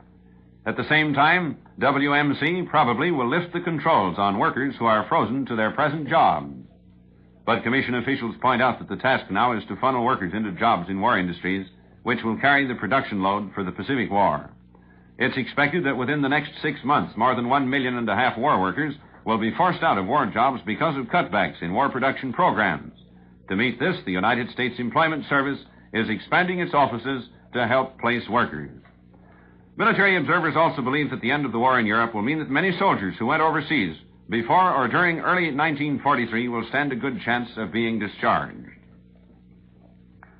Stock prices were down this morning. Trading was moderate. 11 a.m. prices included U.S. Steel 67 3/4 down 5/8, Bethlehem Steel 79 1/2 down 7/8, General Motors 69 3/4 down 3/8, Chrysler 114 3/4 down 5/8. Anaconda 33 3/4 down 1/8, Nickel 33 3/8 unchanged. United Air 29 1/2 down 3/8, Standard Oil of New Jersey 64 7/8 down 1/8. New York Central 25 5/8 down 5/8, Pennsylvania Railroad 38 5/8 down 1/4. Santa Fe 94 1/2 down 1.5, Edison 30 unchanged, Telephone 165 3/8 down 1/8. Here's the weather forecast for New York City and vicinity. The temperature 64 degrees, humidity 56%. Today will be partly cloudy with the highest temperature about 65 degrees. Tonight clear, tomorrow clear, becoming partly cloudy. Now a streamlined summary of the news. A thoroughly defeated Germany has surrendered unconditionally to the Western Allies and Soviet Russia. The surrender was signed at General Dwight Eisenhower's headquarters at Reims, France. 40 million men, women, and children were casualties from the global war fired by Hitler's armored plunge into Poland September 1st, 1941. London and New York have gone wild over the news. The German-controlled radio at Prague says it does not recognize the German surrender. President Truman is at the White House, but he has made no comment on the German surrender as yet. This program has been brought to you by the makers of Wilbert's Floor Wax. This is Prescott Robinson speaking. Keep tuned to WOR for all late news developments. Our next complete news broadcast will be at 12 o'clock noon with William Lang. This is the Mutual Broadcasting System. From Hollywood, it's time now for Johnny Dollar. This is Mr. Costello at the Plantagenet Hotel in Vicksburg, Virginia. You left word? Oh, yes, Mr. Costello. I'm acting for Eastern Seaboard Casualty Insurance. You know, investigation. Oh? I understand you had a burglary down there. We sure did, Mr. Dollar. Well, the main reason I wanted to talk to you, Mr. Costello, was to let you know I'm getting the first plane out of Hartford as soon as the weather clears. You're coming here to Vicksburg? Yes, that's right. Eastern Seaboard Casualties asked me to investigate the burglary for them. Good. Then I'll expect you when I see you. And I'll be there.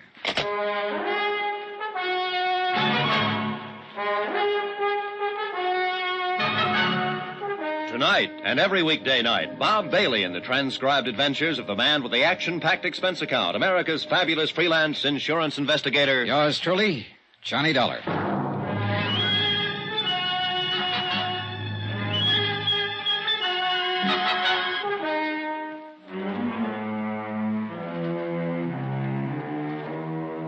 Expense account submitted by Special Investigator Johnny Dollar to the Chief Accountant, Eastern Seaboard Casualty Insurance Company, Providence, Rhode Island. The following is an accounting of expenditures during my investigation of the plant agent matter. Expense account item 1, $2 cab fare, my apartment to the Hartford airport. Item 2, $173. One airline ticket from Hartford to Vicksburg, Virginia, and back again. We took off in 10 below zero weather about 1:30 in the afternoon. By 5 o'clock, we circled into Vicksburg for a landing. Item 3, $5 cab fare to the Plantagenet Hotel, 3 miles outside of town. A pleasant, spacious, gentle old building set back among the wintry trees. 15 minutes after checking in, Mr. Costello appeared, wrung my hand, and reported that the Vicksburg police had apprehended the burglar who had rifled the hotel safe the night before. All of the loot had been recovered. As a matter of form, I spent 2 hours with the police itemizing the stolen property, which was all intact. Then I returned to the hotel, assured Mr. Costello that everything would be all right, and got busy trying to make return reservations for Hartford. Now, the rest of this report is by way of apology for my tardiness in submitting the expense account. In between phone calls to the airport, I went downstairs to the bar for a drink, and then stepped outside for a walk and a breath of fresh air. In the back of the parking lot behind the hotel, a blonde woman, about 30, in a green suit, was talking to a tall, typically dark man who had his back to me. They were arguing about something. As I walked past them, I couldn't help hearing too well. Please help me. Are you talking to me? Yes, please. On your way, mister. This is private. You hear me? Hey, just keep your hands to yourself, bud. Oh, keep rolling, then. We're having a little argument, private. Please, I don't know who you are, but I'm... Shut up. She's had a little too much to drink, mister, that's all. Oh, that's so? Well, it doesn't look that way to me. Now, what's this all about? I just told you, Nosy, she's had a little too much to drink. Now, go on, bud. Get on your way. Wait a minute. I told you to keep your hands to yourself. Yeah. Honey, you want to keep it up? You hear me? Yes. I hear you. And I'll let it go this time, mister. Just this once. Do you want to have him hauled in, miss? Oh, no. No, that's all right. It's all right. Okay, then, okay. Come on, beat it, you. Now, listen, Beat it, I said. She's tired of you, and so am I. Go on, beat it. Okay. Just remember, Amy, I was only trying to talk some sense into you. So long, hero.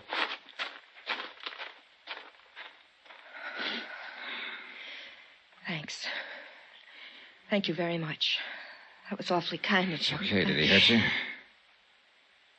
Yes. Where it hurts the most, I guess. I'll never get accustomed to being disappointed in people. Oh, well, he didn't look like your type anyhow. So why don't you just... Oh, I'm sorry. Hey, look now. This is just the end of everything.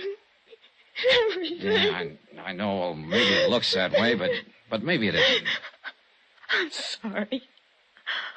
I'm very sorry to have caused you all this trouble. Well, that's okay. It must look rather cheap and dingy. I mean, I don't know what I mean. Well, look, let me ask you something. Did you really have too much to drink tonight? No. No, I only had one drink with him. All right, then maybe you'll let me buy you one. How about it? You're very kind. You look like you should be with someone for a little while right now. So what do you say? How about it? You're a very kind man.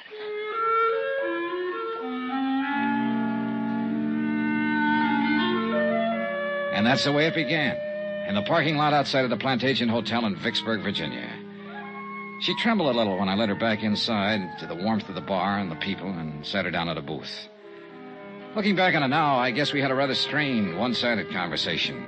She did all the listening and seemed preoccupied with her problems, whatever they were. Even though I'm not the greatest wit in the world, I did manage to get a faint smile out of her. It was a nice smile from a warm, frank mouth. Item 4, 2 drinks for us.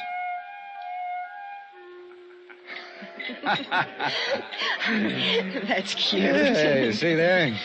Next thing you know, you'll be telling me a joke. Oh, that reminds me. That reminds me of another one. It's one of the oldest and most respected jokes in the country. You probably heard it 1,000 times. It seems 10 men were standing in the rain under an umbrella, and none of them got wet. Well, just about then, a fellow walked up. You've been very, very kind to me. Thank you again. Well, I'm glad you feel better. Miss, Are you, from here in Vicksburg? No, my home's in Hartford, Connecticut. I flew down here this afternoon on business. I'm waiting for a flight out. Oh. What's your name? Johnny Dollar. Thank you again, Johnny Dollar. Hmm? Thank you for not asking me my name. For not asking me about the man in the parking lot. For not asking me to explain what my trouble is. Thank you, Mr. Dollar. And thank you for sitting here with me this little while and trying to make me laugh. You really feel all right now, huh? Yes, I think so. Good, that's swell. Because I wouldn't want to let you go if I thought you were going to step outside and start crying again. No. No, I won't do that, I promise. You sure? Positive. Okay. Ah, you want one more for the road? Oh, thank you, but I'd better not, Mr. Dollar. I really should be getting home. Well, will everything be all right at home? What? Oh, yes. He wasn't my husband, or my boyfriend, even. He won't bother me. Okay, then. Here, let me help you out with your coat. Thank you. There you are. You have a car? No, I'll get a cab. There's always one out in front. Good, I'll help you. Thank you. Say, look, I'm going to tell you something. I'm staying here in Vicksburg at the Plantation, and I doubt if I'll be able to get a plane out tonight. Probably not until tomorrow sometime. So, look, if you need me for any reason at all, why don't you just call me? Okay? Yes. Thank you. Good. Cab, taxi. You're still worried about him, aren't you? Why do you say that? The way you looked around when we stepped outside here just now? Would you like me to see you home? Oh, no, thank you. You've done enough already. And about him, I made a mistake, that's all. Oh, we all make mistakes, so forget about it. Well, I'm afraid this one can't be corrected very easily. But here's my cab. Good night, Mr. Dollar. Good night. You and I will probably never meet again. But I shan't forget your kindness. Thank you. Okay, good night. Downtown, please. I hope you have a nice trip home, Mr. Dollar. Hey, whoa, driver, hold it. Hey, anything wrong? What is it? I don't know. I have the strangest feeling. Wait a minute, driver. Hey, look, do you feel all right? You're shivering. Yes, I know Oh, it hurts. Oh, what hurts? It hurts.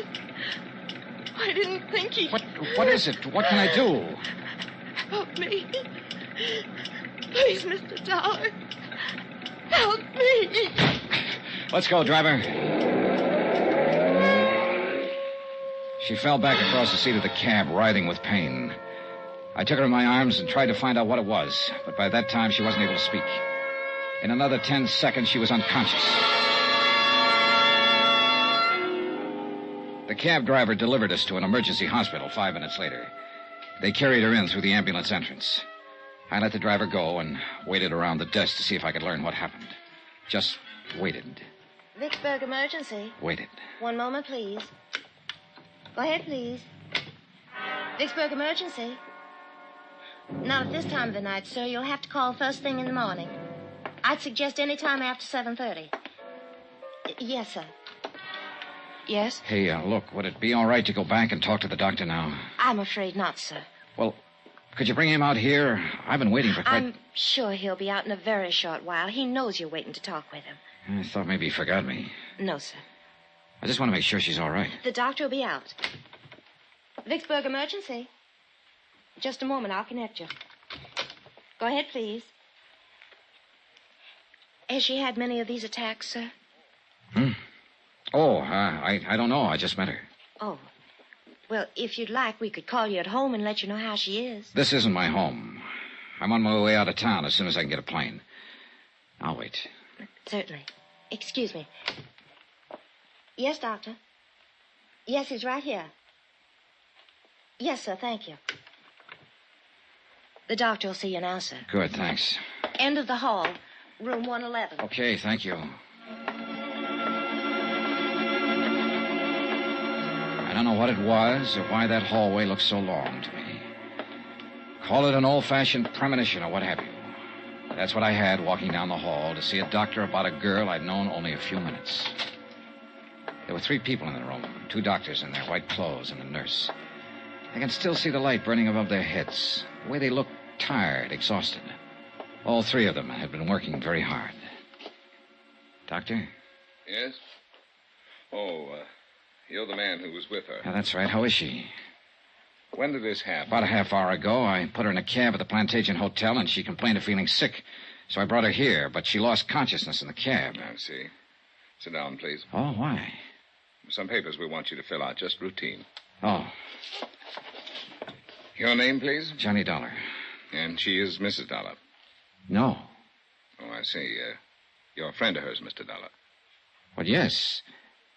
Look, what is it, Doctor? What's the matter with her? I can't exactly tell you that right now, Mr. Dollar. What? Well, now, wait a minute. Why can't we have to contact her family first, Mr. Dollar. This girl is dead.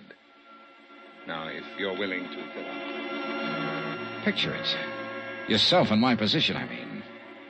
I'd known the girl only a few minutes. I didn't even know her name. Yet somehow I'd become closely involved with her. Too much so, I guess. All I knew about her was that she was someone who had died while asking me to help her. Under the circumstances, what would you do?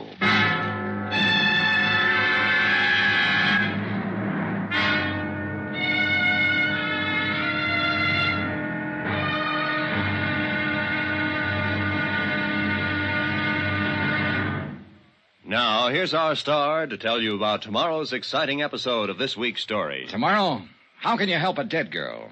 Somebody had to help her. And guess who? Join us, won't you? Yours truly, Johnny Dollar.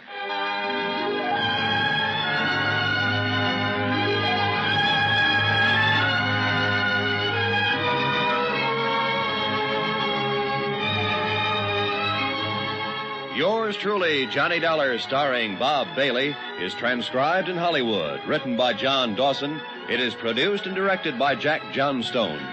Be sure to join us tomorrow night, same time and station, for the next exciting episode of Yours truly, Johnny Dollar. Roy Rowan speaking.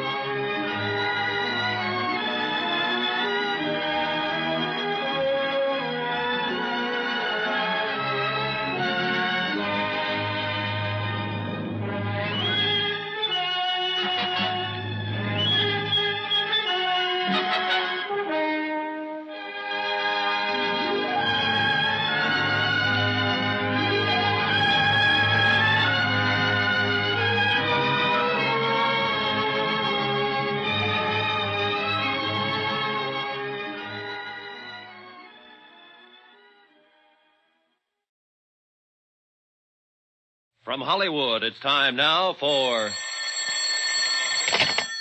Johnny Dollar. Are you the Mr. Dollar from Hartford? That's right. Who's this? Jim Akins, Vicksburg Police Department. I'm sending a car over to pick you up, Mr. Dollar. Some questions I want to ask you about that young lady you were with last night. I hope you weren't planning on leaving town. Of course I wasn't. I canceled my plane reservations last night. If you tell me where you're located, I'll come down by myself. No sense getting head up. You aren't in your own backyard now, you know, Dollar. I know where I am, the town where a girl died in my arms. If you can stop getting lazy with me for a minute, maybe you can tell me who she was. Why? Because I'd like to talk to her family. I was the last one to see her alive. Who is she? We haven't identified her yet. To us, she's still Jane Doe.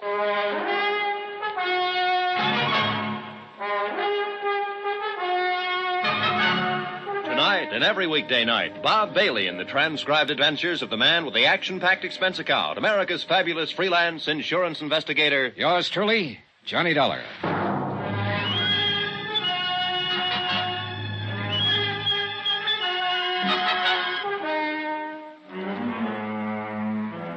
Expense account submitted by Special Investigator Johnny Dollar. Location, Vicksburg, Virginia. To Special Investigator Johnny Dollar.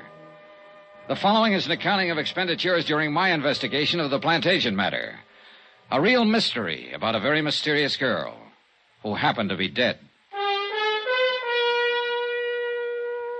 Expense account item 5, 10 cents. One morning newspaper, which carried a 2-inch story and a half-inch space about an unidentified girl who had died at Vicksburg Emergency Hospital the previous evening.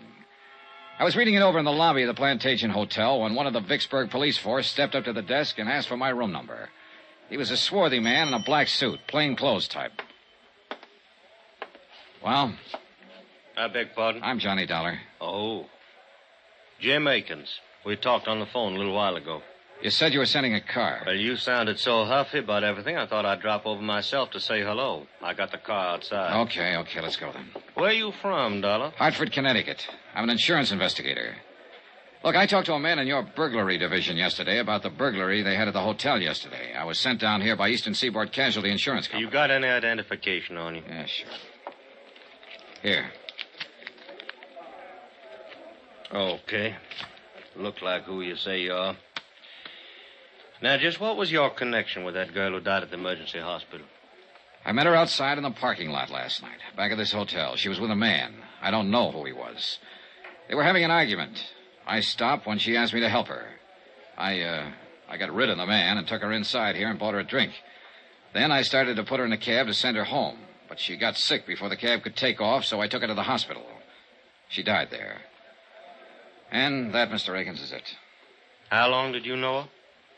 About a half hour, all told. She didn't tell you her name? No. Where she lived? No. The name of this man she was with in the parking lot, who was he? I haven't the slightest idea. Well, what kind of trouble was she having with him? She didn't tell me that either. I didn't ask her. But you sat in the cocktail lounge over there and you had a drink or two. One. No name, no address, no nothing. Well, maybe we better do all our talking downtown. Anything you say, Akins. Let's go.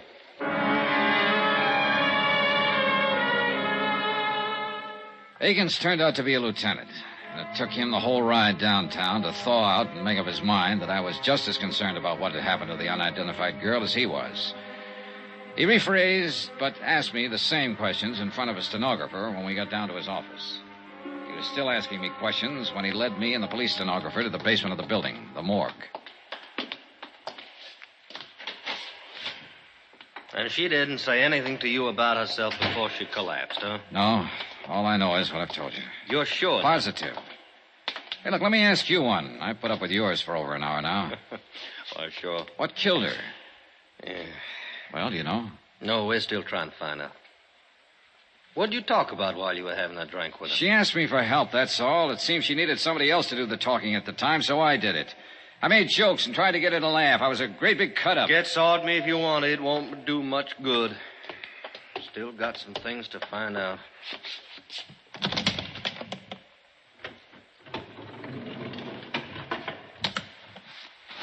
Yeah. Lousy, ain't it? It sure is. This is the girl you were with last night. Yes. You're positive? I'm positive. Okay, Dolly, you want to sign this for the records? Why not? That's good. All right, Sam, you can send this on upstairs. We'll be up pretty soon. Now, Dollar, did anyone there at the hotel bar seem to know her? I don't know. Cocktail waitress, somebody like that? I don't know. Well, I do. We asked around. No one there had ever seen her in the Plantation Hotel before. Tell me something, Dollar. You ever worked on one like this? No, not quite. Okay, then. I'm going to tell you what we're up against. All the clothes she was wearing was standard brand stuff. Mostly come from stores downtown, some of them New York. It's going to take us a long time to check them out. We may not be able to trace them at all. We're going to work on the cleaning marks, too, and that'll take time. And from what you say and from what she said, and that wasn't much, she's probably a local girl. Somebody's wondering about her, but nobody come in and make out a report asking for her. I hate to do it. I might have to take a picture, run it in tonight's paper, just find out who she is. That could be pretty lousy for somebody. It's a lousy business. I thought you could help me, Dollar. How? Well, two things. One, that bird she was with. He was arguing with out in the parking lot, you say. That meant he must have had a car out there. But you didn't bother to take a look at it. No, I didn't. And another thing now, where's her purse? I don't know. Well, she must have powdered her nose when she sat down to have that drink with you. Every woman does. She must have reached for a cigarette or something in that purse. So where's that purse? I don't know. Well, now, you see? You see how much help you are to me? Oh, just a second. Morgue, Lieutenant Akins. Oh, yeah, put him on. While Lieutenant Akins talked on the telephone, I lit a cigarette. After that, I tried to interest myself in a calendar that was hanging on the wall. After that, I tried tying both shoelaces. But wherever my eyes roved around that white-tiled room, somehow, they always came back to rest on the quiet, still form of the girl who'd asked me for help. By any standard, she was attractive. Fine golden hair spun out of smooth white skin. I remember her eyes had been very big and very brown. Now they were closed. But she looked more asleep than what she was. She looked as though she might wake up any minute and answer me if I said out loud what I was saying to myself silently. How can I help you? Let's get out of here, Dollar. Okay by me.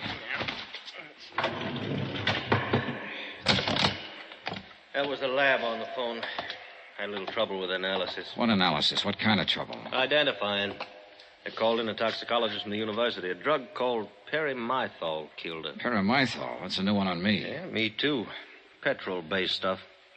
Now, they figured it had been in her stomach an hour or so before she collapsed. Could be a suicide, judging from the way she acted and talked to you. What about the boyfriend? Well, that seems to fit in okay. Told you she was disappointed in him, didn't she? Well, sometimes women want to end it all in front of a guy they're having trouble with. It'll probably turn out that way. You talk like a cop, Akins. That's what I Everything's am. so simple. Make it fit into your formula. This girl knocked herself off because she lost her boyfriend. This girl killed herself because she lost a job. Fill it in. Get it off the books. Whoa, Dollar, whoa. What's the matter with you? What are you getting at? Oh, I don't know. Forget it, will you, Lieutenant? No, now, wait a minute. Wait just a minute. I'm not all cop, Dollar. I saw her laying there, too. And I can see she was a nice girl. And something went awful wrong with her. If I'd been the last one to be with her and talk to her alive, why, I'd probably be taking it the same way you are. But take it easy. Sorry, Lieutenant. Yeah. I'll buy you some breakfast. He did, but it didn't help much. And after that, we shook hands and parted. Expense account item 6, $2. Cab fare back to the Plantation Hotel. I went up to my room, packed my bags, called the airport, and made arrangements to leave on the 6 o'clock plane. There was nothing more I could do about the case. Nothing more at all. It was police business. I had time before the plane for a quiet drink at the hotel bar. What's your pleasure, sir? Oh, some of that little water. Yes, sir. You on duty last night by any chance? Yes, sir. Why you ask? I just wondered if you happen to remember me. No, sir. Were you at the bar? At that table over there with a lady, a blonde girl in a green suit. Well, I'm sorry. I just don't remember. Well, here you go. Thanks. Here, keep the change. Well, thank you, sir. Now, I probably waited on you, but, well, so many people, you know. Yeah, sure. Why you ask? The lady lost her purse. Thought maybe it might have been turned in here. No, sir. We didn't get any places last night. A couple money clips is all. Not much in them either. Mm-hmm. You're talking about the lady who died later on, ain't you, sir? Yeah. Yeah, I am. Police officers was in here asking the same questions. I thought they would be. You, policeman, too? No, I was a friend of hers. Oh. Well, then you should call the police. They're still trying to find out her name. So am I. Well, I thought you said she was a friend of yours. I didn't happen to know her name. It didn't seem important to ask it last night. I just don't understand. I can tell you one thing. I might have saved her life if I'd asked her name. And some other things. Yes, sir. Sure.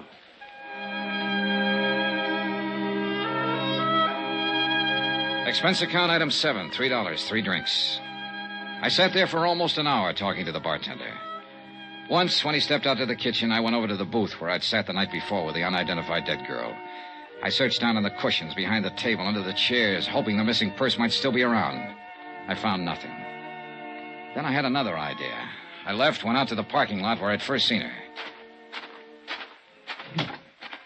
Get your car, mister? No, I don't have one. Oh, well? Hey, look, last night I was out here with a lady. I met her and a man here in the parking lot. About over there, where that Chevy is. Uh-huh. So what? Well, the lady lost her purse last night. I just wondered if it might have been lost out here someplace. Well, it might have been. Nobody turned anything into me. Want to take a look? Sure, good. All right. About what time last night? Oh, around 10, maybe a few minutes after. Uh-huh. A lot of cars in and around that time of night. Did you look last night? Oh, I didn't know it was missing until this morning. Oh. About here, you say, huh? Here's the Chevy. Yeah. Well, let's take a look. Yeah, make it a good look. Yeah. Well, hey! I think you're in luck. Huh? Yeah, here's a purse. Hey, you're in real luck. Is that hers? It was hers, all right. A green suede purse, the same color as the green suit she'd been wearing. It still carried the faint, sweet odor of her perfume as I remembered it. I looked inside, but there was nothing to tell me her name. Lipstick, comb, a $10 bill, and some small change. And one other item. A .32 automatic, recently fired.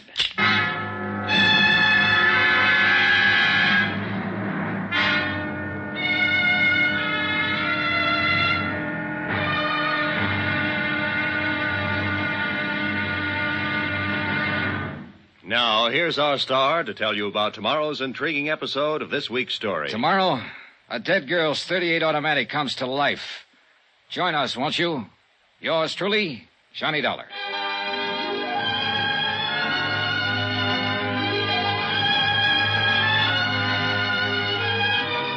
Yours truly, Johnny Dollar, starring Bob Bailey, is transcribed in Hollywood. Written by John Dawson. It is produced and directed by Jack Johnstone. Be sure and join us tomorrow night, same time and station, for the next exciting episode of Yours truly, Johnny Dollar. Roy Rowan speaking.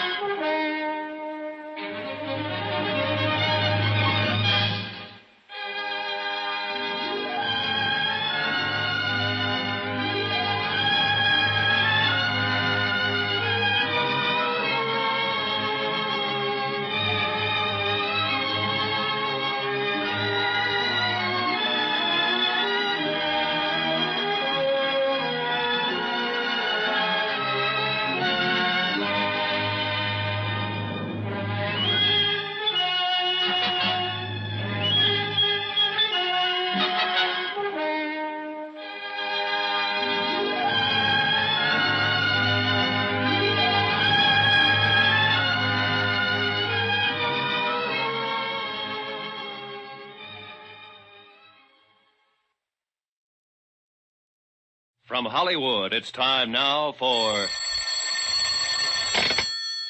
Johnny Dollar.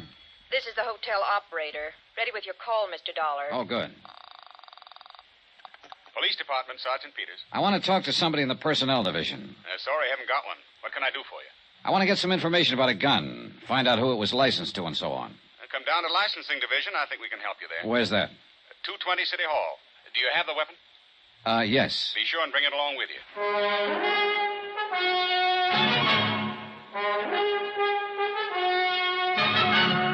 Tonight and every weekday night, Bob Bailey in the transcribed adventures of the man with the action-packed expense account, America's fabulous freelance insurance investigator. Yours truly, Johnny Dollar.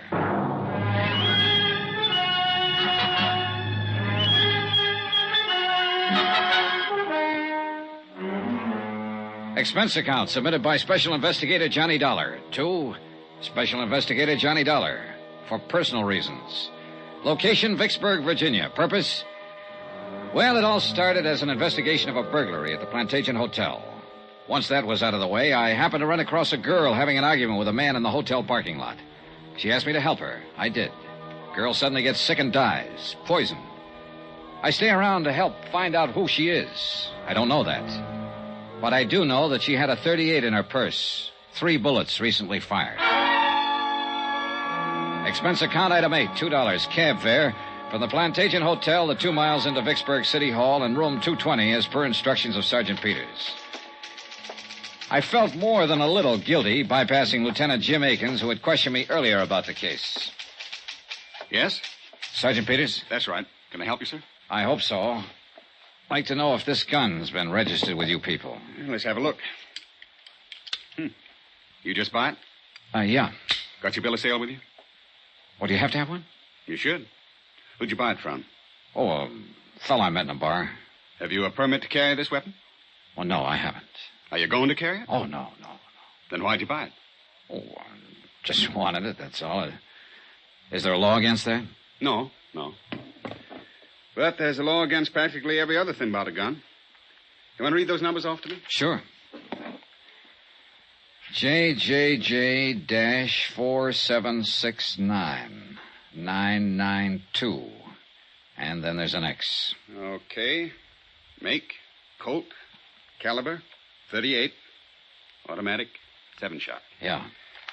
Here, you'll have to fill this out. Pencil's over there. This will take a minute for me to check. It took 15 minutes. In the meantime, I filled out the form which notified the Vicksburg police that I was in possession of the above-described weapon, that I did not wish to apply for a permit to carry it, and so forth and so forth. After that, I stood around and smoked a cigarette and wondered if I should step downstairs and tell Lieutenant Jim Akins that I had found Jane Doe's purse and the gun. But before I had time to make up my mind... Here we go. The gun was purchased in 1950 by the Piedmont Banking Service. That's a local armored truck outfit over on Maypole Street. The gun was permitted for carrying to Raymond W. O'Connell, 232 Polk Street, this city. Thanks. Raymond O'Connell. Yeah. Anything else? Well, that's all. Thanks.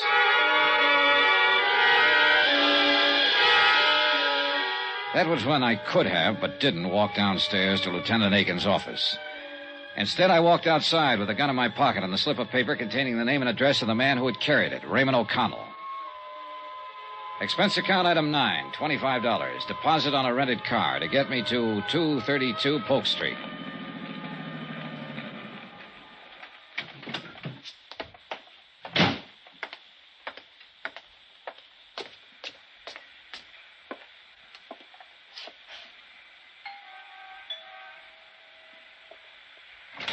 Oh, Paul, darling, you're early. I'm hardly ready.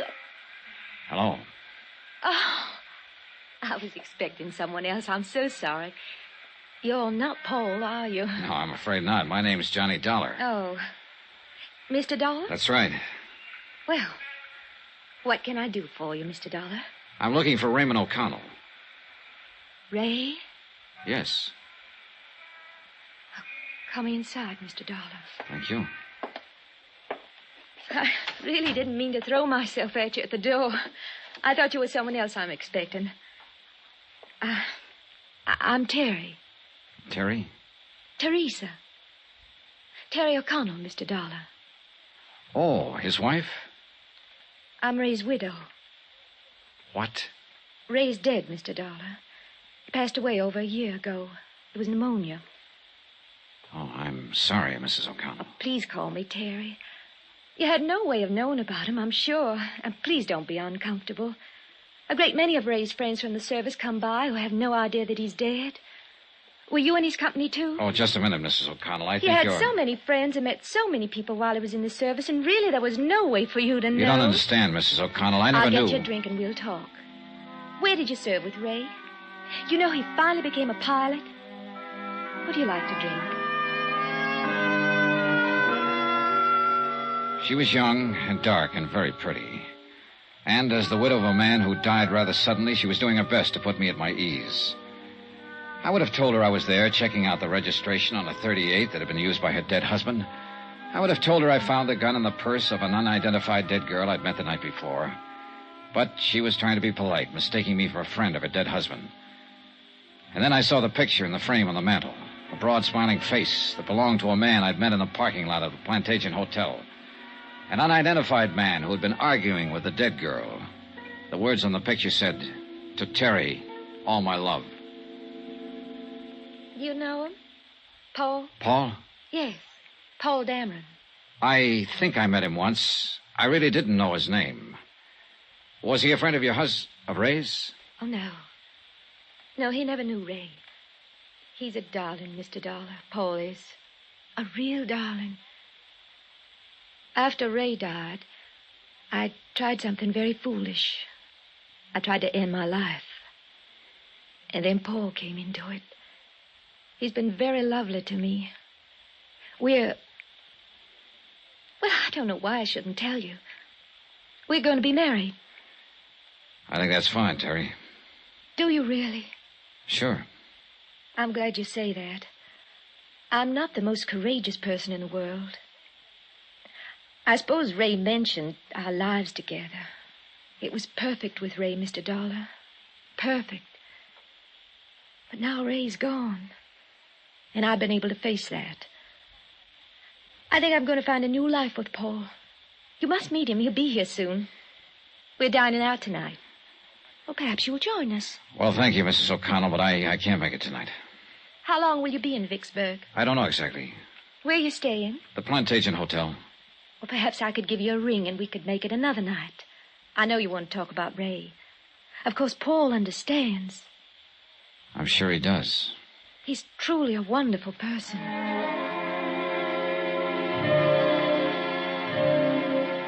He hadn't looked very wonderful the night before, standing in the parking lot arguing with a girl who had died. But then that was my side of the picture, and it wasn't complete. And somebody still had to explain the 38 with the 3 bullets missing. I left Terry O'Connell, went outside and bought an evening paper, and then sat in my rented car reading it. The photographer at the morgue had done a good job. The unidentified girl's picture was on page 1.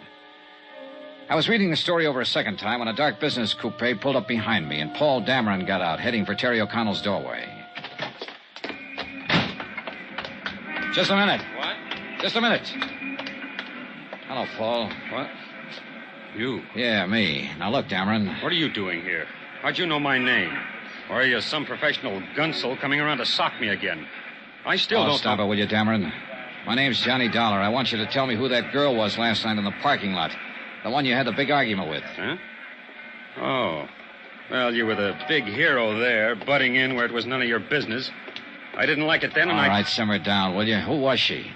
Come on, what's her name? What's it to you? Look, Dameron. Okay. It's Amy. Amy Duran. Amy Duran. Yeah. We work at the same office. Now, look, Buster, I'm not afraid of you, but I don't want any trouble, see? So if you'll just go somewhere else and Wait a minute, will you? How does Amy Duran tie in with Teresa O'Connell? Look, I don't know who you are or what you're after, but you've certainly got your nerve about... Answer me, Paul. Okay. Terry is Amy's sister. Satisfied? I don't know. Who are you, anyhow? A policeman or something? My name is Johnny Dollar. I'm here because Because if you aren't, I want to know what right you have to ask me all these questions. Cool off, will you?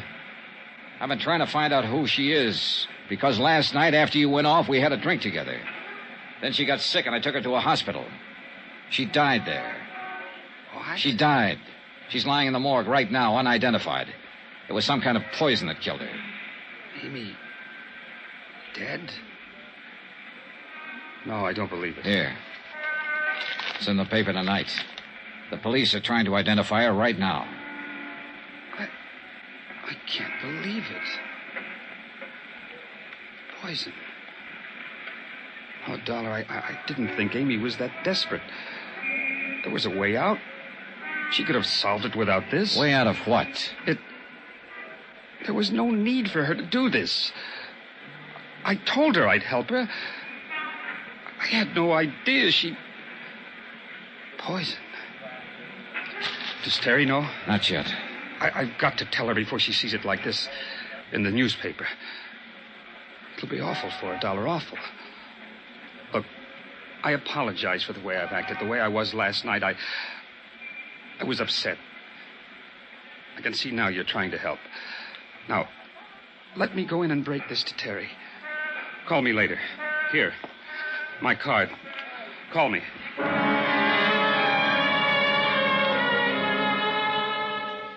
I had to admit that Paul Dameron's concern seemed as genuine as his surprise.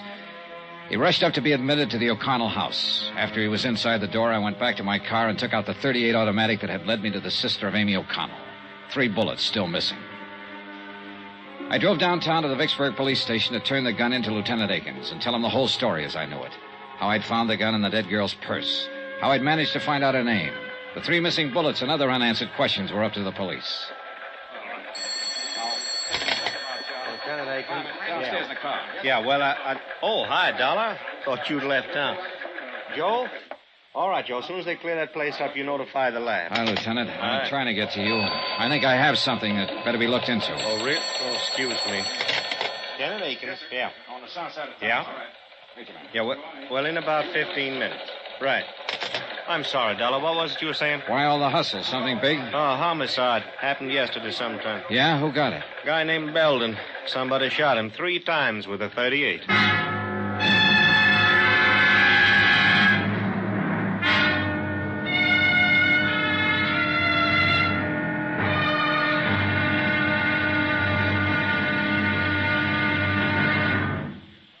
Now, here's our star to tell you about tomorrow's intriguing episode of this week's story. Tomorrow, information about the gun that blows the whole case sky high. Join us, won't you? Yours truly, Johnny Dollar.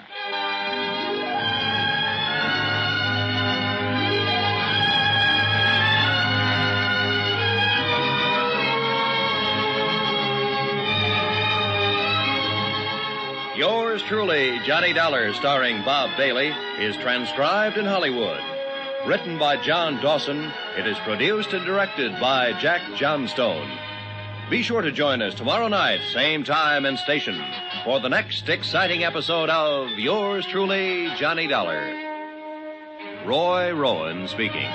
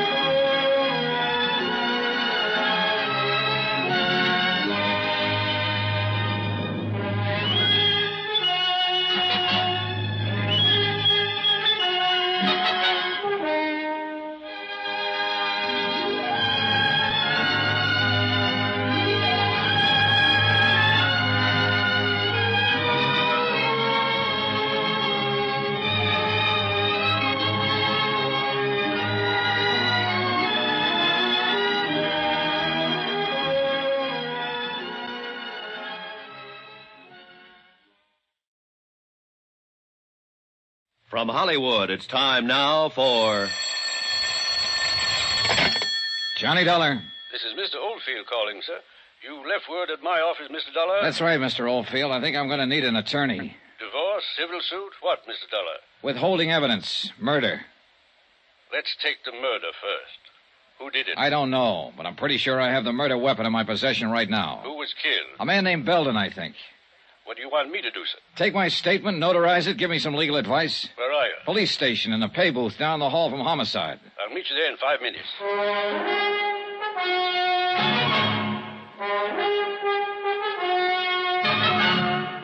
Tonight and every weekday night, Bob Bailey in the transcribed adventures of the man with the action-packed expense account, America's fabulous freelance insurance investigator. Yours truly, Johnny Dollar.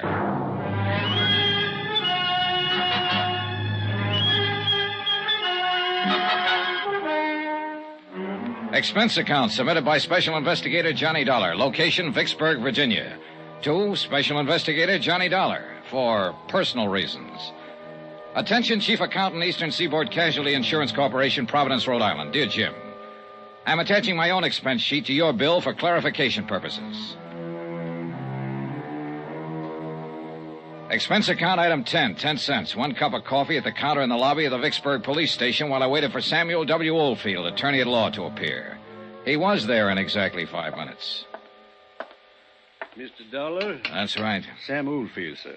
You're the only one here in the lobby, so I figured you were the right man. Yeah. Cup of coffee, Mr. Oldfield? No thanks. Gives me heartburn. But now sit down, will you? That was a pretty interesting phone call. Tell me, who are you, sir? Johnny Dollar. I'm a private insurance investigator. Mm-hmm. How'd you get my name? I looked it up in the yellow pages of the telephone directory. You don't live here in Vicksburg? No, I'm from Hartford, Connecticut. All right, sir. Now, tell me about the murder and the withholding of information. Maybe I better start from the top. Go right ahead any way you like. Well, 2 days ago, I flew down here to investigate a small burglary at the Plantation Hotel. It was already solved by the time my plane got in. Police? Yeah. I had nothing better to do, so I waited around the hotel bar for my return reservation back to Hartford. Then I happened to walk outside to the parking lot for a breath of fresh air. I saw a woman and a man standing there arguing. When I got close to them, the woman asked me to help her. I did. How do you mean? Well, the man she was with started to act like a kid. He got rough, so I shoved him away. Go on. Well, the woman was upset, so I took her inside the hotel and bought her a drink. After that, I put her in a cab and started to send her on her way. She started to act sick about that. Wait. Is this the woman whose picture was in the paper tonight? The one who died of poisoning and the police don't know who she is? Yeah. I don't know who she is, Mr. Oldfield. Except that her name's Amy Duran. I found out her name because I found her purse and there was a gun in it. A .38 Colt registered to a man named O'Connell. I checked on the gun here at headquarters, went out to the address and found out O'Connell was a bank guard and had died about a year ago. I talked to his wife, Teresa O'Connell. While I was there, the man I'd seen the night before showed up. His name's Paul Dameron. Now, I didn't tell him or Mrs. O'Connell about the gun. I came down here to give it to the police and tell them. But when I got here, Lieutenant Akins was pretty busy trying to solve the murder of a man named Belden, who'd been shot with a .38 3 times. There are 3 slugs missing from the gun I found. You got a light, sir? Yeah. Here you go. When you found Amy Duran's purse, why didn't you turn it over to the police? Oh, Well, somehow I thought maybe I could help the girl. I mean, her last words before she died were, help me. And for some reason or other, I thought maybe I could. You have any cards or letters, anything like that? Something that says you're what you say you are, sir? Yeah, sure. Let's see. Okay, Dollar. Now, as I see it, you probably hooked up with someone who did some shooting. And that's what worries you. I want you to take my statement and notarize it before I turn the gun in. That'll protect you some. If they want to get nasty, they can, though. You know that. Yeah, I know. Well, as I see it, the main job here is to try to keep you out of trouble. And the statement explaining your motive for participation in the whole affair might help. That's why I called you. All right, then. Now, Dollar. Yeah? You didn't shoot anybody, did you? No. Okay, then, sir. Let's go over to my office.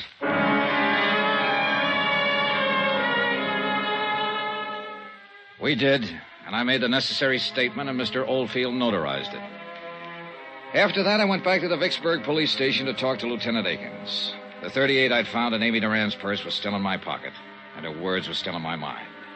Help me. Please help me.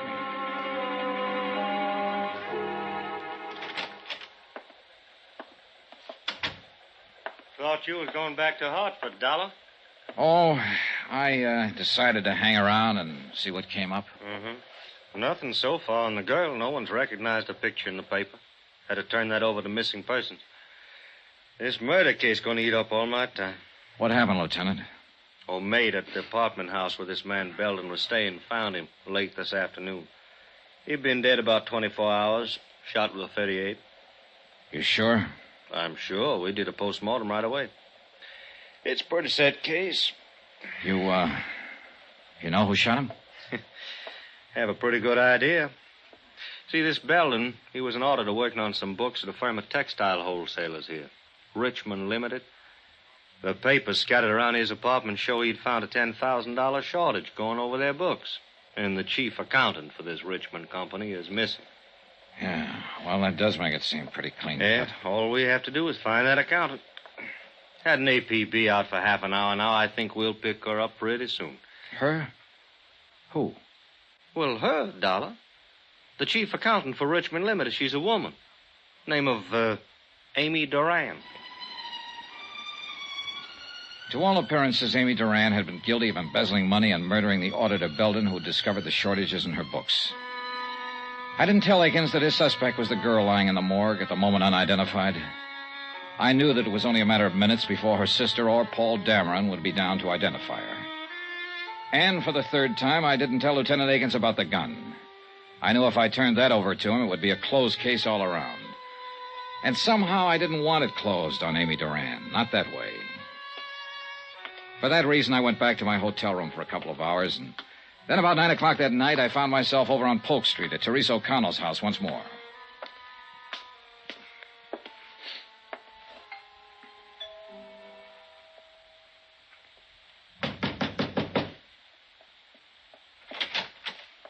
Oh. Hello, Mrs. O'Connell. Oh, Mr. Dollar, isn't it? Yes. Oh, Mr. Dollar, I had the most awful news tonight. My sister Amy, she's dead. You'll have to excuse me. Oh, I'm sorry. May I come in? I'd like to talk to you about your sister, Mrs. O'Connell. Well,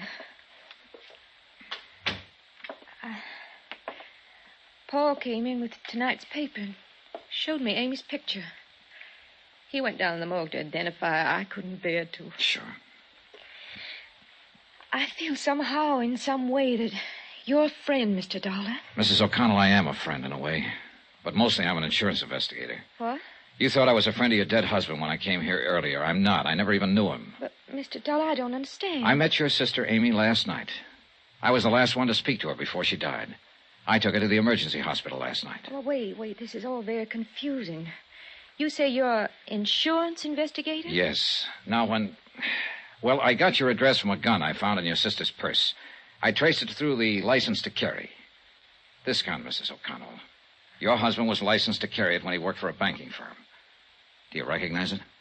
Oh, yes, I suppose I do. I think it's one of Ray's guns. Now, please, let me find something out first. Believe me, I do want to help. Did you know your sister had this gun? Oh, no. What would Amy want with a gun? I mean, well, she could have picked it up here any time she came over and probably did. But why would Amy have a gun in her purse? Sit down, please. Now, Mrs. O'Connell, you better listen to me carefully. Sometime late yesterday afternoon or early evening, a man named Belden was shot and killed.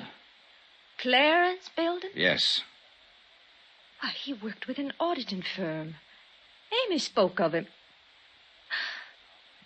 Mr. Dollar. Wait. Listen to the rest of this. Belden had been working on books for Richmond Limited.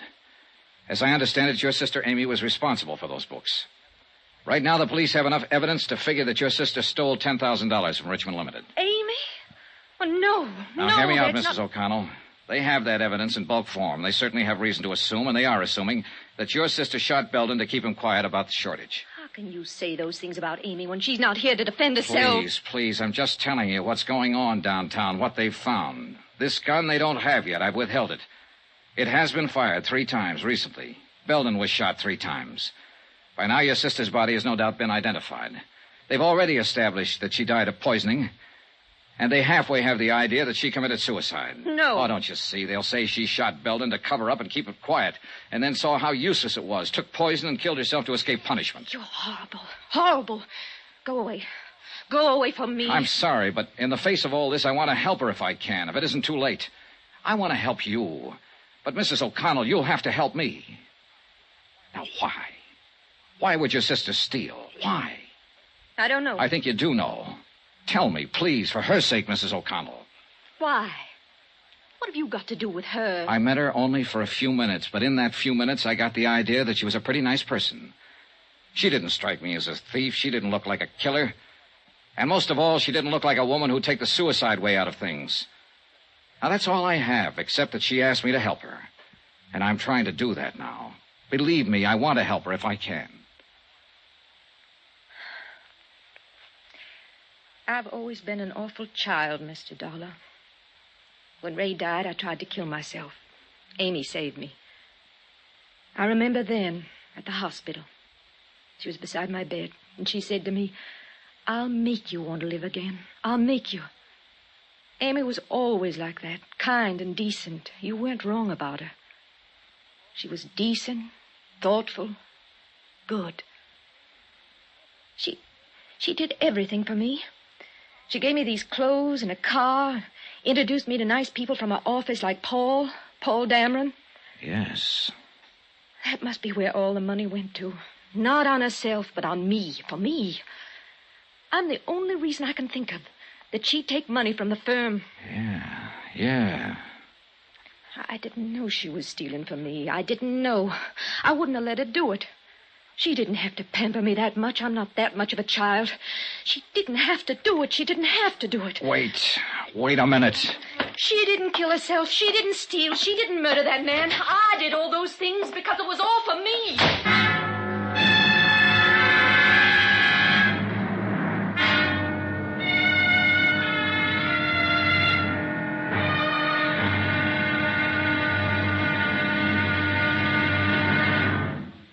Now, here's our star to tell you about the final intriguing episode of this week's story. Tomorrow, all the evidence comes true. A helpless dead girl gets her help. Join us, won't you? Yours truly, Johnny Dollar.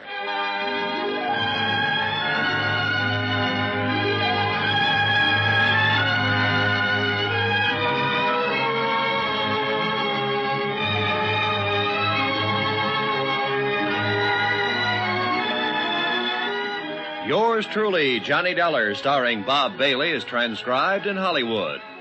Written by John Dawson, it is produced and directed by Jack Johnstone. Be sure to join us tomorrow night, same time and station, for the next exciting episode of Yours truly, Johnny Dollar. Roy Rowan speaking.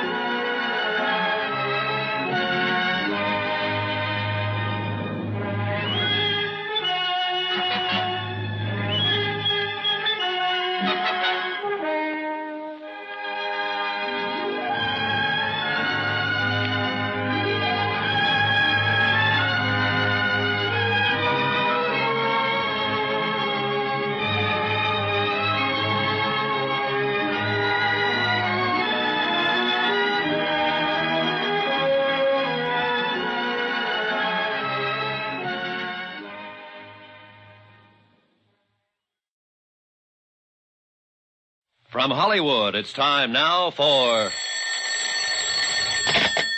Johnny Dollar. This is Paul Dameron, Mr. Dollar. I was afraid you left town, and I wanted to talk to you. Mm-hmm. I wanted to thank you for your kindness about Amy and the way you handled Terry. It was darn decent of you. And of course, I want to apologize for my attitude again. How's Mrs. O'Connell? Terrible. I mean, the papers this morning connected her sister Amy with murdering Belden and committing suicide. I'm curious. How did you get to her? I found Amy's purse, and there was a gun in it. I looked up the registration. Oh, the murder gun. I don't know. I haven't turned it over to the police yet. Why? Because I still can't believe Amy Duran was the kind of girl who'd shoot a man and then take poison.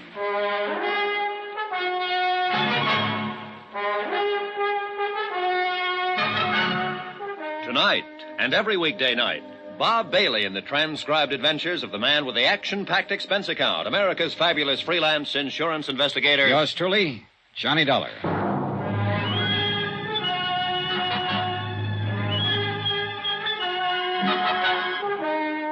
Expense account submitted by Special Investigator Johnny Dollar. Location, Vicksburg, Virginia.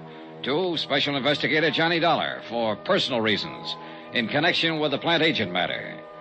Expense account item 11, $15, legal fees for services rendered by lawyer Sam Oldfield. Now, sign here, Dollar. And here, sir. Okay, I guess that's it. What now, Mr. Oldfield? This statement you've made to me clearly states your intentions in this matter, your motives. You attempted to help a girl who died in your company. You had no idea she might have committed a murder or embezzled $10,000. You withheld evidence, the gun you found in her purse, in the hope of identifying her and saving her family some grief. I hope you don't have to use this stuff. We'll see. I'm going to turn the gun in now, and you're coming with me. It's about time. Nothing personal, son. I think you did a lot of dumb things for her. From what they're saying in the papers about her, I don't think she deserved it. But then we all make wrong guesses sometimes, I suppose. Let's get this over with.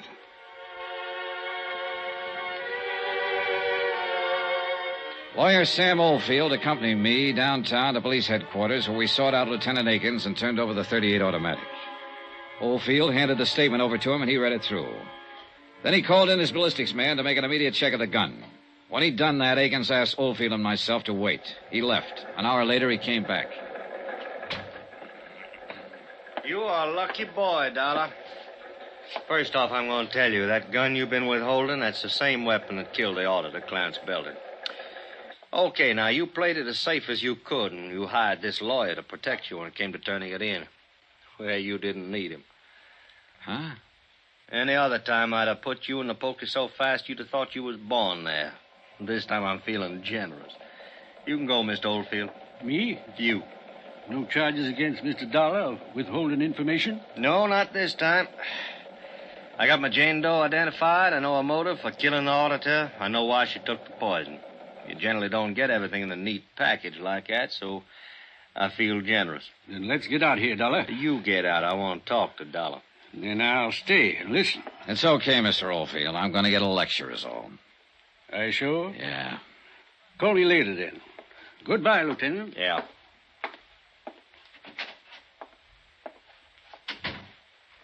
One thing more, Dollar. We found an empty bottle of paramythol in Amy Duran's medicine cabinet, and that cinches that suicide part, in case you had any doubts. It's a closed case. Uh-huh. But you didn't help me close it, Dollar, and you could have. You worked with the police for years. You were an officer yourself once. What makes you think you can come down here and run around doing all these things you've done and get away with it? Why didn't you turn that gun in with the purse as soon as you found it? All right, I'll tell you, because Oh, it doesn't make any difference now, Lieutenant. You got your case. And you're lucky, darn lucky boy I don't have you, too. Because you know just as well as I do that... Oh. Lieutenant Akins. Okay, right away. Dollar, I got business to take care of. Next time you're in my town, you take it easy. I will. But I don't think I'll ever come to your town again. On general principles. Well, I guess I know how you felt about that girl. I'm not going to make any fuss about what you did. But I don't think I'd let it pass a second time. She sure didn't look the part, did she? No, she didn't. Yeah, happens that way sometimes. What you told me about that kid sister of hers trying suicide and so forth after she lost her husband. Well, Amy Duran had a good motive for stealing that money. If motive can ever be good. Dollar, Lieutenant? Huh? I was just on my way to see you, Lieutenant. I'll be back in my office in a couple of minutes. You can go on in and wait, Mr. Dameron. I'm glad I saw you, Mr. Dollar. I think there's something I should explain to you. You'd be interested in this, too, Lieutenant. Mr. Dollar saw me arguing with Amy Duran in a parking lot at the Plant Agent Hotel last night. She just told me about the shortage in accounts. She hadn't told me about killing the auditor. I want you to know that I was racking my brain trying to find a way to get hold of some money to make up the shortage. I was always very fond of Amy. I wonder, Mr. Dollar, if I could give you a check. Huh? Something for your kindness. Nothing, thanks. Well, I'd like to. You did something very decent. No. Oh. Well, I suppose you'll be leaving soon. Goodbye, and thanks again. I'll be in your office, Lieutenant. Right. Got to him, too, if it's any comfort. What was that business in the parking lot? Oh, well, I hit him. He was arguing with her, that's all. Oh. You weren't the only one trying to help her, Dollar. Him. And then there was somebody else. Huh? A bank.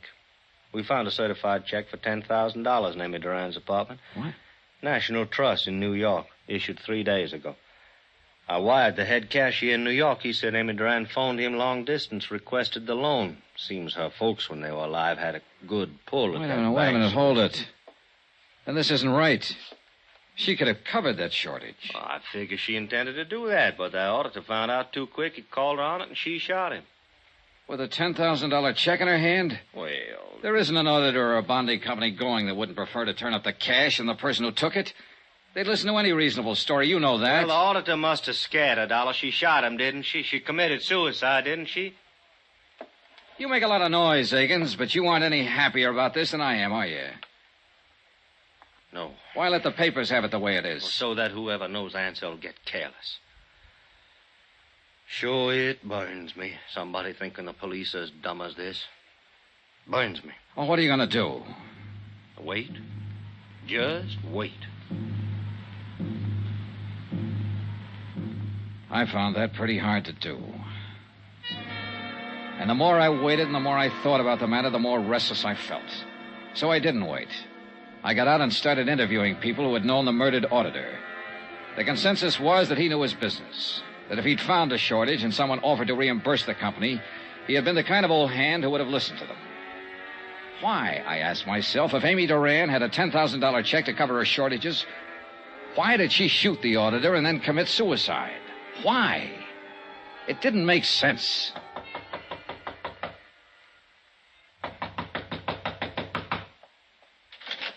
Oh, Dollar. Hello, Dameron. Come in, Dollar. I'm glad you dropped by. I thought you'd left town, gone back to Hartford. Well, I've stayed over so long waiting for all this to get cleared up, I thought I might as well stick around a while longer. Sure. Can I get you a drink? No, thanks. It is finished, isn't it? Not yet. I don't understand. I talked with Lieutenant Akins today after I saw you with him. He said it was all over as far as he was concerned. You're talking to me now, Dameron. I'm the guy who went out on the limb. And I appreciate that a great deal. A question I want to ask you. You knew Amy Duran, worked with her at Richmond Limited. You're engaged to marry her sister. Did you know Amy had a $10,000 check in her hand the day she died? Really? That was enough money to cover the shortages in her accounts. Well, I'll be darned. Why do you suppose she shot him? Did what she did then? I've been thinking about that, Dameron. There's only one reason I can think of. Because Amy Duran didn't steal any money, because she didn't shoot any auditor, she didn't commit suicide.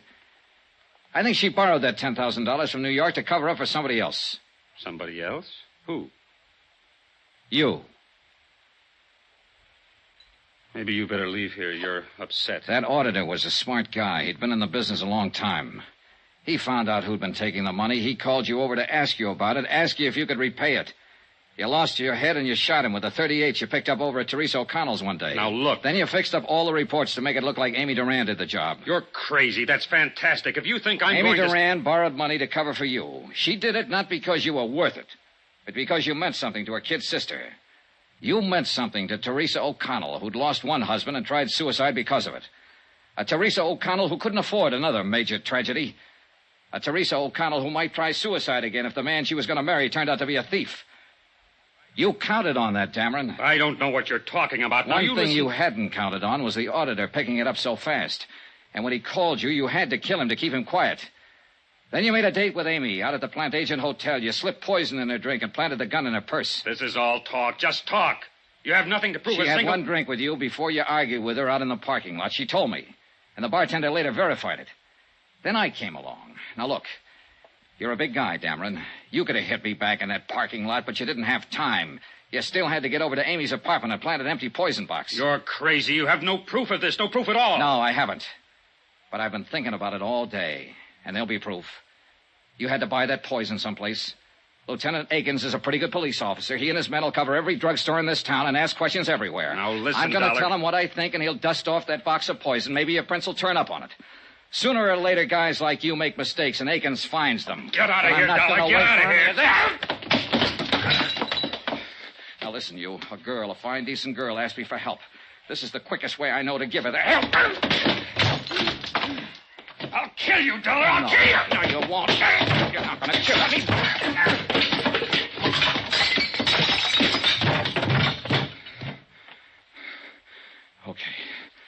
Okay, come on. Get up. Get up. I've had enough. I want you to tell it now, right now. Over there. Pick it up. Go on, pick it up. Okay, here. And you know who to call.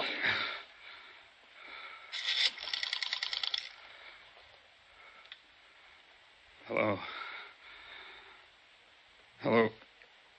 Give me the police.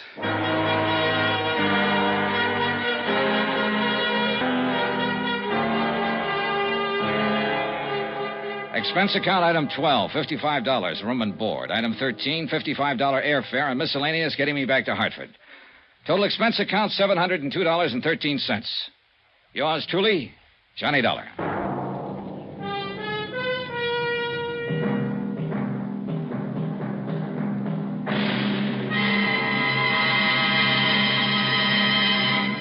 Remember, there'll be another exciting story of yours truly, Johnny Dollar, beginning next Monday night. Next week, a whole city is aroused by one of the dirtiest rackets of modern times.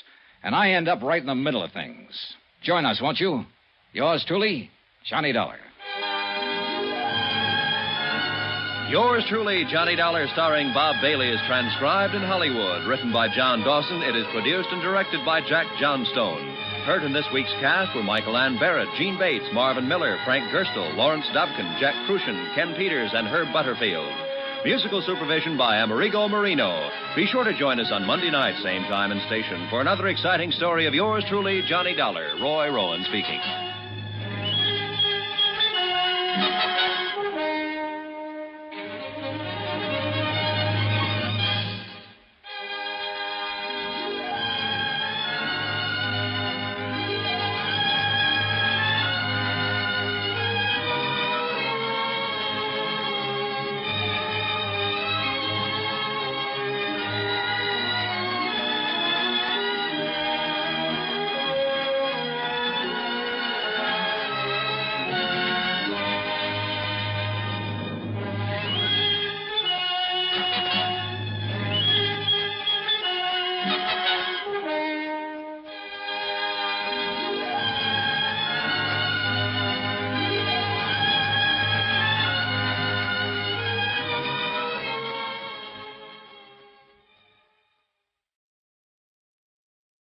If you're building what you're building and building it yourself, you will find the things you need on Allen's Home Lumber Shelf.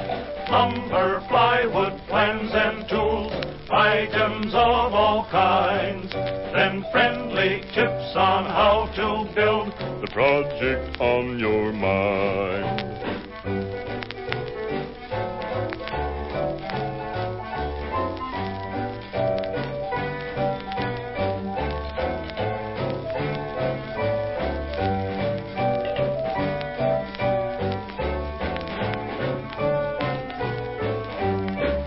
If you're building what you're building and building it yourself, you will find the things you need on Allen's Home Lumber Shelf. Lumber, plywood, plans and tools, items of all kinds. Then friendly tips on how to build the project on your mind. The CBS Radio Mystery Theater presents...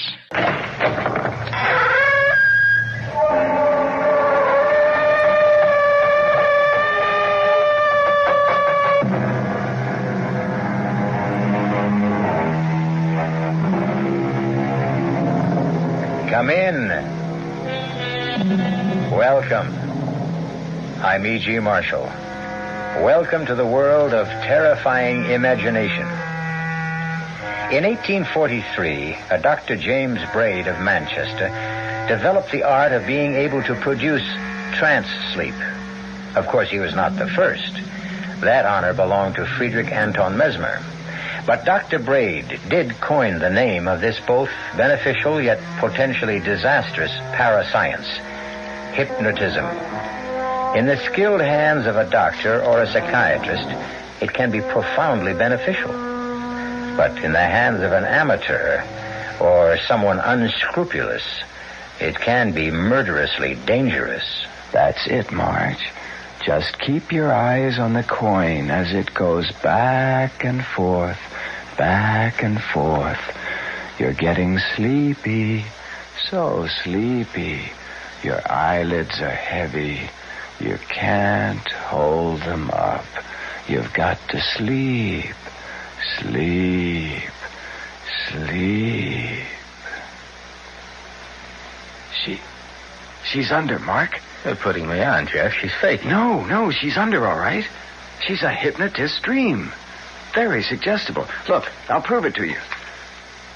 Watch this. Hey, don't hold it there. Just long enough to show she doesn't react. You could have burned her. Oh, come on. You think I'd do anything to hurt your sister? Well, now that you've got her under, what are you going to do? What would you like her to do? Jeff asked me. What would you like her to do? Well, I would have liked her to murder my father. I wondered how Jeff would have reacted if I'd said that out loud. It almost came out anyway, since it's all I think of these days. How to murder, destroy, wipe out my father.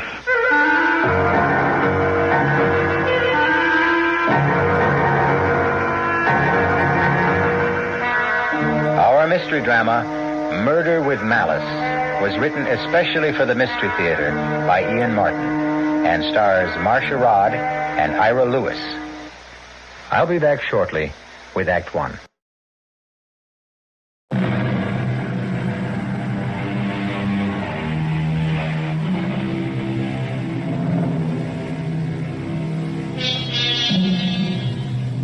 In Principles of Mental Physiology, Carpenter wrote, "The method of producing this state consists in the maintenance of a fixed gaze on a bright object placed somewhat above the line of sight.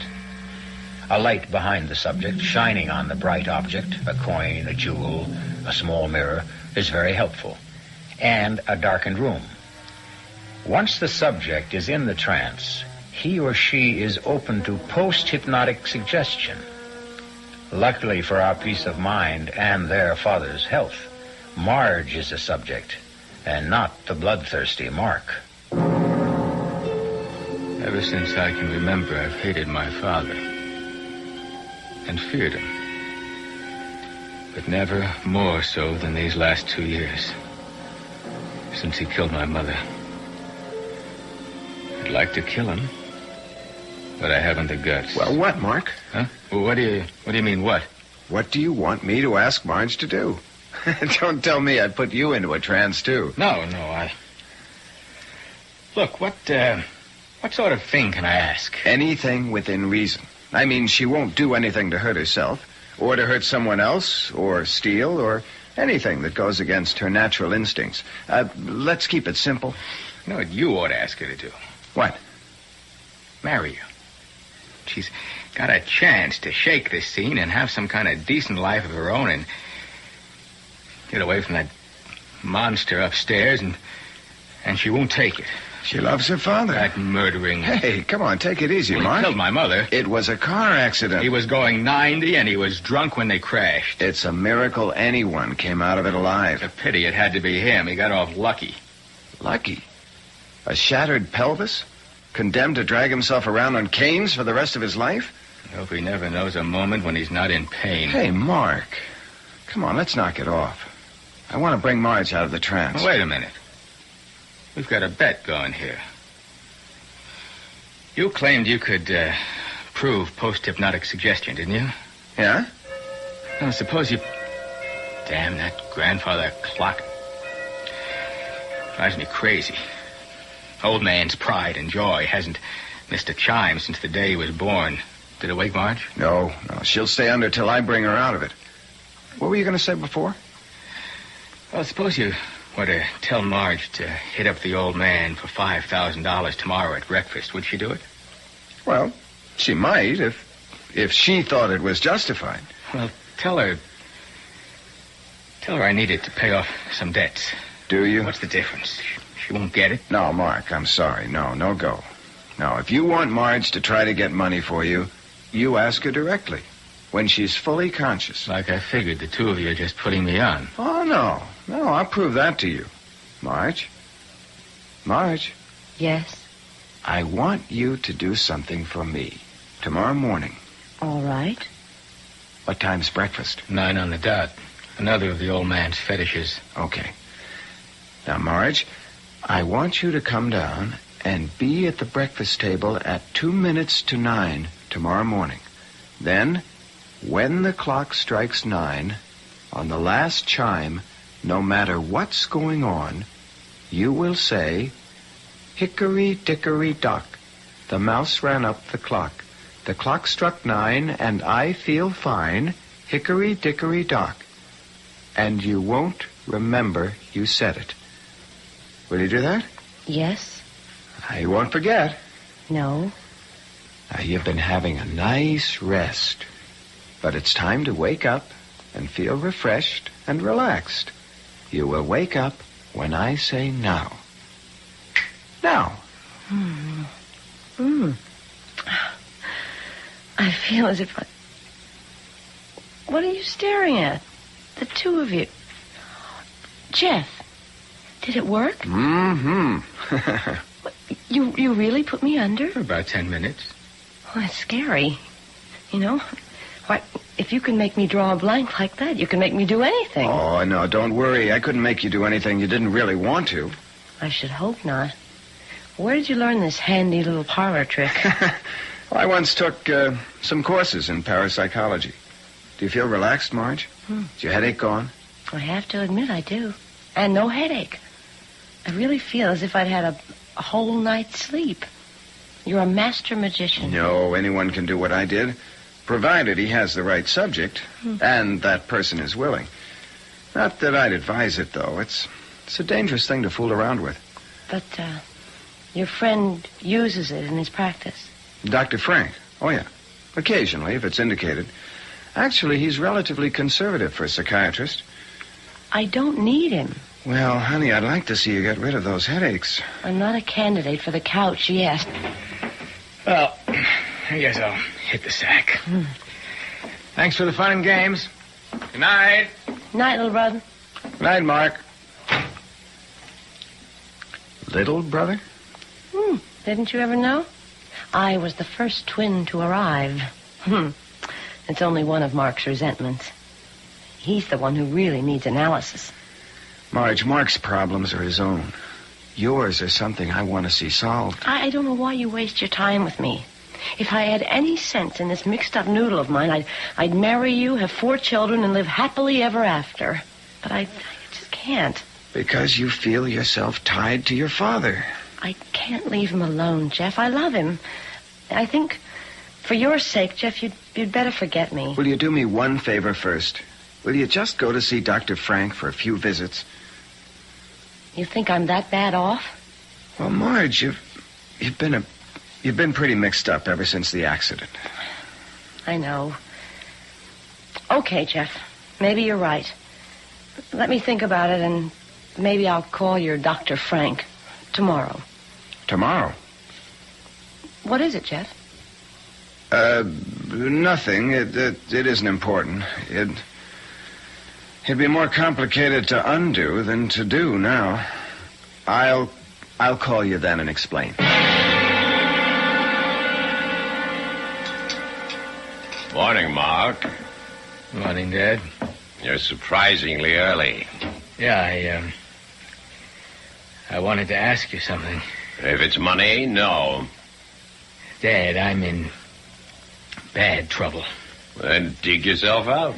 Dad, Mom left me money that will come to me when I'm 30. Why can't I? Very wise of her. Maybe in another 6 years you'll be able to handle it instead of gambling it away. It wasn't Mom's decision. You talked her into it. I most certainly did. Look, you don't understand. I'm mixed up with some very hard guys. If I don't pay them off... Oh, don't talk nonsense. They'll wait for their money. Good morning, Marjorie. Morning, Dad. Mark, am I late? No, dear, it's 2 minutes to 9. Sit down. Have your orange juice. I'll pour the coffee first. You sound very chipper. Yes, I had a wonderful sleep last night. Relaxed as a kitten. I wish I could say the same. Well, that's what comes of having a guilty conscience. And what about yours? I wanted to shout at him as I pushed my chair from the table violently and went to the sideboard. I was seething with hate at his smug self-righteousness. Guilty conscience. If he only knew how guilty, how much I wanted him dead. Serving breakfast plates for Marge and me gave me time to regain control. Then the clock began to strike 9, and my mood improved. A small revenge, but if Jeff's trick worked, at least I'd see the pompous old ass look foolish for once. What time did Jeff Henderson leave last night? I think I'm old enough not to have to answer questions like that. Well, I think I have the right to ask any questions I want to in my house. Because I want to know if you're thinking again of marrying Jeff. Hickory dickory dock.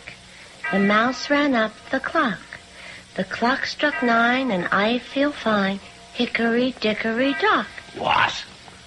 What did you just say, Marjorie? Me? I didn't say anything. I just asked you a perfectly reasonable question, and you replied with a silly nursery rhyme. Nursery rhyme? Dad, I don't know what you're talking about. I didn't... She doesn't know. She said it. Keep out of this, Mark. It was post-hypnotic suggestion. It was what? Marge had one of her bad headaches, and Jeff thought he could cure it by hypnosis. And he did. But what's this about... Hypnosis? Marge, I must say I didn't think you'd be this foolish. I don't want Jeff Henderson in this house again. Dad, I'm the one the trick was played on. Where's your sense of humor? I haven't had any sense of humor since I lost your mother. No, don't help me.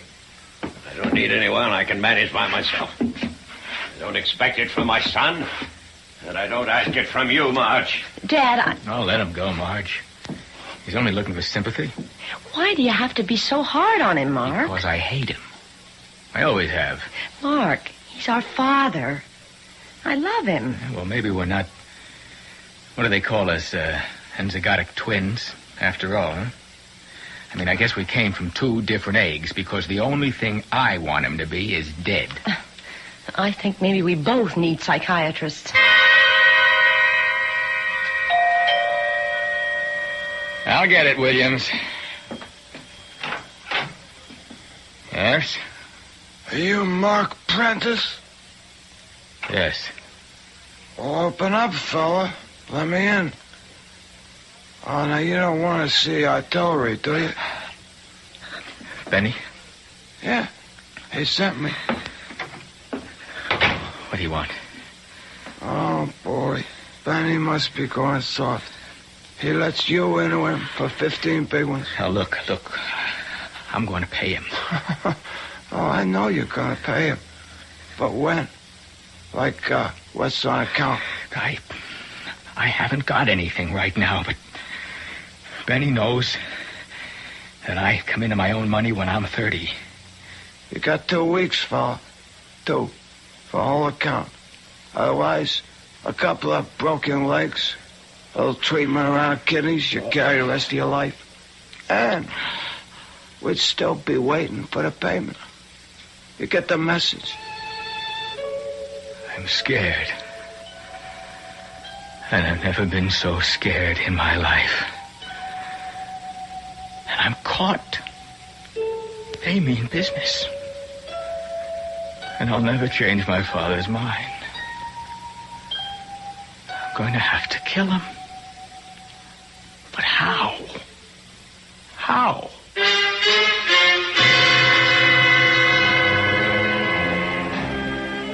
not exactly the all-American family, the Prentices. But then, where murder is contemplated, and where in fact it may be done, you don't expect to find very normal people. Especially where the murder is premeditated. I'll return shortly with Act 2.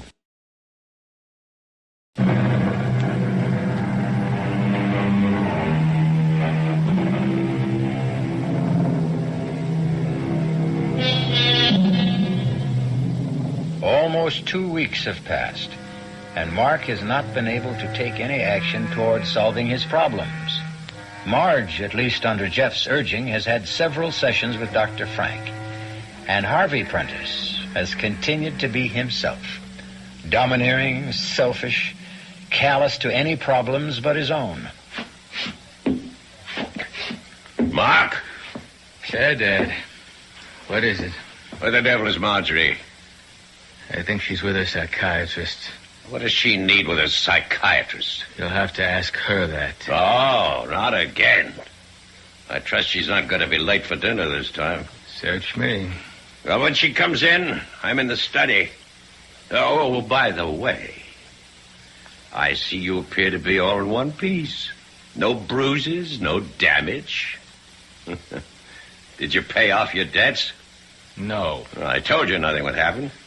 I've got 2 days left to come up with the money. Look, Dad. No. Not from me. Do you know that I'm scared to go out of the house? Has it ever occurred to you that you should and get a job? That's the way to pay your debts off. I couldn't pay my debts off with any job I can get. Perhaps you should have thought of that before you ran them up. Oh, it's easy to hate my father.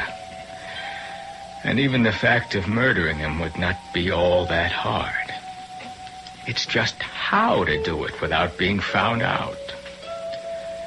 It never occurred to me that my sister might provide the answer. Marge! Jeff, what are you doing here? I knew you had an appointment with Dr. Frank. I have the car, so I thought I'd wait and drive you home. I don't feel like talking, Jeff. Marge, I haven't seen you in almost 2 weeks. You won't even answer my phone calls. Are you mad at me? Not exactly. Is it that silly stunt I pulled with that post-hypnotic suggestion? No. Well, it's ever since that evening. I know. All right. Let's get in the car and you can drive me home. Sure.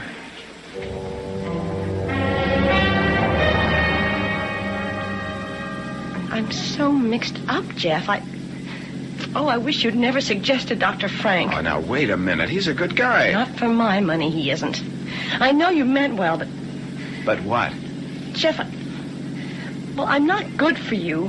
Mark and I are all screwed up somehow. The whole family, we're Jonahs. Keep away from us. Marge, nothing you can say. Why won't you listen to me?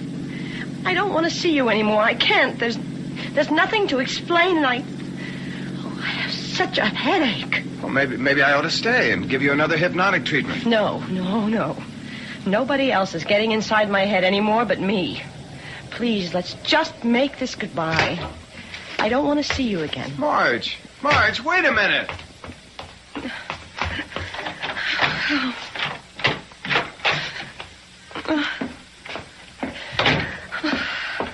Hey, Marge. What goes? It's nothing. Just leave me alone. Okay. Play it your way. Oh, I'm sorry, Mark. I didn't mean to snap. It's just the top of my head's blowing off. I'm not going near that psychiatrist again. Oh, what's the panic? The things he keeps saying. I think he's the crazy one. How come?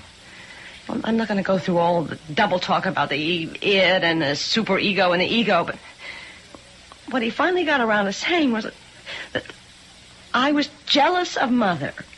And because Dad put her first, I hated him and wanted him dead. Well, he's got the wrong twin. How could he say such a thing to me when I literally gave up Jeff to take care of Dad? Search me. I mean, honestly, I thought an Oedipus complex was strictly from the ancient Greeks and for doctors talking to each other. Can you imagine me supposed to hate my father? How could you hate Dad when you dropped everything to take care of him ever since Mom died? See, that's because I'm supposed to have a fixation. And it's only guilt that holds me back from destroying him. What? He says that deep down in my subconscious or whatever, I really want to commit murder. You sure you know what you're saying? I know what Dr. Frank said. That I'll never get rid of my headaches till I get rid of my guilt feelings. And to get rid of those, I'll have to kill him. Dad? That's right. Well, there's a quicker way to get rid of headaches than that. How? Well, get old Jeff back to hypnotize you again. No. Jeff and I are through. I told him that tonight. Well, if you really want to get rid of a headache, well, I could have a shot at the hypnosis route. Jeff said anyone could do it. No, thanks. I'm taking my headache to bed. I won't be down for dinner. Of course, I didn't have the idea right then. But some instinct was nudging me that somewhere, somehow, there was a way out for me. But before I could follow the thought through, the phone rang.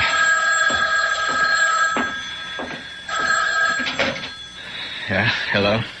Hello, Mark. Look, I'm working on it. I think I've got a way to... Danny says you got till day after tomorrow. And then you're out of time. Well, maybe I could raise, You better raise it off, though. 'Cause that's when Uncle Benny's calling it in. Or by the deep six. Hey, mister.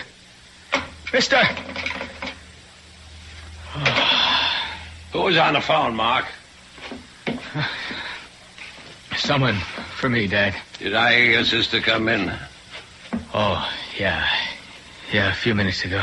Well, did you tell her I wanted to see her in the study? No. Damn it, face me when I talk. Why not? Because she didn't want to see you. She wasn't feeling well. She went up to bed. Before dinner? She said she didn't feel like eating. And neither do I. What's the matter with you? I'm scared, Dad. That's what's the matter. I'm scared so bad I'm sick. Why? That was some hard guy on the phone. Benny's man. Who's Benny? The man I owe money to. Look, you've got to let me have it. No. You don't understand. If I don't come up with it the day after tomorrow, they could kill me. Don't be ridiculous. All I'm asking is to give me my part of the money that Mom left. Marge got hers. Marjorie could be trusted. You cannot. Please. I'm not your mother, Mark. You haven't got her around to bail you out anymore the way she used to. This time it's your problem and no one else's. The only way you'll ever get any money out of me beyond living expenses is over my dead body. The only way I ever wanted it from him. Over his dead body. And suddenly, at last, I could see the way to do it. Dinner was eaten in stony silence. Just the two of us.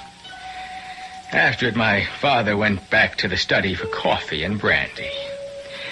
I sneaked upstairs to my father's bedroom, which had been my mother's, too, and searched quickly through her drawers to find what I wanted.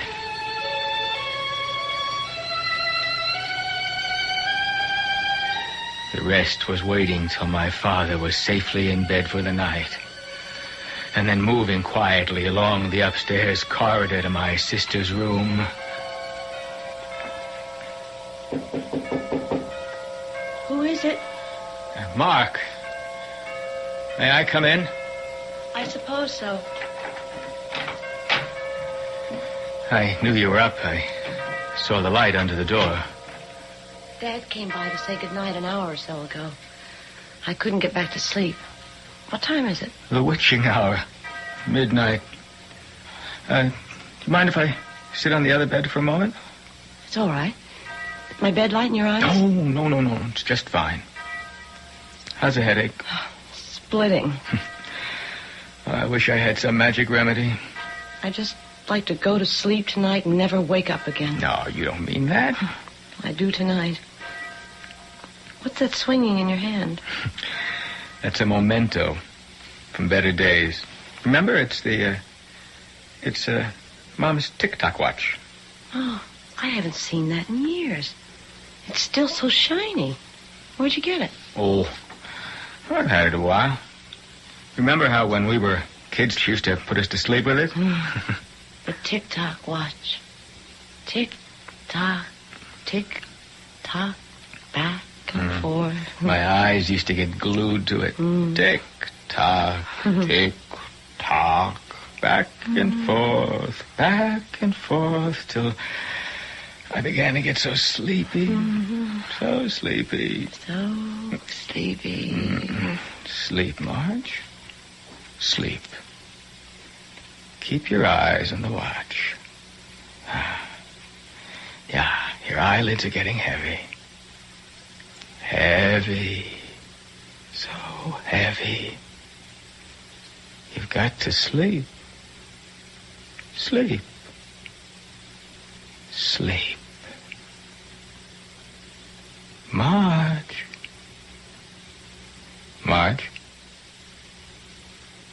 I can't believe it. She can't feel the flame. Marge, you're asleep. But you can hear me. Yes, I hear you. Who am I? You're Mark. Am I your brother? Yes. Your twin? Yes. Do you know our father? Yes.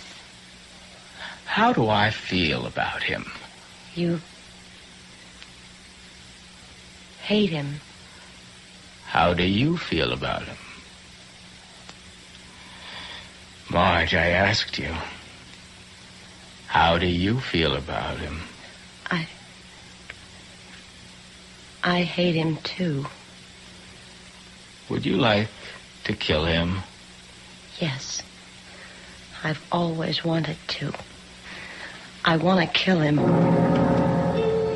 I could hardly believe my luck. And just in time to save my neck. The perfect weapon for the perfect murder. My sister. But did I dare to use it? To hurt her instead of being hurt myself? What would they do to her? What would happen to her if I did what I was planning? And would it even work? What were the odds on the biggest gamble I would ever take in my life?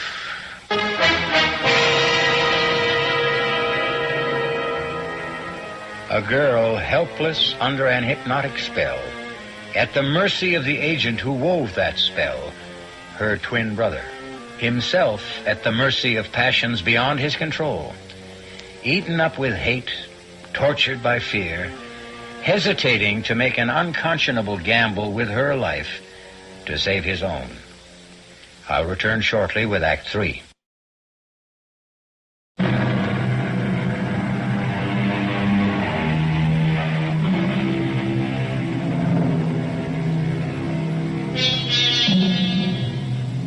Marge lies still, her eyes wide open, but unseeing. Alongside, her brother Mark sits, his mother's watch still swinging its pendulum arc in his hand, unnoticed as he wrestles with the conscience which holds him back from this ultimate gamble. The gamble? Can anyone under hypnotic influence be induced to commit murder? If she killed, they'd never do anything to her. There's a whole history. The encephalitis she had as a kid, the nervous breakdown after Mom died. She's going to a psychiatrist now. Sure, I can get her off. Temporary insanity. Yeah, that's it. Only will it work? What was it Jeff said? She won't do anything to hurt herself or to hurt someone else. or steal, or do anything that goes against your natural instincts. Natural instincts. What does that mean? Doesn't it mean what we really feel deep inside, even if we don't know about it? It's a gamble, but the odds aren't bad. It's Mark, Marge. Can you hear me? I hear you.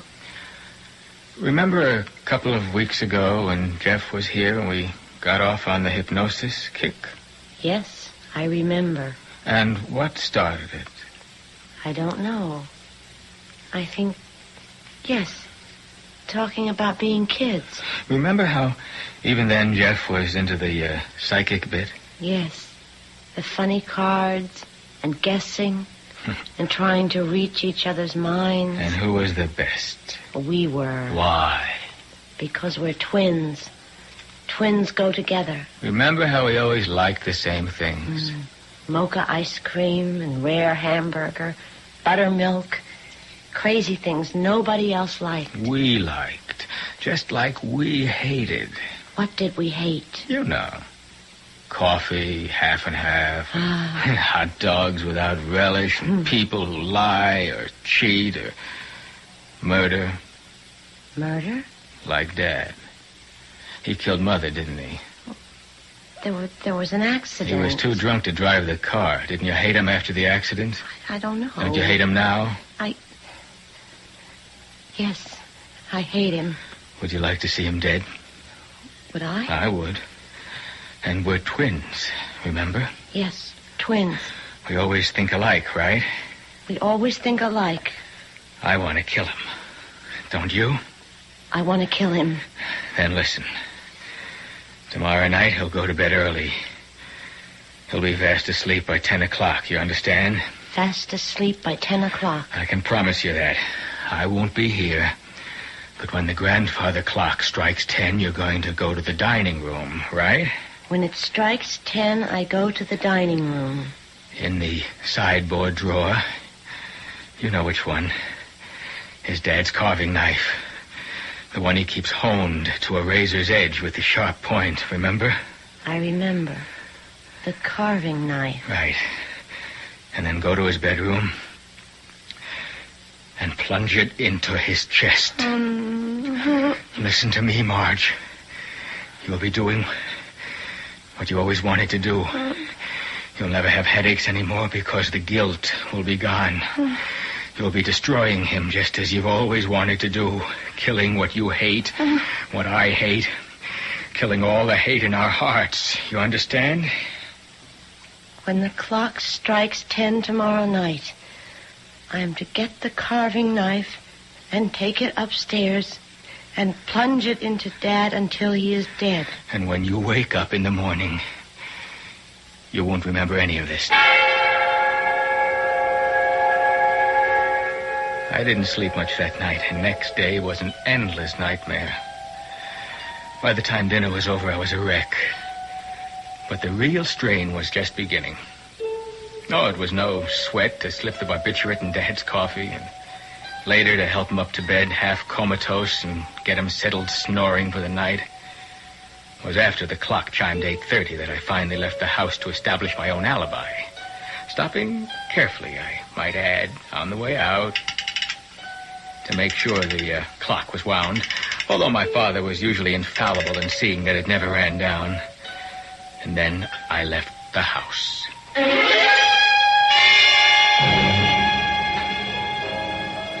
Hey, Mark. Sorry I'm a little late. Oh, just glad you're here. Have you eaten? Oh, yeah. You? Oh, long time ago. I ordered some setups. Scotch okay with you? One drink. Just thought we might have a talk together. What time is it? Around 5 or so to 9. Well, what you want to talk about? Marge. Well, now, that's my favorite subject. You aren't the bearer of good news by any chance? Good news? Well, that she's changed her mind about me and I might have some kind of a chance with her? Oh, that's something we might discuss, Jeff. Let's have another drink first.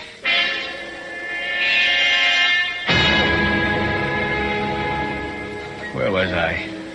Don't you think you should go a little easy on the drinking, Mark? Hey, if I want to get drunk, I'll get drunk. Not with me, Buster. All right, okay, so I'm sober. Where was I? Well, you were trying to explain something about your sister, which is the only reason you're holding me. Oh yeah, Marge, yeah.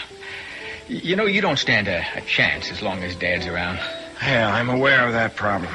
Well, supposing it suddenly didn't exist anymore. What time is it? About 9:30. Look, supposing there wasn't my father. If that's your only question for the evening, maybe we ought to order another drink. Mark. Huh? Come on. What? Come on, I paid up. Let's get out of here. No, I can't. What time is it? It's after 10 o'clock. How much? It's 10 minutes after 10. That's not long enough. I gotta stay here a while. Okay, suit yourself. I'm going home. Hey, we haven't finished talking. As far as I'm concerned, we have. I want to tell you about Marge. Look, whatever you had to tell me about Marge, if you ever had, it's too late for you to make any sense tonight. Either you come with me now and I'll drop you home, or stay, get as stoned as you want. I gotta stay. Just a little longer. Doesn't matter anymore. My hands, my feet, everything seemed like lead from the moment 10 o'clock had passed. Before, I'd been fired up, nervously tensed, hard put to act normal. Now the drinks meant nothing. I wanted to call it all back. I stumbled to my feet. I rushed out of the bar. In the cab back to the house, I had all sorts of fantasies. Sometimes when the clock got overwound, it would stop. If it hadn't struck 10, maybe my father was still alive. And the other fear, how did I expect my amateur hypnosis would work?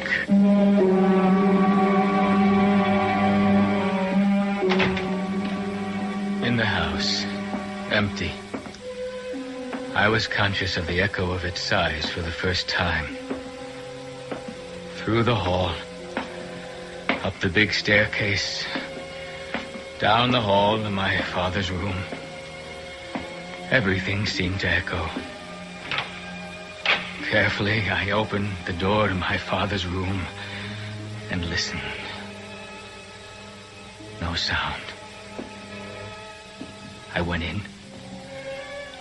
I looked at my father where he lay, lit by a lamp on the far wall over the dressing table. The first thing I was conscious of was that he was breathing. Then I saw the carving knife on the floor. It was instinctive to pick it up. It was bright silver and stainless steel, glittering in the corner lamp. There was no trace of blood. He wasn't dead. And I knew I would have to do this by myself. By myself. There never had been any other way. So I came to the bed, lifting the knife up high to drive it home. And suddenly his eyes were open, looking at me, recognizing what was about to happen. In one convulsive shrug towards me, his eyes glazed over. But in that last moment, he said, You always wanted me dead. Dead. So, strike. Strike. For all the good it will do you.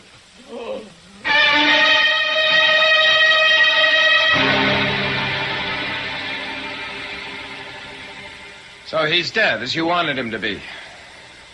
I don't have to listen to you. Oh, yes, you'd better listen to me. What you tried to do to your sister is beyond belief. She hated my father as much as I did. Your thumbnail psychology is about as successful as what you know about hypnotism. Oh, you put Marge to the acid test, and your hypnotic suggestion worked just as you planned it, up till the last moment. How do you know? Because your sister ran to me for help. At the last moment, she couldn't force herself to turn against love. Not for this one man, or me, or you, but just the fact that she was human and normal, and hate was no part of her, but love was. So she dropped the knife and ran to you. Well, you dropped it too, didn't you? When it came to the test, you could no more strike than Marge. Could you? I'll never know. He died before I had the chance. A massive stroke had caused my father's death before I had a chance to kill him. But if I wasn't guilty in fact, I certainly was in intention. And to achieve his death, I would have tried anything within my power. I was lucky to get off scot-free, I thought. And I directed my entire estate be left to my beloved daughter Marjorie, subject to all the provisions to protect it and her from my son Mark, to whom, with all my heart, I leave nothing, not 1 cent.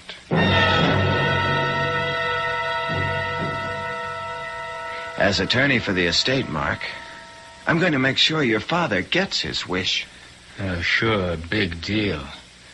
You figure to marry the heiress. I figure to protect Marge from you as long as I live.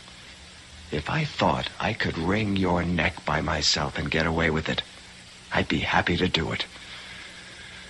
Luckily, I don't have to worry. No dough, brother. Not a penny. Go pay your debts.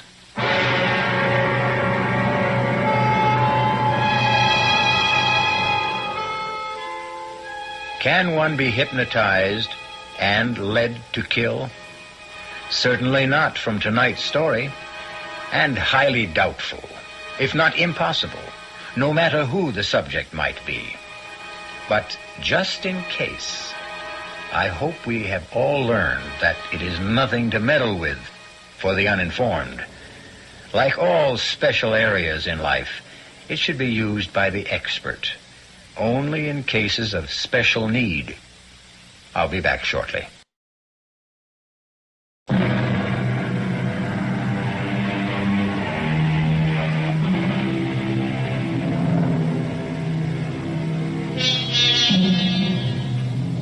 It was some time before Marge and Jeff were married, but once they were, the shadows and cobwebs were wiped away.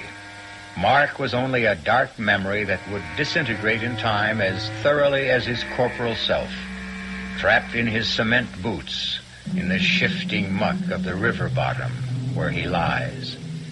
Who sows the wind must reap the whirlwind. Our cast included Marcia Rod, Nick Pryor, Ira Lewis, and Stotts Cotsworth.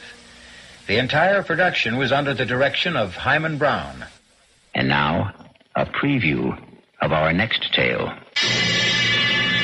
The next card to Iris. The Ace of Hearts. Oh. Next card to Mr. Malthus. A spade, Mr. Malthus. But only the Jack of Spades. This card to Mr. Victor Harris. Why, it's another spade, Mr. Harris. The Ace of Spades.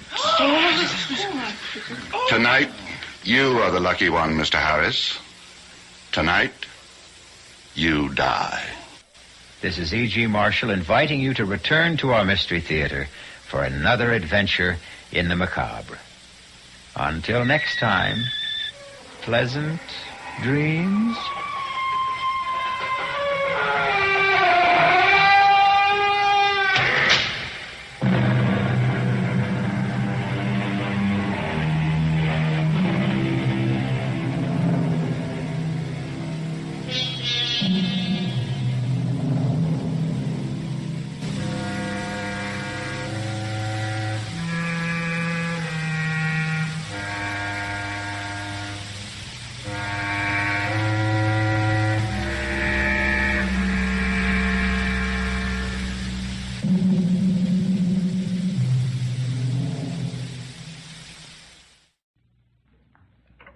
Let's stay home this Christmas and let furloughs come first. Don't travel unless it's absolutely necessary. Don't rob a serviceman of the chance to see his family at Christmas time. WEAF, New York. This is Don Goddard with your news at noon, a program brought to you by Grove Laboratories, serving the health of the nation for over 50 years. When you've got a real old-fashioned cold, you know you're in for a miserable time. But there's no need to just suffer along and endure all this. Get Grove's cold tablets for quick relief. Grove's cold tablets are a multiple medicine compounded like a doctor's prescription. 8 active medicinal ingredients get right down inside and go to work internally.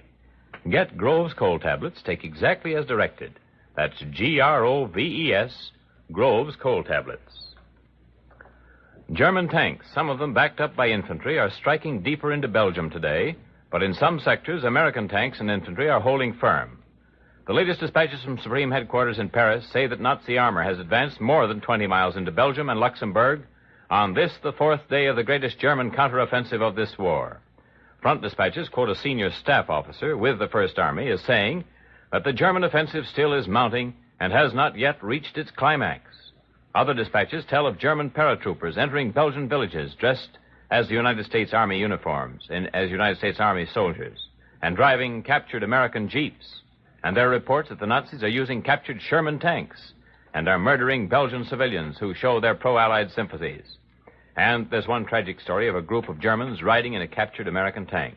One of the Germans leaned out and yelled to a passing group of Yanks to come on over in good English. The GIs started over toward the tank, and they were mowed down by machine guns. Today's German High Command communique says that more than 10,000 American prisoners have been taken so far in this drive, 200 American tanks destroyed or captured, and 124 Allied planes shot down. And the Nazis say their spearheads are still advancing. No more details. The Germans also have a news blackout.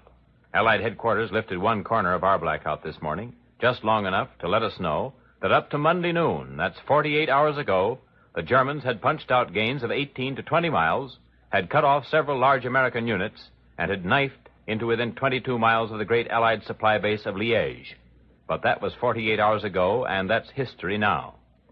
For news of what's happening today on the Western Front, we have the first direct radio report on the German offensive from NBC's reporter with the First Army, from Jim Cassidy, who's covered the Nazi drive from the beginning. And I'd like to point out a few things to listen for in James Cassidy's broadcast. He says the German attack is continuing in undiminished strength. The situation is still grave. Listen for that.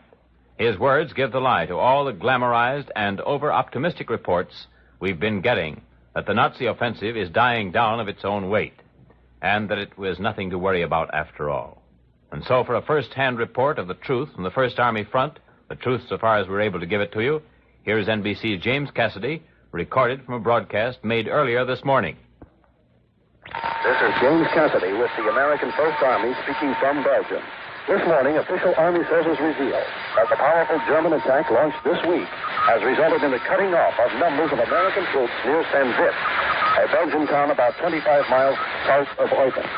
Our troops were caught in a German armored pincers, which has now carried the enemy to a point within 3 miles of Saint-Vith.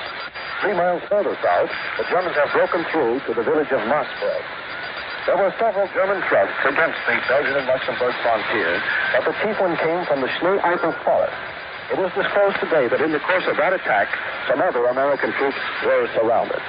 This morning, the German attack continues in undiminished strength. The situation is still grave. News of the first big setback of the First American Army has echoed in terms of wild rumors all over Belgium and Luxembourg.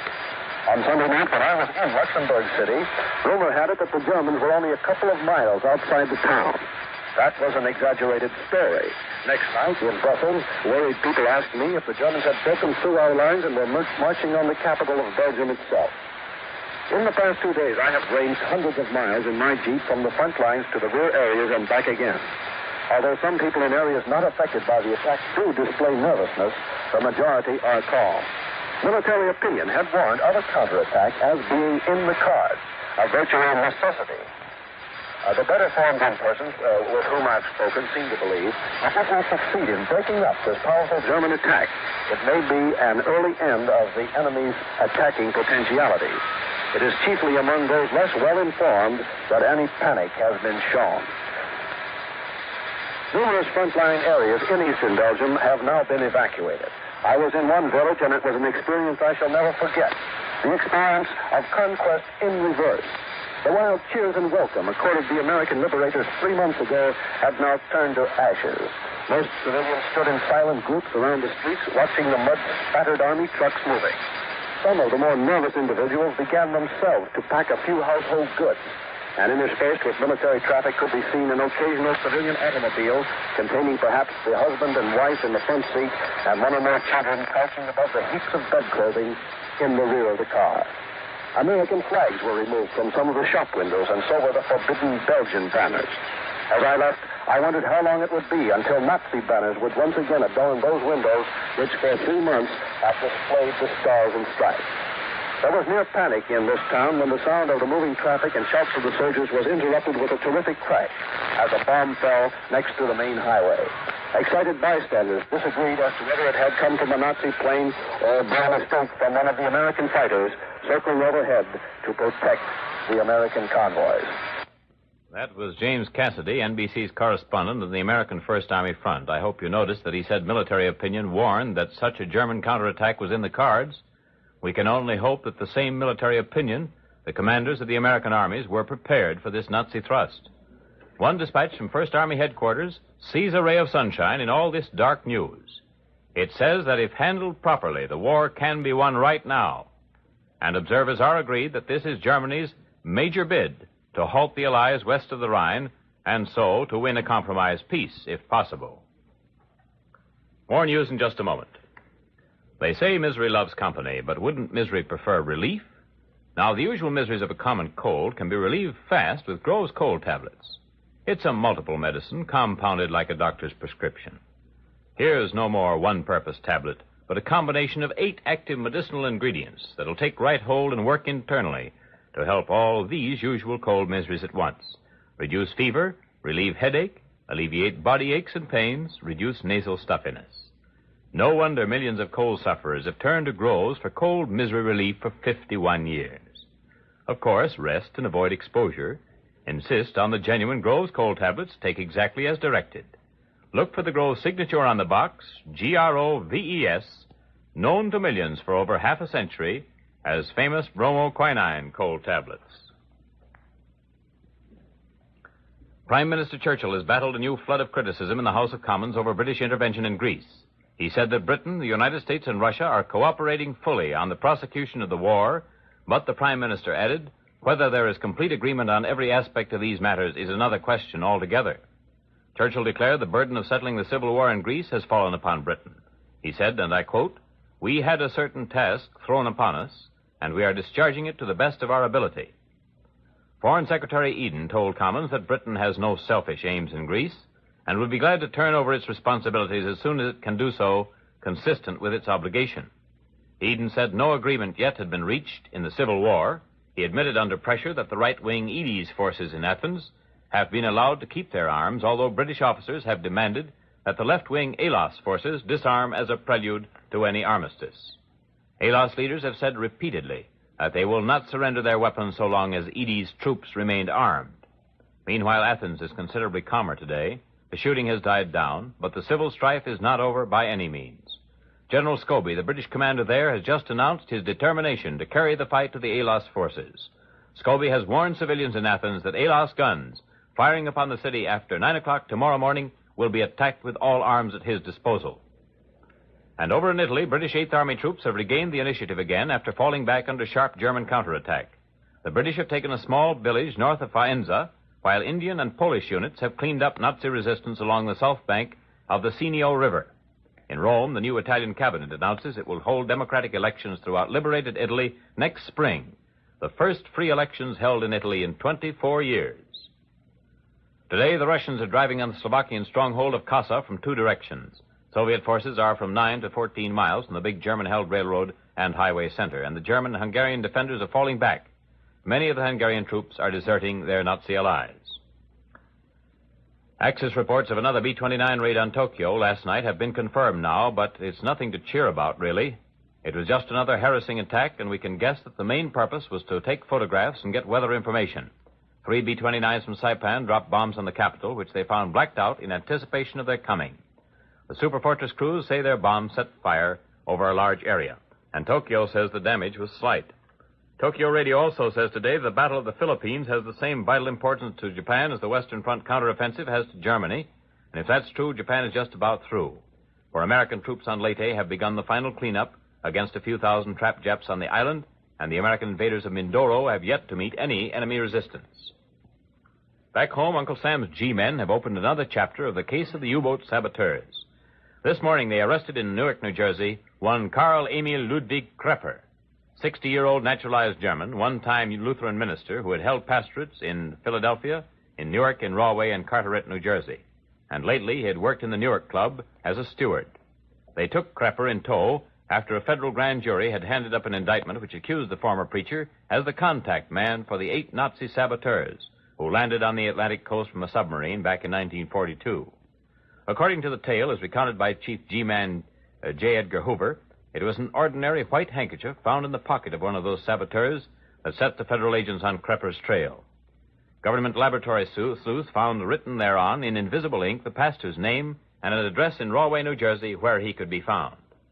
The plot, as the G-men tell it, was hatched in the Nazi spy school over in Germany. Krepper already was an American citizen, having taken out his papers in 1922 in Philadelphia. But, charges the government, he conspired with the head of the spy school in Germany and with his wife, Bertha, on a visit to Germany to set up a haven in this country for the poor, persecuted Germans who might arrive in this country by submarine, for example. His wife stayed on in Germany and collected the pay that the Nazis agreed to give Krepper, say the G-men today. And she may still be doing it for all we know. After he returned to this country with his instructions in 1941, Krepper gave up his connections with the church.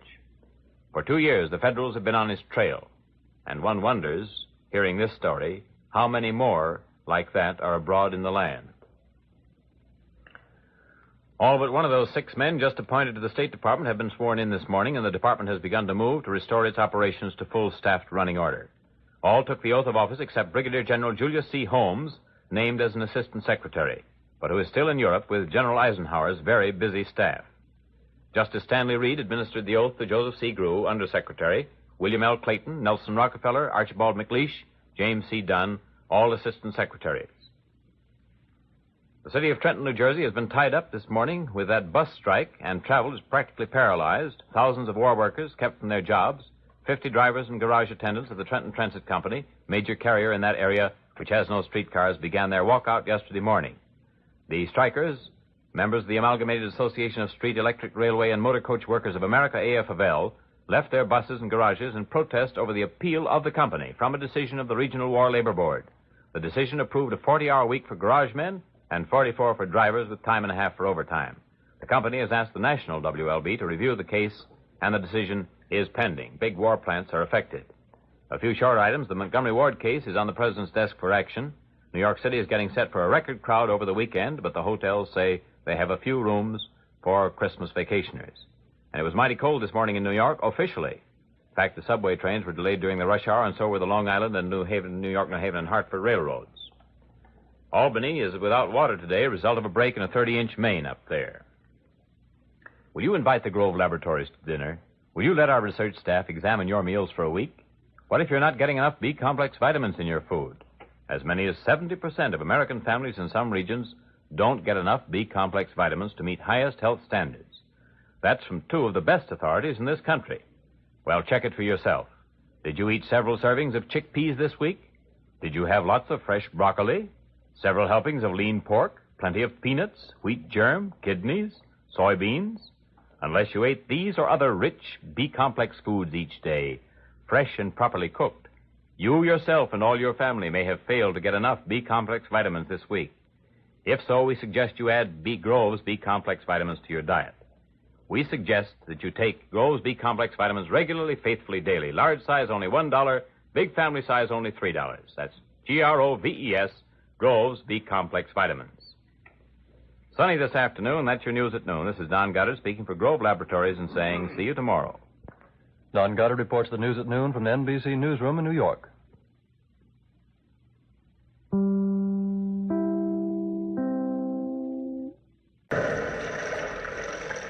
The Weird Circle. In this cave by the restless sea, we are met to call from out the past stories strange and weird.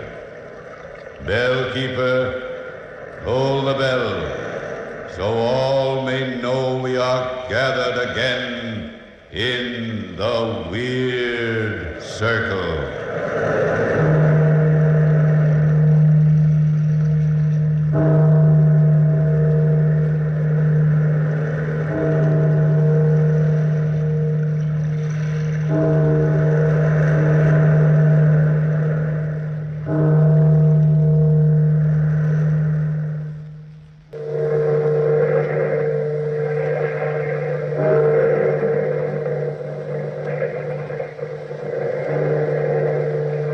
Out of the past, phantoms of a world gone by speak again the immortal tale. A terribly strange bed.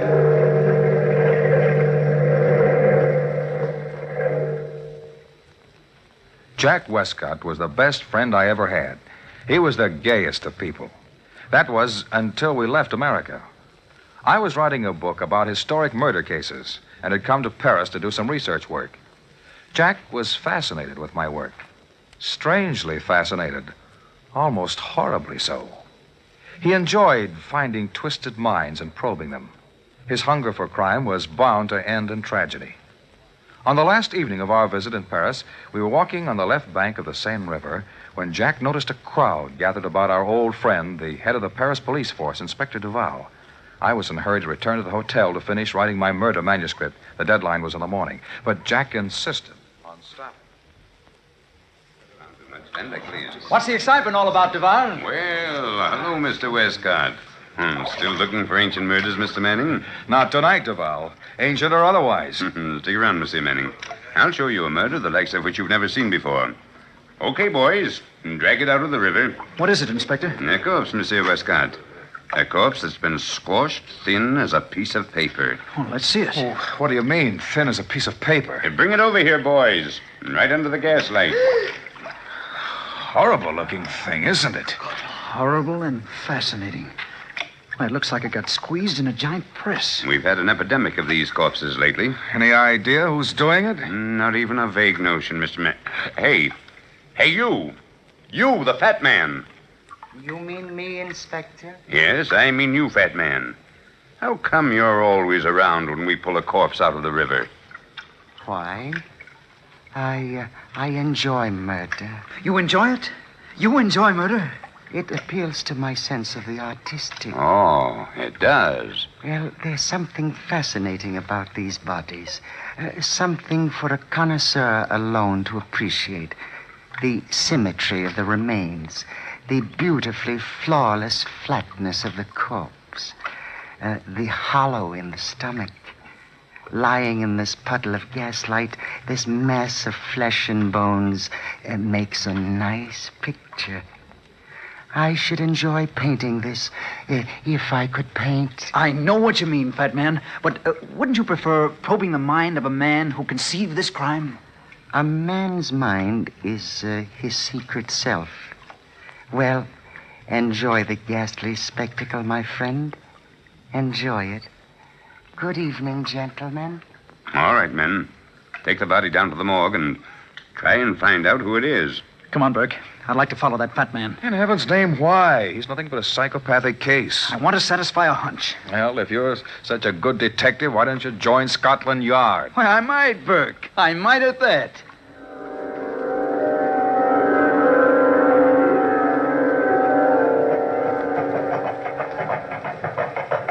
Where the devil has that gross piece of flesh disappeared to now? He was right in front of us until we turned this corner. Well, we've lost him, Jack, and I don't wonder. We've passed through every side street in the whole city. If you ask me, he knows he was being followed. Good. If he knows, he'll show his hand sooner. Now, the only place he could have gone around here is into the back door of this house. I wonder what house this is. It's a gloomy dump. Let's go back to the hotel, Jack. I've got to finish that manuscript tonight. Looks like a public bar to me. The La Belle Tavern. Are you coming with me, Burke, or are you going home? I'm with you, old boy. I brought you to Paris, and by heaven, I'm going to return you to America. Now, this must be the doorbell. Here goes. And Burke, no matter what I do tonight, don't worry. Come in, gentlemen. Come in.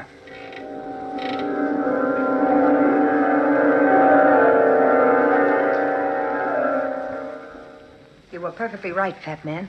Those two Americans did follow you. They're sitting at the bar inside. The Americans value their lives so slightly. Amazing, isn't it, Cecilia? Their lives. Our lives. They might be cops. I don't want to get my neck in a noose. To be quite candid, I am not interested in your neck.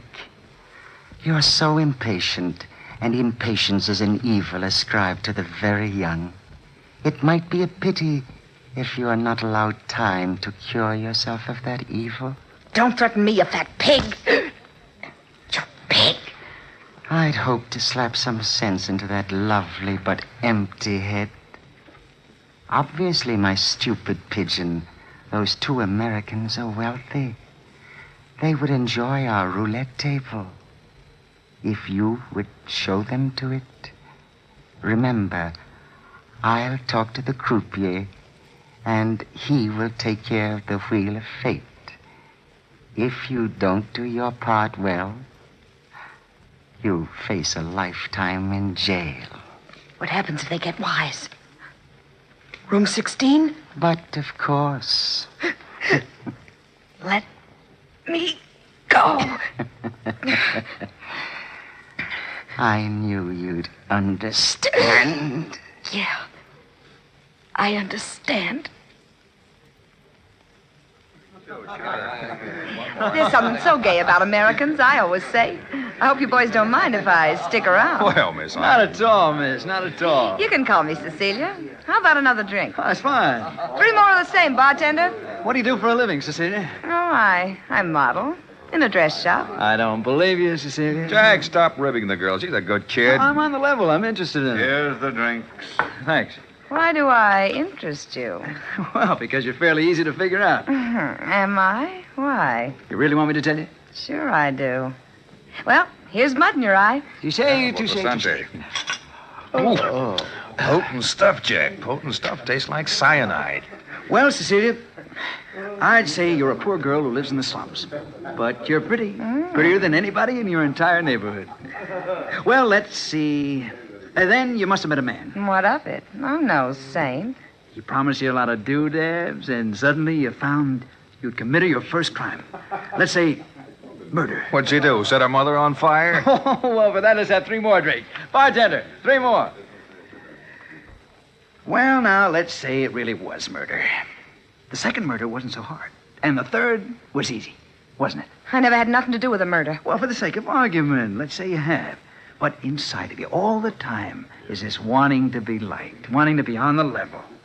But your so-called friends, they don't trust you, Cecilia. Someday they'll double-cross you. Here are the drinks. Thank you. Nobody'll ever double-cross me. Well, here's mud in your eye. Drink up, boys. Is there anything else to do around here? You seen the gambling rooms? Gambling rooms. Ah, that's me. Who runs those gambling rooms, Cecilia? I don't know. One of your friends? A fat man, perhaps, with a long nose? I don't know the owner. Gosh, you're real nice. Is the fat man in the back room now? Probably. Gambles here a lot. Do you really want to play? Sure. Well, come on, Jack. We'll see who's right, my books or your instincts.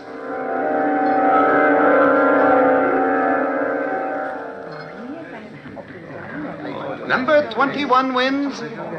Jack, the fat man's in the corner of the room. Yeah, I saw him, Burke. And he saw you, old boy. Don't think he didn't. Come on, boys, let's play. Money, money, money. Place your bets, gentlemen. They'll make some room for us over here. Come on. 25 here. Hello, Cecilia. Hello, Monty Lauriard. You playing again? I thought you lost every cent you owned last night. A desperate man finds desperate ways to raise money. Even murder, eh? We heard about it. Perhaps, and perhaps not. I'd like you to meet some new friends of mine, Monty. This is Jack Westcott and Burke Manning. Monty Lauriard. How do you do? Money, money, money, gentlemen. Place your bets. I bet 30 francs on odd. How about 100 francs on number 13? Good boy, Jack. The play is dead. Round and round the little ball goes. Where she stops, nobody knows. Hey, Burke, I feel a little dizzy. You've had too much to drink, pal, and those drinks were strong. Number 13 wins. I won! Good for you, American. Lucky for you. I won the first time I ever played here, but never again. Money, money, money, money, money, money, money, money. That was the first time Jack won in that incredible evening. But as the ball spun, his winnings increased. The table seemed to have gone crazy. Jack became gambling drunk. The croupier seemed desperate as that wheel spun round and round, each time increasing Jack's winnings. The room was tense with excitement, and even the little thin loser, Loyard, seemed surprised. Monsieur Westcott, your luck is phenomenal.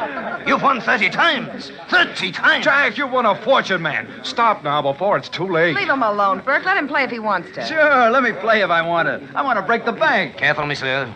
Let me warn you. Careful. Jack, it's almost midnight, and I've got a lot of work to do tonight. Please, let's go. And remember the fat man. The fat man be hanged. Here, Jack. Have another drink. Thanks, Cecilia. Jack, be sensible.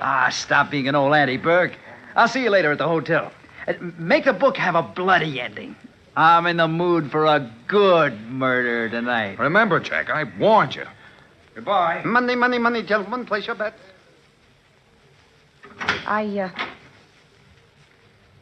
I told the croupier you wanted to see him back here, fat man, but it wasn't the croupier's fault the American broke the bank. That is for me to decide. Where is the American now? Outside. Buying drinks for the house. Good. That ought to keep him busy. You called for me, monsieur? Yes, I did. I'll need you too, Cecilia. Shut the door. I don't like to frighten our patrons. I'm sorry about the wheel, monsieur, but it was broken and I couldn't control it. That is unfortunate for you. What are you going to do, monsieur? Come here. Don't put your fat hands on me, fat man. Let me... Don't fight the fat man. You can't move, can you, croupier? Because if you move, my arm will break your neck. Call my men, Cecilia. I might need a little aid with this stupid fool. What are you going to do, fat man? Have his brains pressed out of his body in room 16. His mind is no good where it is now. No, monsieur. Please, monsieur. Not room 16.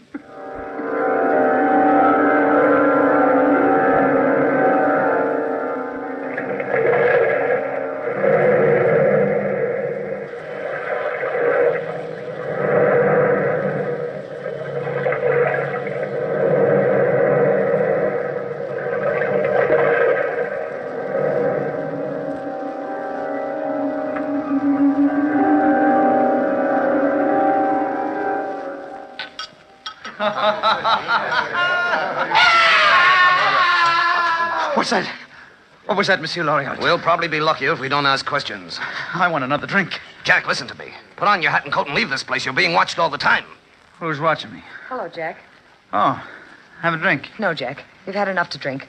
Leave this place right away. She's right, Jack. You must leave. I'll see you home personally. Come on, then. Oh, no, you don't, Monty Loriot. I know your tricks. The last man you saw home was found with a dagger in his breast. How come you're so interested in me, Cecilia? Because you're the first person who ever treated me decent. Oh, please go home. All right. Sooner or later, every woman develops some mother complex over me. Now, I don't want to be mothered. Who is trying to mother you, my friend? Oh, hello, fat man. Cecilia is. Ah, she's developed a rather latent maternal instinct. I think a maternal instinct is out of place tonight.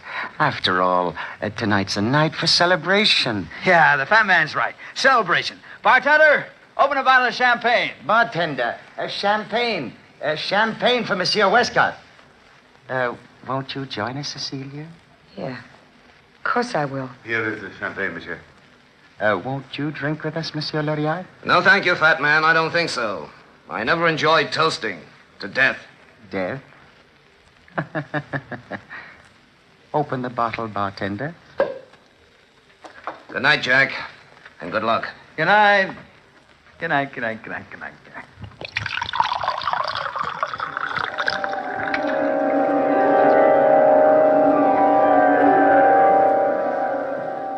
Here's the handkerchief, fat man.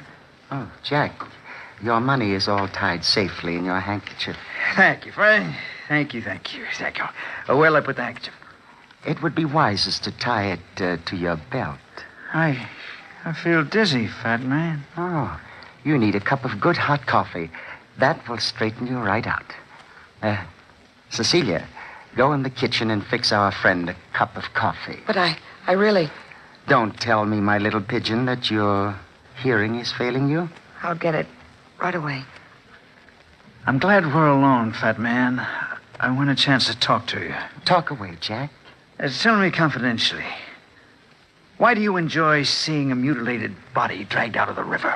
There's beauty in death. In the act of death? Or in the recovery of a body after life has left it? In both. Then, do you enjoy committing a crime? Perhaps. Perhaps it would be pleasant to watch a man die. Slowly. Very slowly. In order to see life leave the body. Say that you and I watched a murder by pressure. What would happen? I'm interested, fat man. What would happen? The face is the first part affected. It would turn red, and the victim would probably feel hot blood pounding in his brain, pounding like steel hammers. Mm-hmm. Then his eyes would feel sore, as if the fluid creating sight were ebbing slowly away. That would be painful? Painful but glorious. His face would discolor. The pressure on his chest would be so great he'd try to scream, cry out, but he couldn't. He wouldn't be able to move, not a limb, not a muscle. He'd be paralyzed. I'd see to that. And in that moment, all the horror that is in man's mind would be indelibly imprinted on the brain until a sudden crushing noise would blot out thought. And what would that crushing noise be? The pulverizing of the human bone. Here's the coffee, fat man. Ah, let me see it.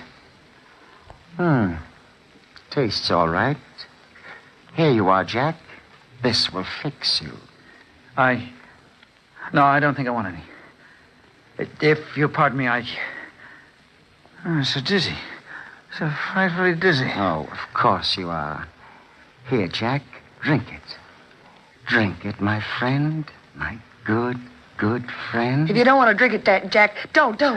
Open your mouth, my friend. It will sober you very quickly. No, Open your mouth. No. There. Now, how do you feel? I'm sick. I'm sick. It's dope, isn't it? It's dope. Let me... Oh. Our friend Jack is asleep, Cecilia. Call the bartender. I think our friend will spend the night with us in room 16.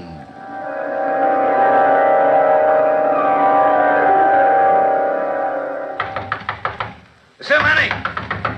Monsieur Manning!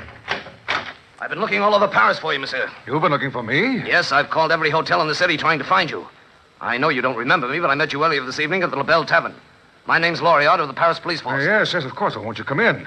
Where's Mr. Westcott? I had to leave him at the tavern. He wouldn't listen to me. You see, monsieur, I've been assigned to watch that tavern. It's been under suspicion for several weeks. Oh, great Scott, man. Where's Jack now? At the tavern. He's carrying an enormous amount of money on his person. I know the fat man will never allow him to leave with that money. Why don't you raid the den? Unfortunately, we can't. We have no proof. As a matter of fact, they might not harm him at all. But just in case, I thought it might be a wise idea for you to go down there. You can go to the door and ask for...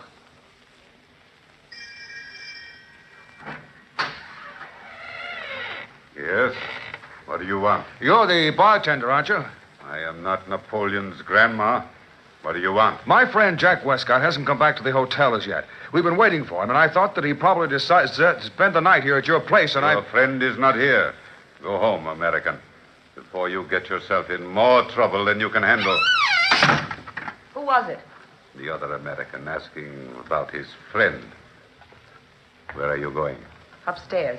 To take Monsieur Westcott a candle, like the fat man told me. Be sure the fat man told you, or else... I'm sure. Very sure. Jack. Jack, I brought you a candle. Are you asleep? Wake up, Jack. Please wake up. Please. Maybe if I shake him. Wake up. Oh, I hate to slap you, but your life depends on it. What is it? Oh, wake up, wake up. Cecilia, my dear. Jack. Jack. Luckily, he's still asleep. Come, Cecilia. Let our friend sleep. I'm so sick. So dizzy and sick. Why didn't she let me sleep? Oh, I feel paralyzed. I can't move at all. Just as if I'm drugged.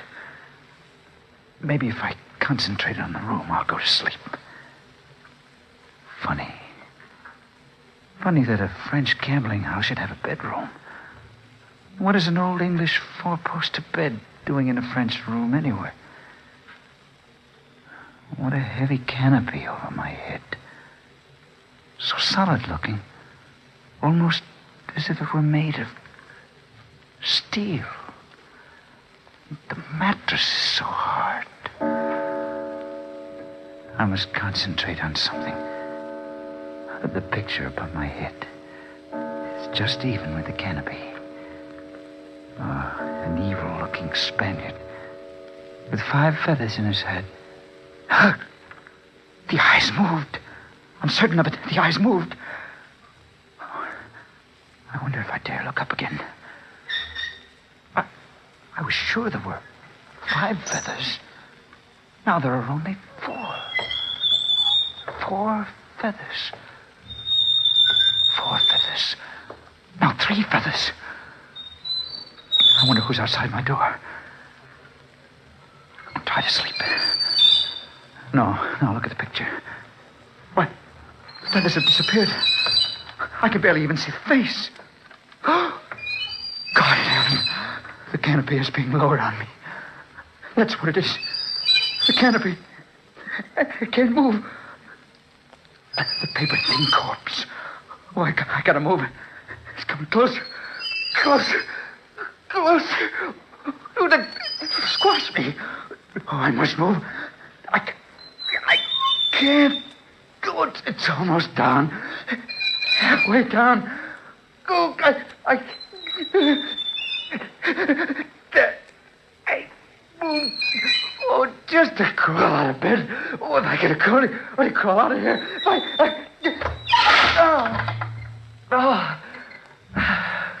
I'm safe. Safer than that horrible contraption. Now to get out of here. The window. Open the window slowly. I'll crawl to the window. Now, if I can push the window open slowly, very slowly. The bed must have clamped down on him by now. Listen to me, men. Push the window open. Oh, it's stuck. Be sure and deliver the money bags to me. There. Now to open it wide enough to crawl through. You can raise the canopy now. Let's go in, gentlemen. Help! Help somebody! Get those men before he jumps out the window. Somebody! I got him. Shut the window. If the bed didn't work the first time, Mr. Westcott, I've ways and means of making it work the second, and perhaps it would be more pleasant to watch life ebb out in front of me. No. Place him carefully on the bed. Let me go. Good. This ought to prove most enjoyable, Mr. Westcott. It's a pity you haven't my detached viewpoint. Let me go. Put him in. Then lower the canopy. No. This way, Bert. Up this way. Hurry, Mr. Noir. I can hear the bed moving. Cecilia, you fool! Look! Get Jack out of that bed! Jack, boy, here, hold on to me. I'll drag you out. Don't you put your hands on me, Larry. March into there. That'll take care of the bartender for a long time. I'm all right, Burke. Don't worry about me. Oh, Cecilia. I'll help her. Let me go, Cecilia. Don't push me. Help me, Noir. Help. No, you don't, fat man. You little... No, you don't. Your own device will be a Frankenstein. There. Try to get out of your own bed now.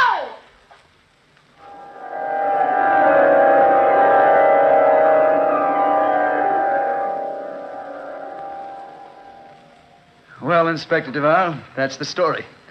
Loriard and Burke were waiting outside all the time.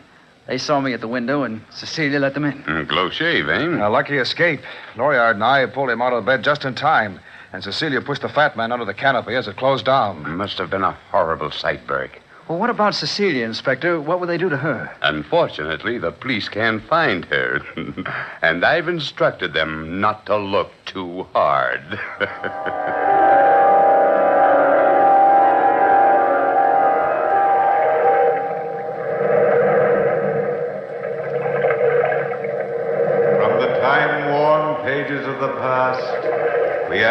Christmas story, A Terribly Strange Bed. Bellkeeper, toll the bell.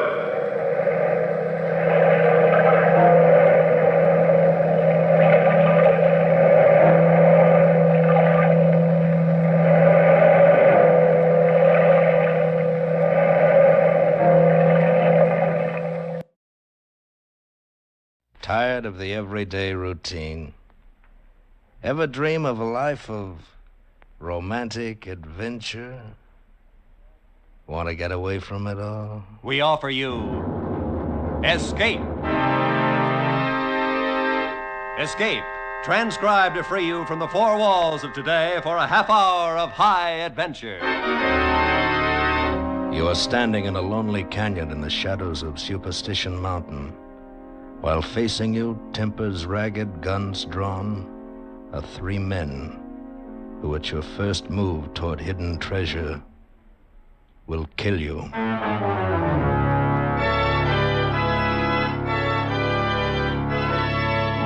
Today, with Paul Dubov, starred as Pascal, we escape to the Arizona desert and a lost treasure of $1 million, as Ralph Bates told it in his most unusual story, When the Man Comes. Follow him.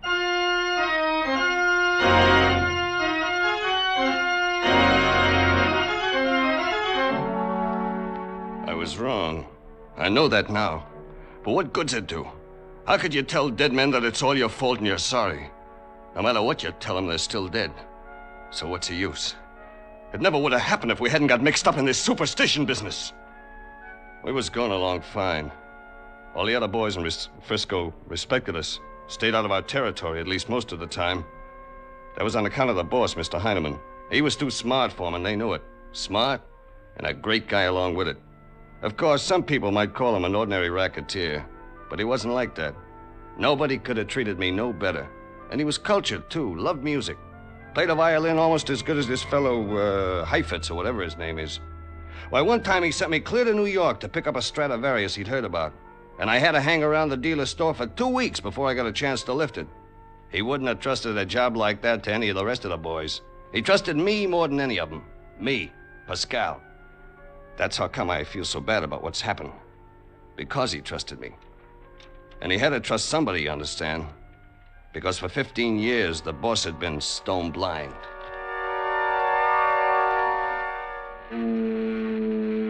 Come on, Pascal. Eyes, man. Give me eyes. But it's foggy down there, boss. I can't see the bay at all, just the end of the bridge. And out toward the Golden Gate, there's nothing but just fog. I guess it's going to rain. What about the street below us, Pascal? What's going on down there? Nothing. Just streetcars and taxis going up and down and a few people. Not very many. I tell you, boss, there's nothing doing at all. It's a very dull day. All right, forget it. You can come away from the window. Why don't you play the violin a while? No, not today. I'm too restless. Something's going to happen, I think. Happen? What's going to happen? I don't know. Something. Are any of the boys here? Brian and Daly in the next apartment playing gin rummy. You want I should call them? No.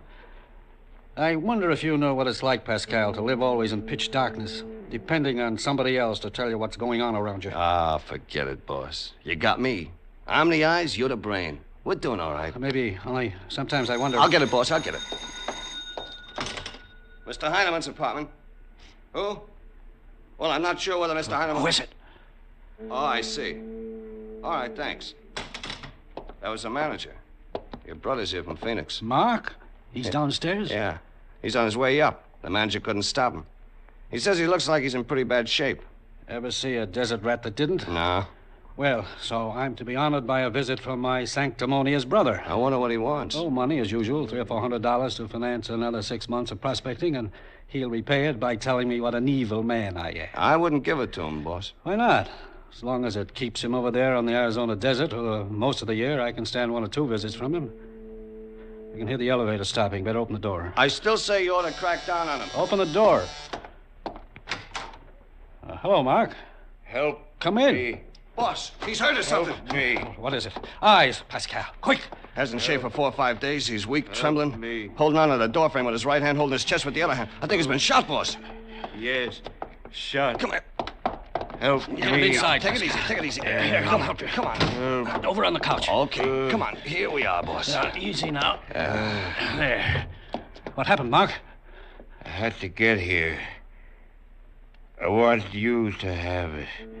So he can't. He's out of his head. Get Brian and Daly over here. Brian knows a lot about gunshot wounds. All right, boss. What happened, Mark? Who shot you? Shot. Connect me with 907. Had to Come get on, come here. on, come on. Hello, Brian. All the The boss wants you glitters to come over is here right away. all the fools. Oh, fools. Treasures of kings and princes died. Mark, you've got to get hold of yourself. I had to get here. You get it instead of him. Watch out for him. Who, Mark? Map. Old map and a new map. He doesn't even make sense. Quiet. Look. Eyes, Pascal. What's he doing? He's raised up a little. He's pointing with his finger at the carpet about 4 feet away. When you get there, watch for it. When the man comes, follow him. Understand? Sure, Mark. When the man comes, follow him. Yes. When the man comes, follow him. What's he mean? I don't know. Follow him. What's up, boss? Pascal said you wanted me. Come in, Brian. This is my brother. He's been shot. See what you can do for him. Yeah, let's have a look. I've got to think. What could he possibly have stumbled into? Yeah, this happened a couple of days ago at least. Should have had a doctor right away. He wanted to get here for some reason, but why? Here's Daly, boss. Hey, what's coming off in here? You're not cooking up something and leaving little Daly out of it. Ain't I in this, Mom? Stop your barking, Daly, before I throw you a can of Strong Hot. Don't get so smart now, Pascal. I got as much right to talk around here as you have. I said shut up. The boss's brother is here. He's been shot. He's in bad shape. Yeah, you're not kidding, Pascal. Matter of fact, he's about in as bad shape as he'll ever be. Boss, he's dead. That was the start of the thing. When the doc came, he said Mark should have died 24 hours earlier. Said he stayed alive long enough to get to Frisco on sheer nerve, nothing else. Mr. Heineman, he don't say much. He let the doctor take charge of everything. There was a wallet and some other stuff in Mark's pockets. Mr. Heineman, he took it with him and went into his own room and stayed there. After a while, the other boys drifted back to their rummy game, and finally, about 10 o'clock, I went to bed. At 2 in the morning, I woke up to find Heineman shaking my arm. Pascal, can you hear me? Pascal, come on, wake up. Okay, boss. I'm awake. What's the matter? I've been thinking. Got some ideas I'd like to talk about. All right, I'm listening. It's about Mark, the things he said. They begin to make sense. Oh, maybe to you, but not to me. Look, is this what I think it is? Oh, wait a minute, boss. Let me give it some light. Oh.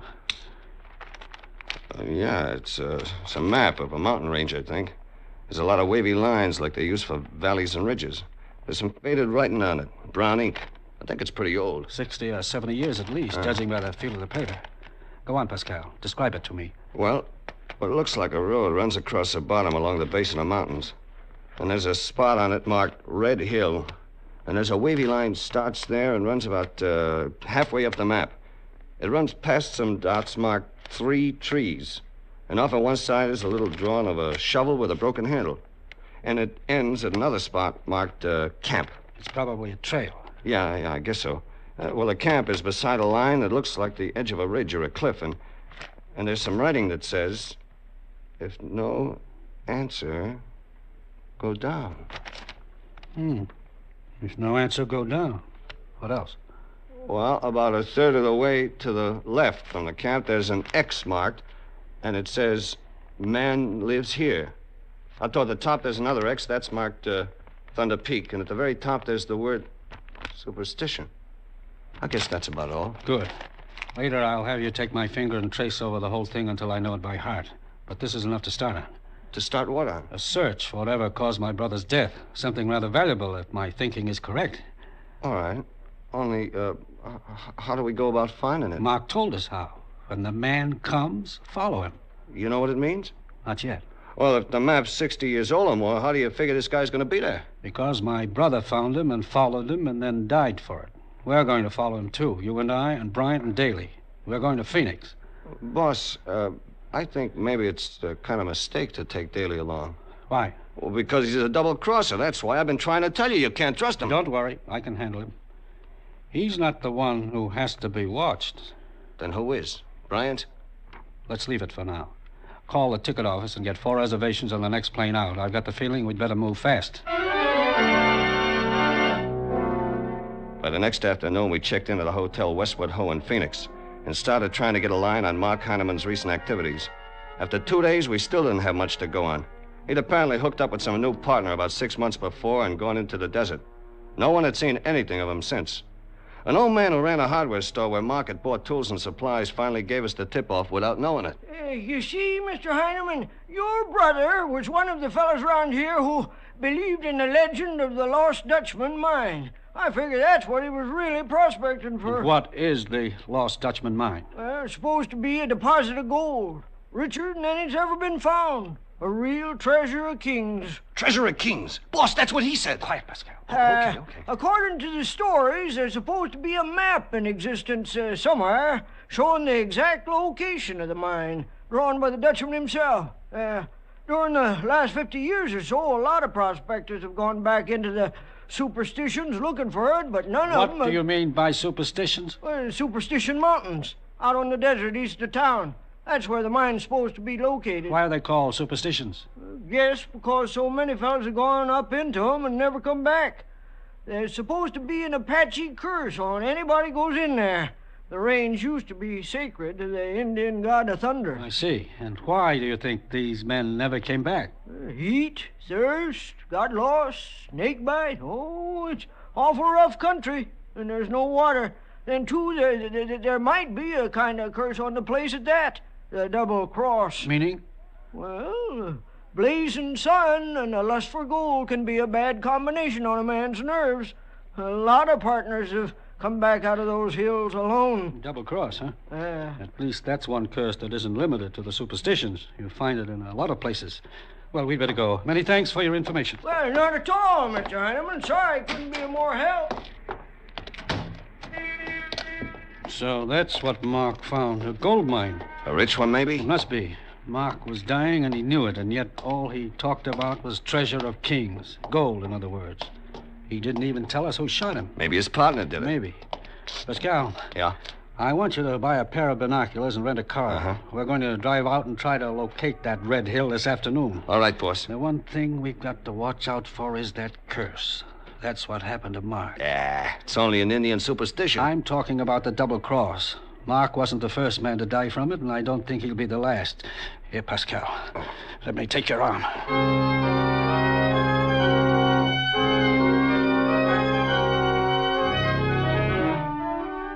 I rented an Ash sedan from the garage at the hotel, and we headed out across the desert east of town. It was late afternoon before we finally found it.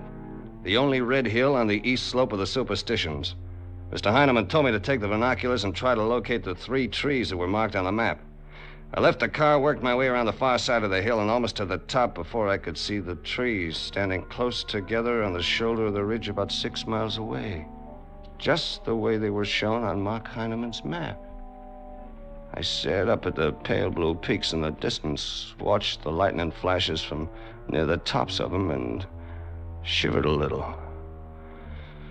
Finally, I turned and started back to the road. Dusk had fallen fast, like it does in the desert, and it was nearly dark when I reached the car and opened the door. Mr. Heineman was slumped over in the seat with blood running from a cut in his forehead. He was unconscious.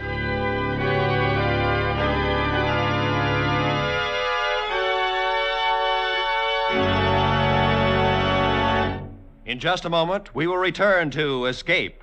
But first, Ozzie and Harriet are back on CBS, coming to you on most of these same stations every Sunday evening, just before the Jack Benny Show. You'll find them more delightful, more welcome than ever.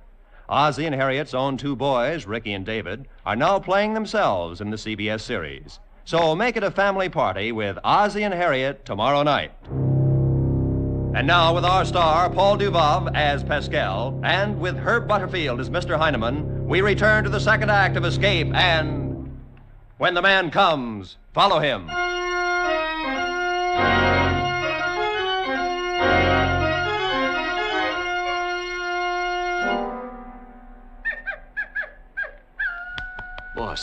Boss, come on now, wake up. You're not hurt bad. It's only a little cut in your scalp. Come on, boss. Come on. Pascal? Yeah, it's me. I'm here with you now. Can you hear me? Yes, I can hear you, Pascal. Did you see him? No, I didn't see anybody. Who was it? What happened? A man. Talked with a Texas draw, wearing Heavy boots with hobnails. Came up on the side of the car next to the hill and poked a gun in my face. He knew who I was and that I was blind. He wanted the map. Did he get it? No. I put it under the floor mat when I heard him coming. Good. Tried to grab his gun. He slugged me. Started going through my pockets. Ran off in the rocks when he heard you coming. Well, it's dark up there now. No good trying to follow him. Never mind. I know who he is. Oh, did he tell you? No, but it fits together. Mark had a partner. This guy? Sure. Who else could he be? Then this is the guy who shot Mark. I think so. I imagine there was a double cross and he got even, but... Wait. No, of course not. What's the matter, boss? Oh, what a fool I've been. What do you mean? I had it figured all along that Mark double-crossed his partner and got shot for it. It was the other way round. Oh. It was Mark's map. And this partner doesn't know the secret of it. He probably knows where the man lives, but 10 to 1 he doesn't know about following him. Pascal. Yeah, boss? Get the car started and head back for the hotel. We've got to get an outfit together and start up that trail tomorrow morning. There's no time to lose. Let's go. At 9 o'clock the next morning, the four of us passed the Red Hill and started up the rocky trail that led toward the far-off heights of Thunder Peak. Brian and Daly each led 2 mules loaded with food and kegs of water, and I took care of Mr. Heineman. It was already hot, even at that time of morning, and boy, it got hotter. The line drawn on the map followed the crest of a ridge, but there wasn't really any trail. We wound around through tumbled masses of rocks and boulders, climbed over cliffs and gullies, and stumbled across crumbling slopes of debris that slid away beneath our feet and crashed down into the ravine. By noon, we were stopping to rest every 10 minutes. Even the rest didn't do no good, because there wasn't any shade. By late afternoon, we'd covered only 6 miles, and we were done in. None of us had known how hot a desert sun could get. We were ready to turn back or fight one another at the least excuse. Come on. Move, you four-legged devil. Still worse for you than it is for me. What's the matter, Daly? Your tongue's hanging out. Let it hang. When I get back to Frisco, I never want to see the sun again. It's good for you. Nuts. It'll give you a tan. Get rid of that fish belly San Quentin complexion of yours. How would you like to have a bullet in the stomach, Pascal? Go ahead and draw if you feel lucky. Pascal, Daly, that's enough now. Cut it out. Pascal started. I don't care who started. That's enough. We're too close to $1 million worth of gold to have the whole thing loused up because somebody lost his temper. You said $1 million? That's right, Brian. According to the story, that's how much the Dutchman is supposed to have dug out of the mine and hidden before he was killed by Apaches without ever getting back to bring it out. $1 million. Boy, what a man could do with $1 million. Not $1 million, Daly. 25% of $1 million. That's the amount of your share, you know. Yeah, sure. I know. I was just thinking. Hey, look. Right ahead of us. We couldn't see him on account of the ridge. Trees! 3 trees! Oh, boy, a little shade will sure keep... What's wrong? Eyes, Pascal, what is it? The trees, boss. The ones marked on the map. Only they're dead. Been dead for years, they look like. Yeah. There's not a square foot of shade under all 3 of them. Well, can't be helped. At least it means we're on the right trail. Well, it's still the easiest way I know to get $1 million. Let's push on.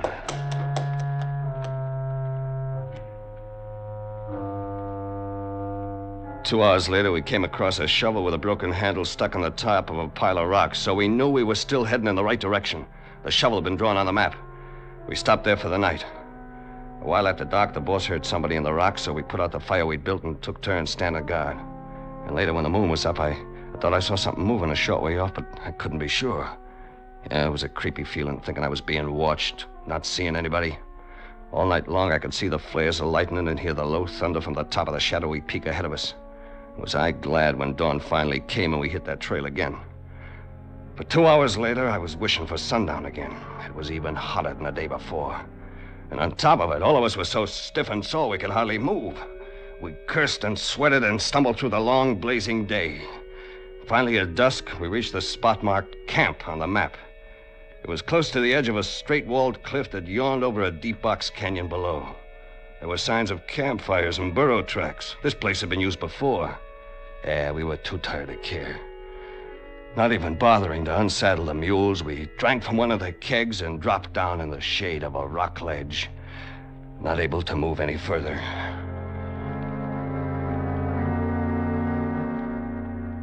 After about an hour, the sun slipped behind the ridges to the west and left us in a shadow. The boss got us onto our feet, put Brian to search for something to use for a fire, and told Daly to unpack the mules. He took me with him to scout along the rim of the cliff and try to find out what was meant by the words on the map. If no answer, go down. After half an hour, we found nothing. And we were ready to decide there was no way to go down that 1,000-foot rock wall when suddenly... What, Pascal? That was a shot. You see anything? No, it was back toward camp, but there's a ridge between us. I can't see a sign of any... Come on, Pascal. Yeah. Take hold of my arm. Okay. Let's get back there fast.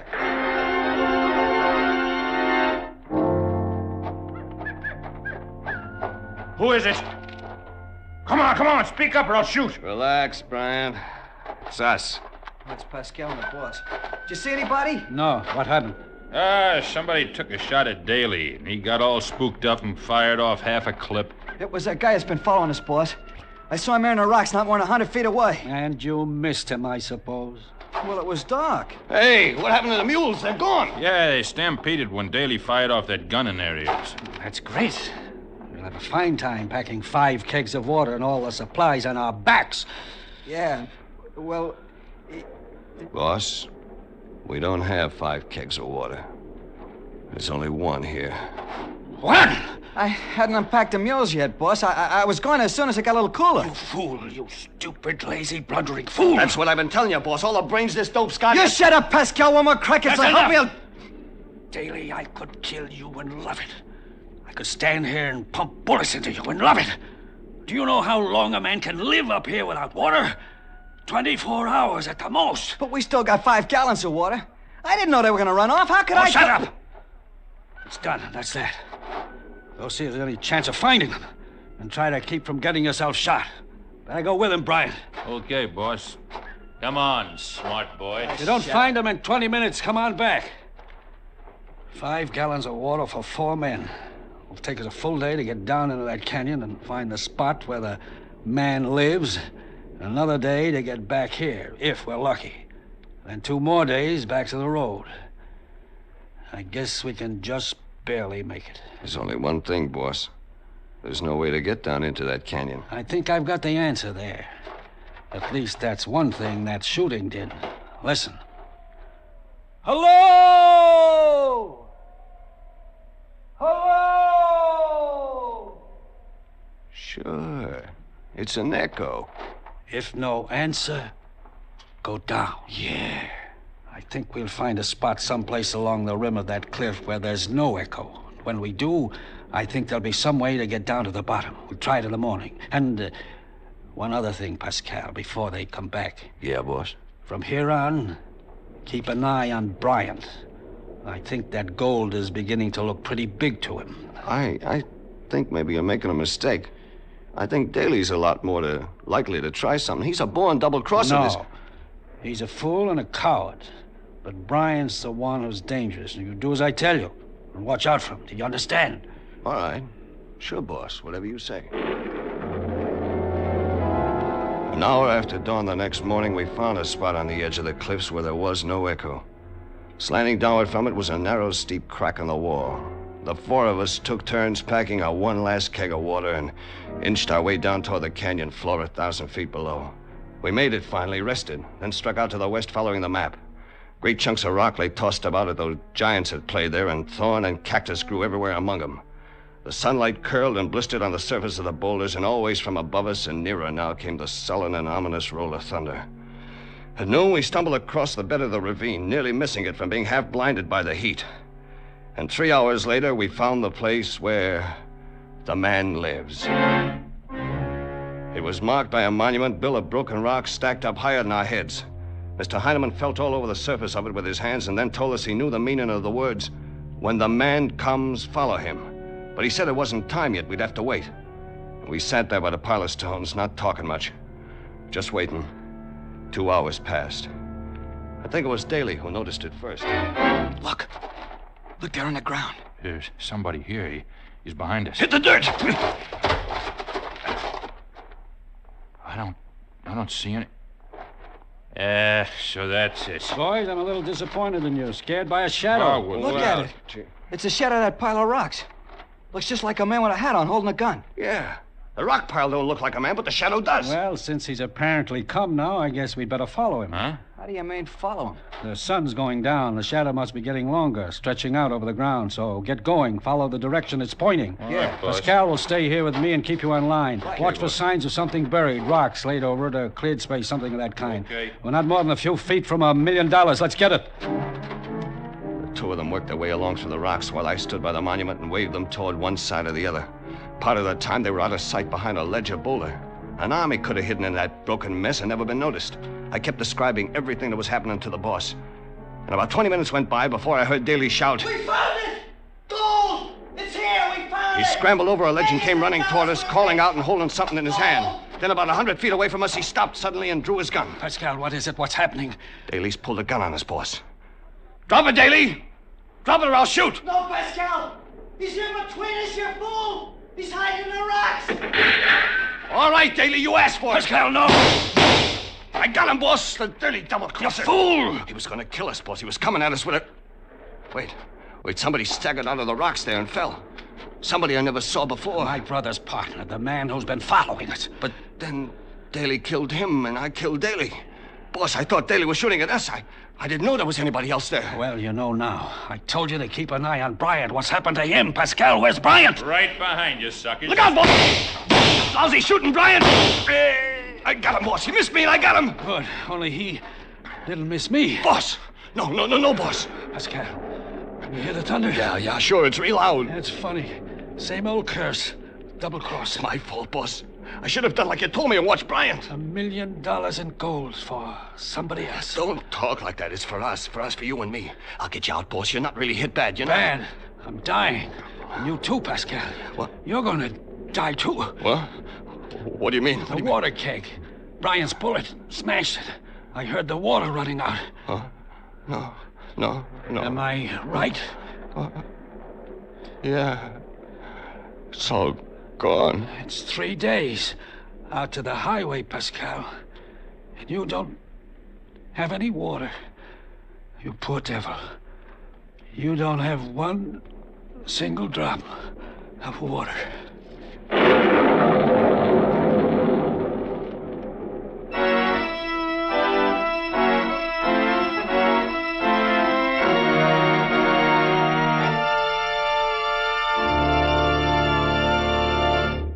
Escape is produced and directed by Norman MacDonald. Today we have presented transcribed When the Man Comes, Follow Him by Ralph Bates, adapted for radio by Les Crutchfield, with editorial supervision by John Dunkel. Starred as Pascal was Paul Dubov, with Herb Butterfield as Mr. Heineman. Featured in the cast were Harry Bartell, Jeff Corey, Barney Phillips, and Junius Matthews. Special music was arranged and played by Ivan Ditmars. Next week, you are standing on the rolling deck of a pirate junk in the China Seas, and facing you is the sinister figure of the most feared man in the Orient, a general who has just doomed you to death.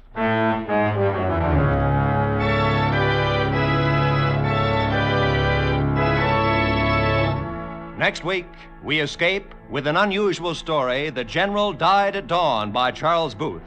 Be sure to tune in at the same time next week when once again we offer you Escape.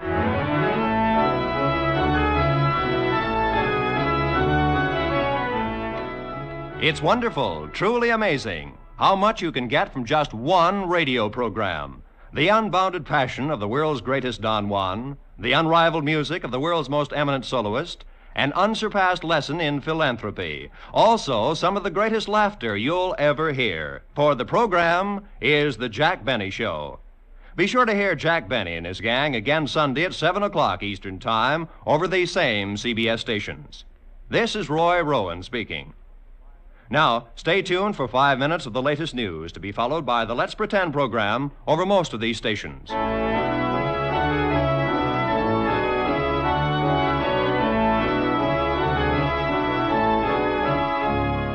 This is CBS, the Columbia Broadcasting System.